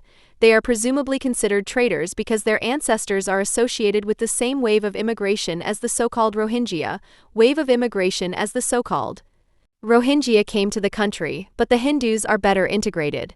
Historians who point out the obvious inconsistencies in the alleged millennia-old history of the so-called Rohingya are also insulted and discredited as Rakhine sympathizers. Women's rights also appear to be in a poor state. A non-representative survey of 85 refugee women between the ages of 14 and 34 who define themselves as Rohingya revealed that 92% were married before reaching the age of majority. 18% were younger than 16 when they got married. On average, they had their first child at the age of 18. Considering the fact that the legal age of marriage in Myanmar is 18 and weddings are subject to licenses and fees, it can be assumed that the customs of the community take precedence over the general law and that the marriages were arranged through corruption or on a purely religious basis. Only between 24% of women who fled to Malaysia and 42% of women who fled to India had a say in their choice of husband. A third of all women have already been victims of domestic violence. The fact that all data is based on individual statements is not only problematic in the latter survey. This is also the case with the alleged number of victims on the part of the so-called Rohingya, the much-cited report by Doctors Without Borders, according to which at least 6,700 were killed in the first month after August 25, 2017, including at least 750 children, is based on interviews in the refugee camps in Bangladesh. The fact that these statements are possibly of an interested nature and therefore not reliable is not taken into account at almost any point. In the same way, the statements of Buddhist refugees who claim that almost all the inhabitants of a Rohingya village were involved in the attacks on the local police stations must also be treated with caution. Before that, the Muslims had stopped shopping in Buddhist stores and besieged the Buddhist monastery where the non-Muslims in the village had taken refuge. The same applies to the alleged murders of Hindu Burmese men and the rape, forced conversion and forced marriage of their wives to Muslims discovered in refugee camps. It is hardly possible to get an objective overview of the situation in the country, as no non-governmental organization is currently allowed to enter the affected area in Rakhine. The only person exempted from the entry ban so far has been Kofi Annan in his capacity as chairman of the Rakhine Commission. The day before the attacks on the police stations, he presented the Commission's recommendations on how to alleviate the suffering of the minorities, especially the so-called Rohingya. Kofi Annan told the BBC that observers should be very careful about using the word genocide to describe what is happening in Myanmar. One of the Commission's main demands is to clarify the issue of citizenship and thus passports. The so-called Rohingya could receive a passport if they accepted the term Bengali. The government of Myanmar does not want to allow the self-chosen and historically incorrect fighting term of the Islamists as an official designation for the population group in the passports. Even before the above-mentioned report in 2016, it had made a new attempt at vetting and, if necessary, granting citizenship. However, the project failed because the so-called Rohingya refused to participate, allegedly because they feared that participation would further restrict their rights. It seems that the government cannot reach the militant Islamists either by involving objective observers or by partially responding to the demands of the so-called Rohingya. Accordingly, the prospects for a repatriation of the refugees, which has already been agreed between Myanmar and Bangladesh, are poor. In the Burmese parliament, there are by no means only supporters of repatriation. All the Bengalis learn in their religious schools is to kill and attack brutally, says Daw Khin Saw Wai, a member of parliament for Rakhine State. It is impossible to live together in the future. New York Times, October 24, 2017. 10.2017. The prospects of this repatriation finding any significant number of supporters in any section of the Myanmar population, Rakhine or otherwise, are even worse. Muslims from other parts of Arakan are also staying away from the Rohingya cause. Therefore, the Rohingya cause has little support outside their own community, and their claim of a past historical connection to Myanmar is untenable. Suspects Ichon, a historian who teaches in Japan. Acceptance among the Buddhist population is likely to be even lower, as the civil war in Rakhine has been going on for 100 years and the terrorist activities have probably mainly affected the Buddhists as well as the Hindus. The so-called Rohingya are therefore not the long-sought Muslim victims on which the construct of Islamophobia can be based. Rather, they are characterized by precisely what defines militant Islamism worldwide. They are networked with other Islamists, brutal against all those of other faiths, totalitarian and contemptuous of women. In a multi-ethnic state with as many ethnic groups as Myanmar, special rights for a minority that isolates itself in an elitist manner and at the same time strives for the ethnic and religious purity of its settlement area is the beginning of the loss of sovereignty, because once minority rights of this magnitude have been granted, they could incite any other minority to demand special rights for its own people. The urgent need to help the people in the refugee camps would have to include more than the immediate humanitarian aid that is already underway. It should include activities to take back the repression experienced by their own community and, in the event of their return, to create a greater willingness to integrate as loyal citizens of Myanmar of Bengali origin with limited autonomy rights into a, here the word would be appropriate, multicultural, multi-ethnic and multi-confessional society. It is difficult to say whether this possibility even exists or whether the situation is completely hopeless because the refugee camps are also controlled by militant Islamists and the refugees are kept in check by their spiritual leaders. As long as the so-called Rohingya do not accept the term Bengali, they will not be able to return to Myanmar. This is because the planned repatriation process provides for the Myanmar government to issue an identification document as a non-negotiable component, which in any case will not say Rohingya on it. For years, more and more people around the world have been murdered because they are Christians, without these atrocities, which often do not even make it into the daily press as short reports, becoming the subject of empathetic commentary calling for consequences. If reports and public statements cannot be avoided due to the scale of the murders and the fact that members of Western countries are among the victims, then politicians and journalists do everything they can to conceal the naming of the victim's religious confession, which ultimately became their death sentence, as if it were a personal stigma. On April 21, 2019, Easter Sunday, at least 253 people were murdered in Sri Lanka in a series of attacks on churches and hotels favored by Western visitors, a good 200 of them during Easter services in 3 churches.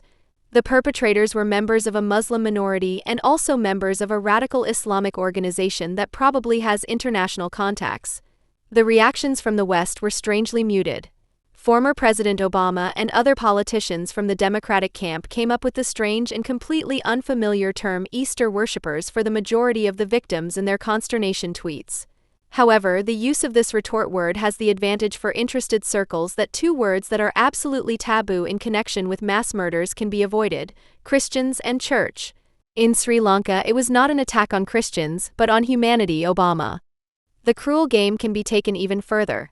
The defeated Democratic presidential candidate managed to end her tweet with the words, "On this sacred weekend for many religions, we must stand together against hatred and violence." Apart from the Christians who date Easter to Passover, only the Jews celebrate their much older religious festival at around the same time, a people whose members are absolutely to be wiped out by Christian murderers. One can also learn from Hillary Clinton that such neutralizing language by no means applies to all slaughtered worshippers.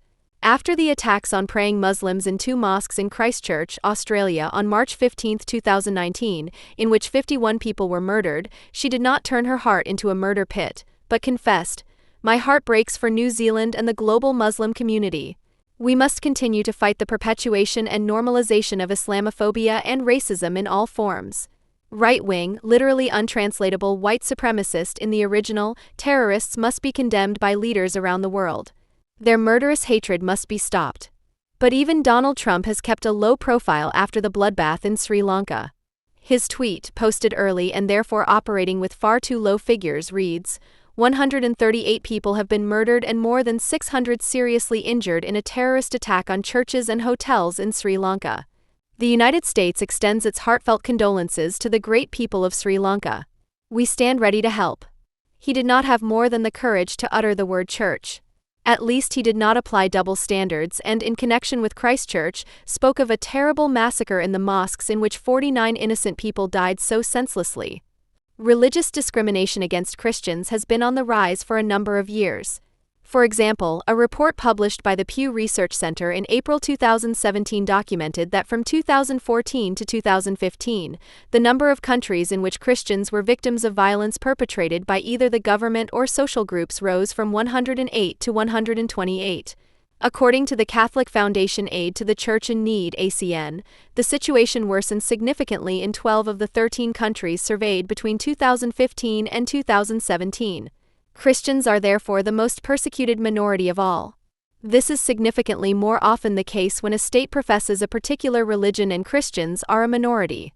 The NGO Open Doors, which is close to the evangelicals and publishes an annual report on the persecution of Christians, differentiates discrimination according to whether it extends to private life, family life, social life, life in the state, or life in the church community, and documents the use of physical violence against Christians separately.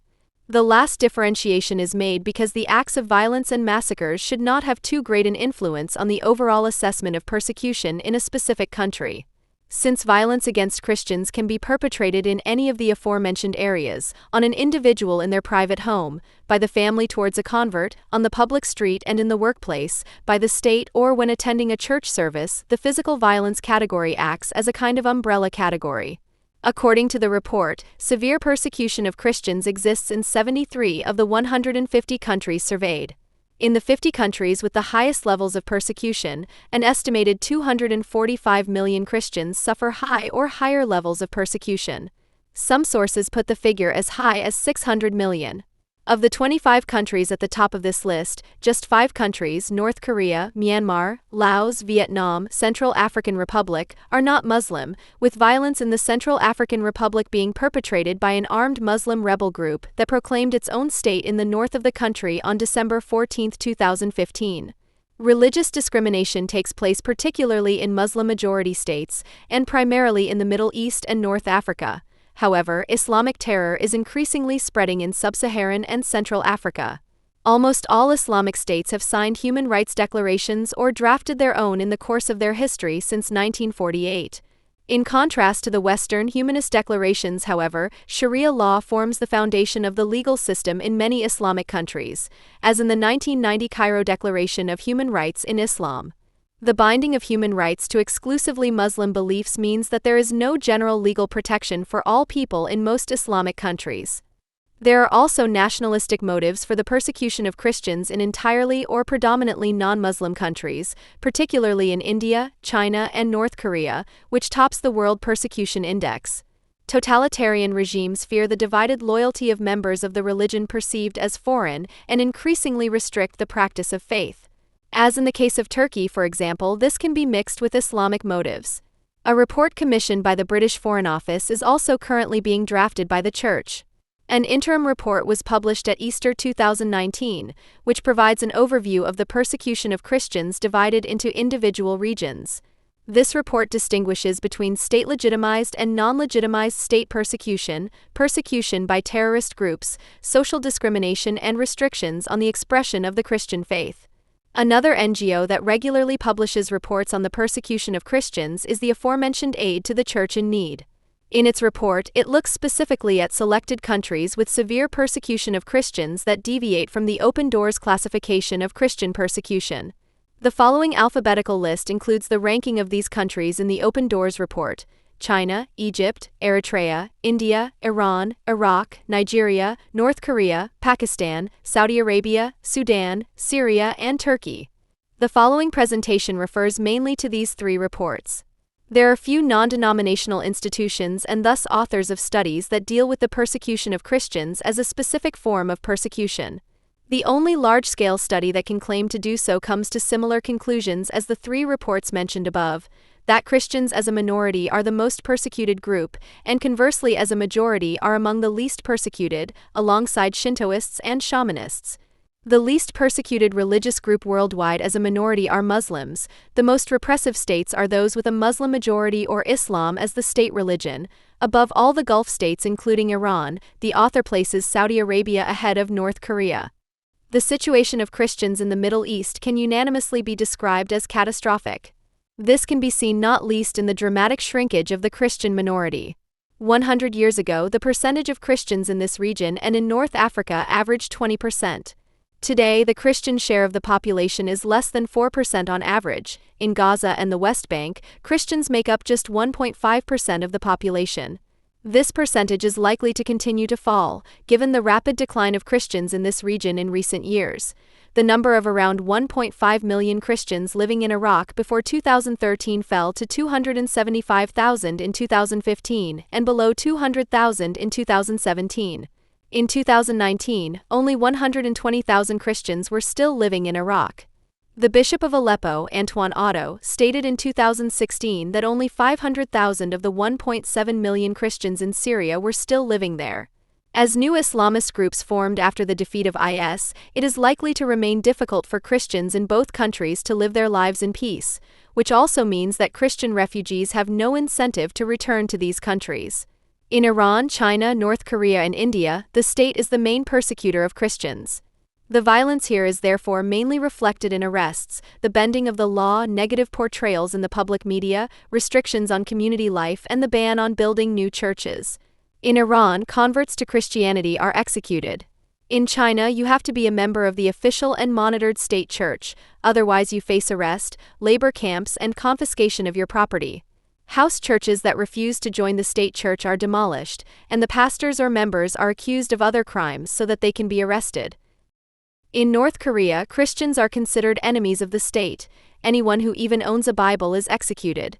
Torture of Christians is common, as is exclusion from access to food and water. In 2016, 348 and 365 serious attacks on Christians were recorded in India, respectively, with 10 deaths and 500 people attacked.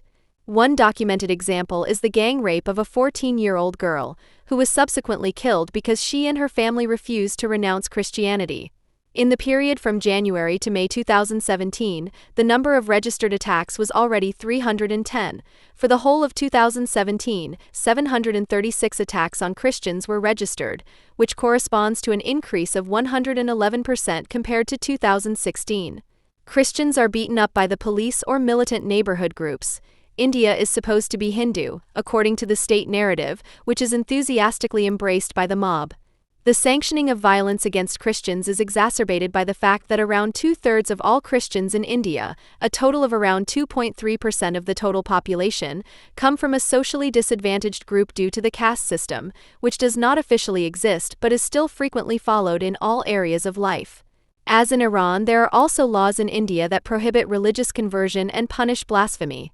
What all four countries have in common is that they view Christianity as a subversive force that undermines the unity of the country, is controlled by foreign powers, and is therefore hostile to the state.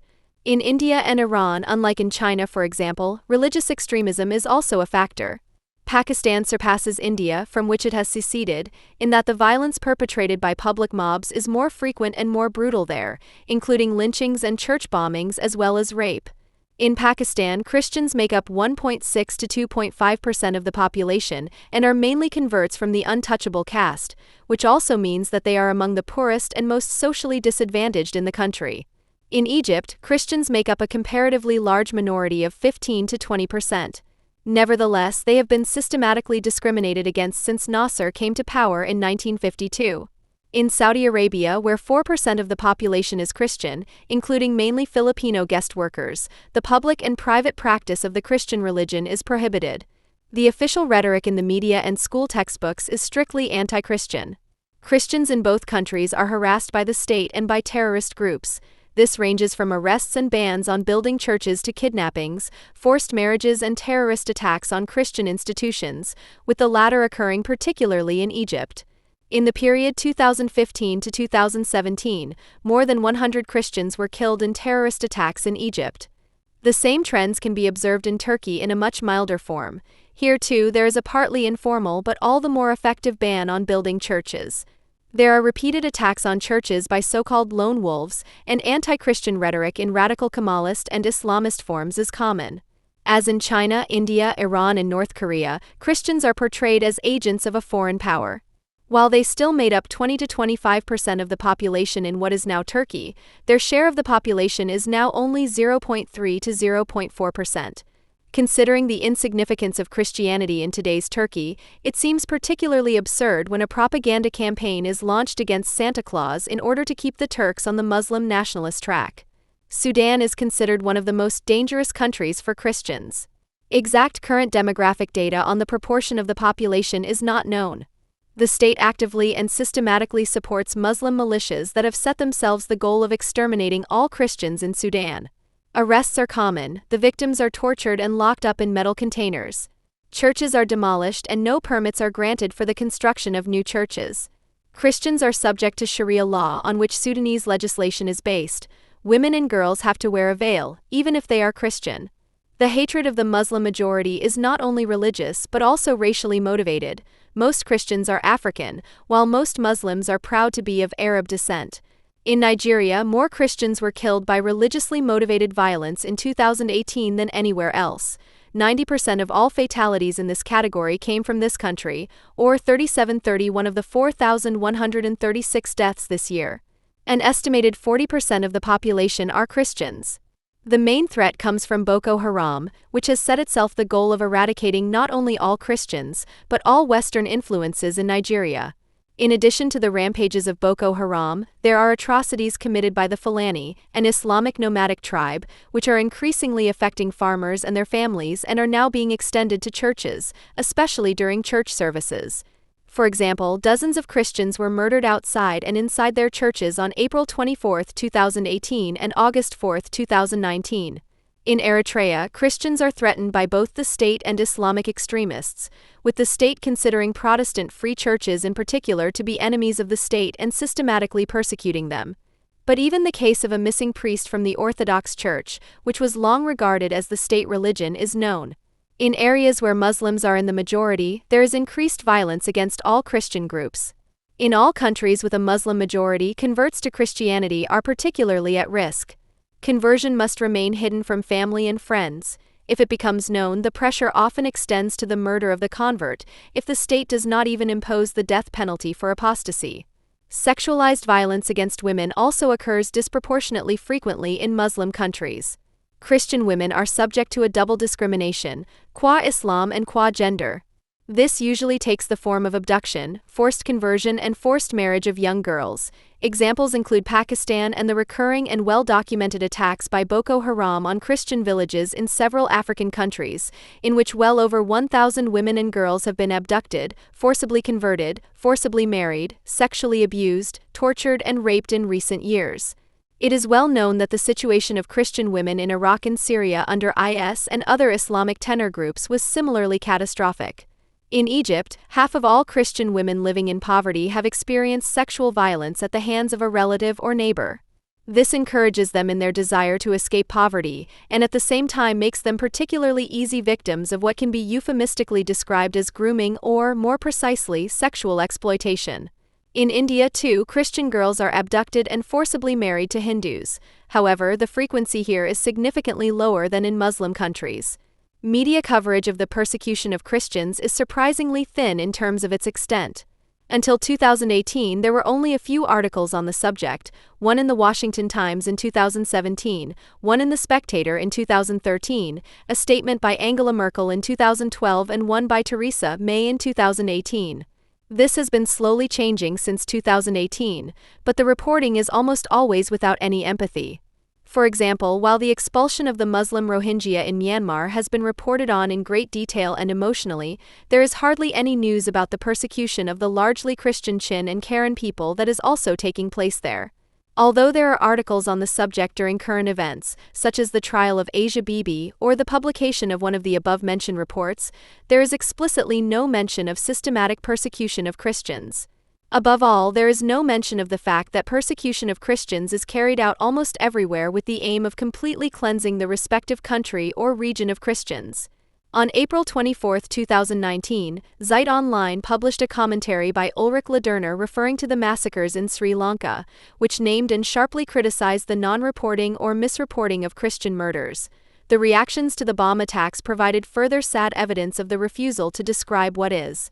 Although there is no doubt that the attacks were directed against Christians, only Luxembourg's Prime Minister Xavier Bettel explicitly mentioned that the victims were Christians.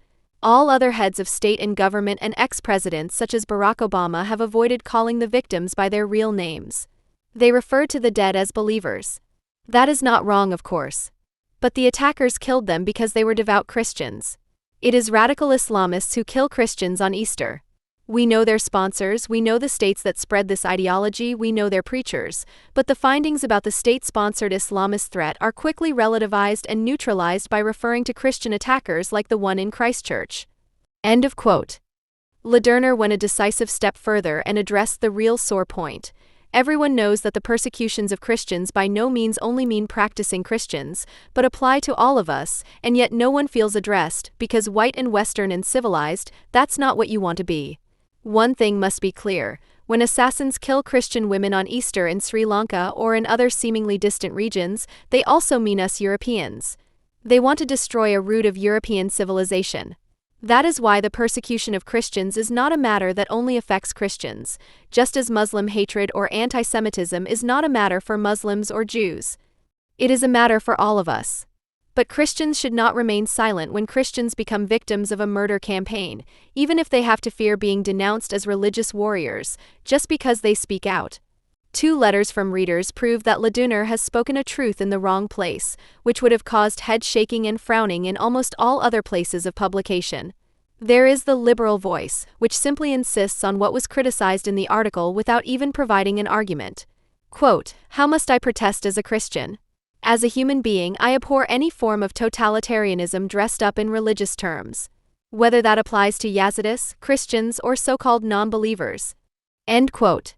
And here is Norfield, professing his inaccessibility to other people's plight, only to add whose plight in particular he couldn't care less about.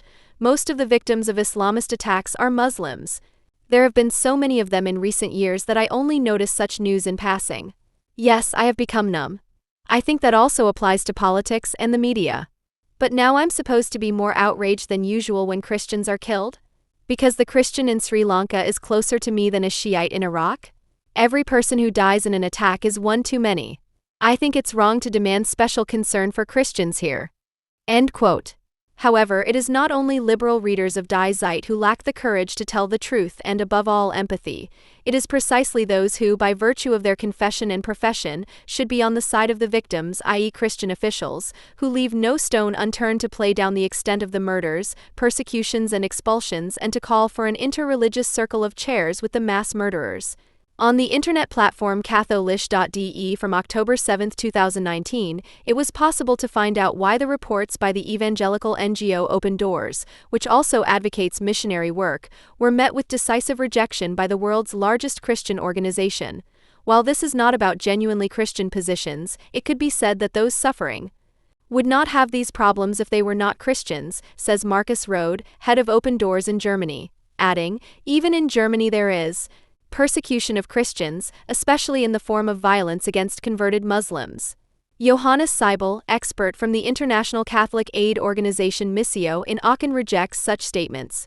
He sees the danger that the word persecution of Christians, no matter how good the intentions, could become a fighting term in the identity debate currently being conducted in the field of domestic politics. The term threatens to polarize, he says, and warns against playing into the hands of Islamist terrorists, for whom such exaggeration is the best form of advertising.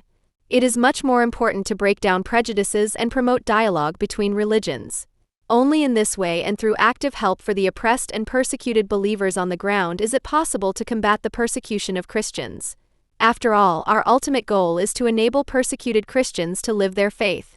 If, on the other hand, we want to support the most persecuted denominational group in a feminist and emancipatory way, we should do the same as the author of the interim report, Philip Ian Mountstephan. Referring to the Christian group suffering the most from Islamic persecution, he focuses on a 16-year-old Christian Nigerian girl and her needs, concluding, "It may be uncomfortable to hear my conclusions and recommendations. The challenge for ministers and State Department employees will be to translate them into workable solutions. The challenge for the rest of our community will be to work with the world's best diplomats to ensure that the freedoms Britain was at the forefront of creating become a reality in this world today, for Christians and people of all faiths and none." End quote. In the fall of 2018, the press reported that 26-year-old American John Allen Chow had been killed by the inhabitants of the remote North Sentinel Island. Chow's diary notes reveal that he had planned to live with the Sentinelese, who were isolated from civilization, and convert them to Christianity. The notes also show that he was well aware of the danger of his mission, that he feared for his life, and that he was aware that his plan would violate an Indian law prohibiting contact with the inhabitants. North Sentinel Island is a restricted area. Entering the island and even coming within 5 kilometers of it is a punishable offense. The ban is monitored by the Indian Police, Coast Guard, and Navy. According to Indian authorities, Chow had not applied for a special permit and had traveled to India on an ordinary tourist visa. Reactions to the crime were not dominated by clear condemnation, but by blatant malice towards the slain Christian missionary, whose defiance of the island tribe's wishes for isolation was proclaimed and negotiated as a real scandal. While even well-meaning commentators accused Chow of having acted immorally, recklessly, or selfishly, or at the very least naively, his undertaking was branded an act of cultural imperialism and insane arrogance in The Independent. The victim was also targeted by anti-imperialist popular anger on social media and was insulted as an asshole, a failed colonizer, and an American moron, among other things. While Chow was spat on his grave by the dozen, the xenophobic act of the Sentinelese was either sympathetically belittled or openly welcomed. On public television, where the savages are not allowed to openly envy their archaic tribal law, which stipulates death for intruders, and where they have to control their own impulses more than on isolated islands or in the commentary columns, they don't simply rant and jeer, but instead ask balanced questions which, however, also boil down to the fact that the problem is by no means the habits of islanders who go into a rage as soon as a tribal stranger is in sight. Kai Kustner from NDR asked, "Was John Allen Chow a man possessed, a representative of Western arrogance, a kind of tragic crusader? Or was he a man who heroically stood up for his convictions and was even prepared to die for them? That depends entirely on your point of view." Kustner naturally has an expert with the right perspective at the ready, namely Ulrich Delius, director of the Society for Threatened Peoples based in Göttingen, who holds the opinion appropriate to the association's name. "It really was grossly reckless what he did," he says. "It was a very deliberate act. He had been to the Andaman Islands several times before and always made up his mind, he wants to convert this group." End quote. Or in other words, Chow is not a victim.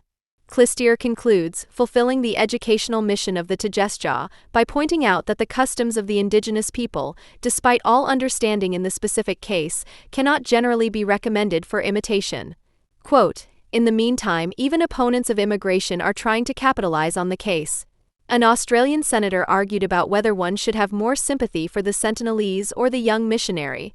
The Aborigines were successfully demonstrating how to enforce a zero immigration policy. With this attitude, however, she is more of an outsider. End of quote. Of course, this indeed crazy parallel is perceived as scandalous, but only because, from the point of view of international protection, border protection is a privilege of pre-modern natives who practice it in a barbaric manner far removed from the law. John Allen Chow was born on December 18, 1991 in Alabama, and grew up in Vancouver as the son of a lawyer and a psychiatrist with two siblings. His father had fled China during the Cultural Revolution. The family belongs to the Pentecostal Church Assembly of God. Contrary to what was suggested in the statements, which emphasize the recklessness, foolhardiness, and negligence of his actions, Chow prepared for this journey for years, including with the missionary organization All Nations and the Specialist Institute for Missionary Work in Minority Languages SIL International. Chow has also considered his studies in health and exercise science at the Evangelical Oral Roberts University as preparation for the Conversion Project. On his first visit to the island on November 15, 2019, Chow was dropped off by a fishing boat off the island and then paddled onto the shore in a kayak. He was carrying chest armor, a waterproof Bible, a first aid kit, and several gifts, including scissors, tweezers, safety pins, towels, ropes, fishing line and hooks, gum tubes, and a plastic ball. According to his own account, he shouted, "My name is John, I love you and Jesus loves you," as he approached two natives, who then shouted at him and threatened him with bows and arrows. In his notes, he reports that he gave the two Sentinelese fish on first contact, but initially retreated in his kayak because of the threats. "I was scared, but above all I was disappointed," he admits. "And they didn't accept me from the start." On another attempt, he recited psalms and shouted words in Xhosa, a language he had picked up on a trip to South Africa as a soccer coach. The natives reacted with a mixture of threatening gestures and laughter. Chow tried again to present fish and other gifts until a child shot an arrow at him, which missed him and hit his Bible instead. On the afternoon of November 16, he handed his notes to the fishermen, announced that he was going to spend the night on the island, and asked them to go home. The next morning, the fishermen saw the Sentinelese dragging Chow's body along the beach on a rope. Self-proclaimed advocates of isolated communities such as the London-based group Survival International conclude that Chow's death should serve as a reminder. No matter how horrible the customs of indigenous tribes are, what must be avoided at all costs, according to the politically correct Friends of Isolated Tribal Life, is the creation of humane conditions.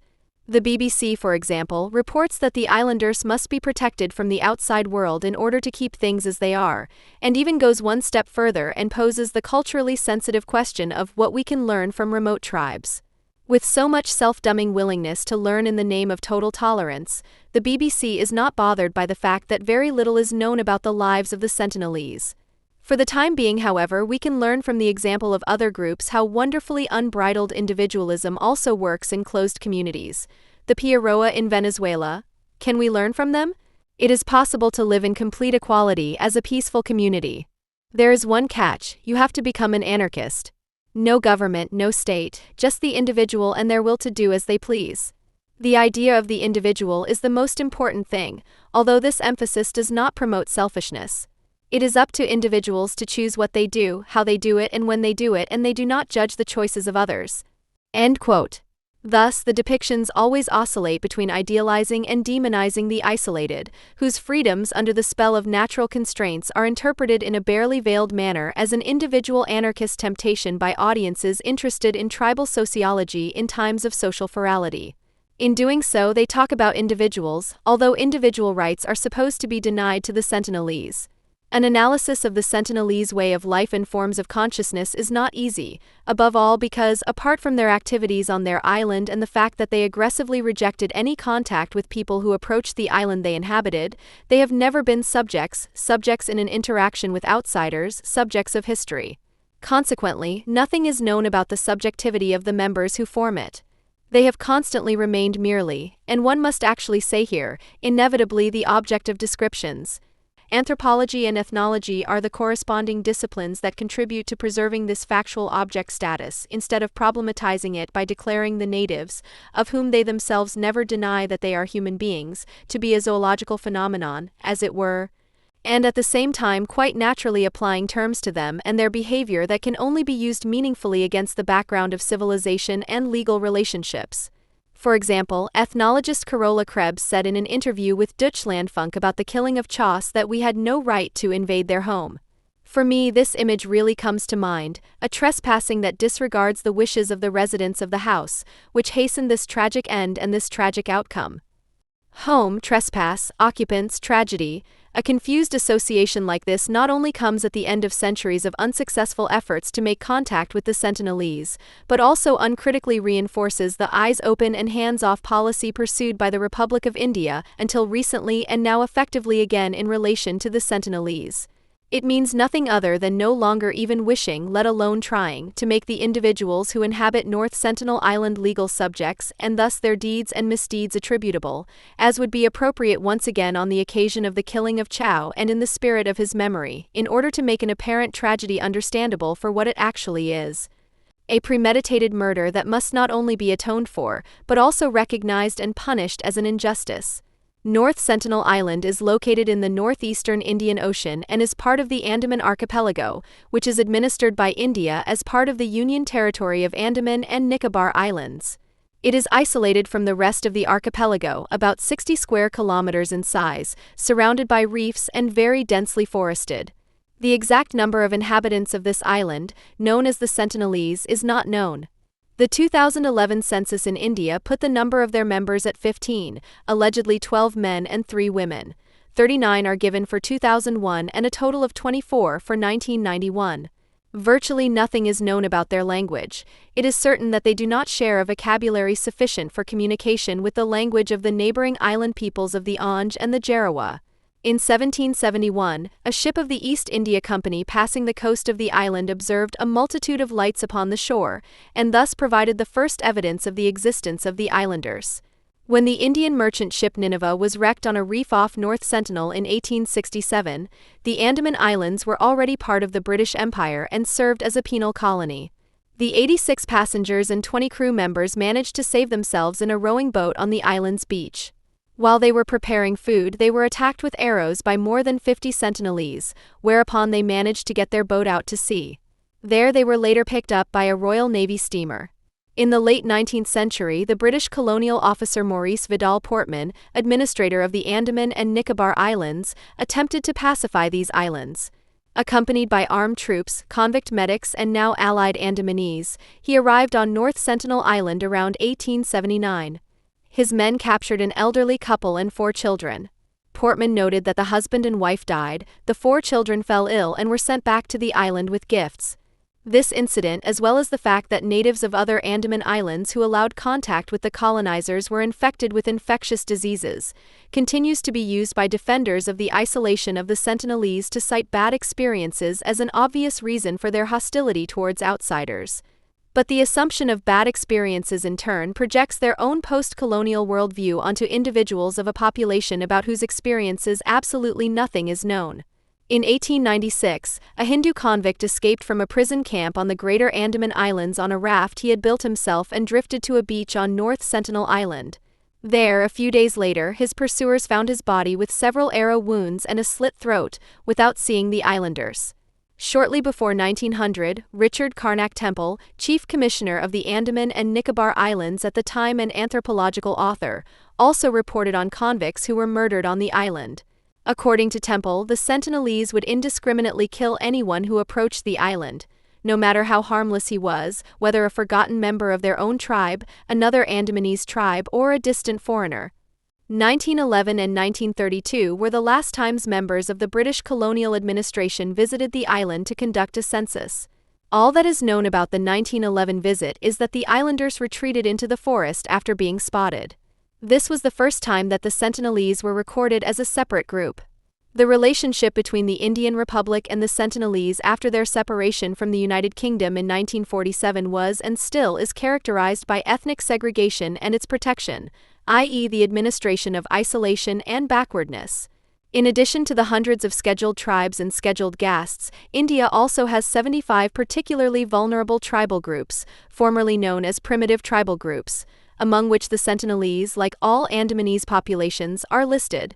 In 1956-57, the Andaman Islands were declared a reserve and the area of around 5 kilometers around the island became a restricted area under military guard. It was not until 1970 that North Sentinel Island was officially claimed by India and a stone was placed on a remote part of the island, at an unused fireplace, declaring the island to be Indian territory. The attempts at contact with the Sentinelese made under Indian administration were exclusively anthropological, i.e., fundamentally defensive in nature and aimed at preserving their isolation. From 1967 to 1991, the Indian anthropologist T.N. Pundit undertook several expeditions with the aim of approaching the Sentinelese. A 1974 expedition by a group of anthropologists led by Pundit, accompanied by armed police and a National Geographic film crew, is captured on film in the short documentary Man in Search of Man. The team was shot at with arrows as they approached the island, but were able to leave gifts they had brought with them, including a live pig, a doll, metal utensils, and coconuts on the beach. The head of the film crew was wounded in the thigh by an arrow. The Sentinelese man who shot the arrow is said to have laughed proudly, while others buried the pig and doll and took the coconuts and crockery. Pundit was surprised by the killing of John Allen Chow, who naturally described it as a tragedy. The Sentinelese were not a hostile people, he said, they just clearly signaled that they wanted to be left alone. You just have to understand their language. Against this background, however, the barbaric privilege of the Sentinelese remained that they did not have to understand anyone's language and were unable to classify any approach. In August 1981, the stranding of the goods freighter Primrose ended in a minor accident for the crew.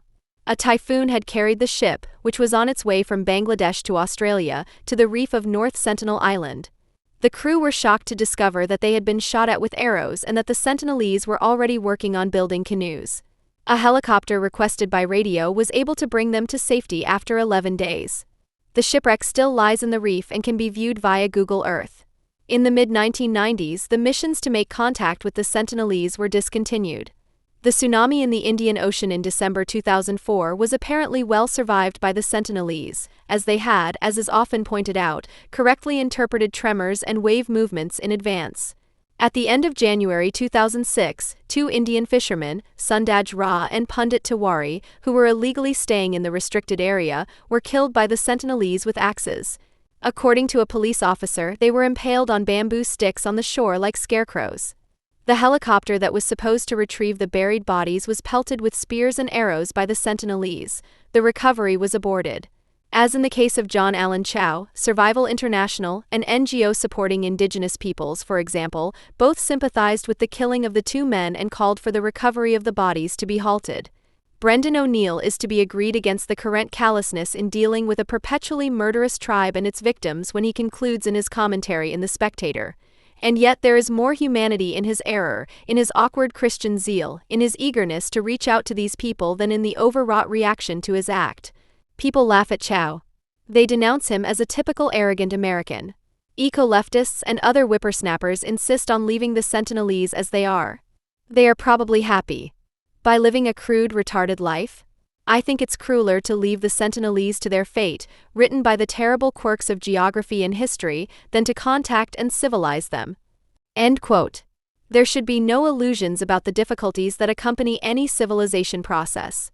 However, an important step in this direction would be to abandon the illusion, which is always present in relations with threatened peoples, that civilization is primarily based on mutual understanding and conflict-avoiding agreement.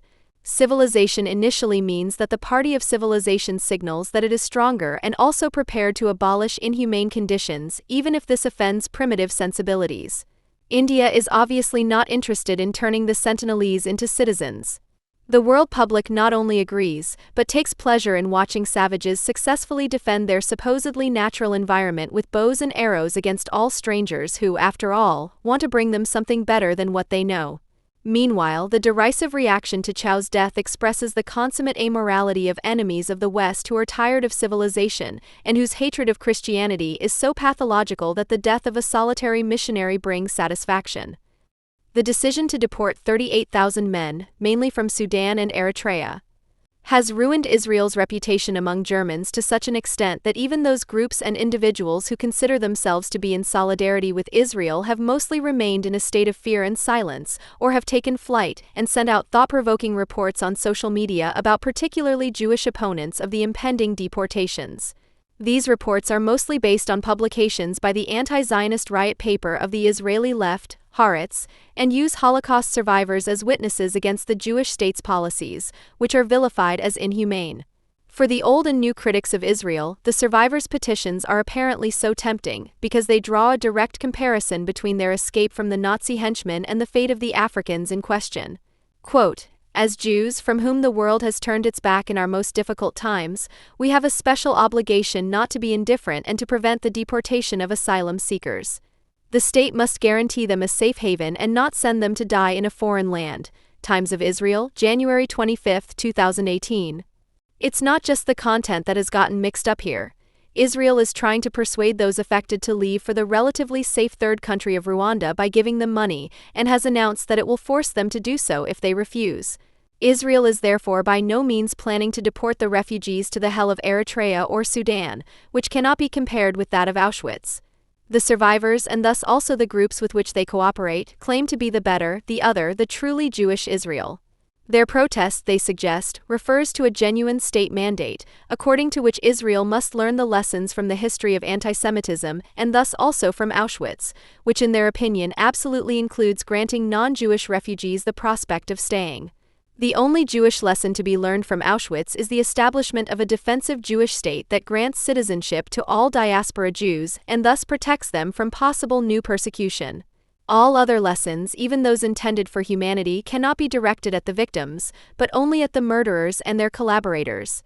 Anyone who does not make this necessary distinction, even if he or she is a Holocaust survivor and kibbutznik at the same time, blurs the line between perpetrators and victims.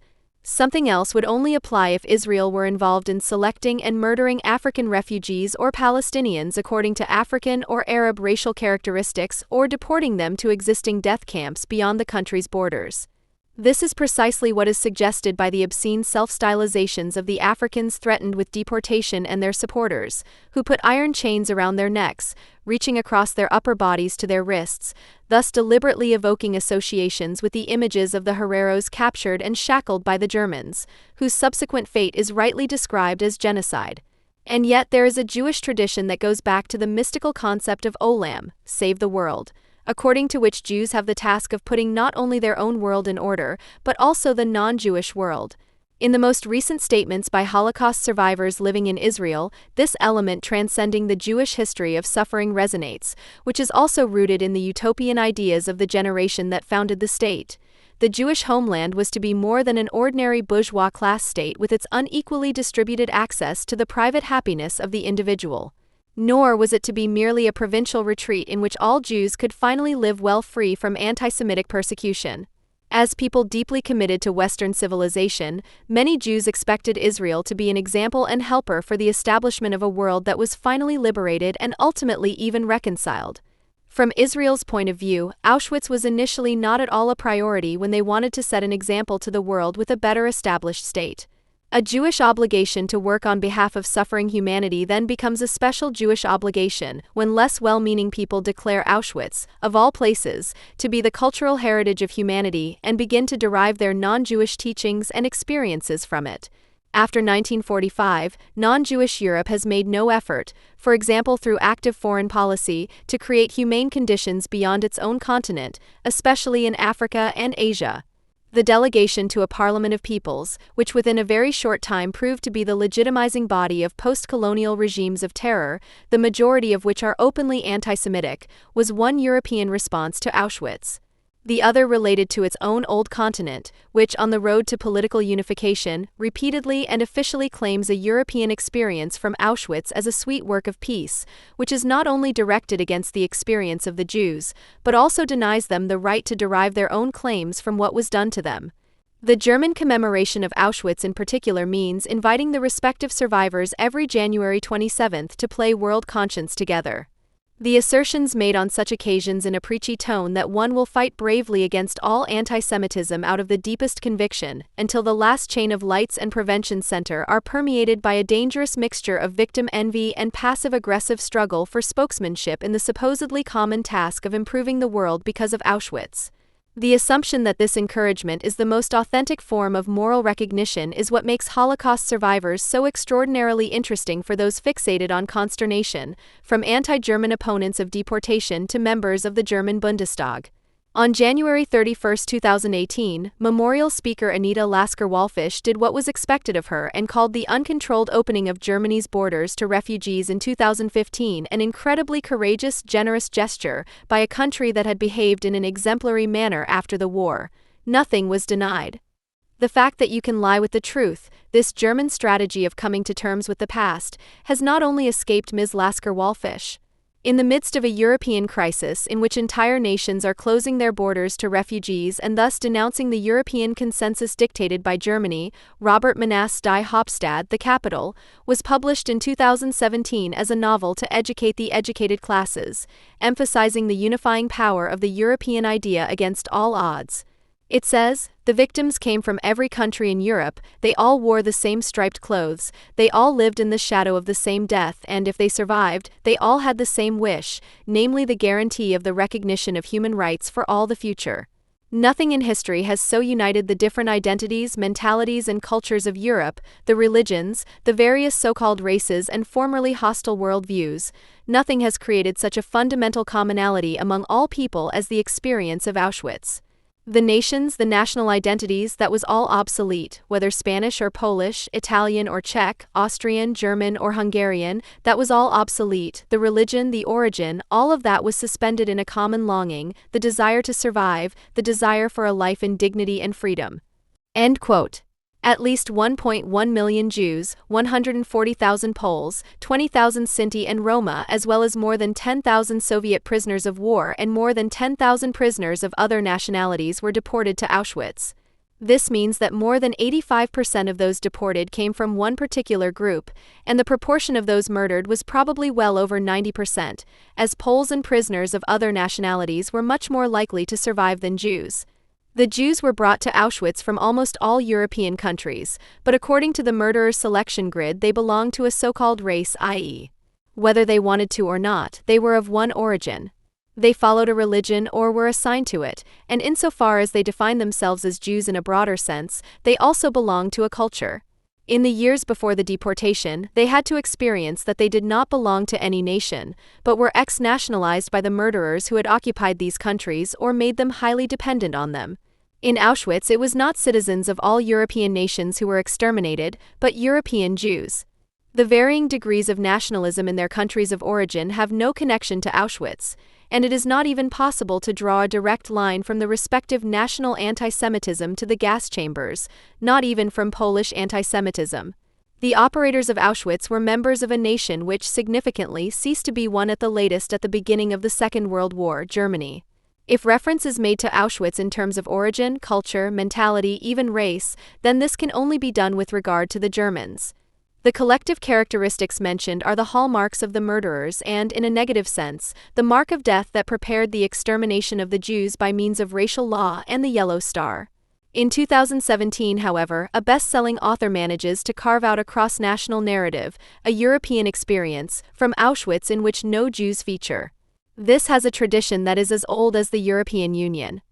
The best-selling author finds nothing objectionable in quoting Walter Hallstein from 1958 verbatim and ironically putting it into the mouth of a fictitious new president of the European Commission. The economic interdependence of nations is not an end in itself for the mere generation of economic growth, but a necessary prerequisite for the deeper meaning of the European project. To prevent national obstinacy in the future and thus ultimately the nationalism that leads to resentment and aggression against others, to the division of Europe, to racism and ultimately to Auschwitz. End of quote. This may be presented as an appeal for the integration and political neutralization of stubborn Germany, which had the Second World War on its conscience, into a more civil Europe, but Hallstein did not leave it at that, who distributed the German war guilt evenly across the whole of Europe.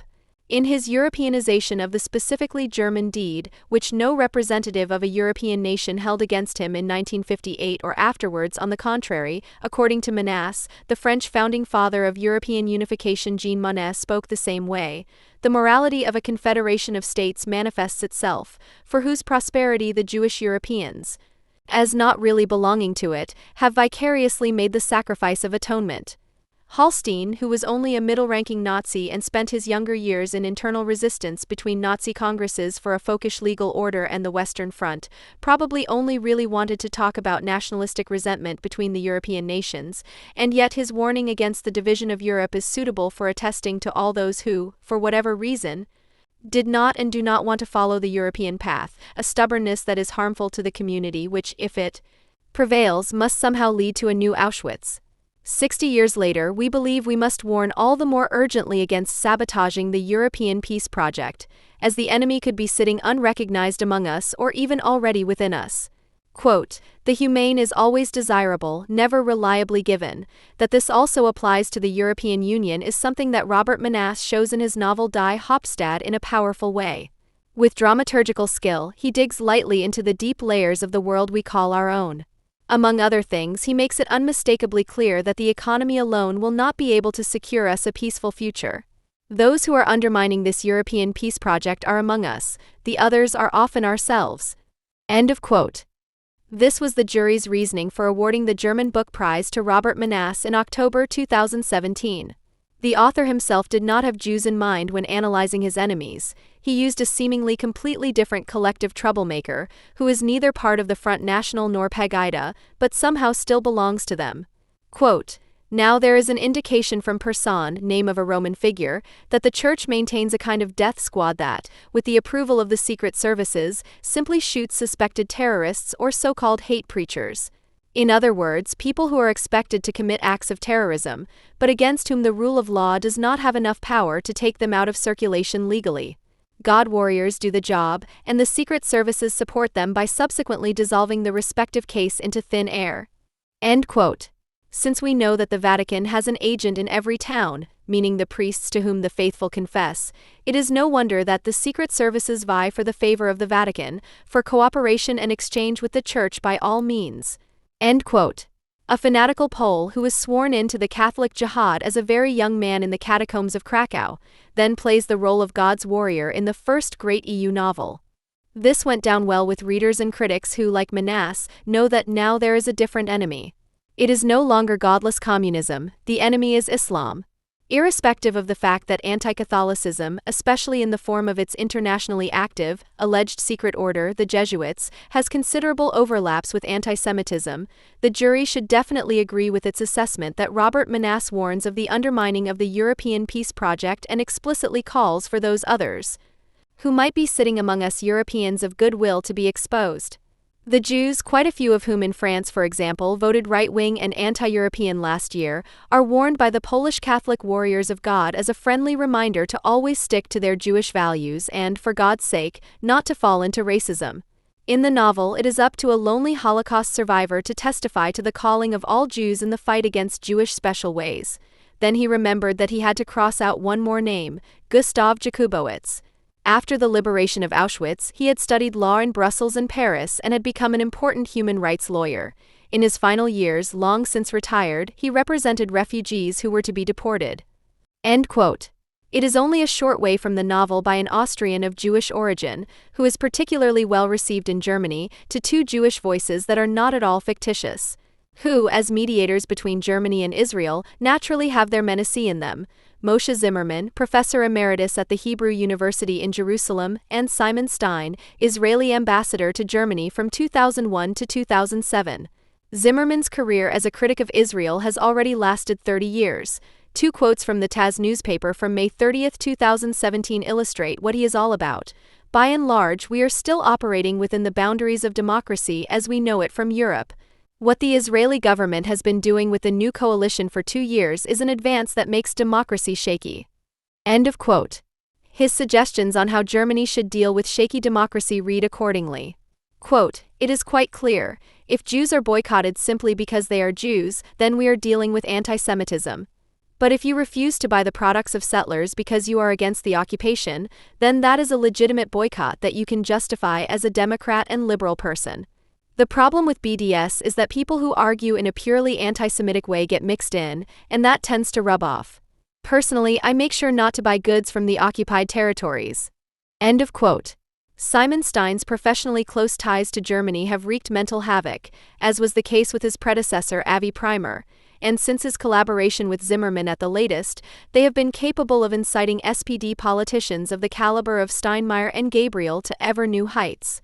Just one day after Zimmerman's statements about the shaky democracy in Israel, he followed up with a guest article in Die Zeit together with Stein, which was dedicated to the probing question of how much guilt the Jews had for Auschwitz. Quote, "Does the Israeli government itself perhaps play a part in blurring the categories? Since anti-Semitism is nothing but prejudice, the behavior of Jews cannot actually be the cause or justification per se for anti-Semitic arguments." End quote. Actually, quote, "And yet certain positions of the government of the Jewish state can very well contribute to the spread of anti-Semitism. We know this from history, where the Jewish question seemed to be relevant, anti-Semites found more resonance in the public sphere. Since the end of the 19th century, anti-Semitism has repeatedly been offered as a solution to this social question." End quote.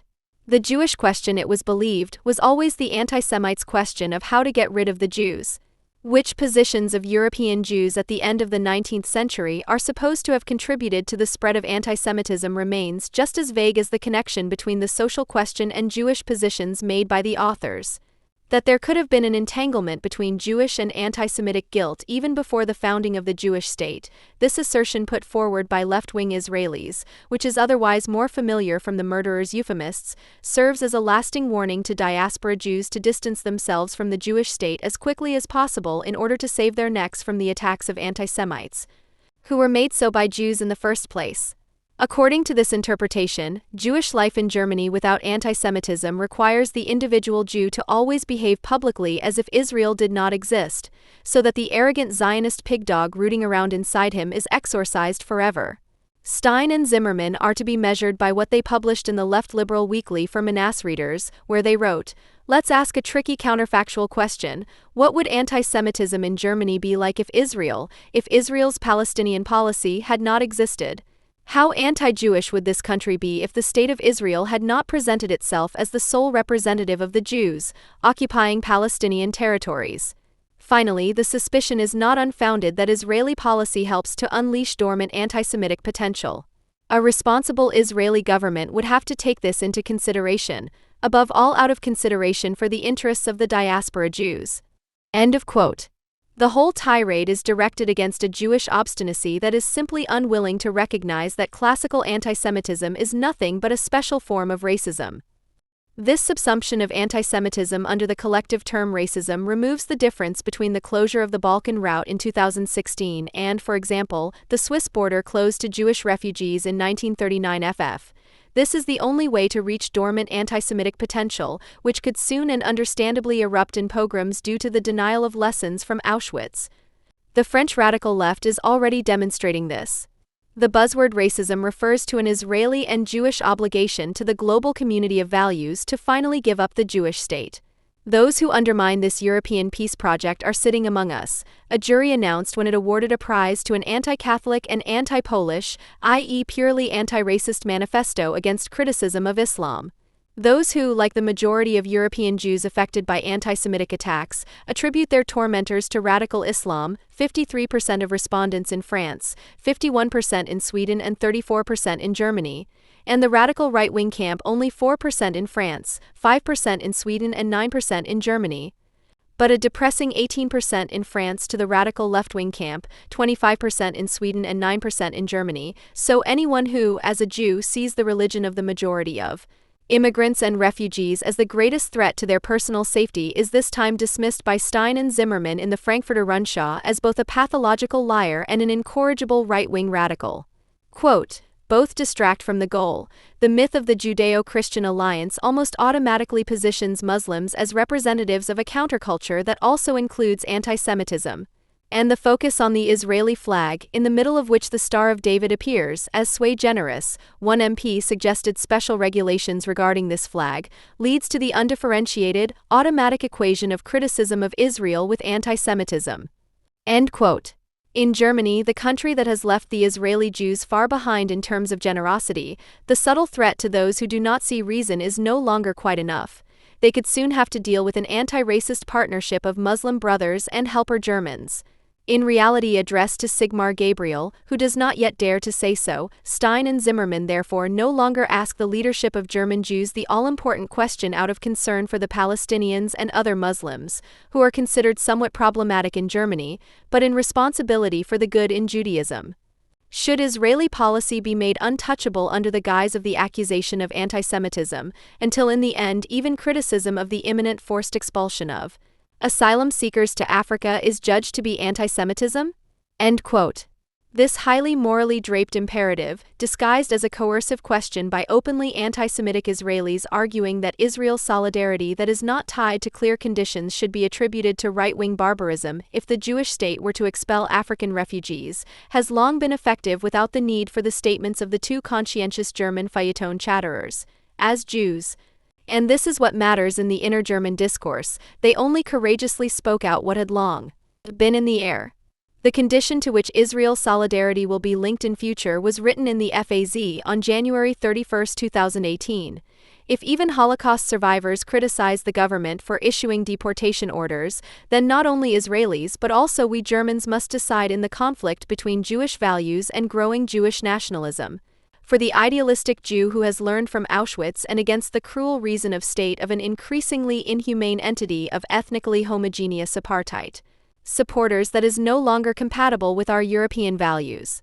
The New York Times sees the confrontation as a test case for what it means to be a Jewish state, either to preserve the Jewish majority or to be governed by Jewish values, which include the ideal of tikkun olam, or putting the world to rights. End quote. Israel has obviously opted for the preservation of the state and thus for the option of putting its own house in order and not the world. Jewish values are easily falsified by a cheap discursive trick into seemingly universal values to which every self-interest, especially national self-interest, should be subordinated. This insight unites the moralizing inhabitants of Western countries across all differences, people who have given up on themselves and are obviously intent on ensuring that no other country is spared the latent and in some cases already manifest state of civil war for which they, as opinion leaders in France, Sweden, etc., are responsible in their countries. The unconditional acceptance of refugees, regardless of their number and cultural origin, this originally German ingredient, does away with any universalistic meaning that may once have been contained in a Tikkun Olam, because it denies the disorder that can be felt everywhere in Europe, from which Jews in particular have to suffer. Their own lack of joy and perspective forces the fatalistic members of the European middle class to counter the real, anti-Semitically motivated murderer of Sarah Halimi, who was cruelly murdered by an avowed Muslim in a Paris suburb in April 2017, with an invented but all the more present Polish Catholic holy warrior as the true troublemaker.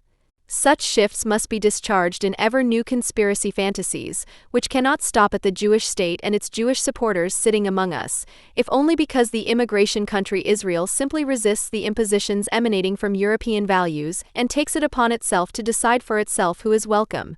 Although nobody disputes that Israel continues to take in thousands of immigrants year after year, they are Jewish and are considered white, whereas a real refugee must obviously be of color, and preferably also Muslim, as is the case with many of the Africans staying in the poor south of Tel Aviv in particular. The FAZ of February 5, 2018 also promptly sensed racism. The fact that significantly more Ukrainians and Georgians are in Israel illegally than Africans goes unnoticed. The intruder law does not apply to Eastern Europeans, because Ukrainians and Georgians have entered the country legally by plane and have only exceeded the duration of their tourist stay. End of quote. The fact that Israel is extremely uneasy about this problem and will not grant this group of immigrants the right of establishment is of no more interest than the objection of Likud MP Anat Berko, quoted in the same article, who remarked, "Israel has managed to absorb more than 50,000 Jewish Ethiopians in decades," to add laconically, "None of them are blonde or white." End of quote. There is no doubt that universal values, i.e., the desire for a more humane world, are not in good shape in Israel either. The state which, according to the hopes of many Jews, should be a role model for their countries of origin, is thrown back on the pragmatic preservation of its existence as a stable and not shaky democracy which, in addition to the 6.3 million Jewish citizens at home, also offers protection to the 8 million diaspora Jews, 2 million of whom do not live in the USA or Canada, and must therefore be considered endangered and are also immigrating in increasing numbers. In the current Israeli debate, the majority lean towards the chief rabbi of Israel, David Lau, who has stated, quote, "We must remember the Talmudic dictum that teaches us that the poor who live in your own city have priority. And we have many people in the state of Israel for whom we must care, citizens of this state. I am thinking of the disabled, whom we are not always able to support, the Holocaust survivors who live among us, including some in shameful conditions. And I am also talking about the residents of South Tel Aviv." End quote. Whatever happens with the calls for 38,000 African men to leave the country, Israel will no more surrender to a fate that humanistically minded well-meaning people want to impose on the country in the Palestinian question than it will adopt the defeatist formula that no border can stop the flow of refugees once it has started. Israel's borders are not only strictly guarded and armed military borders towards the Palestinian territories. Since the mass immigration of around 60,000 refugees from African countries in the 2000s, with a peak of 17,000 border crossers in 2011, the border to the Sinai has also been an impenetrable high-security fence. The Sinai route from the Egyptian heartland to the Israeli border, which is mainly organized by Bedouins, has therefore not been used since 2012. While 34% of Israelis reject the announced, but by no means finalized mass deportation, with 56% in favor and 10% undecided, there are and were no significant objections to the militarization of the Sinai border, and not only because it also prevents the entry of jihadists. The vast majority of Israelis at the time apparently followed the arguments of Justice Minister Ayelet Shaked, who recently declared, "Israel is too small and has its own problems. It cannot serve as the employment agency for the African continent." End quote.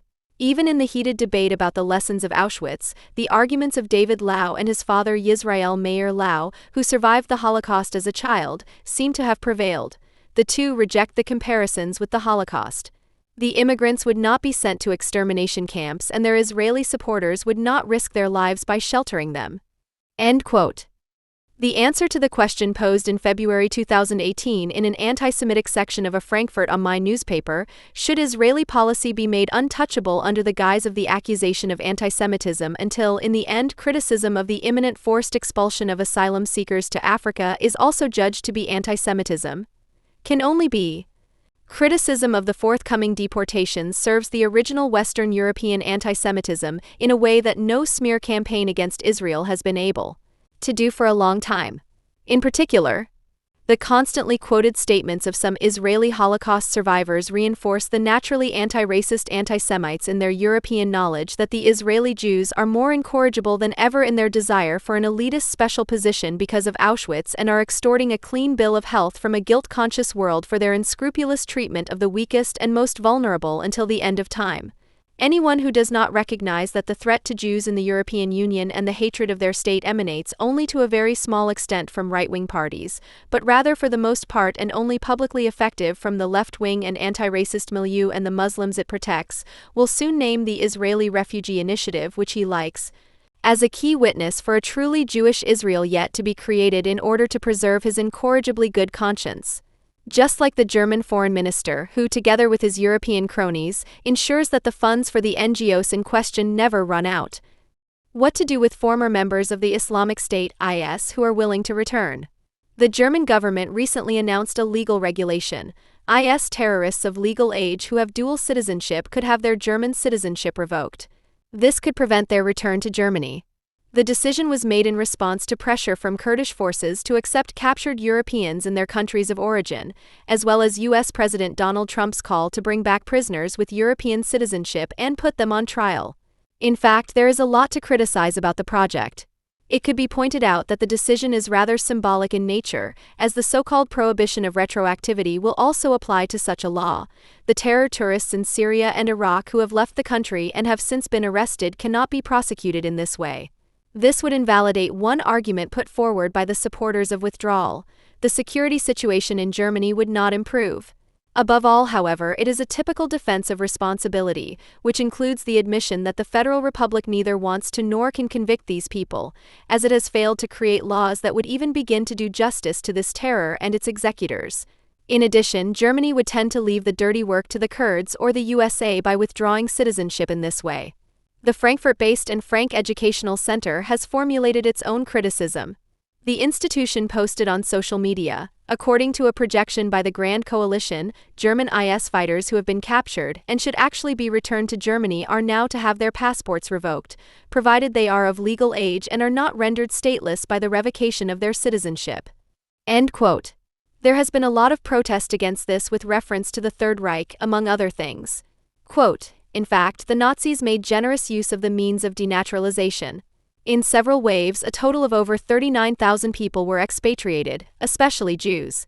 From November 1941, they automatically lost their citizenship if they crossed the Reich border, regardless of whether they emigrated voluntarily or were deported. Their assets were confiscated. End of quote. The educational institution refers to Albert Einstein and Hannah Arendt as victims of National Socialist expatriation and goes on to write that the withdrawal of citizenship was a means of directly depriving citizens of the opportunity to participate. Lawyers pleaded for a cautious approach to this means.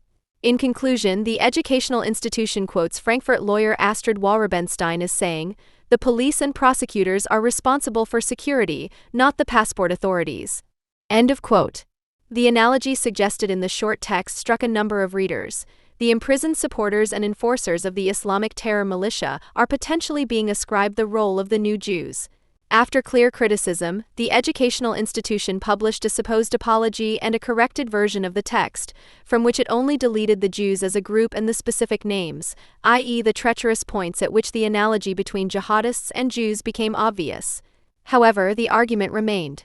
The educational establishment thus proved that it had fundamentally meant it exactly as it had been understood. In a way, this fits in with the institution's self-image.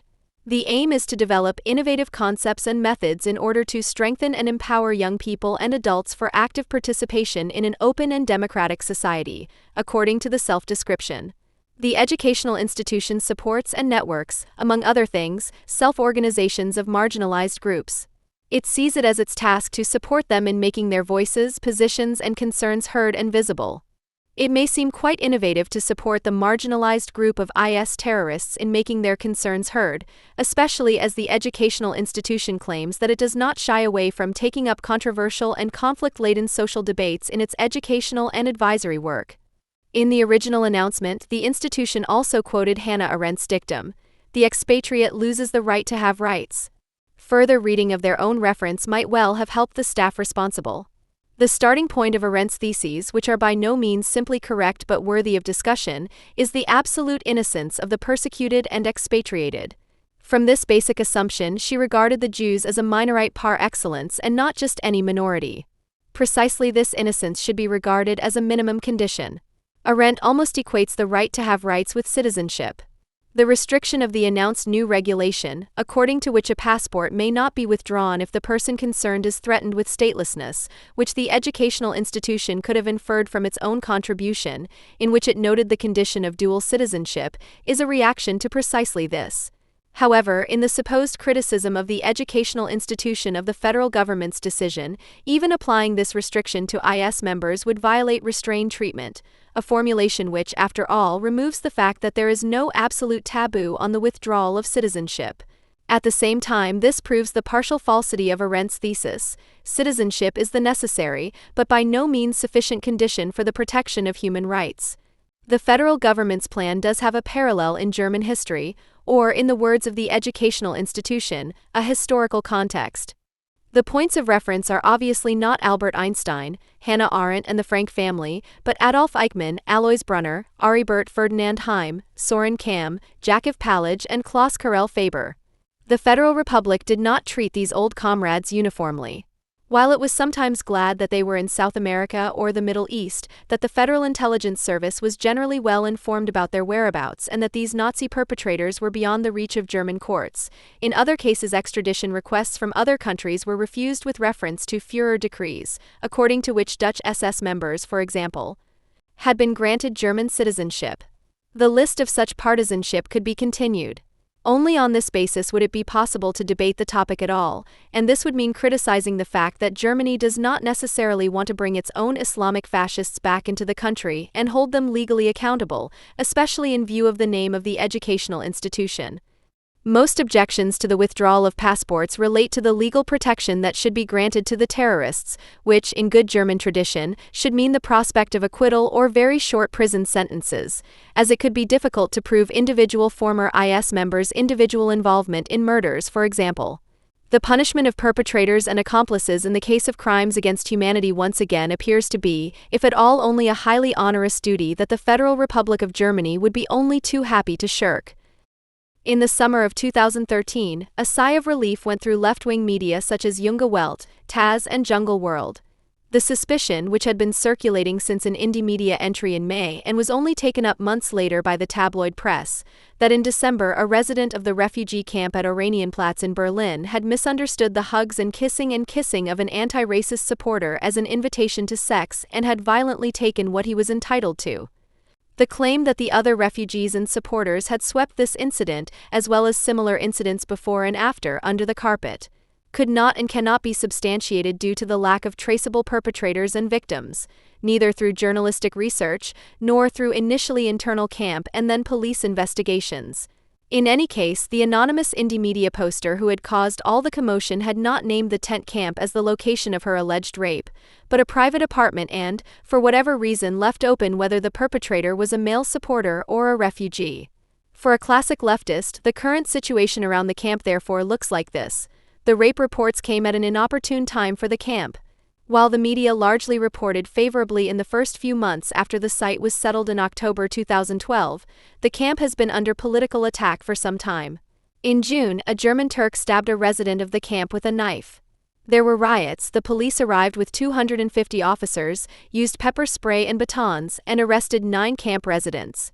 The refugees, frustrated because nothing was happening politically after months of protest, began blocking the road in front of the camp in the morning, forcing a bus route to be diverted. A CDU member of parliament collects signatures for the eviction of the camp. Publicist Gunnar Schipelius said, "The camp had disturbed the peace and had to go."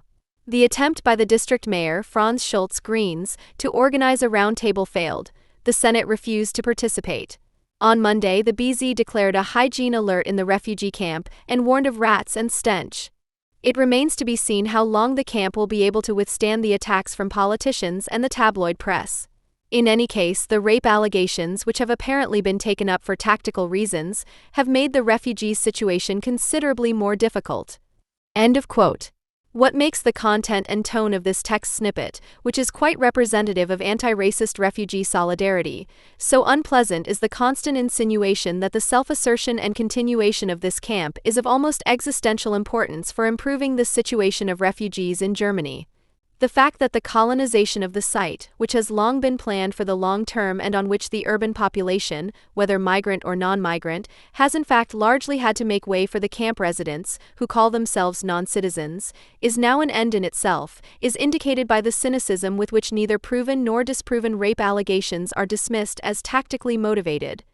But at the same time they are criticized for being untimely and therefore detrimental to one's own political tactics. Moreover, the attack by a German Turk on a resident of the camp mentioned in the article could have prompted a discussion about why it is by no means only, and perhaps not even mainly, politicians and the tabloid press who harbor resentment against the refugees. However, not a second thought is given to whether the establishment of the camp on Kreuzberg's Oranienplatz has proven to be a major political mistake in view of all this, and whether it would therefore be high time to leave the camp voluntarily. Only in terms of the continued public toleration of this castle of defiance and benevolent media coverage of it would its image and that of its residents be of any relevance at all.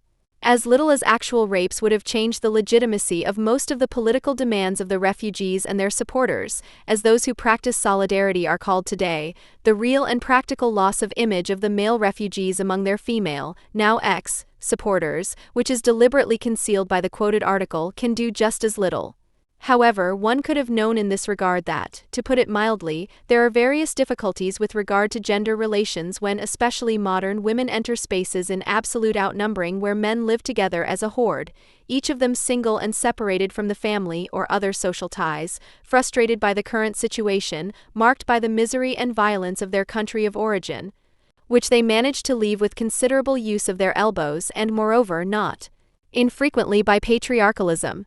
The fact that an anti-racist milieu to which the phrase about the constructedness of race and gender always flows easily from the lips blocks out any memory of the unpleasant living conditions and extremely brutal gender relations in the countries of origin of most refugees, which shape their social character just as deeply as the experience of flight itself, is practical proof of the unsocial and ahistorical character of the talk of social constructions, which pretends to be so reflective and can be made to serve anything but critical insight.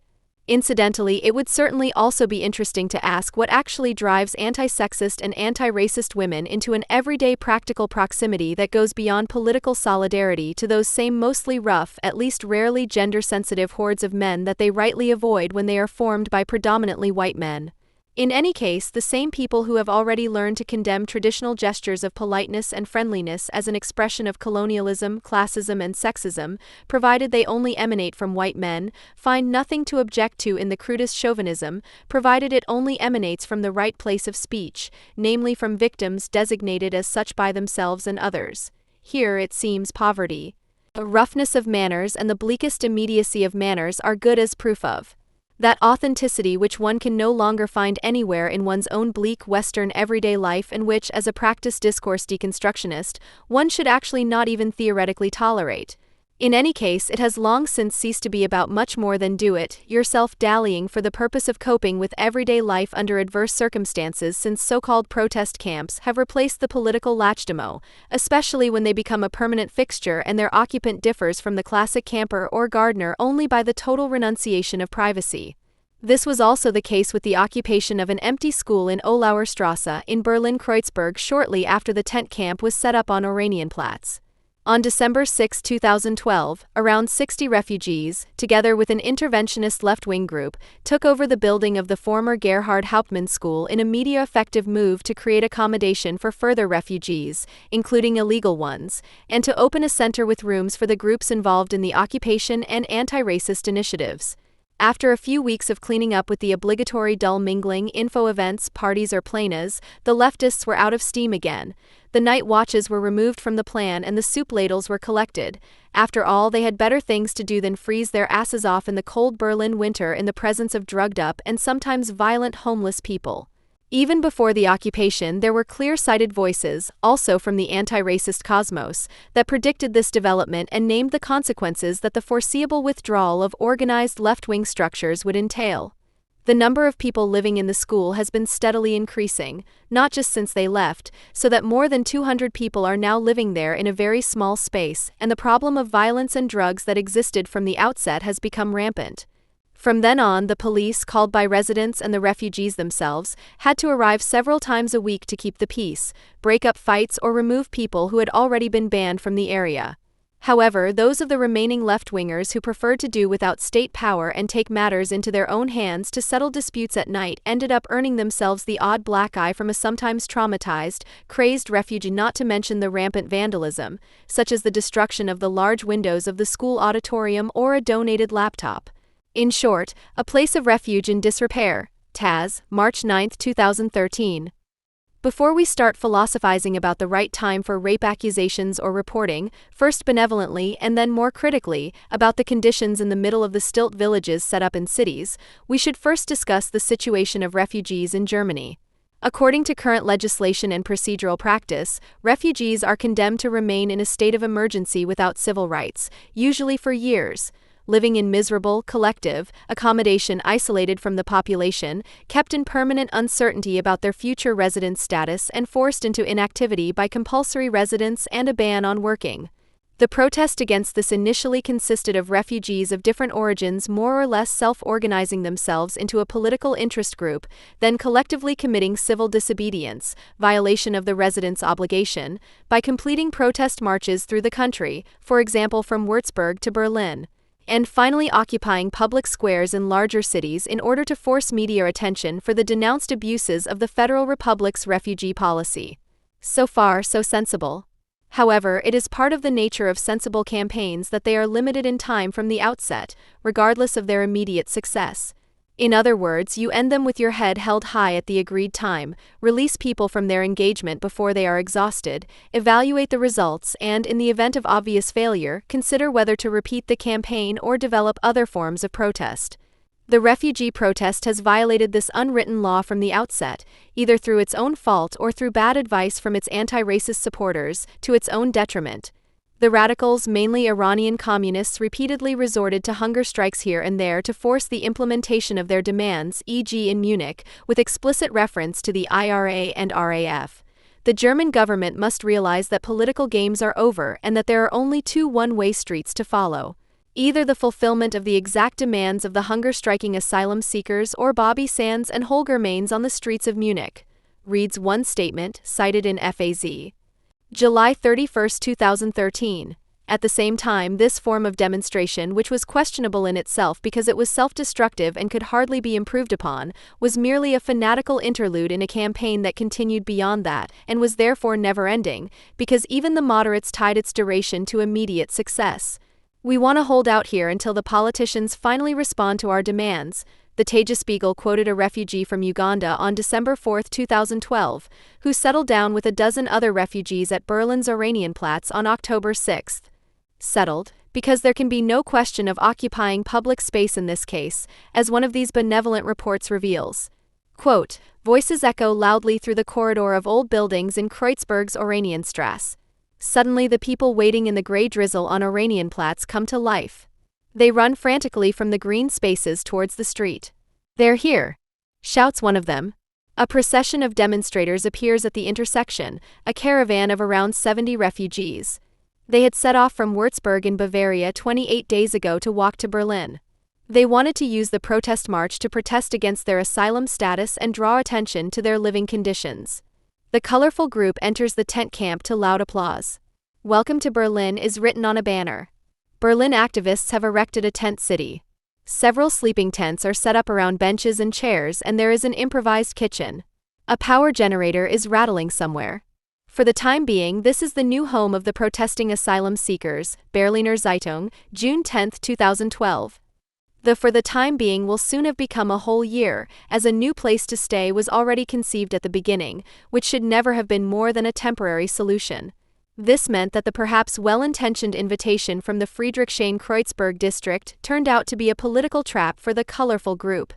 After all, what options are left for the refugees now that there has been no immediate success? Frustration is growing in the camp, supporters are dwindling, and the cause has run out of steam. Perplexity also among leftists. Quote, The refugees, who last year succeeded in putting their demands on the political agenda with full force, are now on the defensive. And the enthusiasm of many supporters has also waned somewhat. Nobody really knows what strategy the refugees can use to keep their demands in the discussion. Jungle World, May 9, 2013.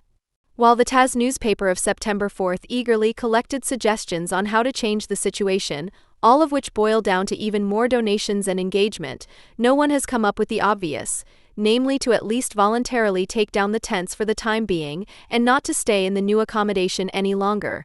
This would also be the only sensible thing to do. Not because the state has more staying power in case of doubt anyway, but because the refugees have permanently established themselves in conditions that have been glorified as a form of resistance, forcing them to live worse than they would have to according to the status quo.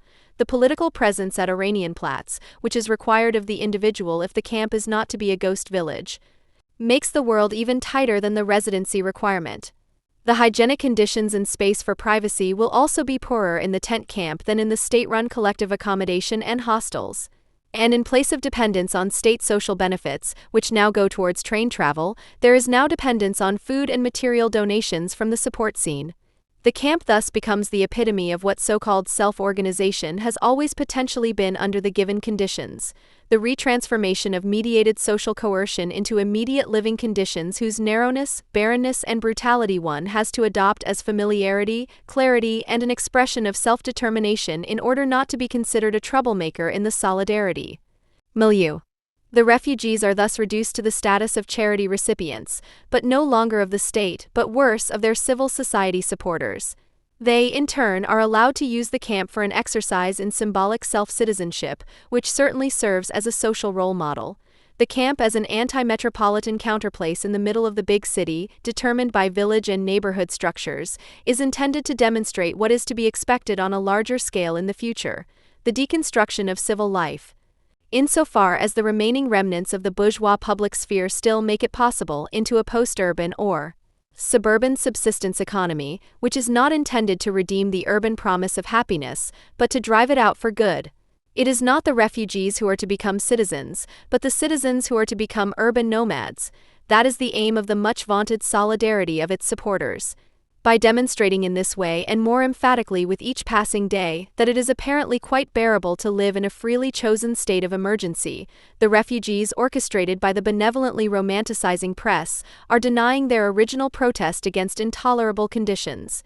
So anyone who worries about their image in the name of self-serving self-assertion of this or other refugee camps is, contrary to the intention, contributing to a real deterioration in the situation of these committed refugees, or is even cynically betting on forced eviction in order to be able to oppose it in a revolutionary way.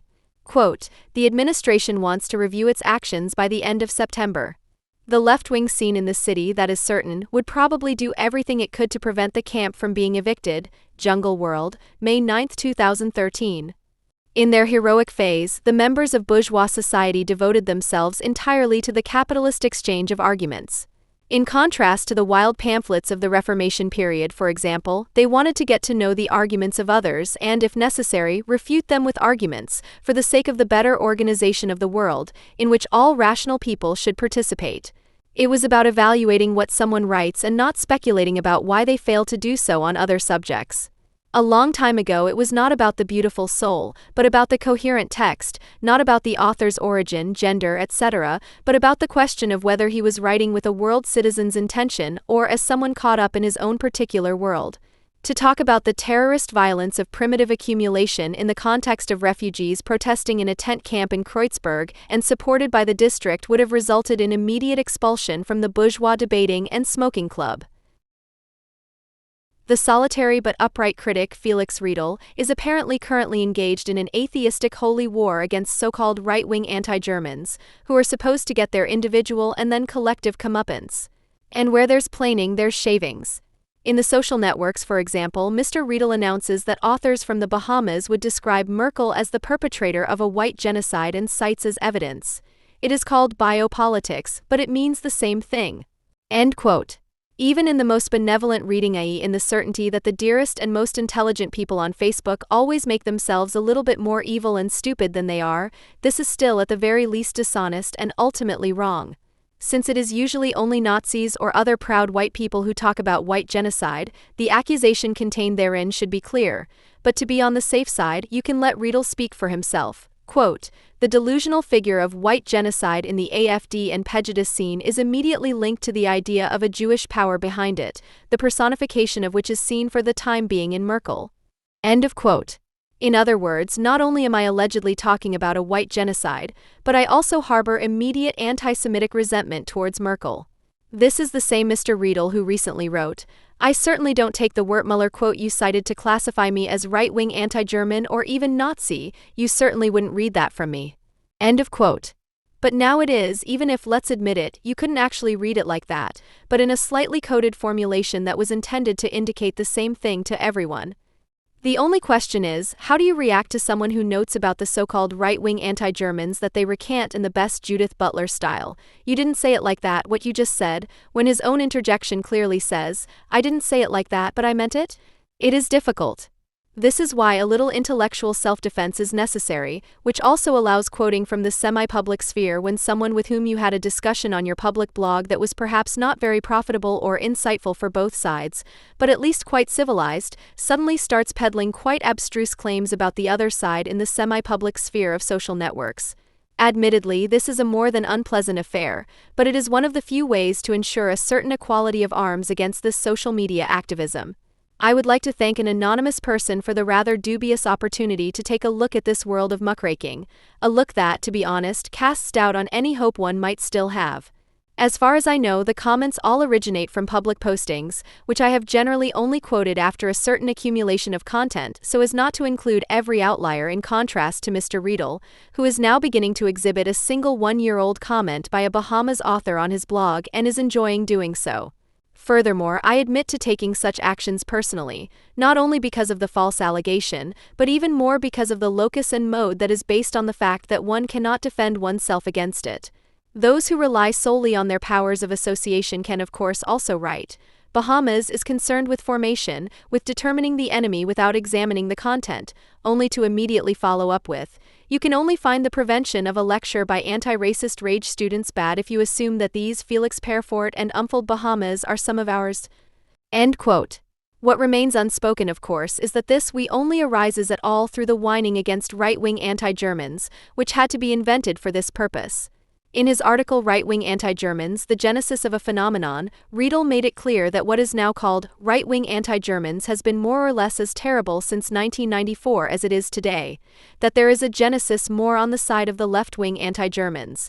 However, if one were to write about this, one would have to admit that one is taking giant steps back to a left from which, unless one turned one's back on it completely, one had good reason to place oneself somewhat on the sidelines. Of course, Riedel's current dissociation has nothing to do with the fact that the battle for the left-wing academic lecture pots is being waged with tougher bandages. This is by no means the context in which he proclaims in a page-long footnote on Thomas Moll. Anyone who still invites Thomas Moll, or indeed Justice Wertmüller, Clemens Nachtmann, Magnus Klau, Soren Punger, Felix Perfort, in 2018 and expresses surprise at AfD positive statements before the lecture can at least be accused of naivety or laziness in reading. And not simply that this someone did not instead invite Dr. Riedel, who at least describes himself as a professional intellectual. Now, one of the basic problems with the ramblings about this side and that side of some barricade is that Biskamp, Torsch, Riedel, Irmschler, Fischer, and whatever else they are called have nothing to say to each other for long stretches, so without a common enemy on their side of the barricade, they would not be able to stand it together. It's certainly not the case that we don't share the sentiments expressed in Riedel's comments about the asylum and refugee crisis. The main difference is that you don't take every first moral twitch as an immediate judgment. If someone sees biopolitics written and all that comes to mind is genocide, but they don't ask any questions and instead quote this distortion into the orcus of social media, one can only demand, and I would never have thought to write this, read Foucault, to whom the reference at the time was aimed. In his lecture of March 17, 1976, he wrote, "The new technology, on the other hand, is directed at the diversity of human beings, not insofar as they can be grouped into bodies, but insofar as, on the contrary, they form a global mass that is shaped by the overall processes inherent in life, such as processes of birth, death, production, illness, etc." After a first access of power to the body, which takes place according to the mode of individualization, we have a second access of power, not individualizing this time, but constituting the mass, if you will, which is not directed at the body man, but at the species man. End of quote. Biopolitics is therefore primarily a collective, institutional, or simply state regulation of collective masses of people that are subject to various categorizations. In my opinion, this is precisely the sense in which the term is used in the literature, especially in relation to refugee issues. A few examples. Quote, whatever the legal situation, biopolitical considerations are powerfully present in any immigration policy. The German government's 2015 policy can be seen as an attempt to dispose of the moral and political aporias of immigration as biopolitics in a humanitarian way. Even colorfulness as a biopolitical goal cannot really justify regime-free immigration. Foucault did not want to accuse with the term biopolitics, as much as it is morally irritating. For socially organized biopolitics now also include such morally highly valued things as epidemic campaigns, vaccination campaigns, comprehensive medical care, universal health insurance, family support and immigration policies, anti-discrimination, e.g. homosexuality, and anti-discrimination campaigns, e.g. child abuse, which modern democratic societies do not want to do without under any circumstances. Even if we had to experience how horribly biopolitics can escalate into state-organized eugenics, racism, ethnic cleansing and genocide, biopolitics as such can no longer be dispensed with. On the border with Poland, it has become normal for refugees to die or suffer bites from the dogs of border guards. Refugees are the largely lawless maneuvering mass of a European biopolicy, as lawless as they are cheap as workers and therefore in great demand in the catering industry, for example. End of quote. I noted that Riedel meant the term biopolitics quite value-free as population policy, implicitly referring to the range of the term as it appears in the above quotes. Riedel, on the other hand, proclaims that solidarity must end, where Gensler describes Merkel's immigration policy as biopolitics against Poland, with the where and not if implying that this has happened anywhere at all. I wrote, and Riedel himself quoted in his article, even without reading the Bahamas, but after a quick glance at an average history book, it would be possible to recognize that there may be reasons why both the Polish government and population are somewhat sensitive to German biopolitics on Polish soil. End quote. So if he could read, he would have understood that I was describing Germany's immigration or population policy, and not Merkel's, as a German immigration or population policy that is also taking place on Polish soil, i.e. in Poland. The focus on Merkel seems to me to be primarily justified, and justified in both a psychological and rational sense, by the fact that, for the first time in her career, she has said anything that represents a concrete position on any issue in the context of the refugee crisis. Not least for this reason, unlike Riedel, I am not quite prepared to explain away her very personal role in this constellation, but at the same time I have little desire to speculate about the extent of this role. The question of the extent to which this superficially European policy tends to be German could probably also be debated. But instead of writing that it was objectively directed against Poland, I simply said that the reaction in that country was somewhat sensitive for historical reasons, which in turn does not mean that it is objective per se. Furthermore, such statements do not mean that Poland's isolationism is not itself a form of biopolitics. What I am not prepared to do as quickly as Riedel is to forget that Poland has a somewhat longer history of German population policy, from the Teutonic Order, through 3 Polish partitions to the 4th Polish partition between Nazism and Stalinism and the Nazi occupation, which also included the mass murder of Polish Jews, who, as Martin Staub emphasized, are only too willing to forget in Germany that they were Polish citizens. So if Riedel had objected that sensitivities relating to such historical moments cannot or should not be a yardstick in the debate, this could have been discussed. However, no one can object to this if he constantly refers to his own feelings, feels misunderstood and unfairly treated as a helper, i.e. does not feel sufficiently honored in his honorary position, and for whom a depiction of Indians in a cartoon immediately represents a glorification of the genocidal massacres of indigenous societies. In a touch of constructive criticism, I went on to write to Riedel, quote, on the subject of Poland, where I would actually put up with the accusation of vulgar anti-Germanism. In a very pragmatic way, I would take the view that if the German Chancellor announces we can do it and Poland, for example, says we can't, regardless of how questionable the reasons are, Germany could or, in my opinion, should have simply adopted Poland's quota, etc. instead of imposing it against its will on its neighboring country, which has been treated in a very paternalistic manner for more than 2 years, via the EU. And I also believe that, given the mood in some of the Eastern European states concerned, this would also be fairer to the refugees in question. End of quote. It deserves recognition of the gift of imagination that crystallizes the palaver of a white genocide from such sentences. More recently, Riedel now only refers to the contractually guaranteed admission of a few thousand refugees by Poland as biopolitics, which actually means repopulation. So I wrote value-free about a biopolitics which, I admit, is indeed problematic, but in a completely different sense than Riedel would ever think of. And I mean that the problem is the biopolitics with refugees as a whole and not just a specific one, as much as the differences in the motivations underlying the various forms of this type of policy can of course be distinguished and evaluated. The distribution of 120,000 refugees agreed across Europe was primarily intended to relieve the burden on Italy and Greece, writes Riedel and continues. Economic compensation arrangements are planned. Turning this into a German project, even biopolitics, shows a loss of reality as well as the abandonment of enlightenment as a possibility. End of quote. So Riedel is engaging in crude linguistic criticism, while the very phrase distribution of people makes me feel uneasy, because I believe that things should be distributed, not people. But of course the wording expresses the disgusting reality, and is therefore justified, so you can write it. It is merely significant that for Riedel the term biopolitics triggers greater unease than the actually contentious formulation of a German project.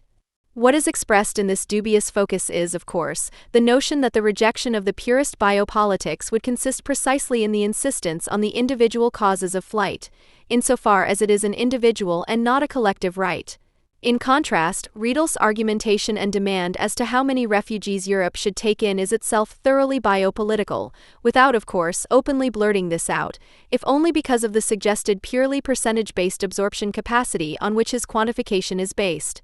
Quote, what would be required would be to actively fly in 15 million refugees over the next 2 to 3 years as a globally reasonable and appropriate minimum, just to absorb a little of the most acute emigration pressure in the African conflict belt, the Sahel and the Middle East.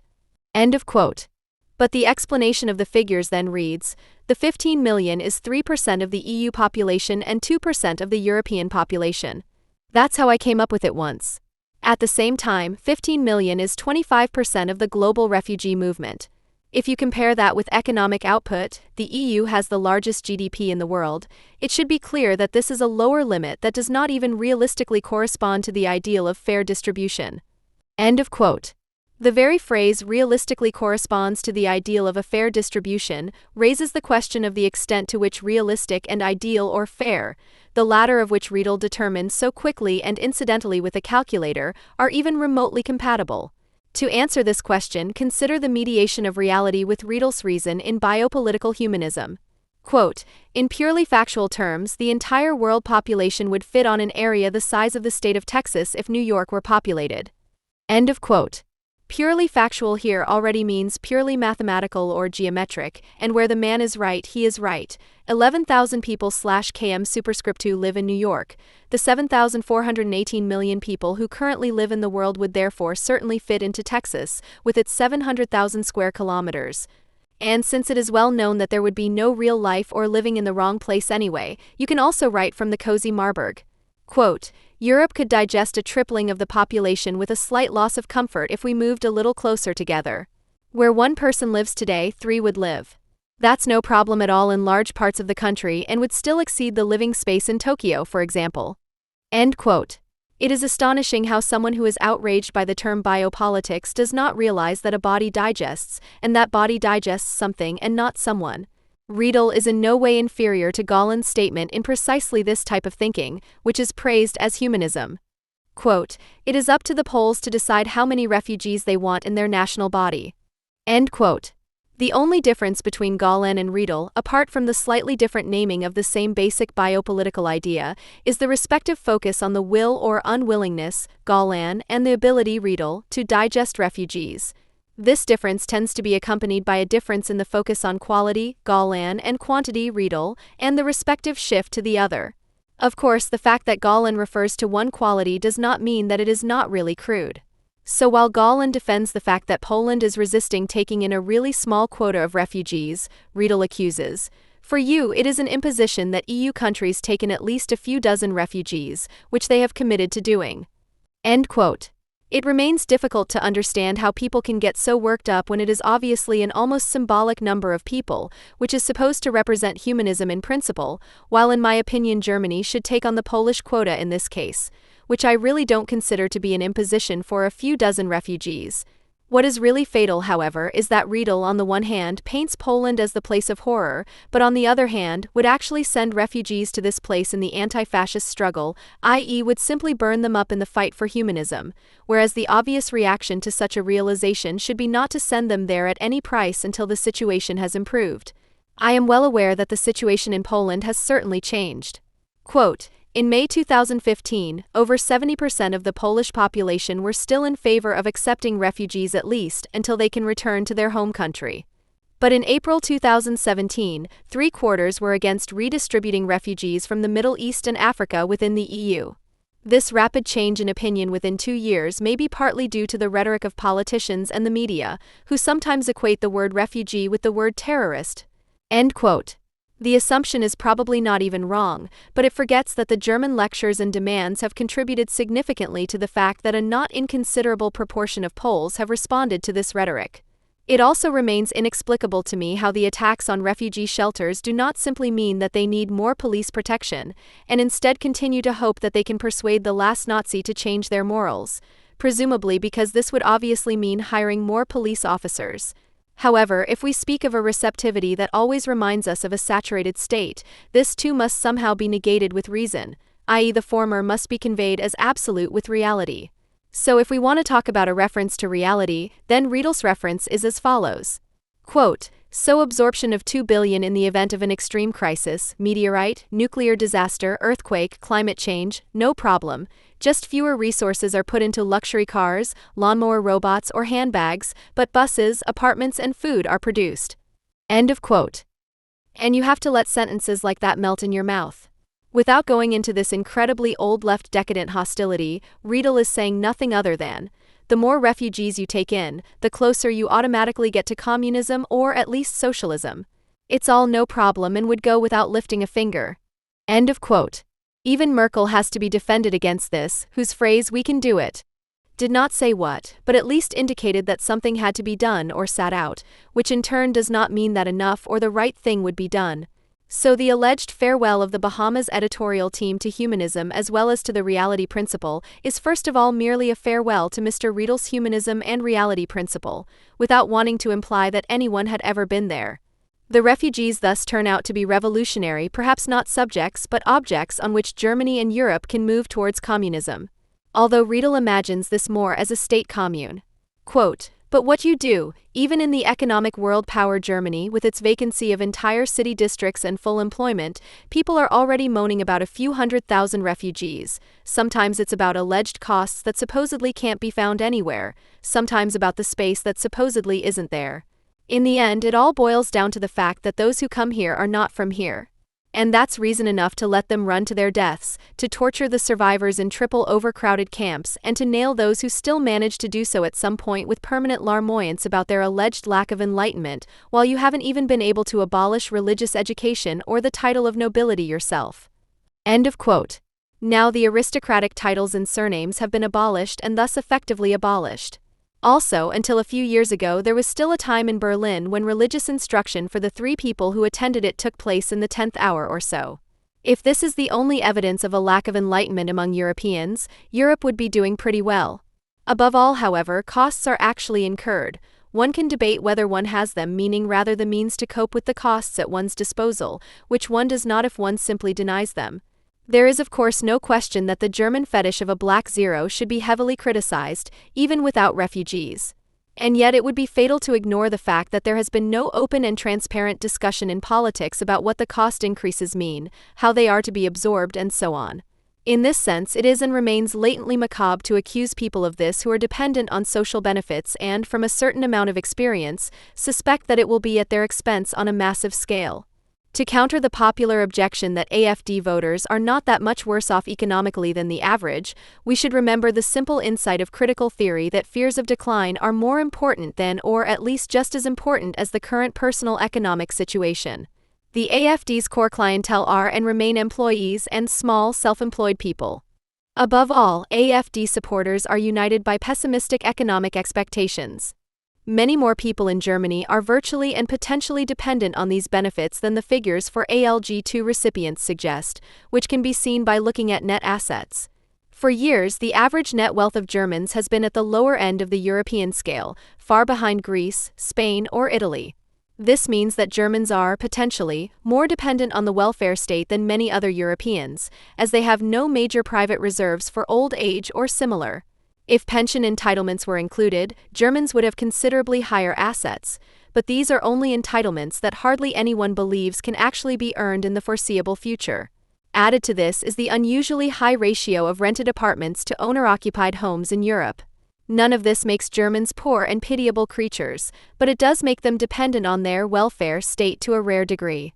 If the admission of refugees goes hand in hand with the increasing or feared rigidity of Hartz IV, it should hardly come as a surprise if certain people make a connection there, and some people mentally anticipate their future Hartz status. It is certainly not my intention to defend this approach. This is what I wrote in Riedel. Quote, because money does indeed seem to me to be an object that makes it very easy to distinguish the chauvinists from those who bring other concerns into the debate. End quote.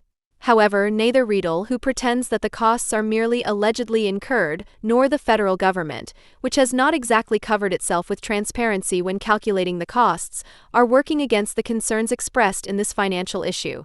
The assurances that taxes would not be increased to ensure the financing of the refugees was and is not exactly confidence-building, because the money has to be reallocated somewhere, and numerous financial experts are certain that tax increases or cuts in benefits would be unavoidable, both for those who have fled to Germany so far and for the increasing numbers of refugees who would make it to Germany.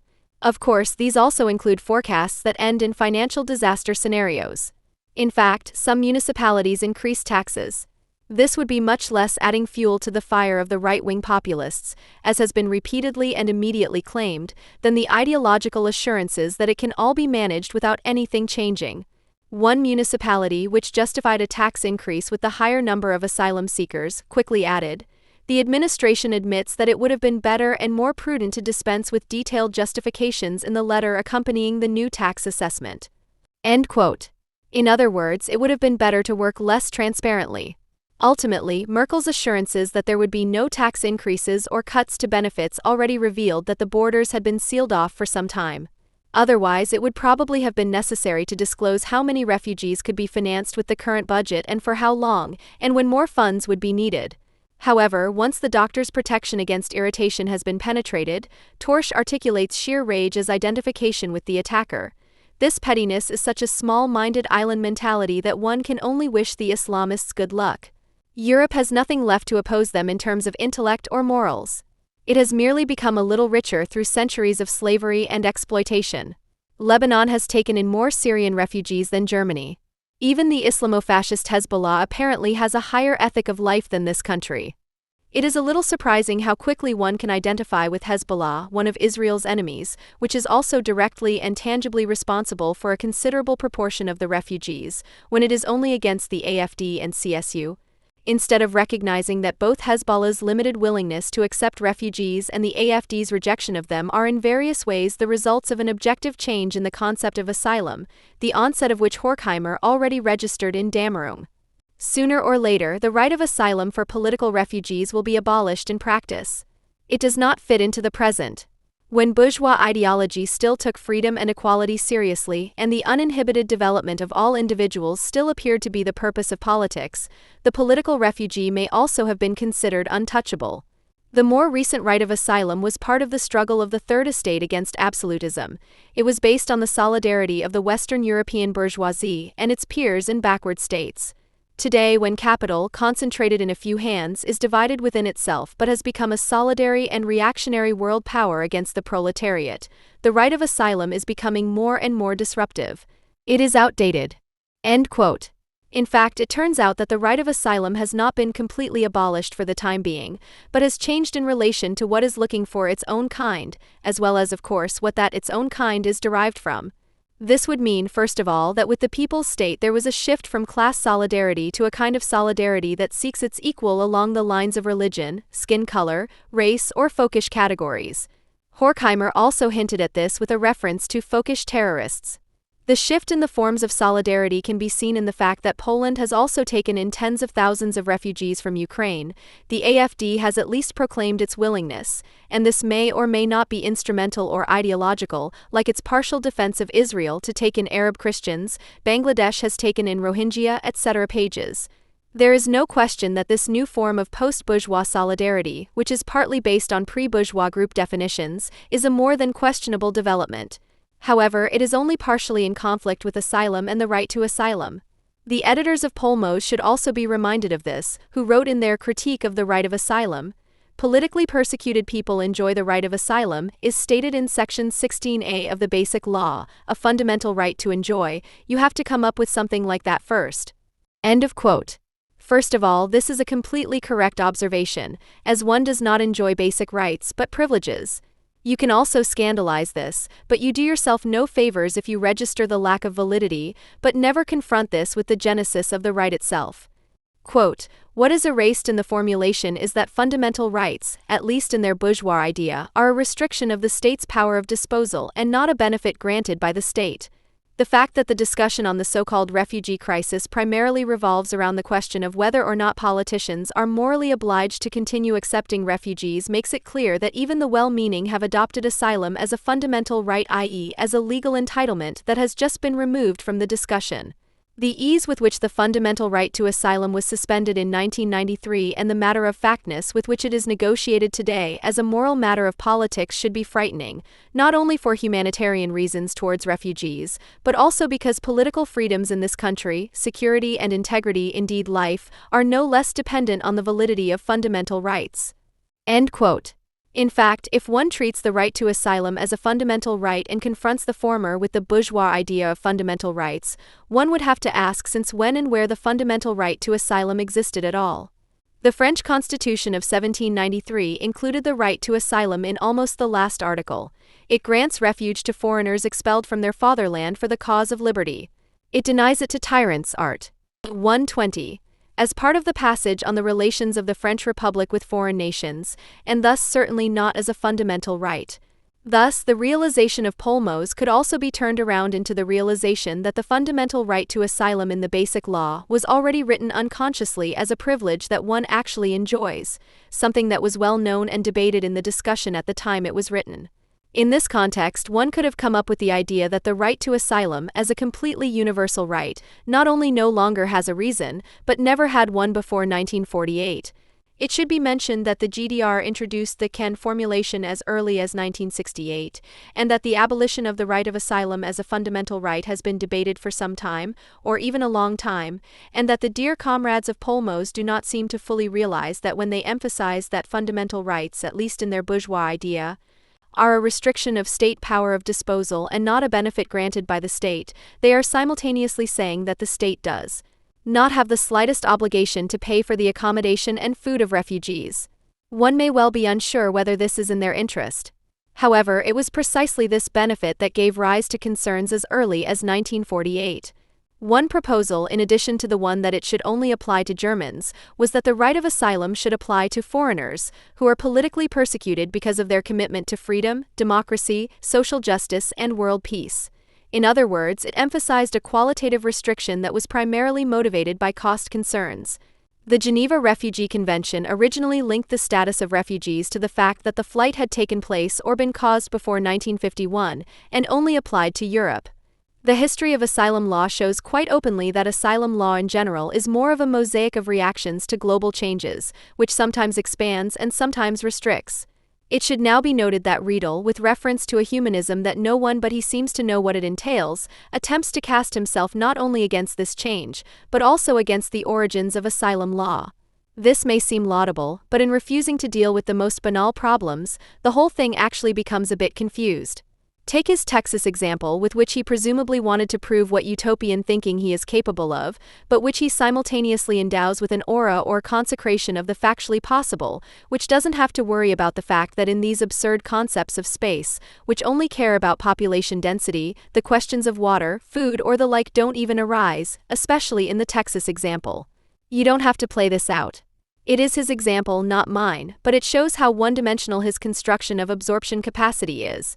As much as Riedel rightly emphasizes that the anti-refugee ideology includes the suggestion that everyone will soon be coming, he nevertheless makes things too simple when he continues.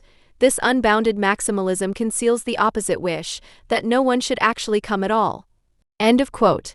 This is not even to say that this does not apply to some or many positions, and the debate should indeed always be referred back to the actual numbers.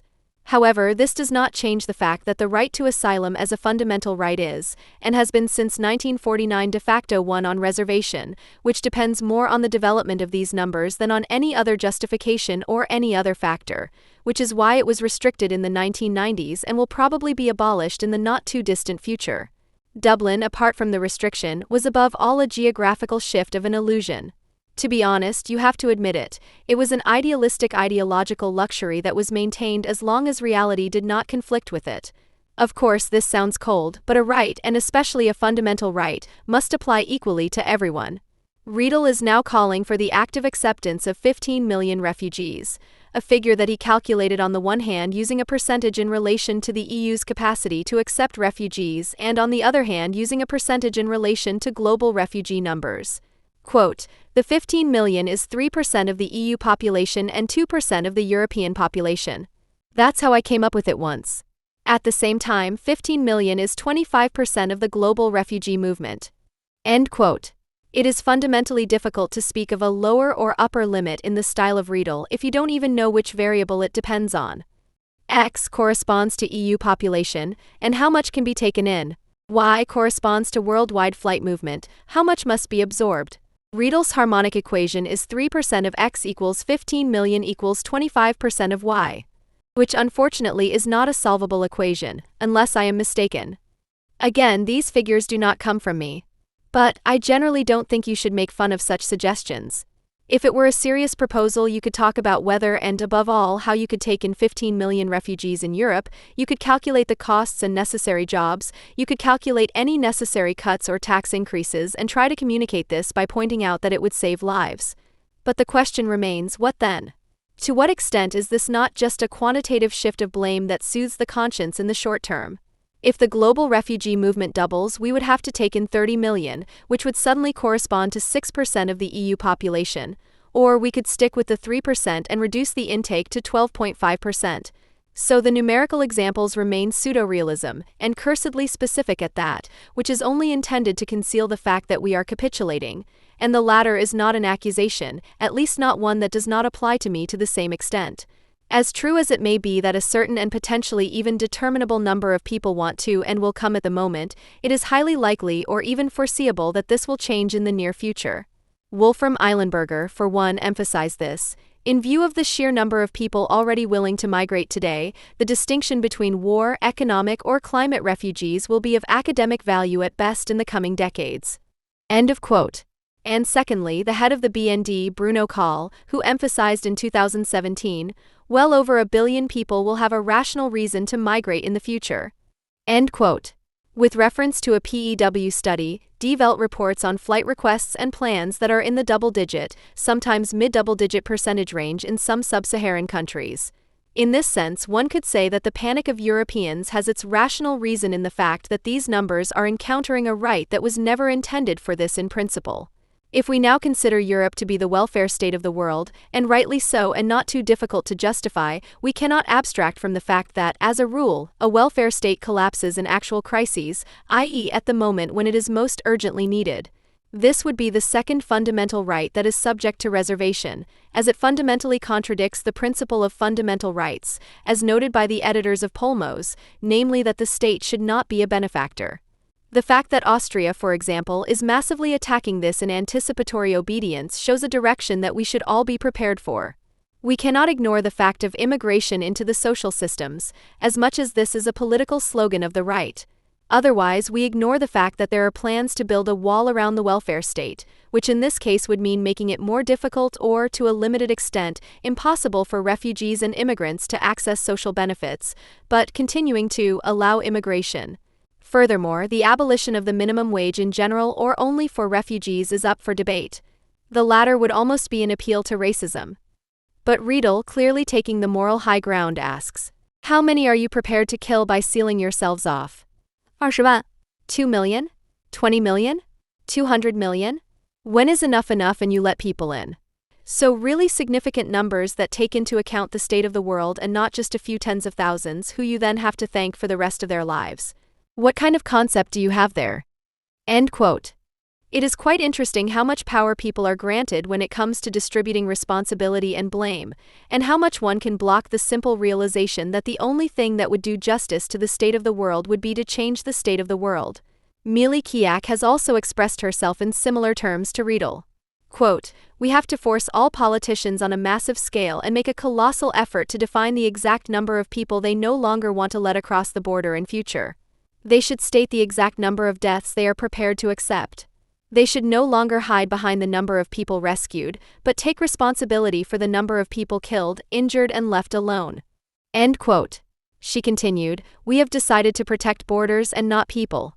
Reducing refugee numbers and closing borders means not granting people their human rights. Not to regard human rights as universal, in the sense that they are valid for all people and through all times. End of quote. And such sentences actually seem as if Arendt had never written about the aporias of human rights, as if human rights as a concrete concept had not been completely and aggressively overridden in the majority of the world, in which the West also participates.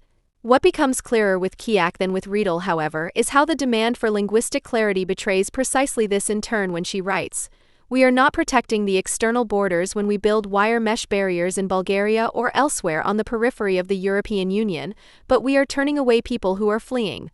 End quote.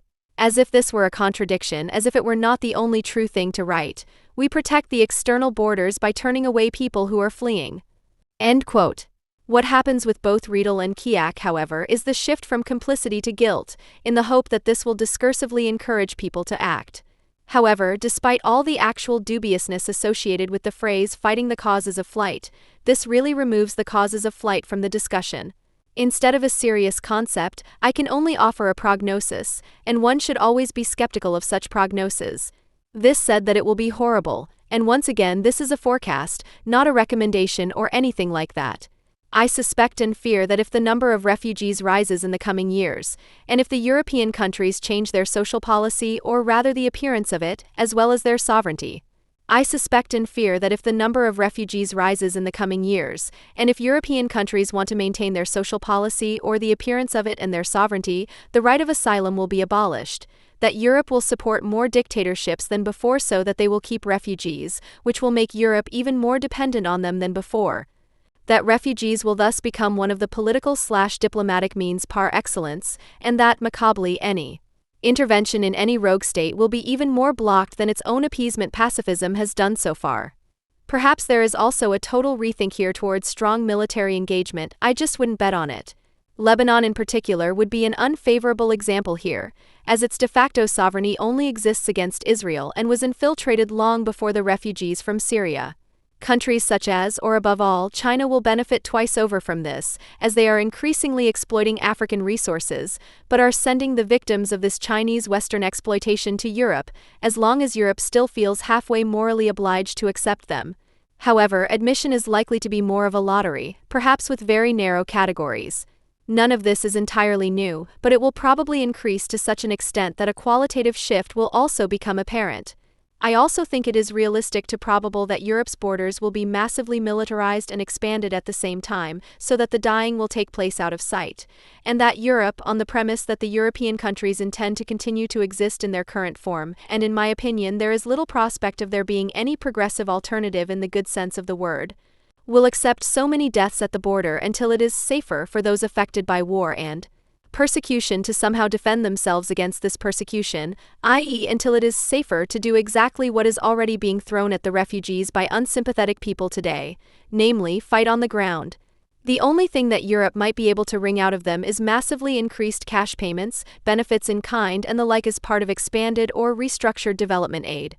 I also think that it is a faint to deceptive hope that Europeans will be softened by rising numbers of refugees and deaths, but that more Europeans are likely to recognize the need for isolation in relation to themselves and their social situation, or to link the two together.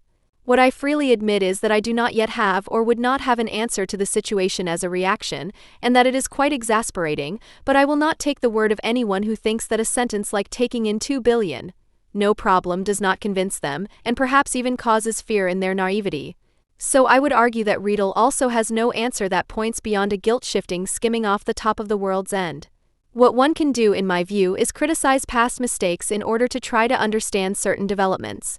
In fact, I believe that those who, according to the studies on authoritarian character, cultivate a surface resentment should have been convinced with arguments that focus on the rational, i.e., material, content of their resentment. Politicians and the media failed to do this for long periods of time, which in turn massively benefited the AfD, at least that's what the figures on AfD voters and their attitudes suggest. While the NPD would have been a political wet dream for this situation a few years earlier and was unable to take advantage of the refugee crisis at all. When Wagenknecht calls for a left-wing coalition movement, she is merely awkwardly expressing the idea that the CDU could in all likelihood be the only left-wing party above 15% that would have the AfD as its only serious counterpart, i.e. the only possible coalition partner in Germany. This would also have included the defense of Western values, as platitudinous as it sounds, and this would certainly include a flight forward, particularly with regard to the issue of religion. In my opinion, it would have to be argued in a secular or, in case of doubt, deliberately vulgar atheistic manner that in Western opposition to Islam, the role of religion in general must be curtailed due to the equality of religions before the law, without claiming that those religions are equal even in the slightest, i.e. beyond abstract law. This, in turn, would by no means mean that one could not at the same time relate to the Christian tradition in such a way that, for example, the religiously motivated but largely secularized holidays are strengthened. So in this sense I would tend to disagree with Thomas Moll, for example, but only in terms of the very pragmatic implementation, not in the judgment itself. And this is exactly how it should be communicated, that Islam forces the West to treat other religions like it, despite better knowledge. I would even think that one could find reasonable grounds for even actively privileging Judaism, even if only because of its non-missionary character. Of course, there also needs to be a residence status and benefits for those who are forced to marry and children who are trapped in child marriages with a radical ban and annulment of those forms of marriage. Furthermore, under certain circumstances, residence would also have to be clarified locally in such a way that the formation or maintenance of clan structures is prevented. These are largely authoritarian measures that have long been omitted and in many cases still are. But for Riedel, these two are presumably only symptoms of the temptation exerted by the dirt allegedly enforced by the state of emergency, i.e. the alliance with the violent authority. It is not fear but desire that underlies such expressions. End quote. It is a little ironic, however, how someone emphasizes, it alienates me to still have to discuss basic elements of humanist thought in 2018 with people who have read Marx. It keeps me from working for the Enlightenment, and Israel can only object to quiet doubts that he doesn't give a shit about the German economy. I assume that it would somehow benefit even from 8 million immigrants within 2 years, and that investing in the refugee industry would be a similar economic stimulus program to the scrappage scheme or similar measures. But I don't give a shit. You have to take in refugees or openly declare your intention to kill them. There is no other choice, and any rationalization of the latter must be made to face its consequence, with the rationalization of the former being as follows. Quote, 3 years of German classes, 1 to 2 years is often enough for children, and most people function. It's a lie that everything doesn't work out. The fact is, everything works with the Germans. Expensive schools, elite universities, and yet the majority of Saxons vote AfD and Bavarians CSU. How is integration into the global society supposed to look like? End of quote. Now, a German course, unlike an English course, does little for integration into world society, just as an elite university is unlikely to be the place of education for the majority of Saxons, which would actually be blurted out in the term elite. This is not to say that there isn't a real problem with the Germans in particular, which in turn would be the best proof that the German language, if you allow the Saxons to speak it, does not automatically absorb Western values or work, whatever that means. This probably refers to the humanist Marx who wrote British Rule in India, for example. It was probably just such a slip of the pen as the critique of political economy. The very best way out of the dilemma, however, is if you can not give a shit about the German economy because you have a very good chance of finding a job in the refugee industry. Quote, a country that scraps roadworthy cars for a scrappage bonus and produces restaurants where competitions are held for 30 centimeters giant burgers, a country where you have no speed limit and yet one of the lowest accident rates, a country that can afford multi-billionaires like Aldi Brothers, a country that above all constantly moans about the need for new blood and cheap labor and harvest workers. Such a country can easily tolerate 15 million people. Then a few more people will become social workers or Islamism experts instead of profilers or academics that nobody needs. End of quote. Those 15 million, who above were still 3% of the EU population and 2% of the European population, and were to be taken in by Europe, are now to be taken in by Germany. There is simply no better way to describe the class character of Riedel's engagement. With that long sentence, he proves himself to be an exemplary representative of that middle class that would prefer to see the Aldi brothers, both of whom I believe are already dead, dangling from a lamppost, and for whom refugees would be best off working in the fields. This also shows the relationship between tolerate and need, when suddenly the jobs that the refugees bring with them come into play. Riedel is likely to belong to the first group. In other words, he finally wants to be needed, because so far he belongs to the second group of academics that nobody needs, which is not a reproach as long as you don't let it drive you crazy. The only practical thing about the whole constellation is that Riedel will not be affected by competition in the low-wage sector, undeclared work, etc., otherwise he would also know that apartments are not manufactured. It is more likely that the refugees would provide him with a fairly reliable job that would emancipate him from the welfare state, which is why he doesn't have to worry about it. Riedel's emancipation from the welfare state would therefore hardly be affected by a general and possible emancipation from the welfare state. Ultimately, certain studies even point to the class character of morality. In a study in which school education was considered in relation to the population as a whole, first figure, engagement as a whole, second figure, and engagement in refugee aid, third figure, the following figures were found: basic, 36%, 31%, and 20%, medium, 31%, 31%, and 23%, and higher, 33%, 38%, and 57%. The authors summarize, significant differences to the population structure are only found in the class affiliation of those actively involved in refugee aid, and emphasize the disproportionately high engagement of more highly educated citizens. At the same time, however, it states the following about concerns. The most widespread concerns relate to growing extremism, a lack of integration opportunities, and the financial disadvantage of locals. The respondents who express concerns are, with a few exceptions, older and formally less educated than the average. End quote. As if Riedel suspected this character, he embarks on a pathological defense of the refugee helpers, who are divided into bourgeois profiteers who were able to sell their apartments to the man, and people like me who, regardless of their ideological background, have simply internalized what Adorno demands as a moral imperative: not to show a refugee the way at the door under the pretext of necessary reflection. End of quote. Of course, the defense only applies to the second group, who would never see themselves as potential profiteers, even in psychological terms, and of course does not mention at all that Adorno explicitly wrote about the political refugee.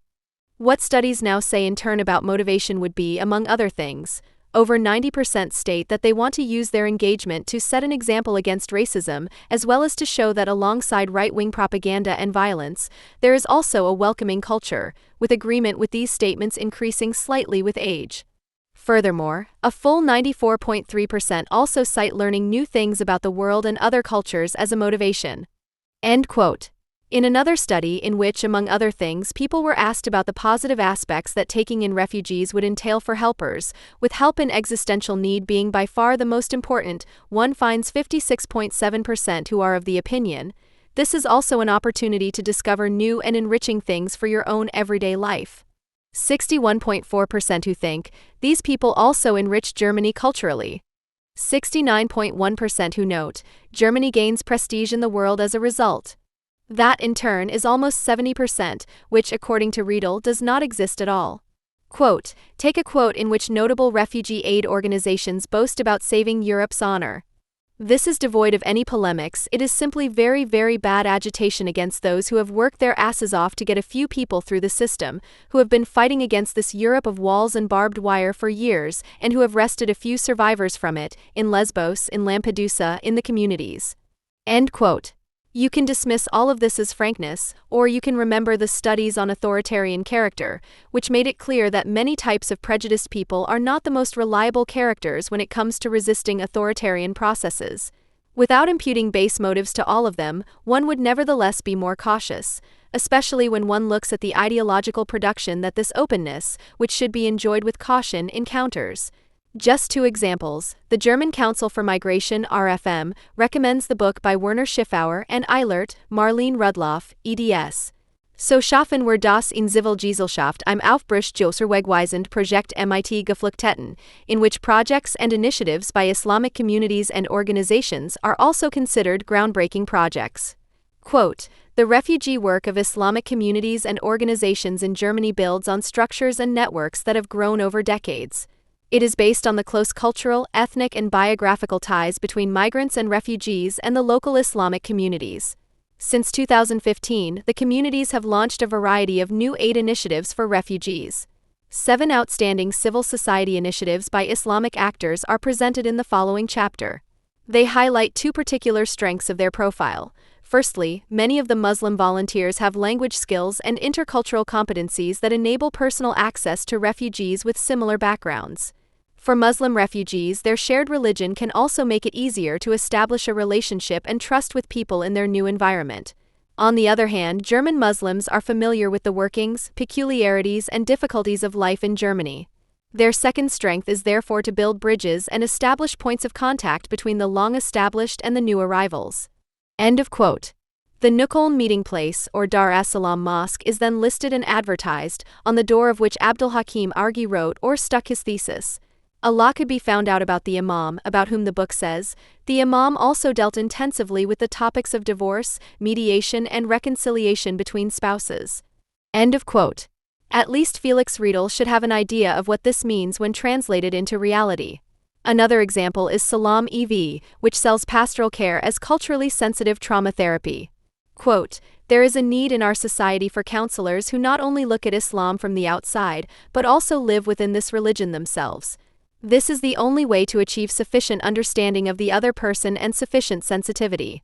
On the one hand, a Muslim counselor should have sufficient knowledge of the Islamic religion and be able to apply this in concrete situations. On the other hand, it is also important to understand the values of the person concerned and to be able to see the situation from the eyes of the person concerned. End quote. It was precisely against this idea that Tjark Kunstreich gave a lecture, the text of which appeared in the current Bahamas, which, who is still surprised, immediately brought him announcements of disruption and the whole program of accusations of racism. San EV is praiseworthy and further advertises the project to build structures and support volunteers in the mosque communities for refugee aid through the associations of the German Islamic Conference, short title, Mosque Support Refugees, and briefly notes, the project is supported by the Turkish Islamic Union of the Institute for Religion, DITIB. End of quote. The same Council for Migration promotes the study Islamic Community Life in Berlin, by Reem Spielhaus and Nina Mew, whose introduction states, the seizure of power by the National Socialists in 1933 put an abrupt end to the spiritually extremely diverse life in the imperial capital. Even converts from Judaism to Islam from the perspective of the Islamic community, simply Muslims, fell under the National Socialist racial laws and were subject to persecution.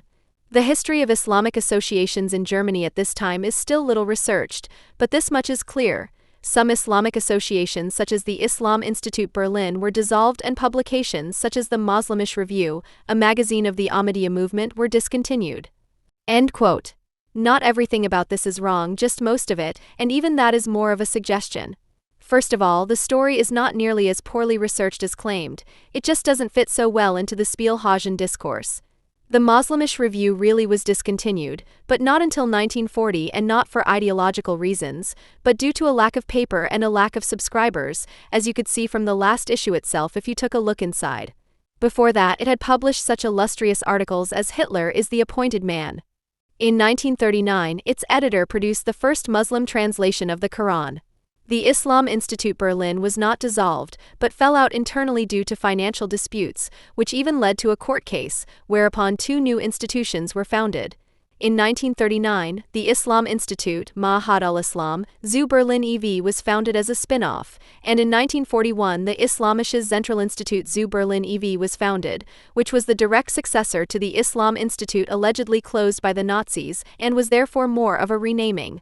On October 31, 1932, the Association Islamischer Weltkongress/Zweigstelle Berlin was founded, which was entered in the Register of Associations at the Berlin-Lichterfeld District Court on May 31, 1933.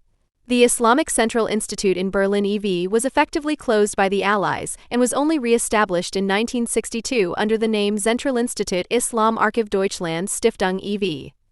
But while even the director of this new institute, Salim Abdullah, admitted quite unequivocally, the vast majority of domestic and foreign Muslims who lived in Germany in the 1930s sympathized more or less openly with National Socialism, the authors of the study suggestively model Muslims as victims of National Socialism. In fact, they would have been the Jews back then that they proved to be today. Quote, "As far as the Ahmadiyya movement is concerned, the Second World War destroyed the missionary work in Berlin, as Islamic researcher Gerdian Jonker shows in her historical work. The community disbanded," she continues in the introduction. In fact, it had disbanded because its hardcore had died on the front for Germany, and the sentence "some Muslims survived the Second World War in Berlin" should also be read in this sense. Exemplified by the particularly active group Tariqa. Quote, "The Tariqa was founded in the late fall of 1942. The first bad news came on January 16, 1943. Brother Herbert Muhammad Richter sent me the sad news that our dear brother Ahmed said Novak has fallen in the East. Blessings and peace on him, he went ahead of us fighting. May he be an example to us. Let us hope that the genocide will soon come to an end and that we can get on with our real work of fighting for Islam." Only a few months later, he too was no longer alive, killed by the enemy. And then, on June 14, 1944, came the laconic message from Brother Amin Wolf, which was particularly shocking because of its brevity and sobriety. "The Tariqa consists only of you, Hassan, Kasso, and me." But he and Hassan were not to survive the war either. In the end, only I remained. It was only years later that Ahmed Mosler finally returned home after an adventurous odyssey in the Balkans and years of imprisonment in the notorious Soviet concentration camps of Sachsenhausen and Botzen. Just like our little brotherhood, the Tariqa, the Muslim communities and their institutions in the shattered Reich were in the same state. End quote. The mixture of such an ideological armament of a study by Rehm Spielhaus, financed by the Berlin Senate and promoted by it and the Council for Migration, and the motives of the helpers, which are completely beyond criticism, is pretty much exactly what some people consider worthy of criticism. And yes, the ideal overall refugee aid worker who is happy about new cultures and/or career prospects can certainly be criticized. The former harbors the immense danger of a disappointed counter-movement, and the latter is the reason why Port quite rightly warned against social critics, as they would always be afraid of losing the only thing they have ever dealt with, which is why full-time Islamism experts can of course have no interest in the fact that what puts bread on their table could really disappear from the world one day. Riedel, for example, refuses to admit that people are anticipating and criticizing the turnaround in the optimism of the hooray. In exactly this sense, an insanely disgusting and certainly just as disgustingly meant comment under a blog entry by Riedel, in which he applied for ASTA funds in a criticism of Thomas Mall, has a moment of truth. "Why don't you finally find a job?" This applies, I'll add this right away, to all those who still think you can make a living from criticism. Riedel writes in all seriousness, among other things he rejects the actors Die Faken and Naderfreund as boring and dull. Meeting the accusation of boredom with suspicion should be the first exercise in critical theory, which recognizes the anti-intellectualism in such racket in the service of defending against criticism.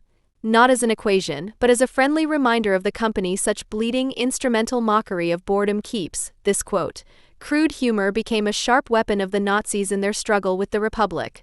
We mocked an entire system with resounding laughter," summed up the young editor-in-chief of the SS Central Organ das Schwarzkorps, Gunter Dialquin, in 1937. Goebbels' motto was, "Klamauk is a must." At the screening of the pacifist feature film Nothing New in the West on December 5, 1930 in the Mozartsaal on Nollendorfplatz, SA men set out white mice in the audience.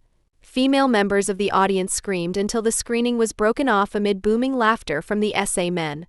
Goebbels was sitting in the audience. He justified his strategy of provocation by saying that the Nazis could be accused of many things, but not of being boring. End quote.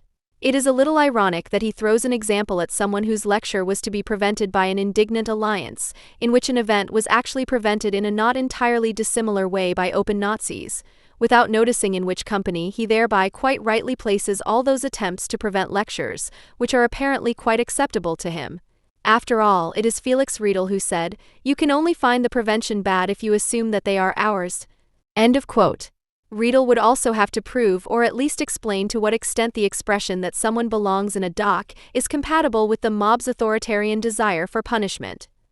Perhaps he should be reminded that one is not punished in the dock, but that it is decided there whether one is punished, in a process in which, unlike in the context of #me, one is and will be forced to present evidence, circumstantial evidence, or the like. Of course, Riedel reveals how this spin is really only achieved on Facebook, where the investment bank suddenly becomes this: Thomas Mall wants women in jail for talking about sexual harassment. If you don't value your own language, you could at least allow others to do so and respect them by rendering it correctly. I must confess to being a little embarrassed when I saw that Mr. Riedel had actually offered himself as an alternative. With such an explicit manner of a narrowly defined own group, in no way part of any particular tradition, which is why you might as well take part in any invitation campaigns. Riedel goes on to write, Mall did not experience opposition this time, however, because he correctly took the Quran as the basis for a critique of Islam. He experienced opposition from groups and individuals who are certainly no strangers to criticism of Islam and solidarity with Israel, which is why he was invited, in defense of a group that introduced its rejection with the following statement: Mall has been known for years for his unhistorical, racist discourses and attempts to explain Islamism solely through the interpretation of the Quran. However, I would tend to disagree with the term boring in view of a group that is organizing the following workshop. Quote, in this workshop, feelings are recognized, named and negotiated, radical softness. Inspired by the ideas of the artist and blogger Laura Mathis, we want to deal with radical softness. What does radical softness actually stand for? What can the concept mean for you personally? How does it affect your everyday life or relationships if you accept your own vulnerabilities more and also allow so-called unpleasant feelings? Why is softness actually radical? And how do gender roles and other social power relations influence our access to it? End quote. What the refugee crisis proved first and foremost is that the EU has failed as a project, which was sad in a way, but above all foreseeable. But for Riedel, the sovereign seems to be who decides on the subsidies.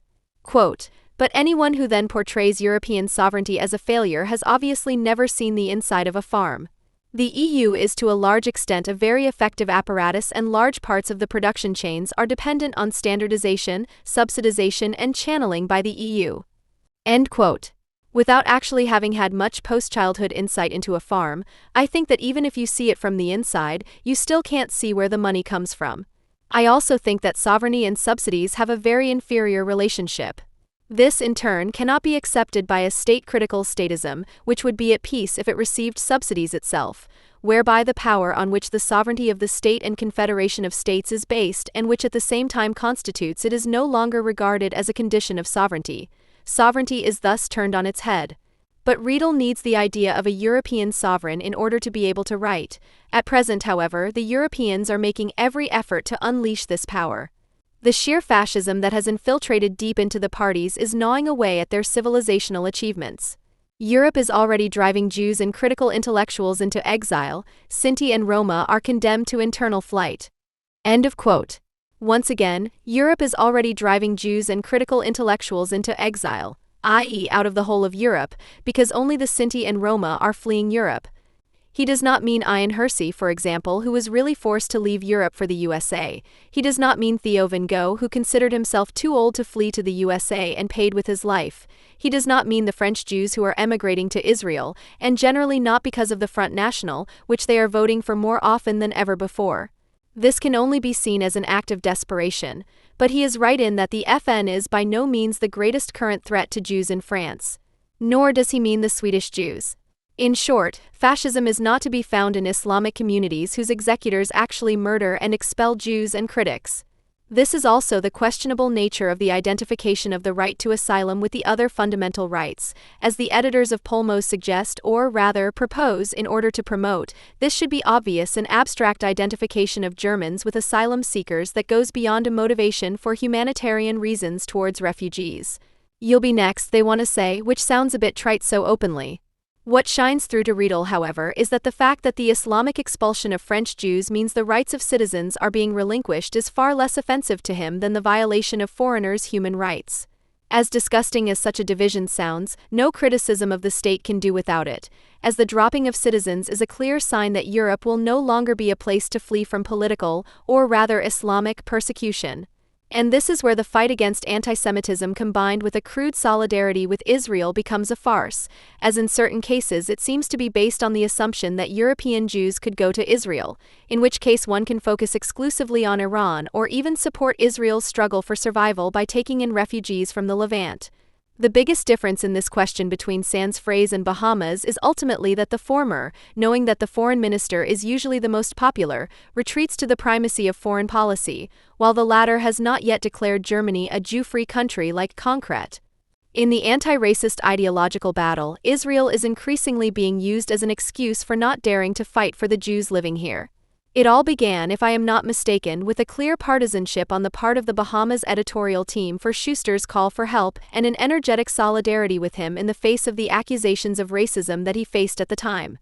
However, if you search Felix Riedel's blog for the name Schuster, you are told, "I'm sorry, but nothing could be found for your search term. Please try again with other keywords." End of quote.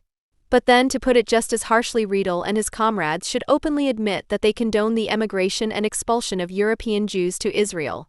Riedel is abstractly forcing a mass re-education that always has the hint of a humanistic counter-missionary approach. And yet one must not criticize the refugee aid that does not even do that. One must not criticize those who not only do not confront refugees with their values in extremely questionable behavior, but even encourage them to do so for long stretches out of completely misguided tolerance. Riedel's plan, however, is to build an atheistic global army of salvation.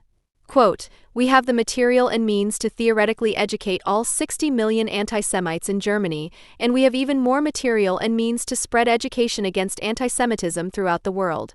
The best way to do this is with enlightened ex-anti-Semites from the respective language regions, who must first be accepted and educated in large numbers." End of quote. In this way, the completely ideology-free reception of refugees, which is purely due to the refugees' need, is suddenly endowed with the consecration of an enlightened cadre school.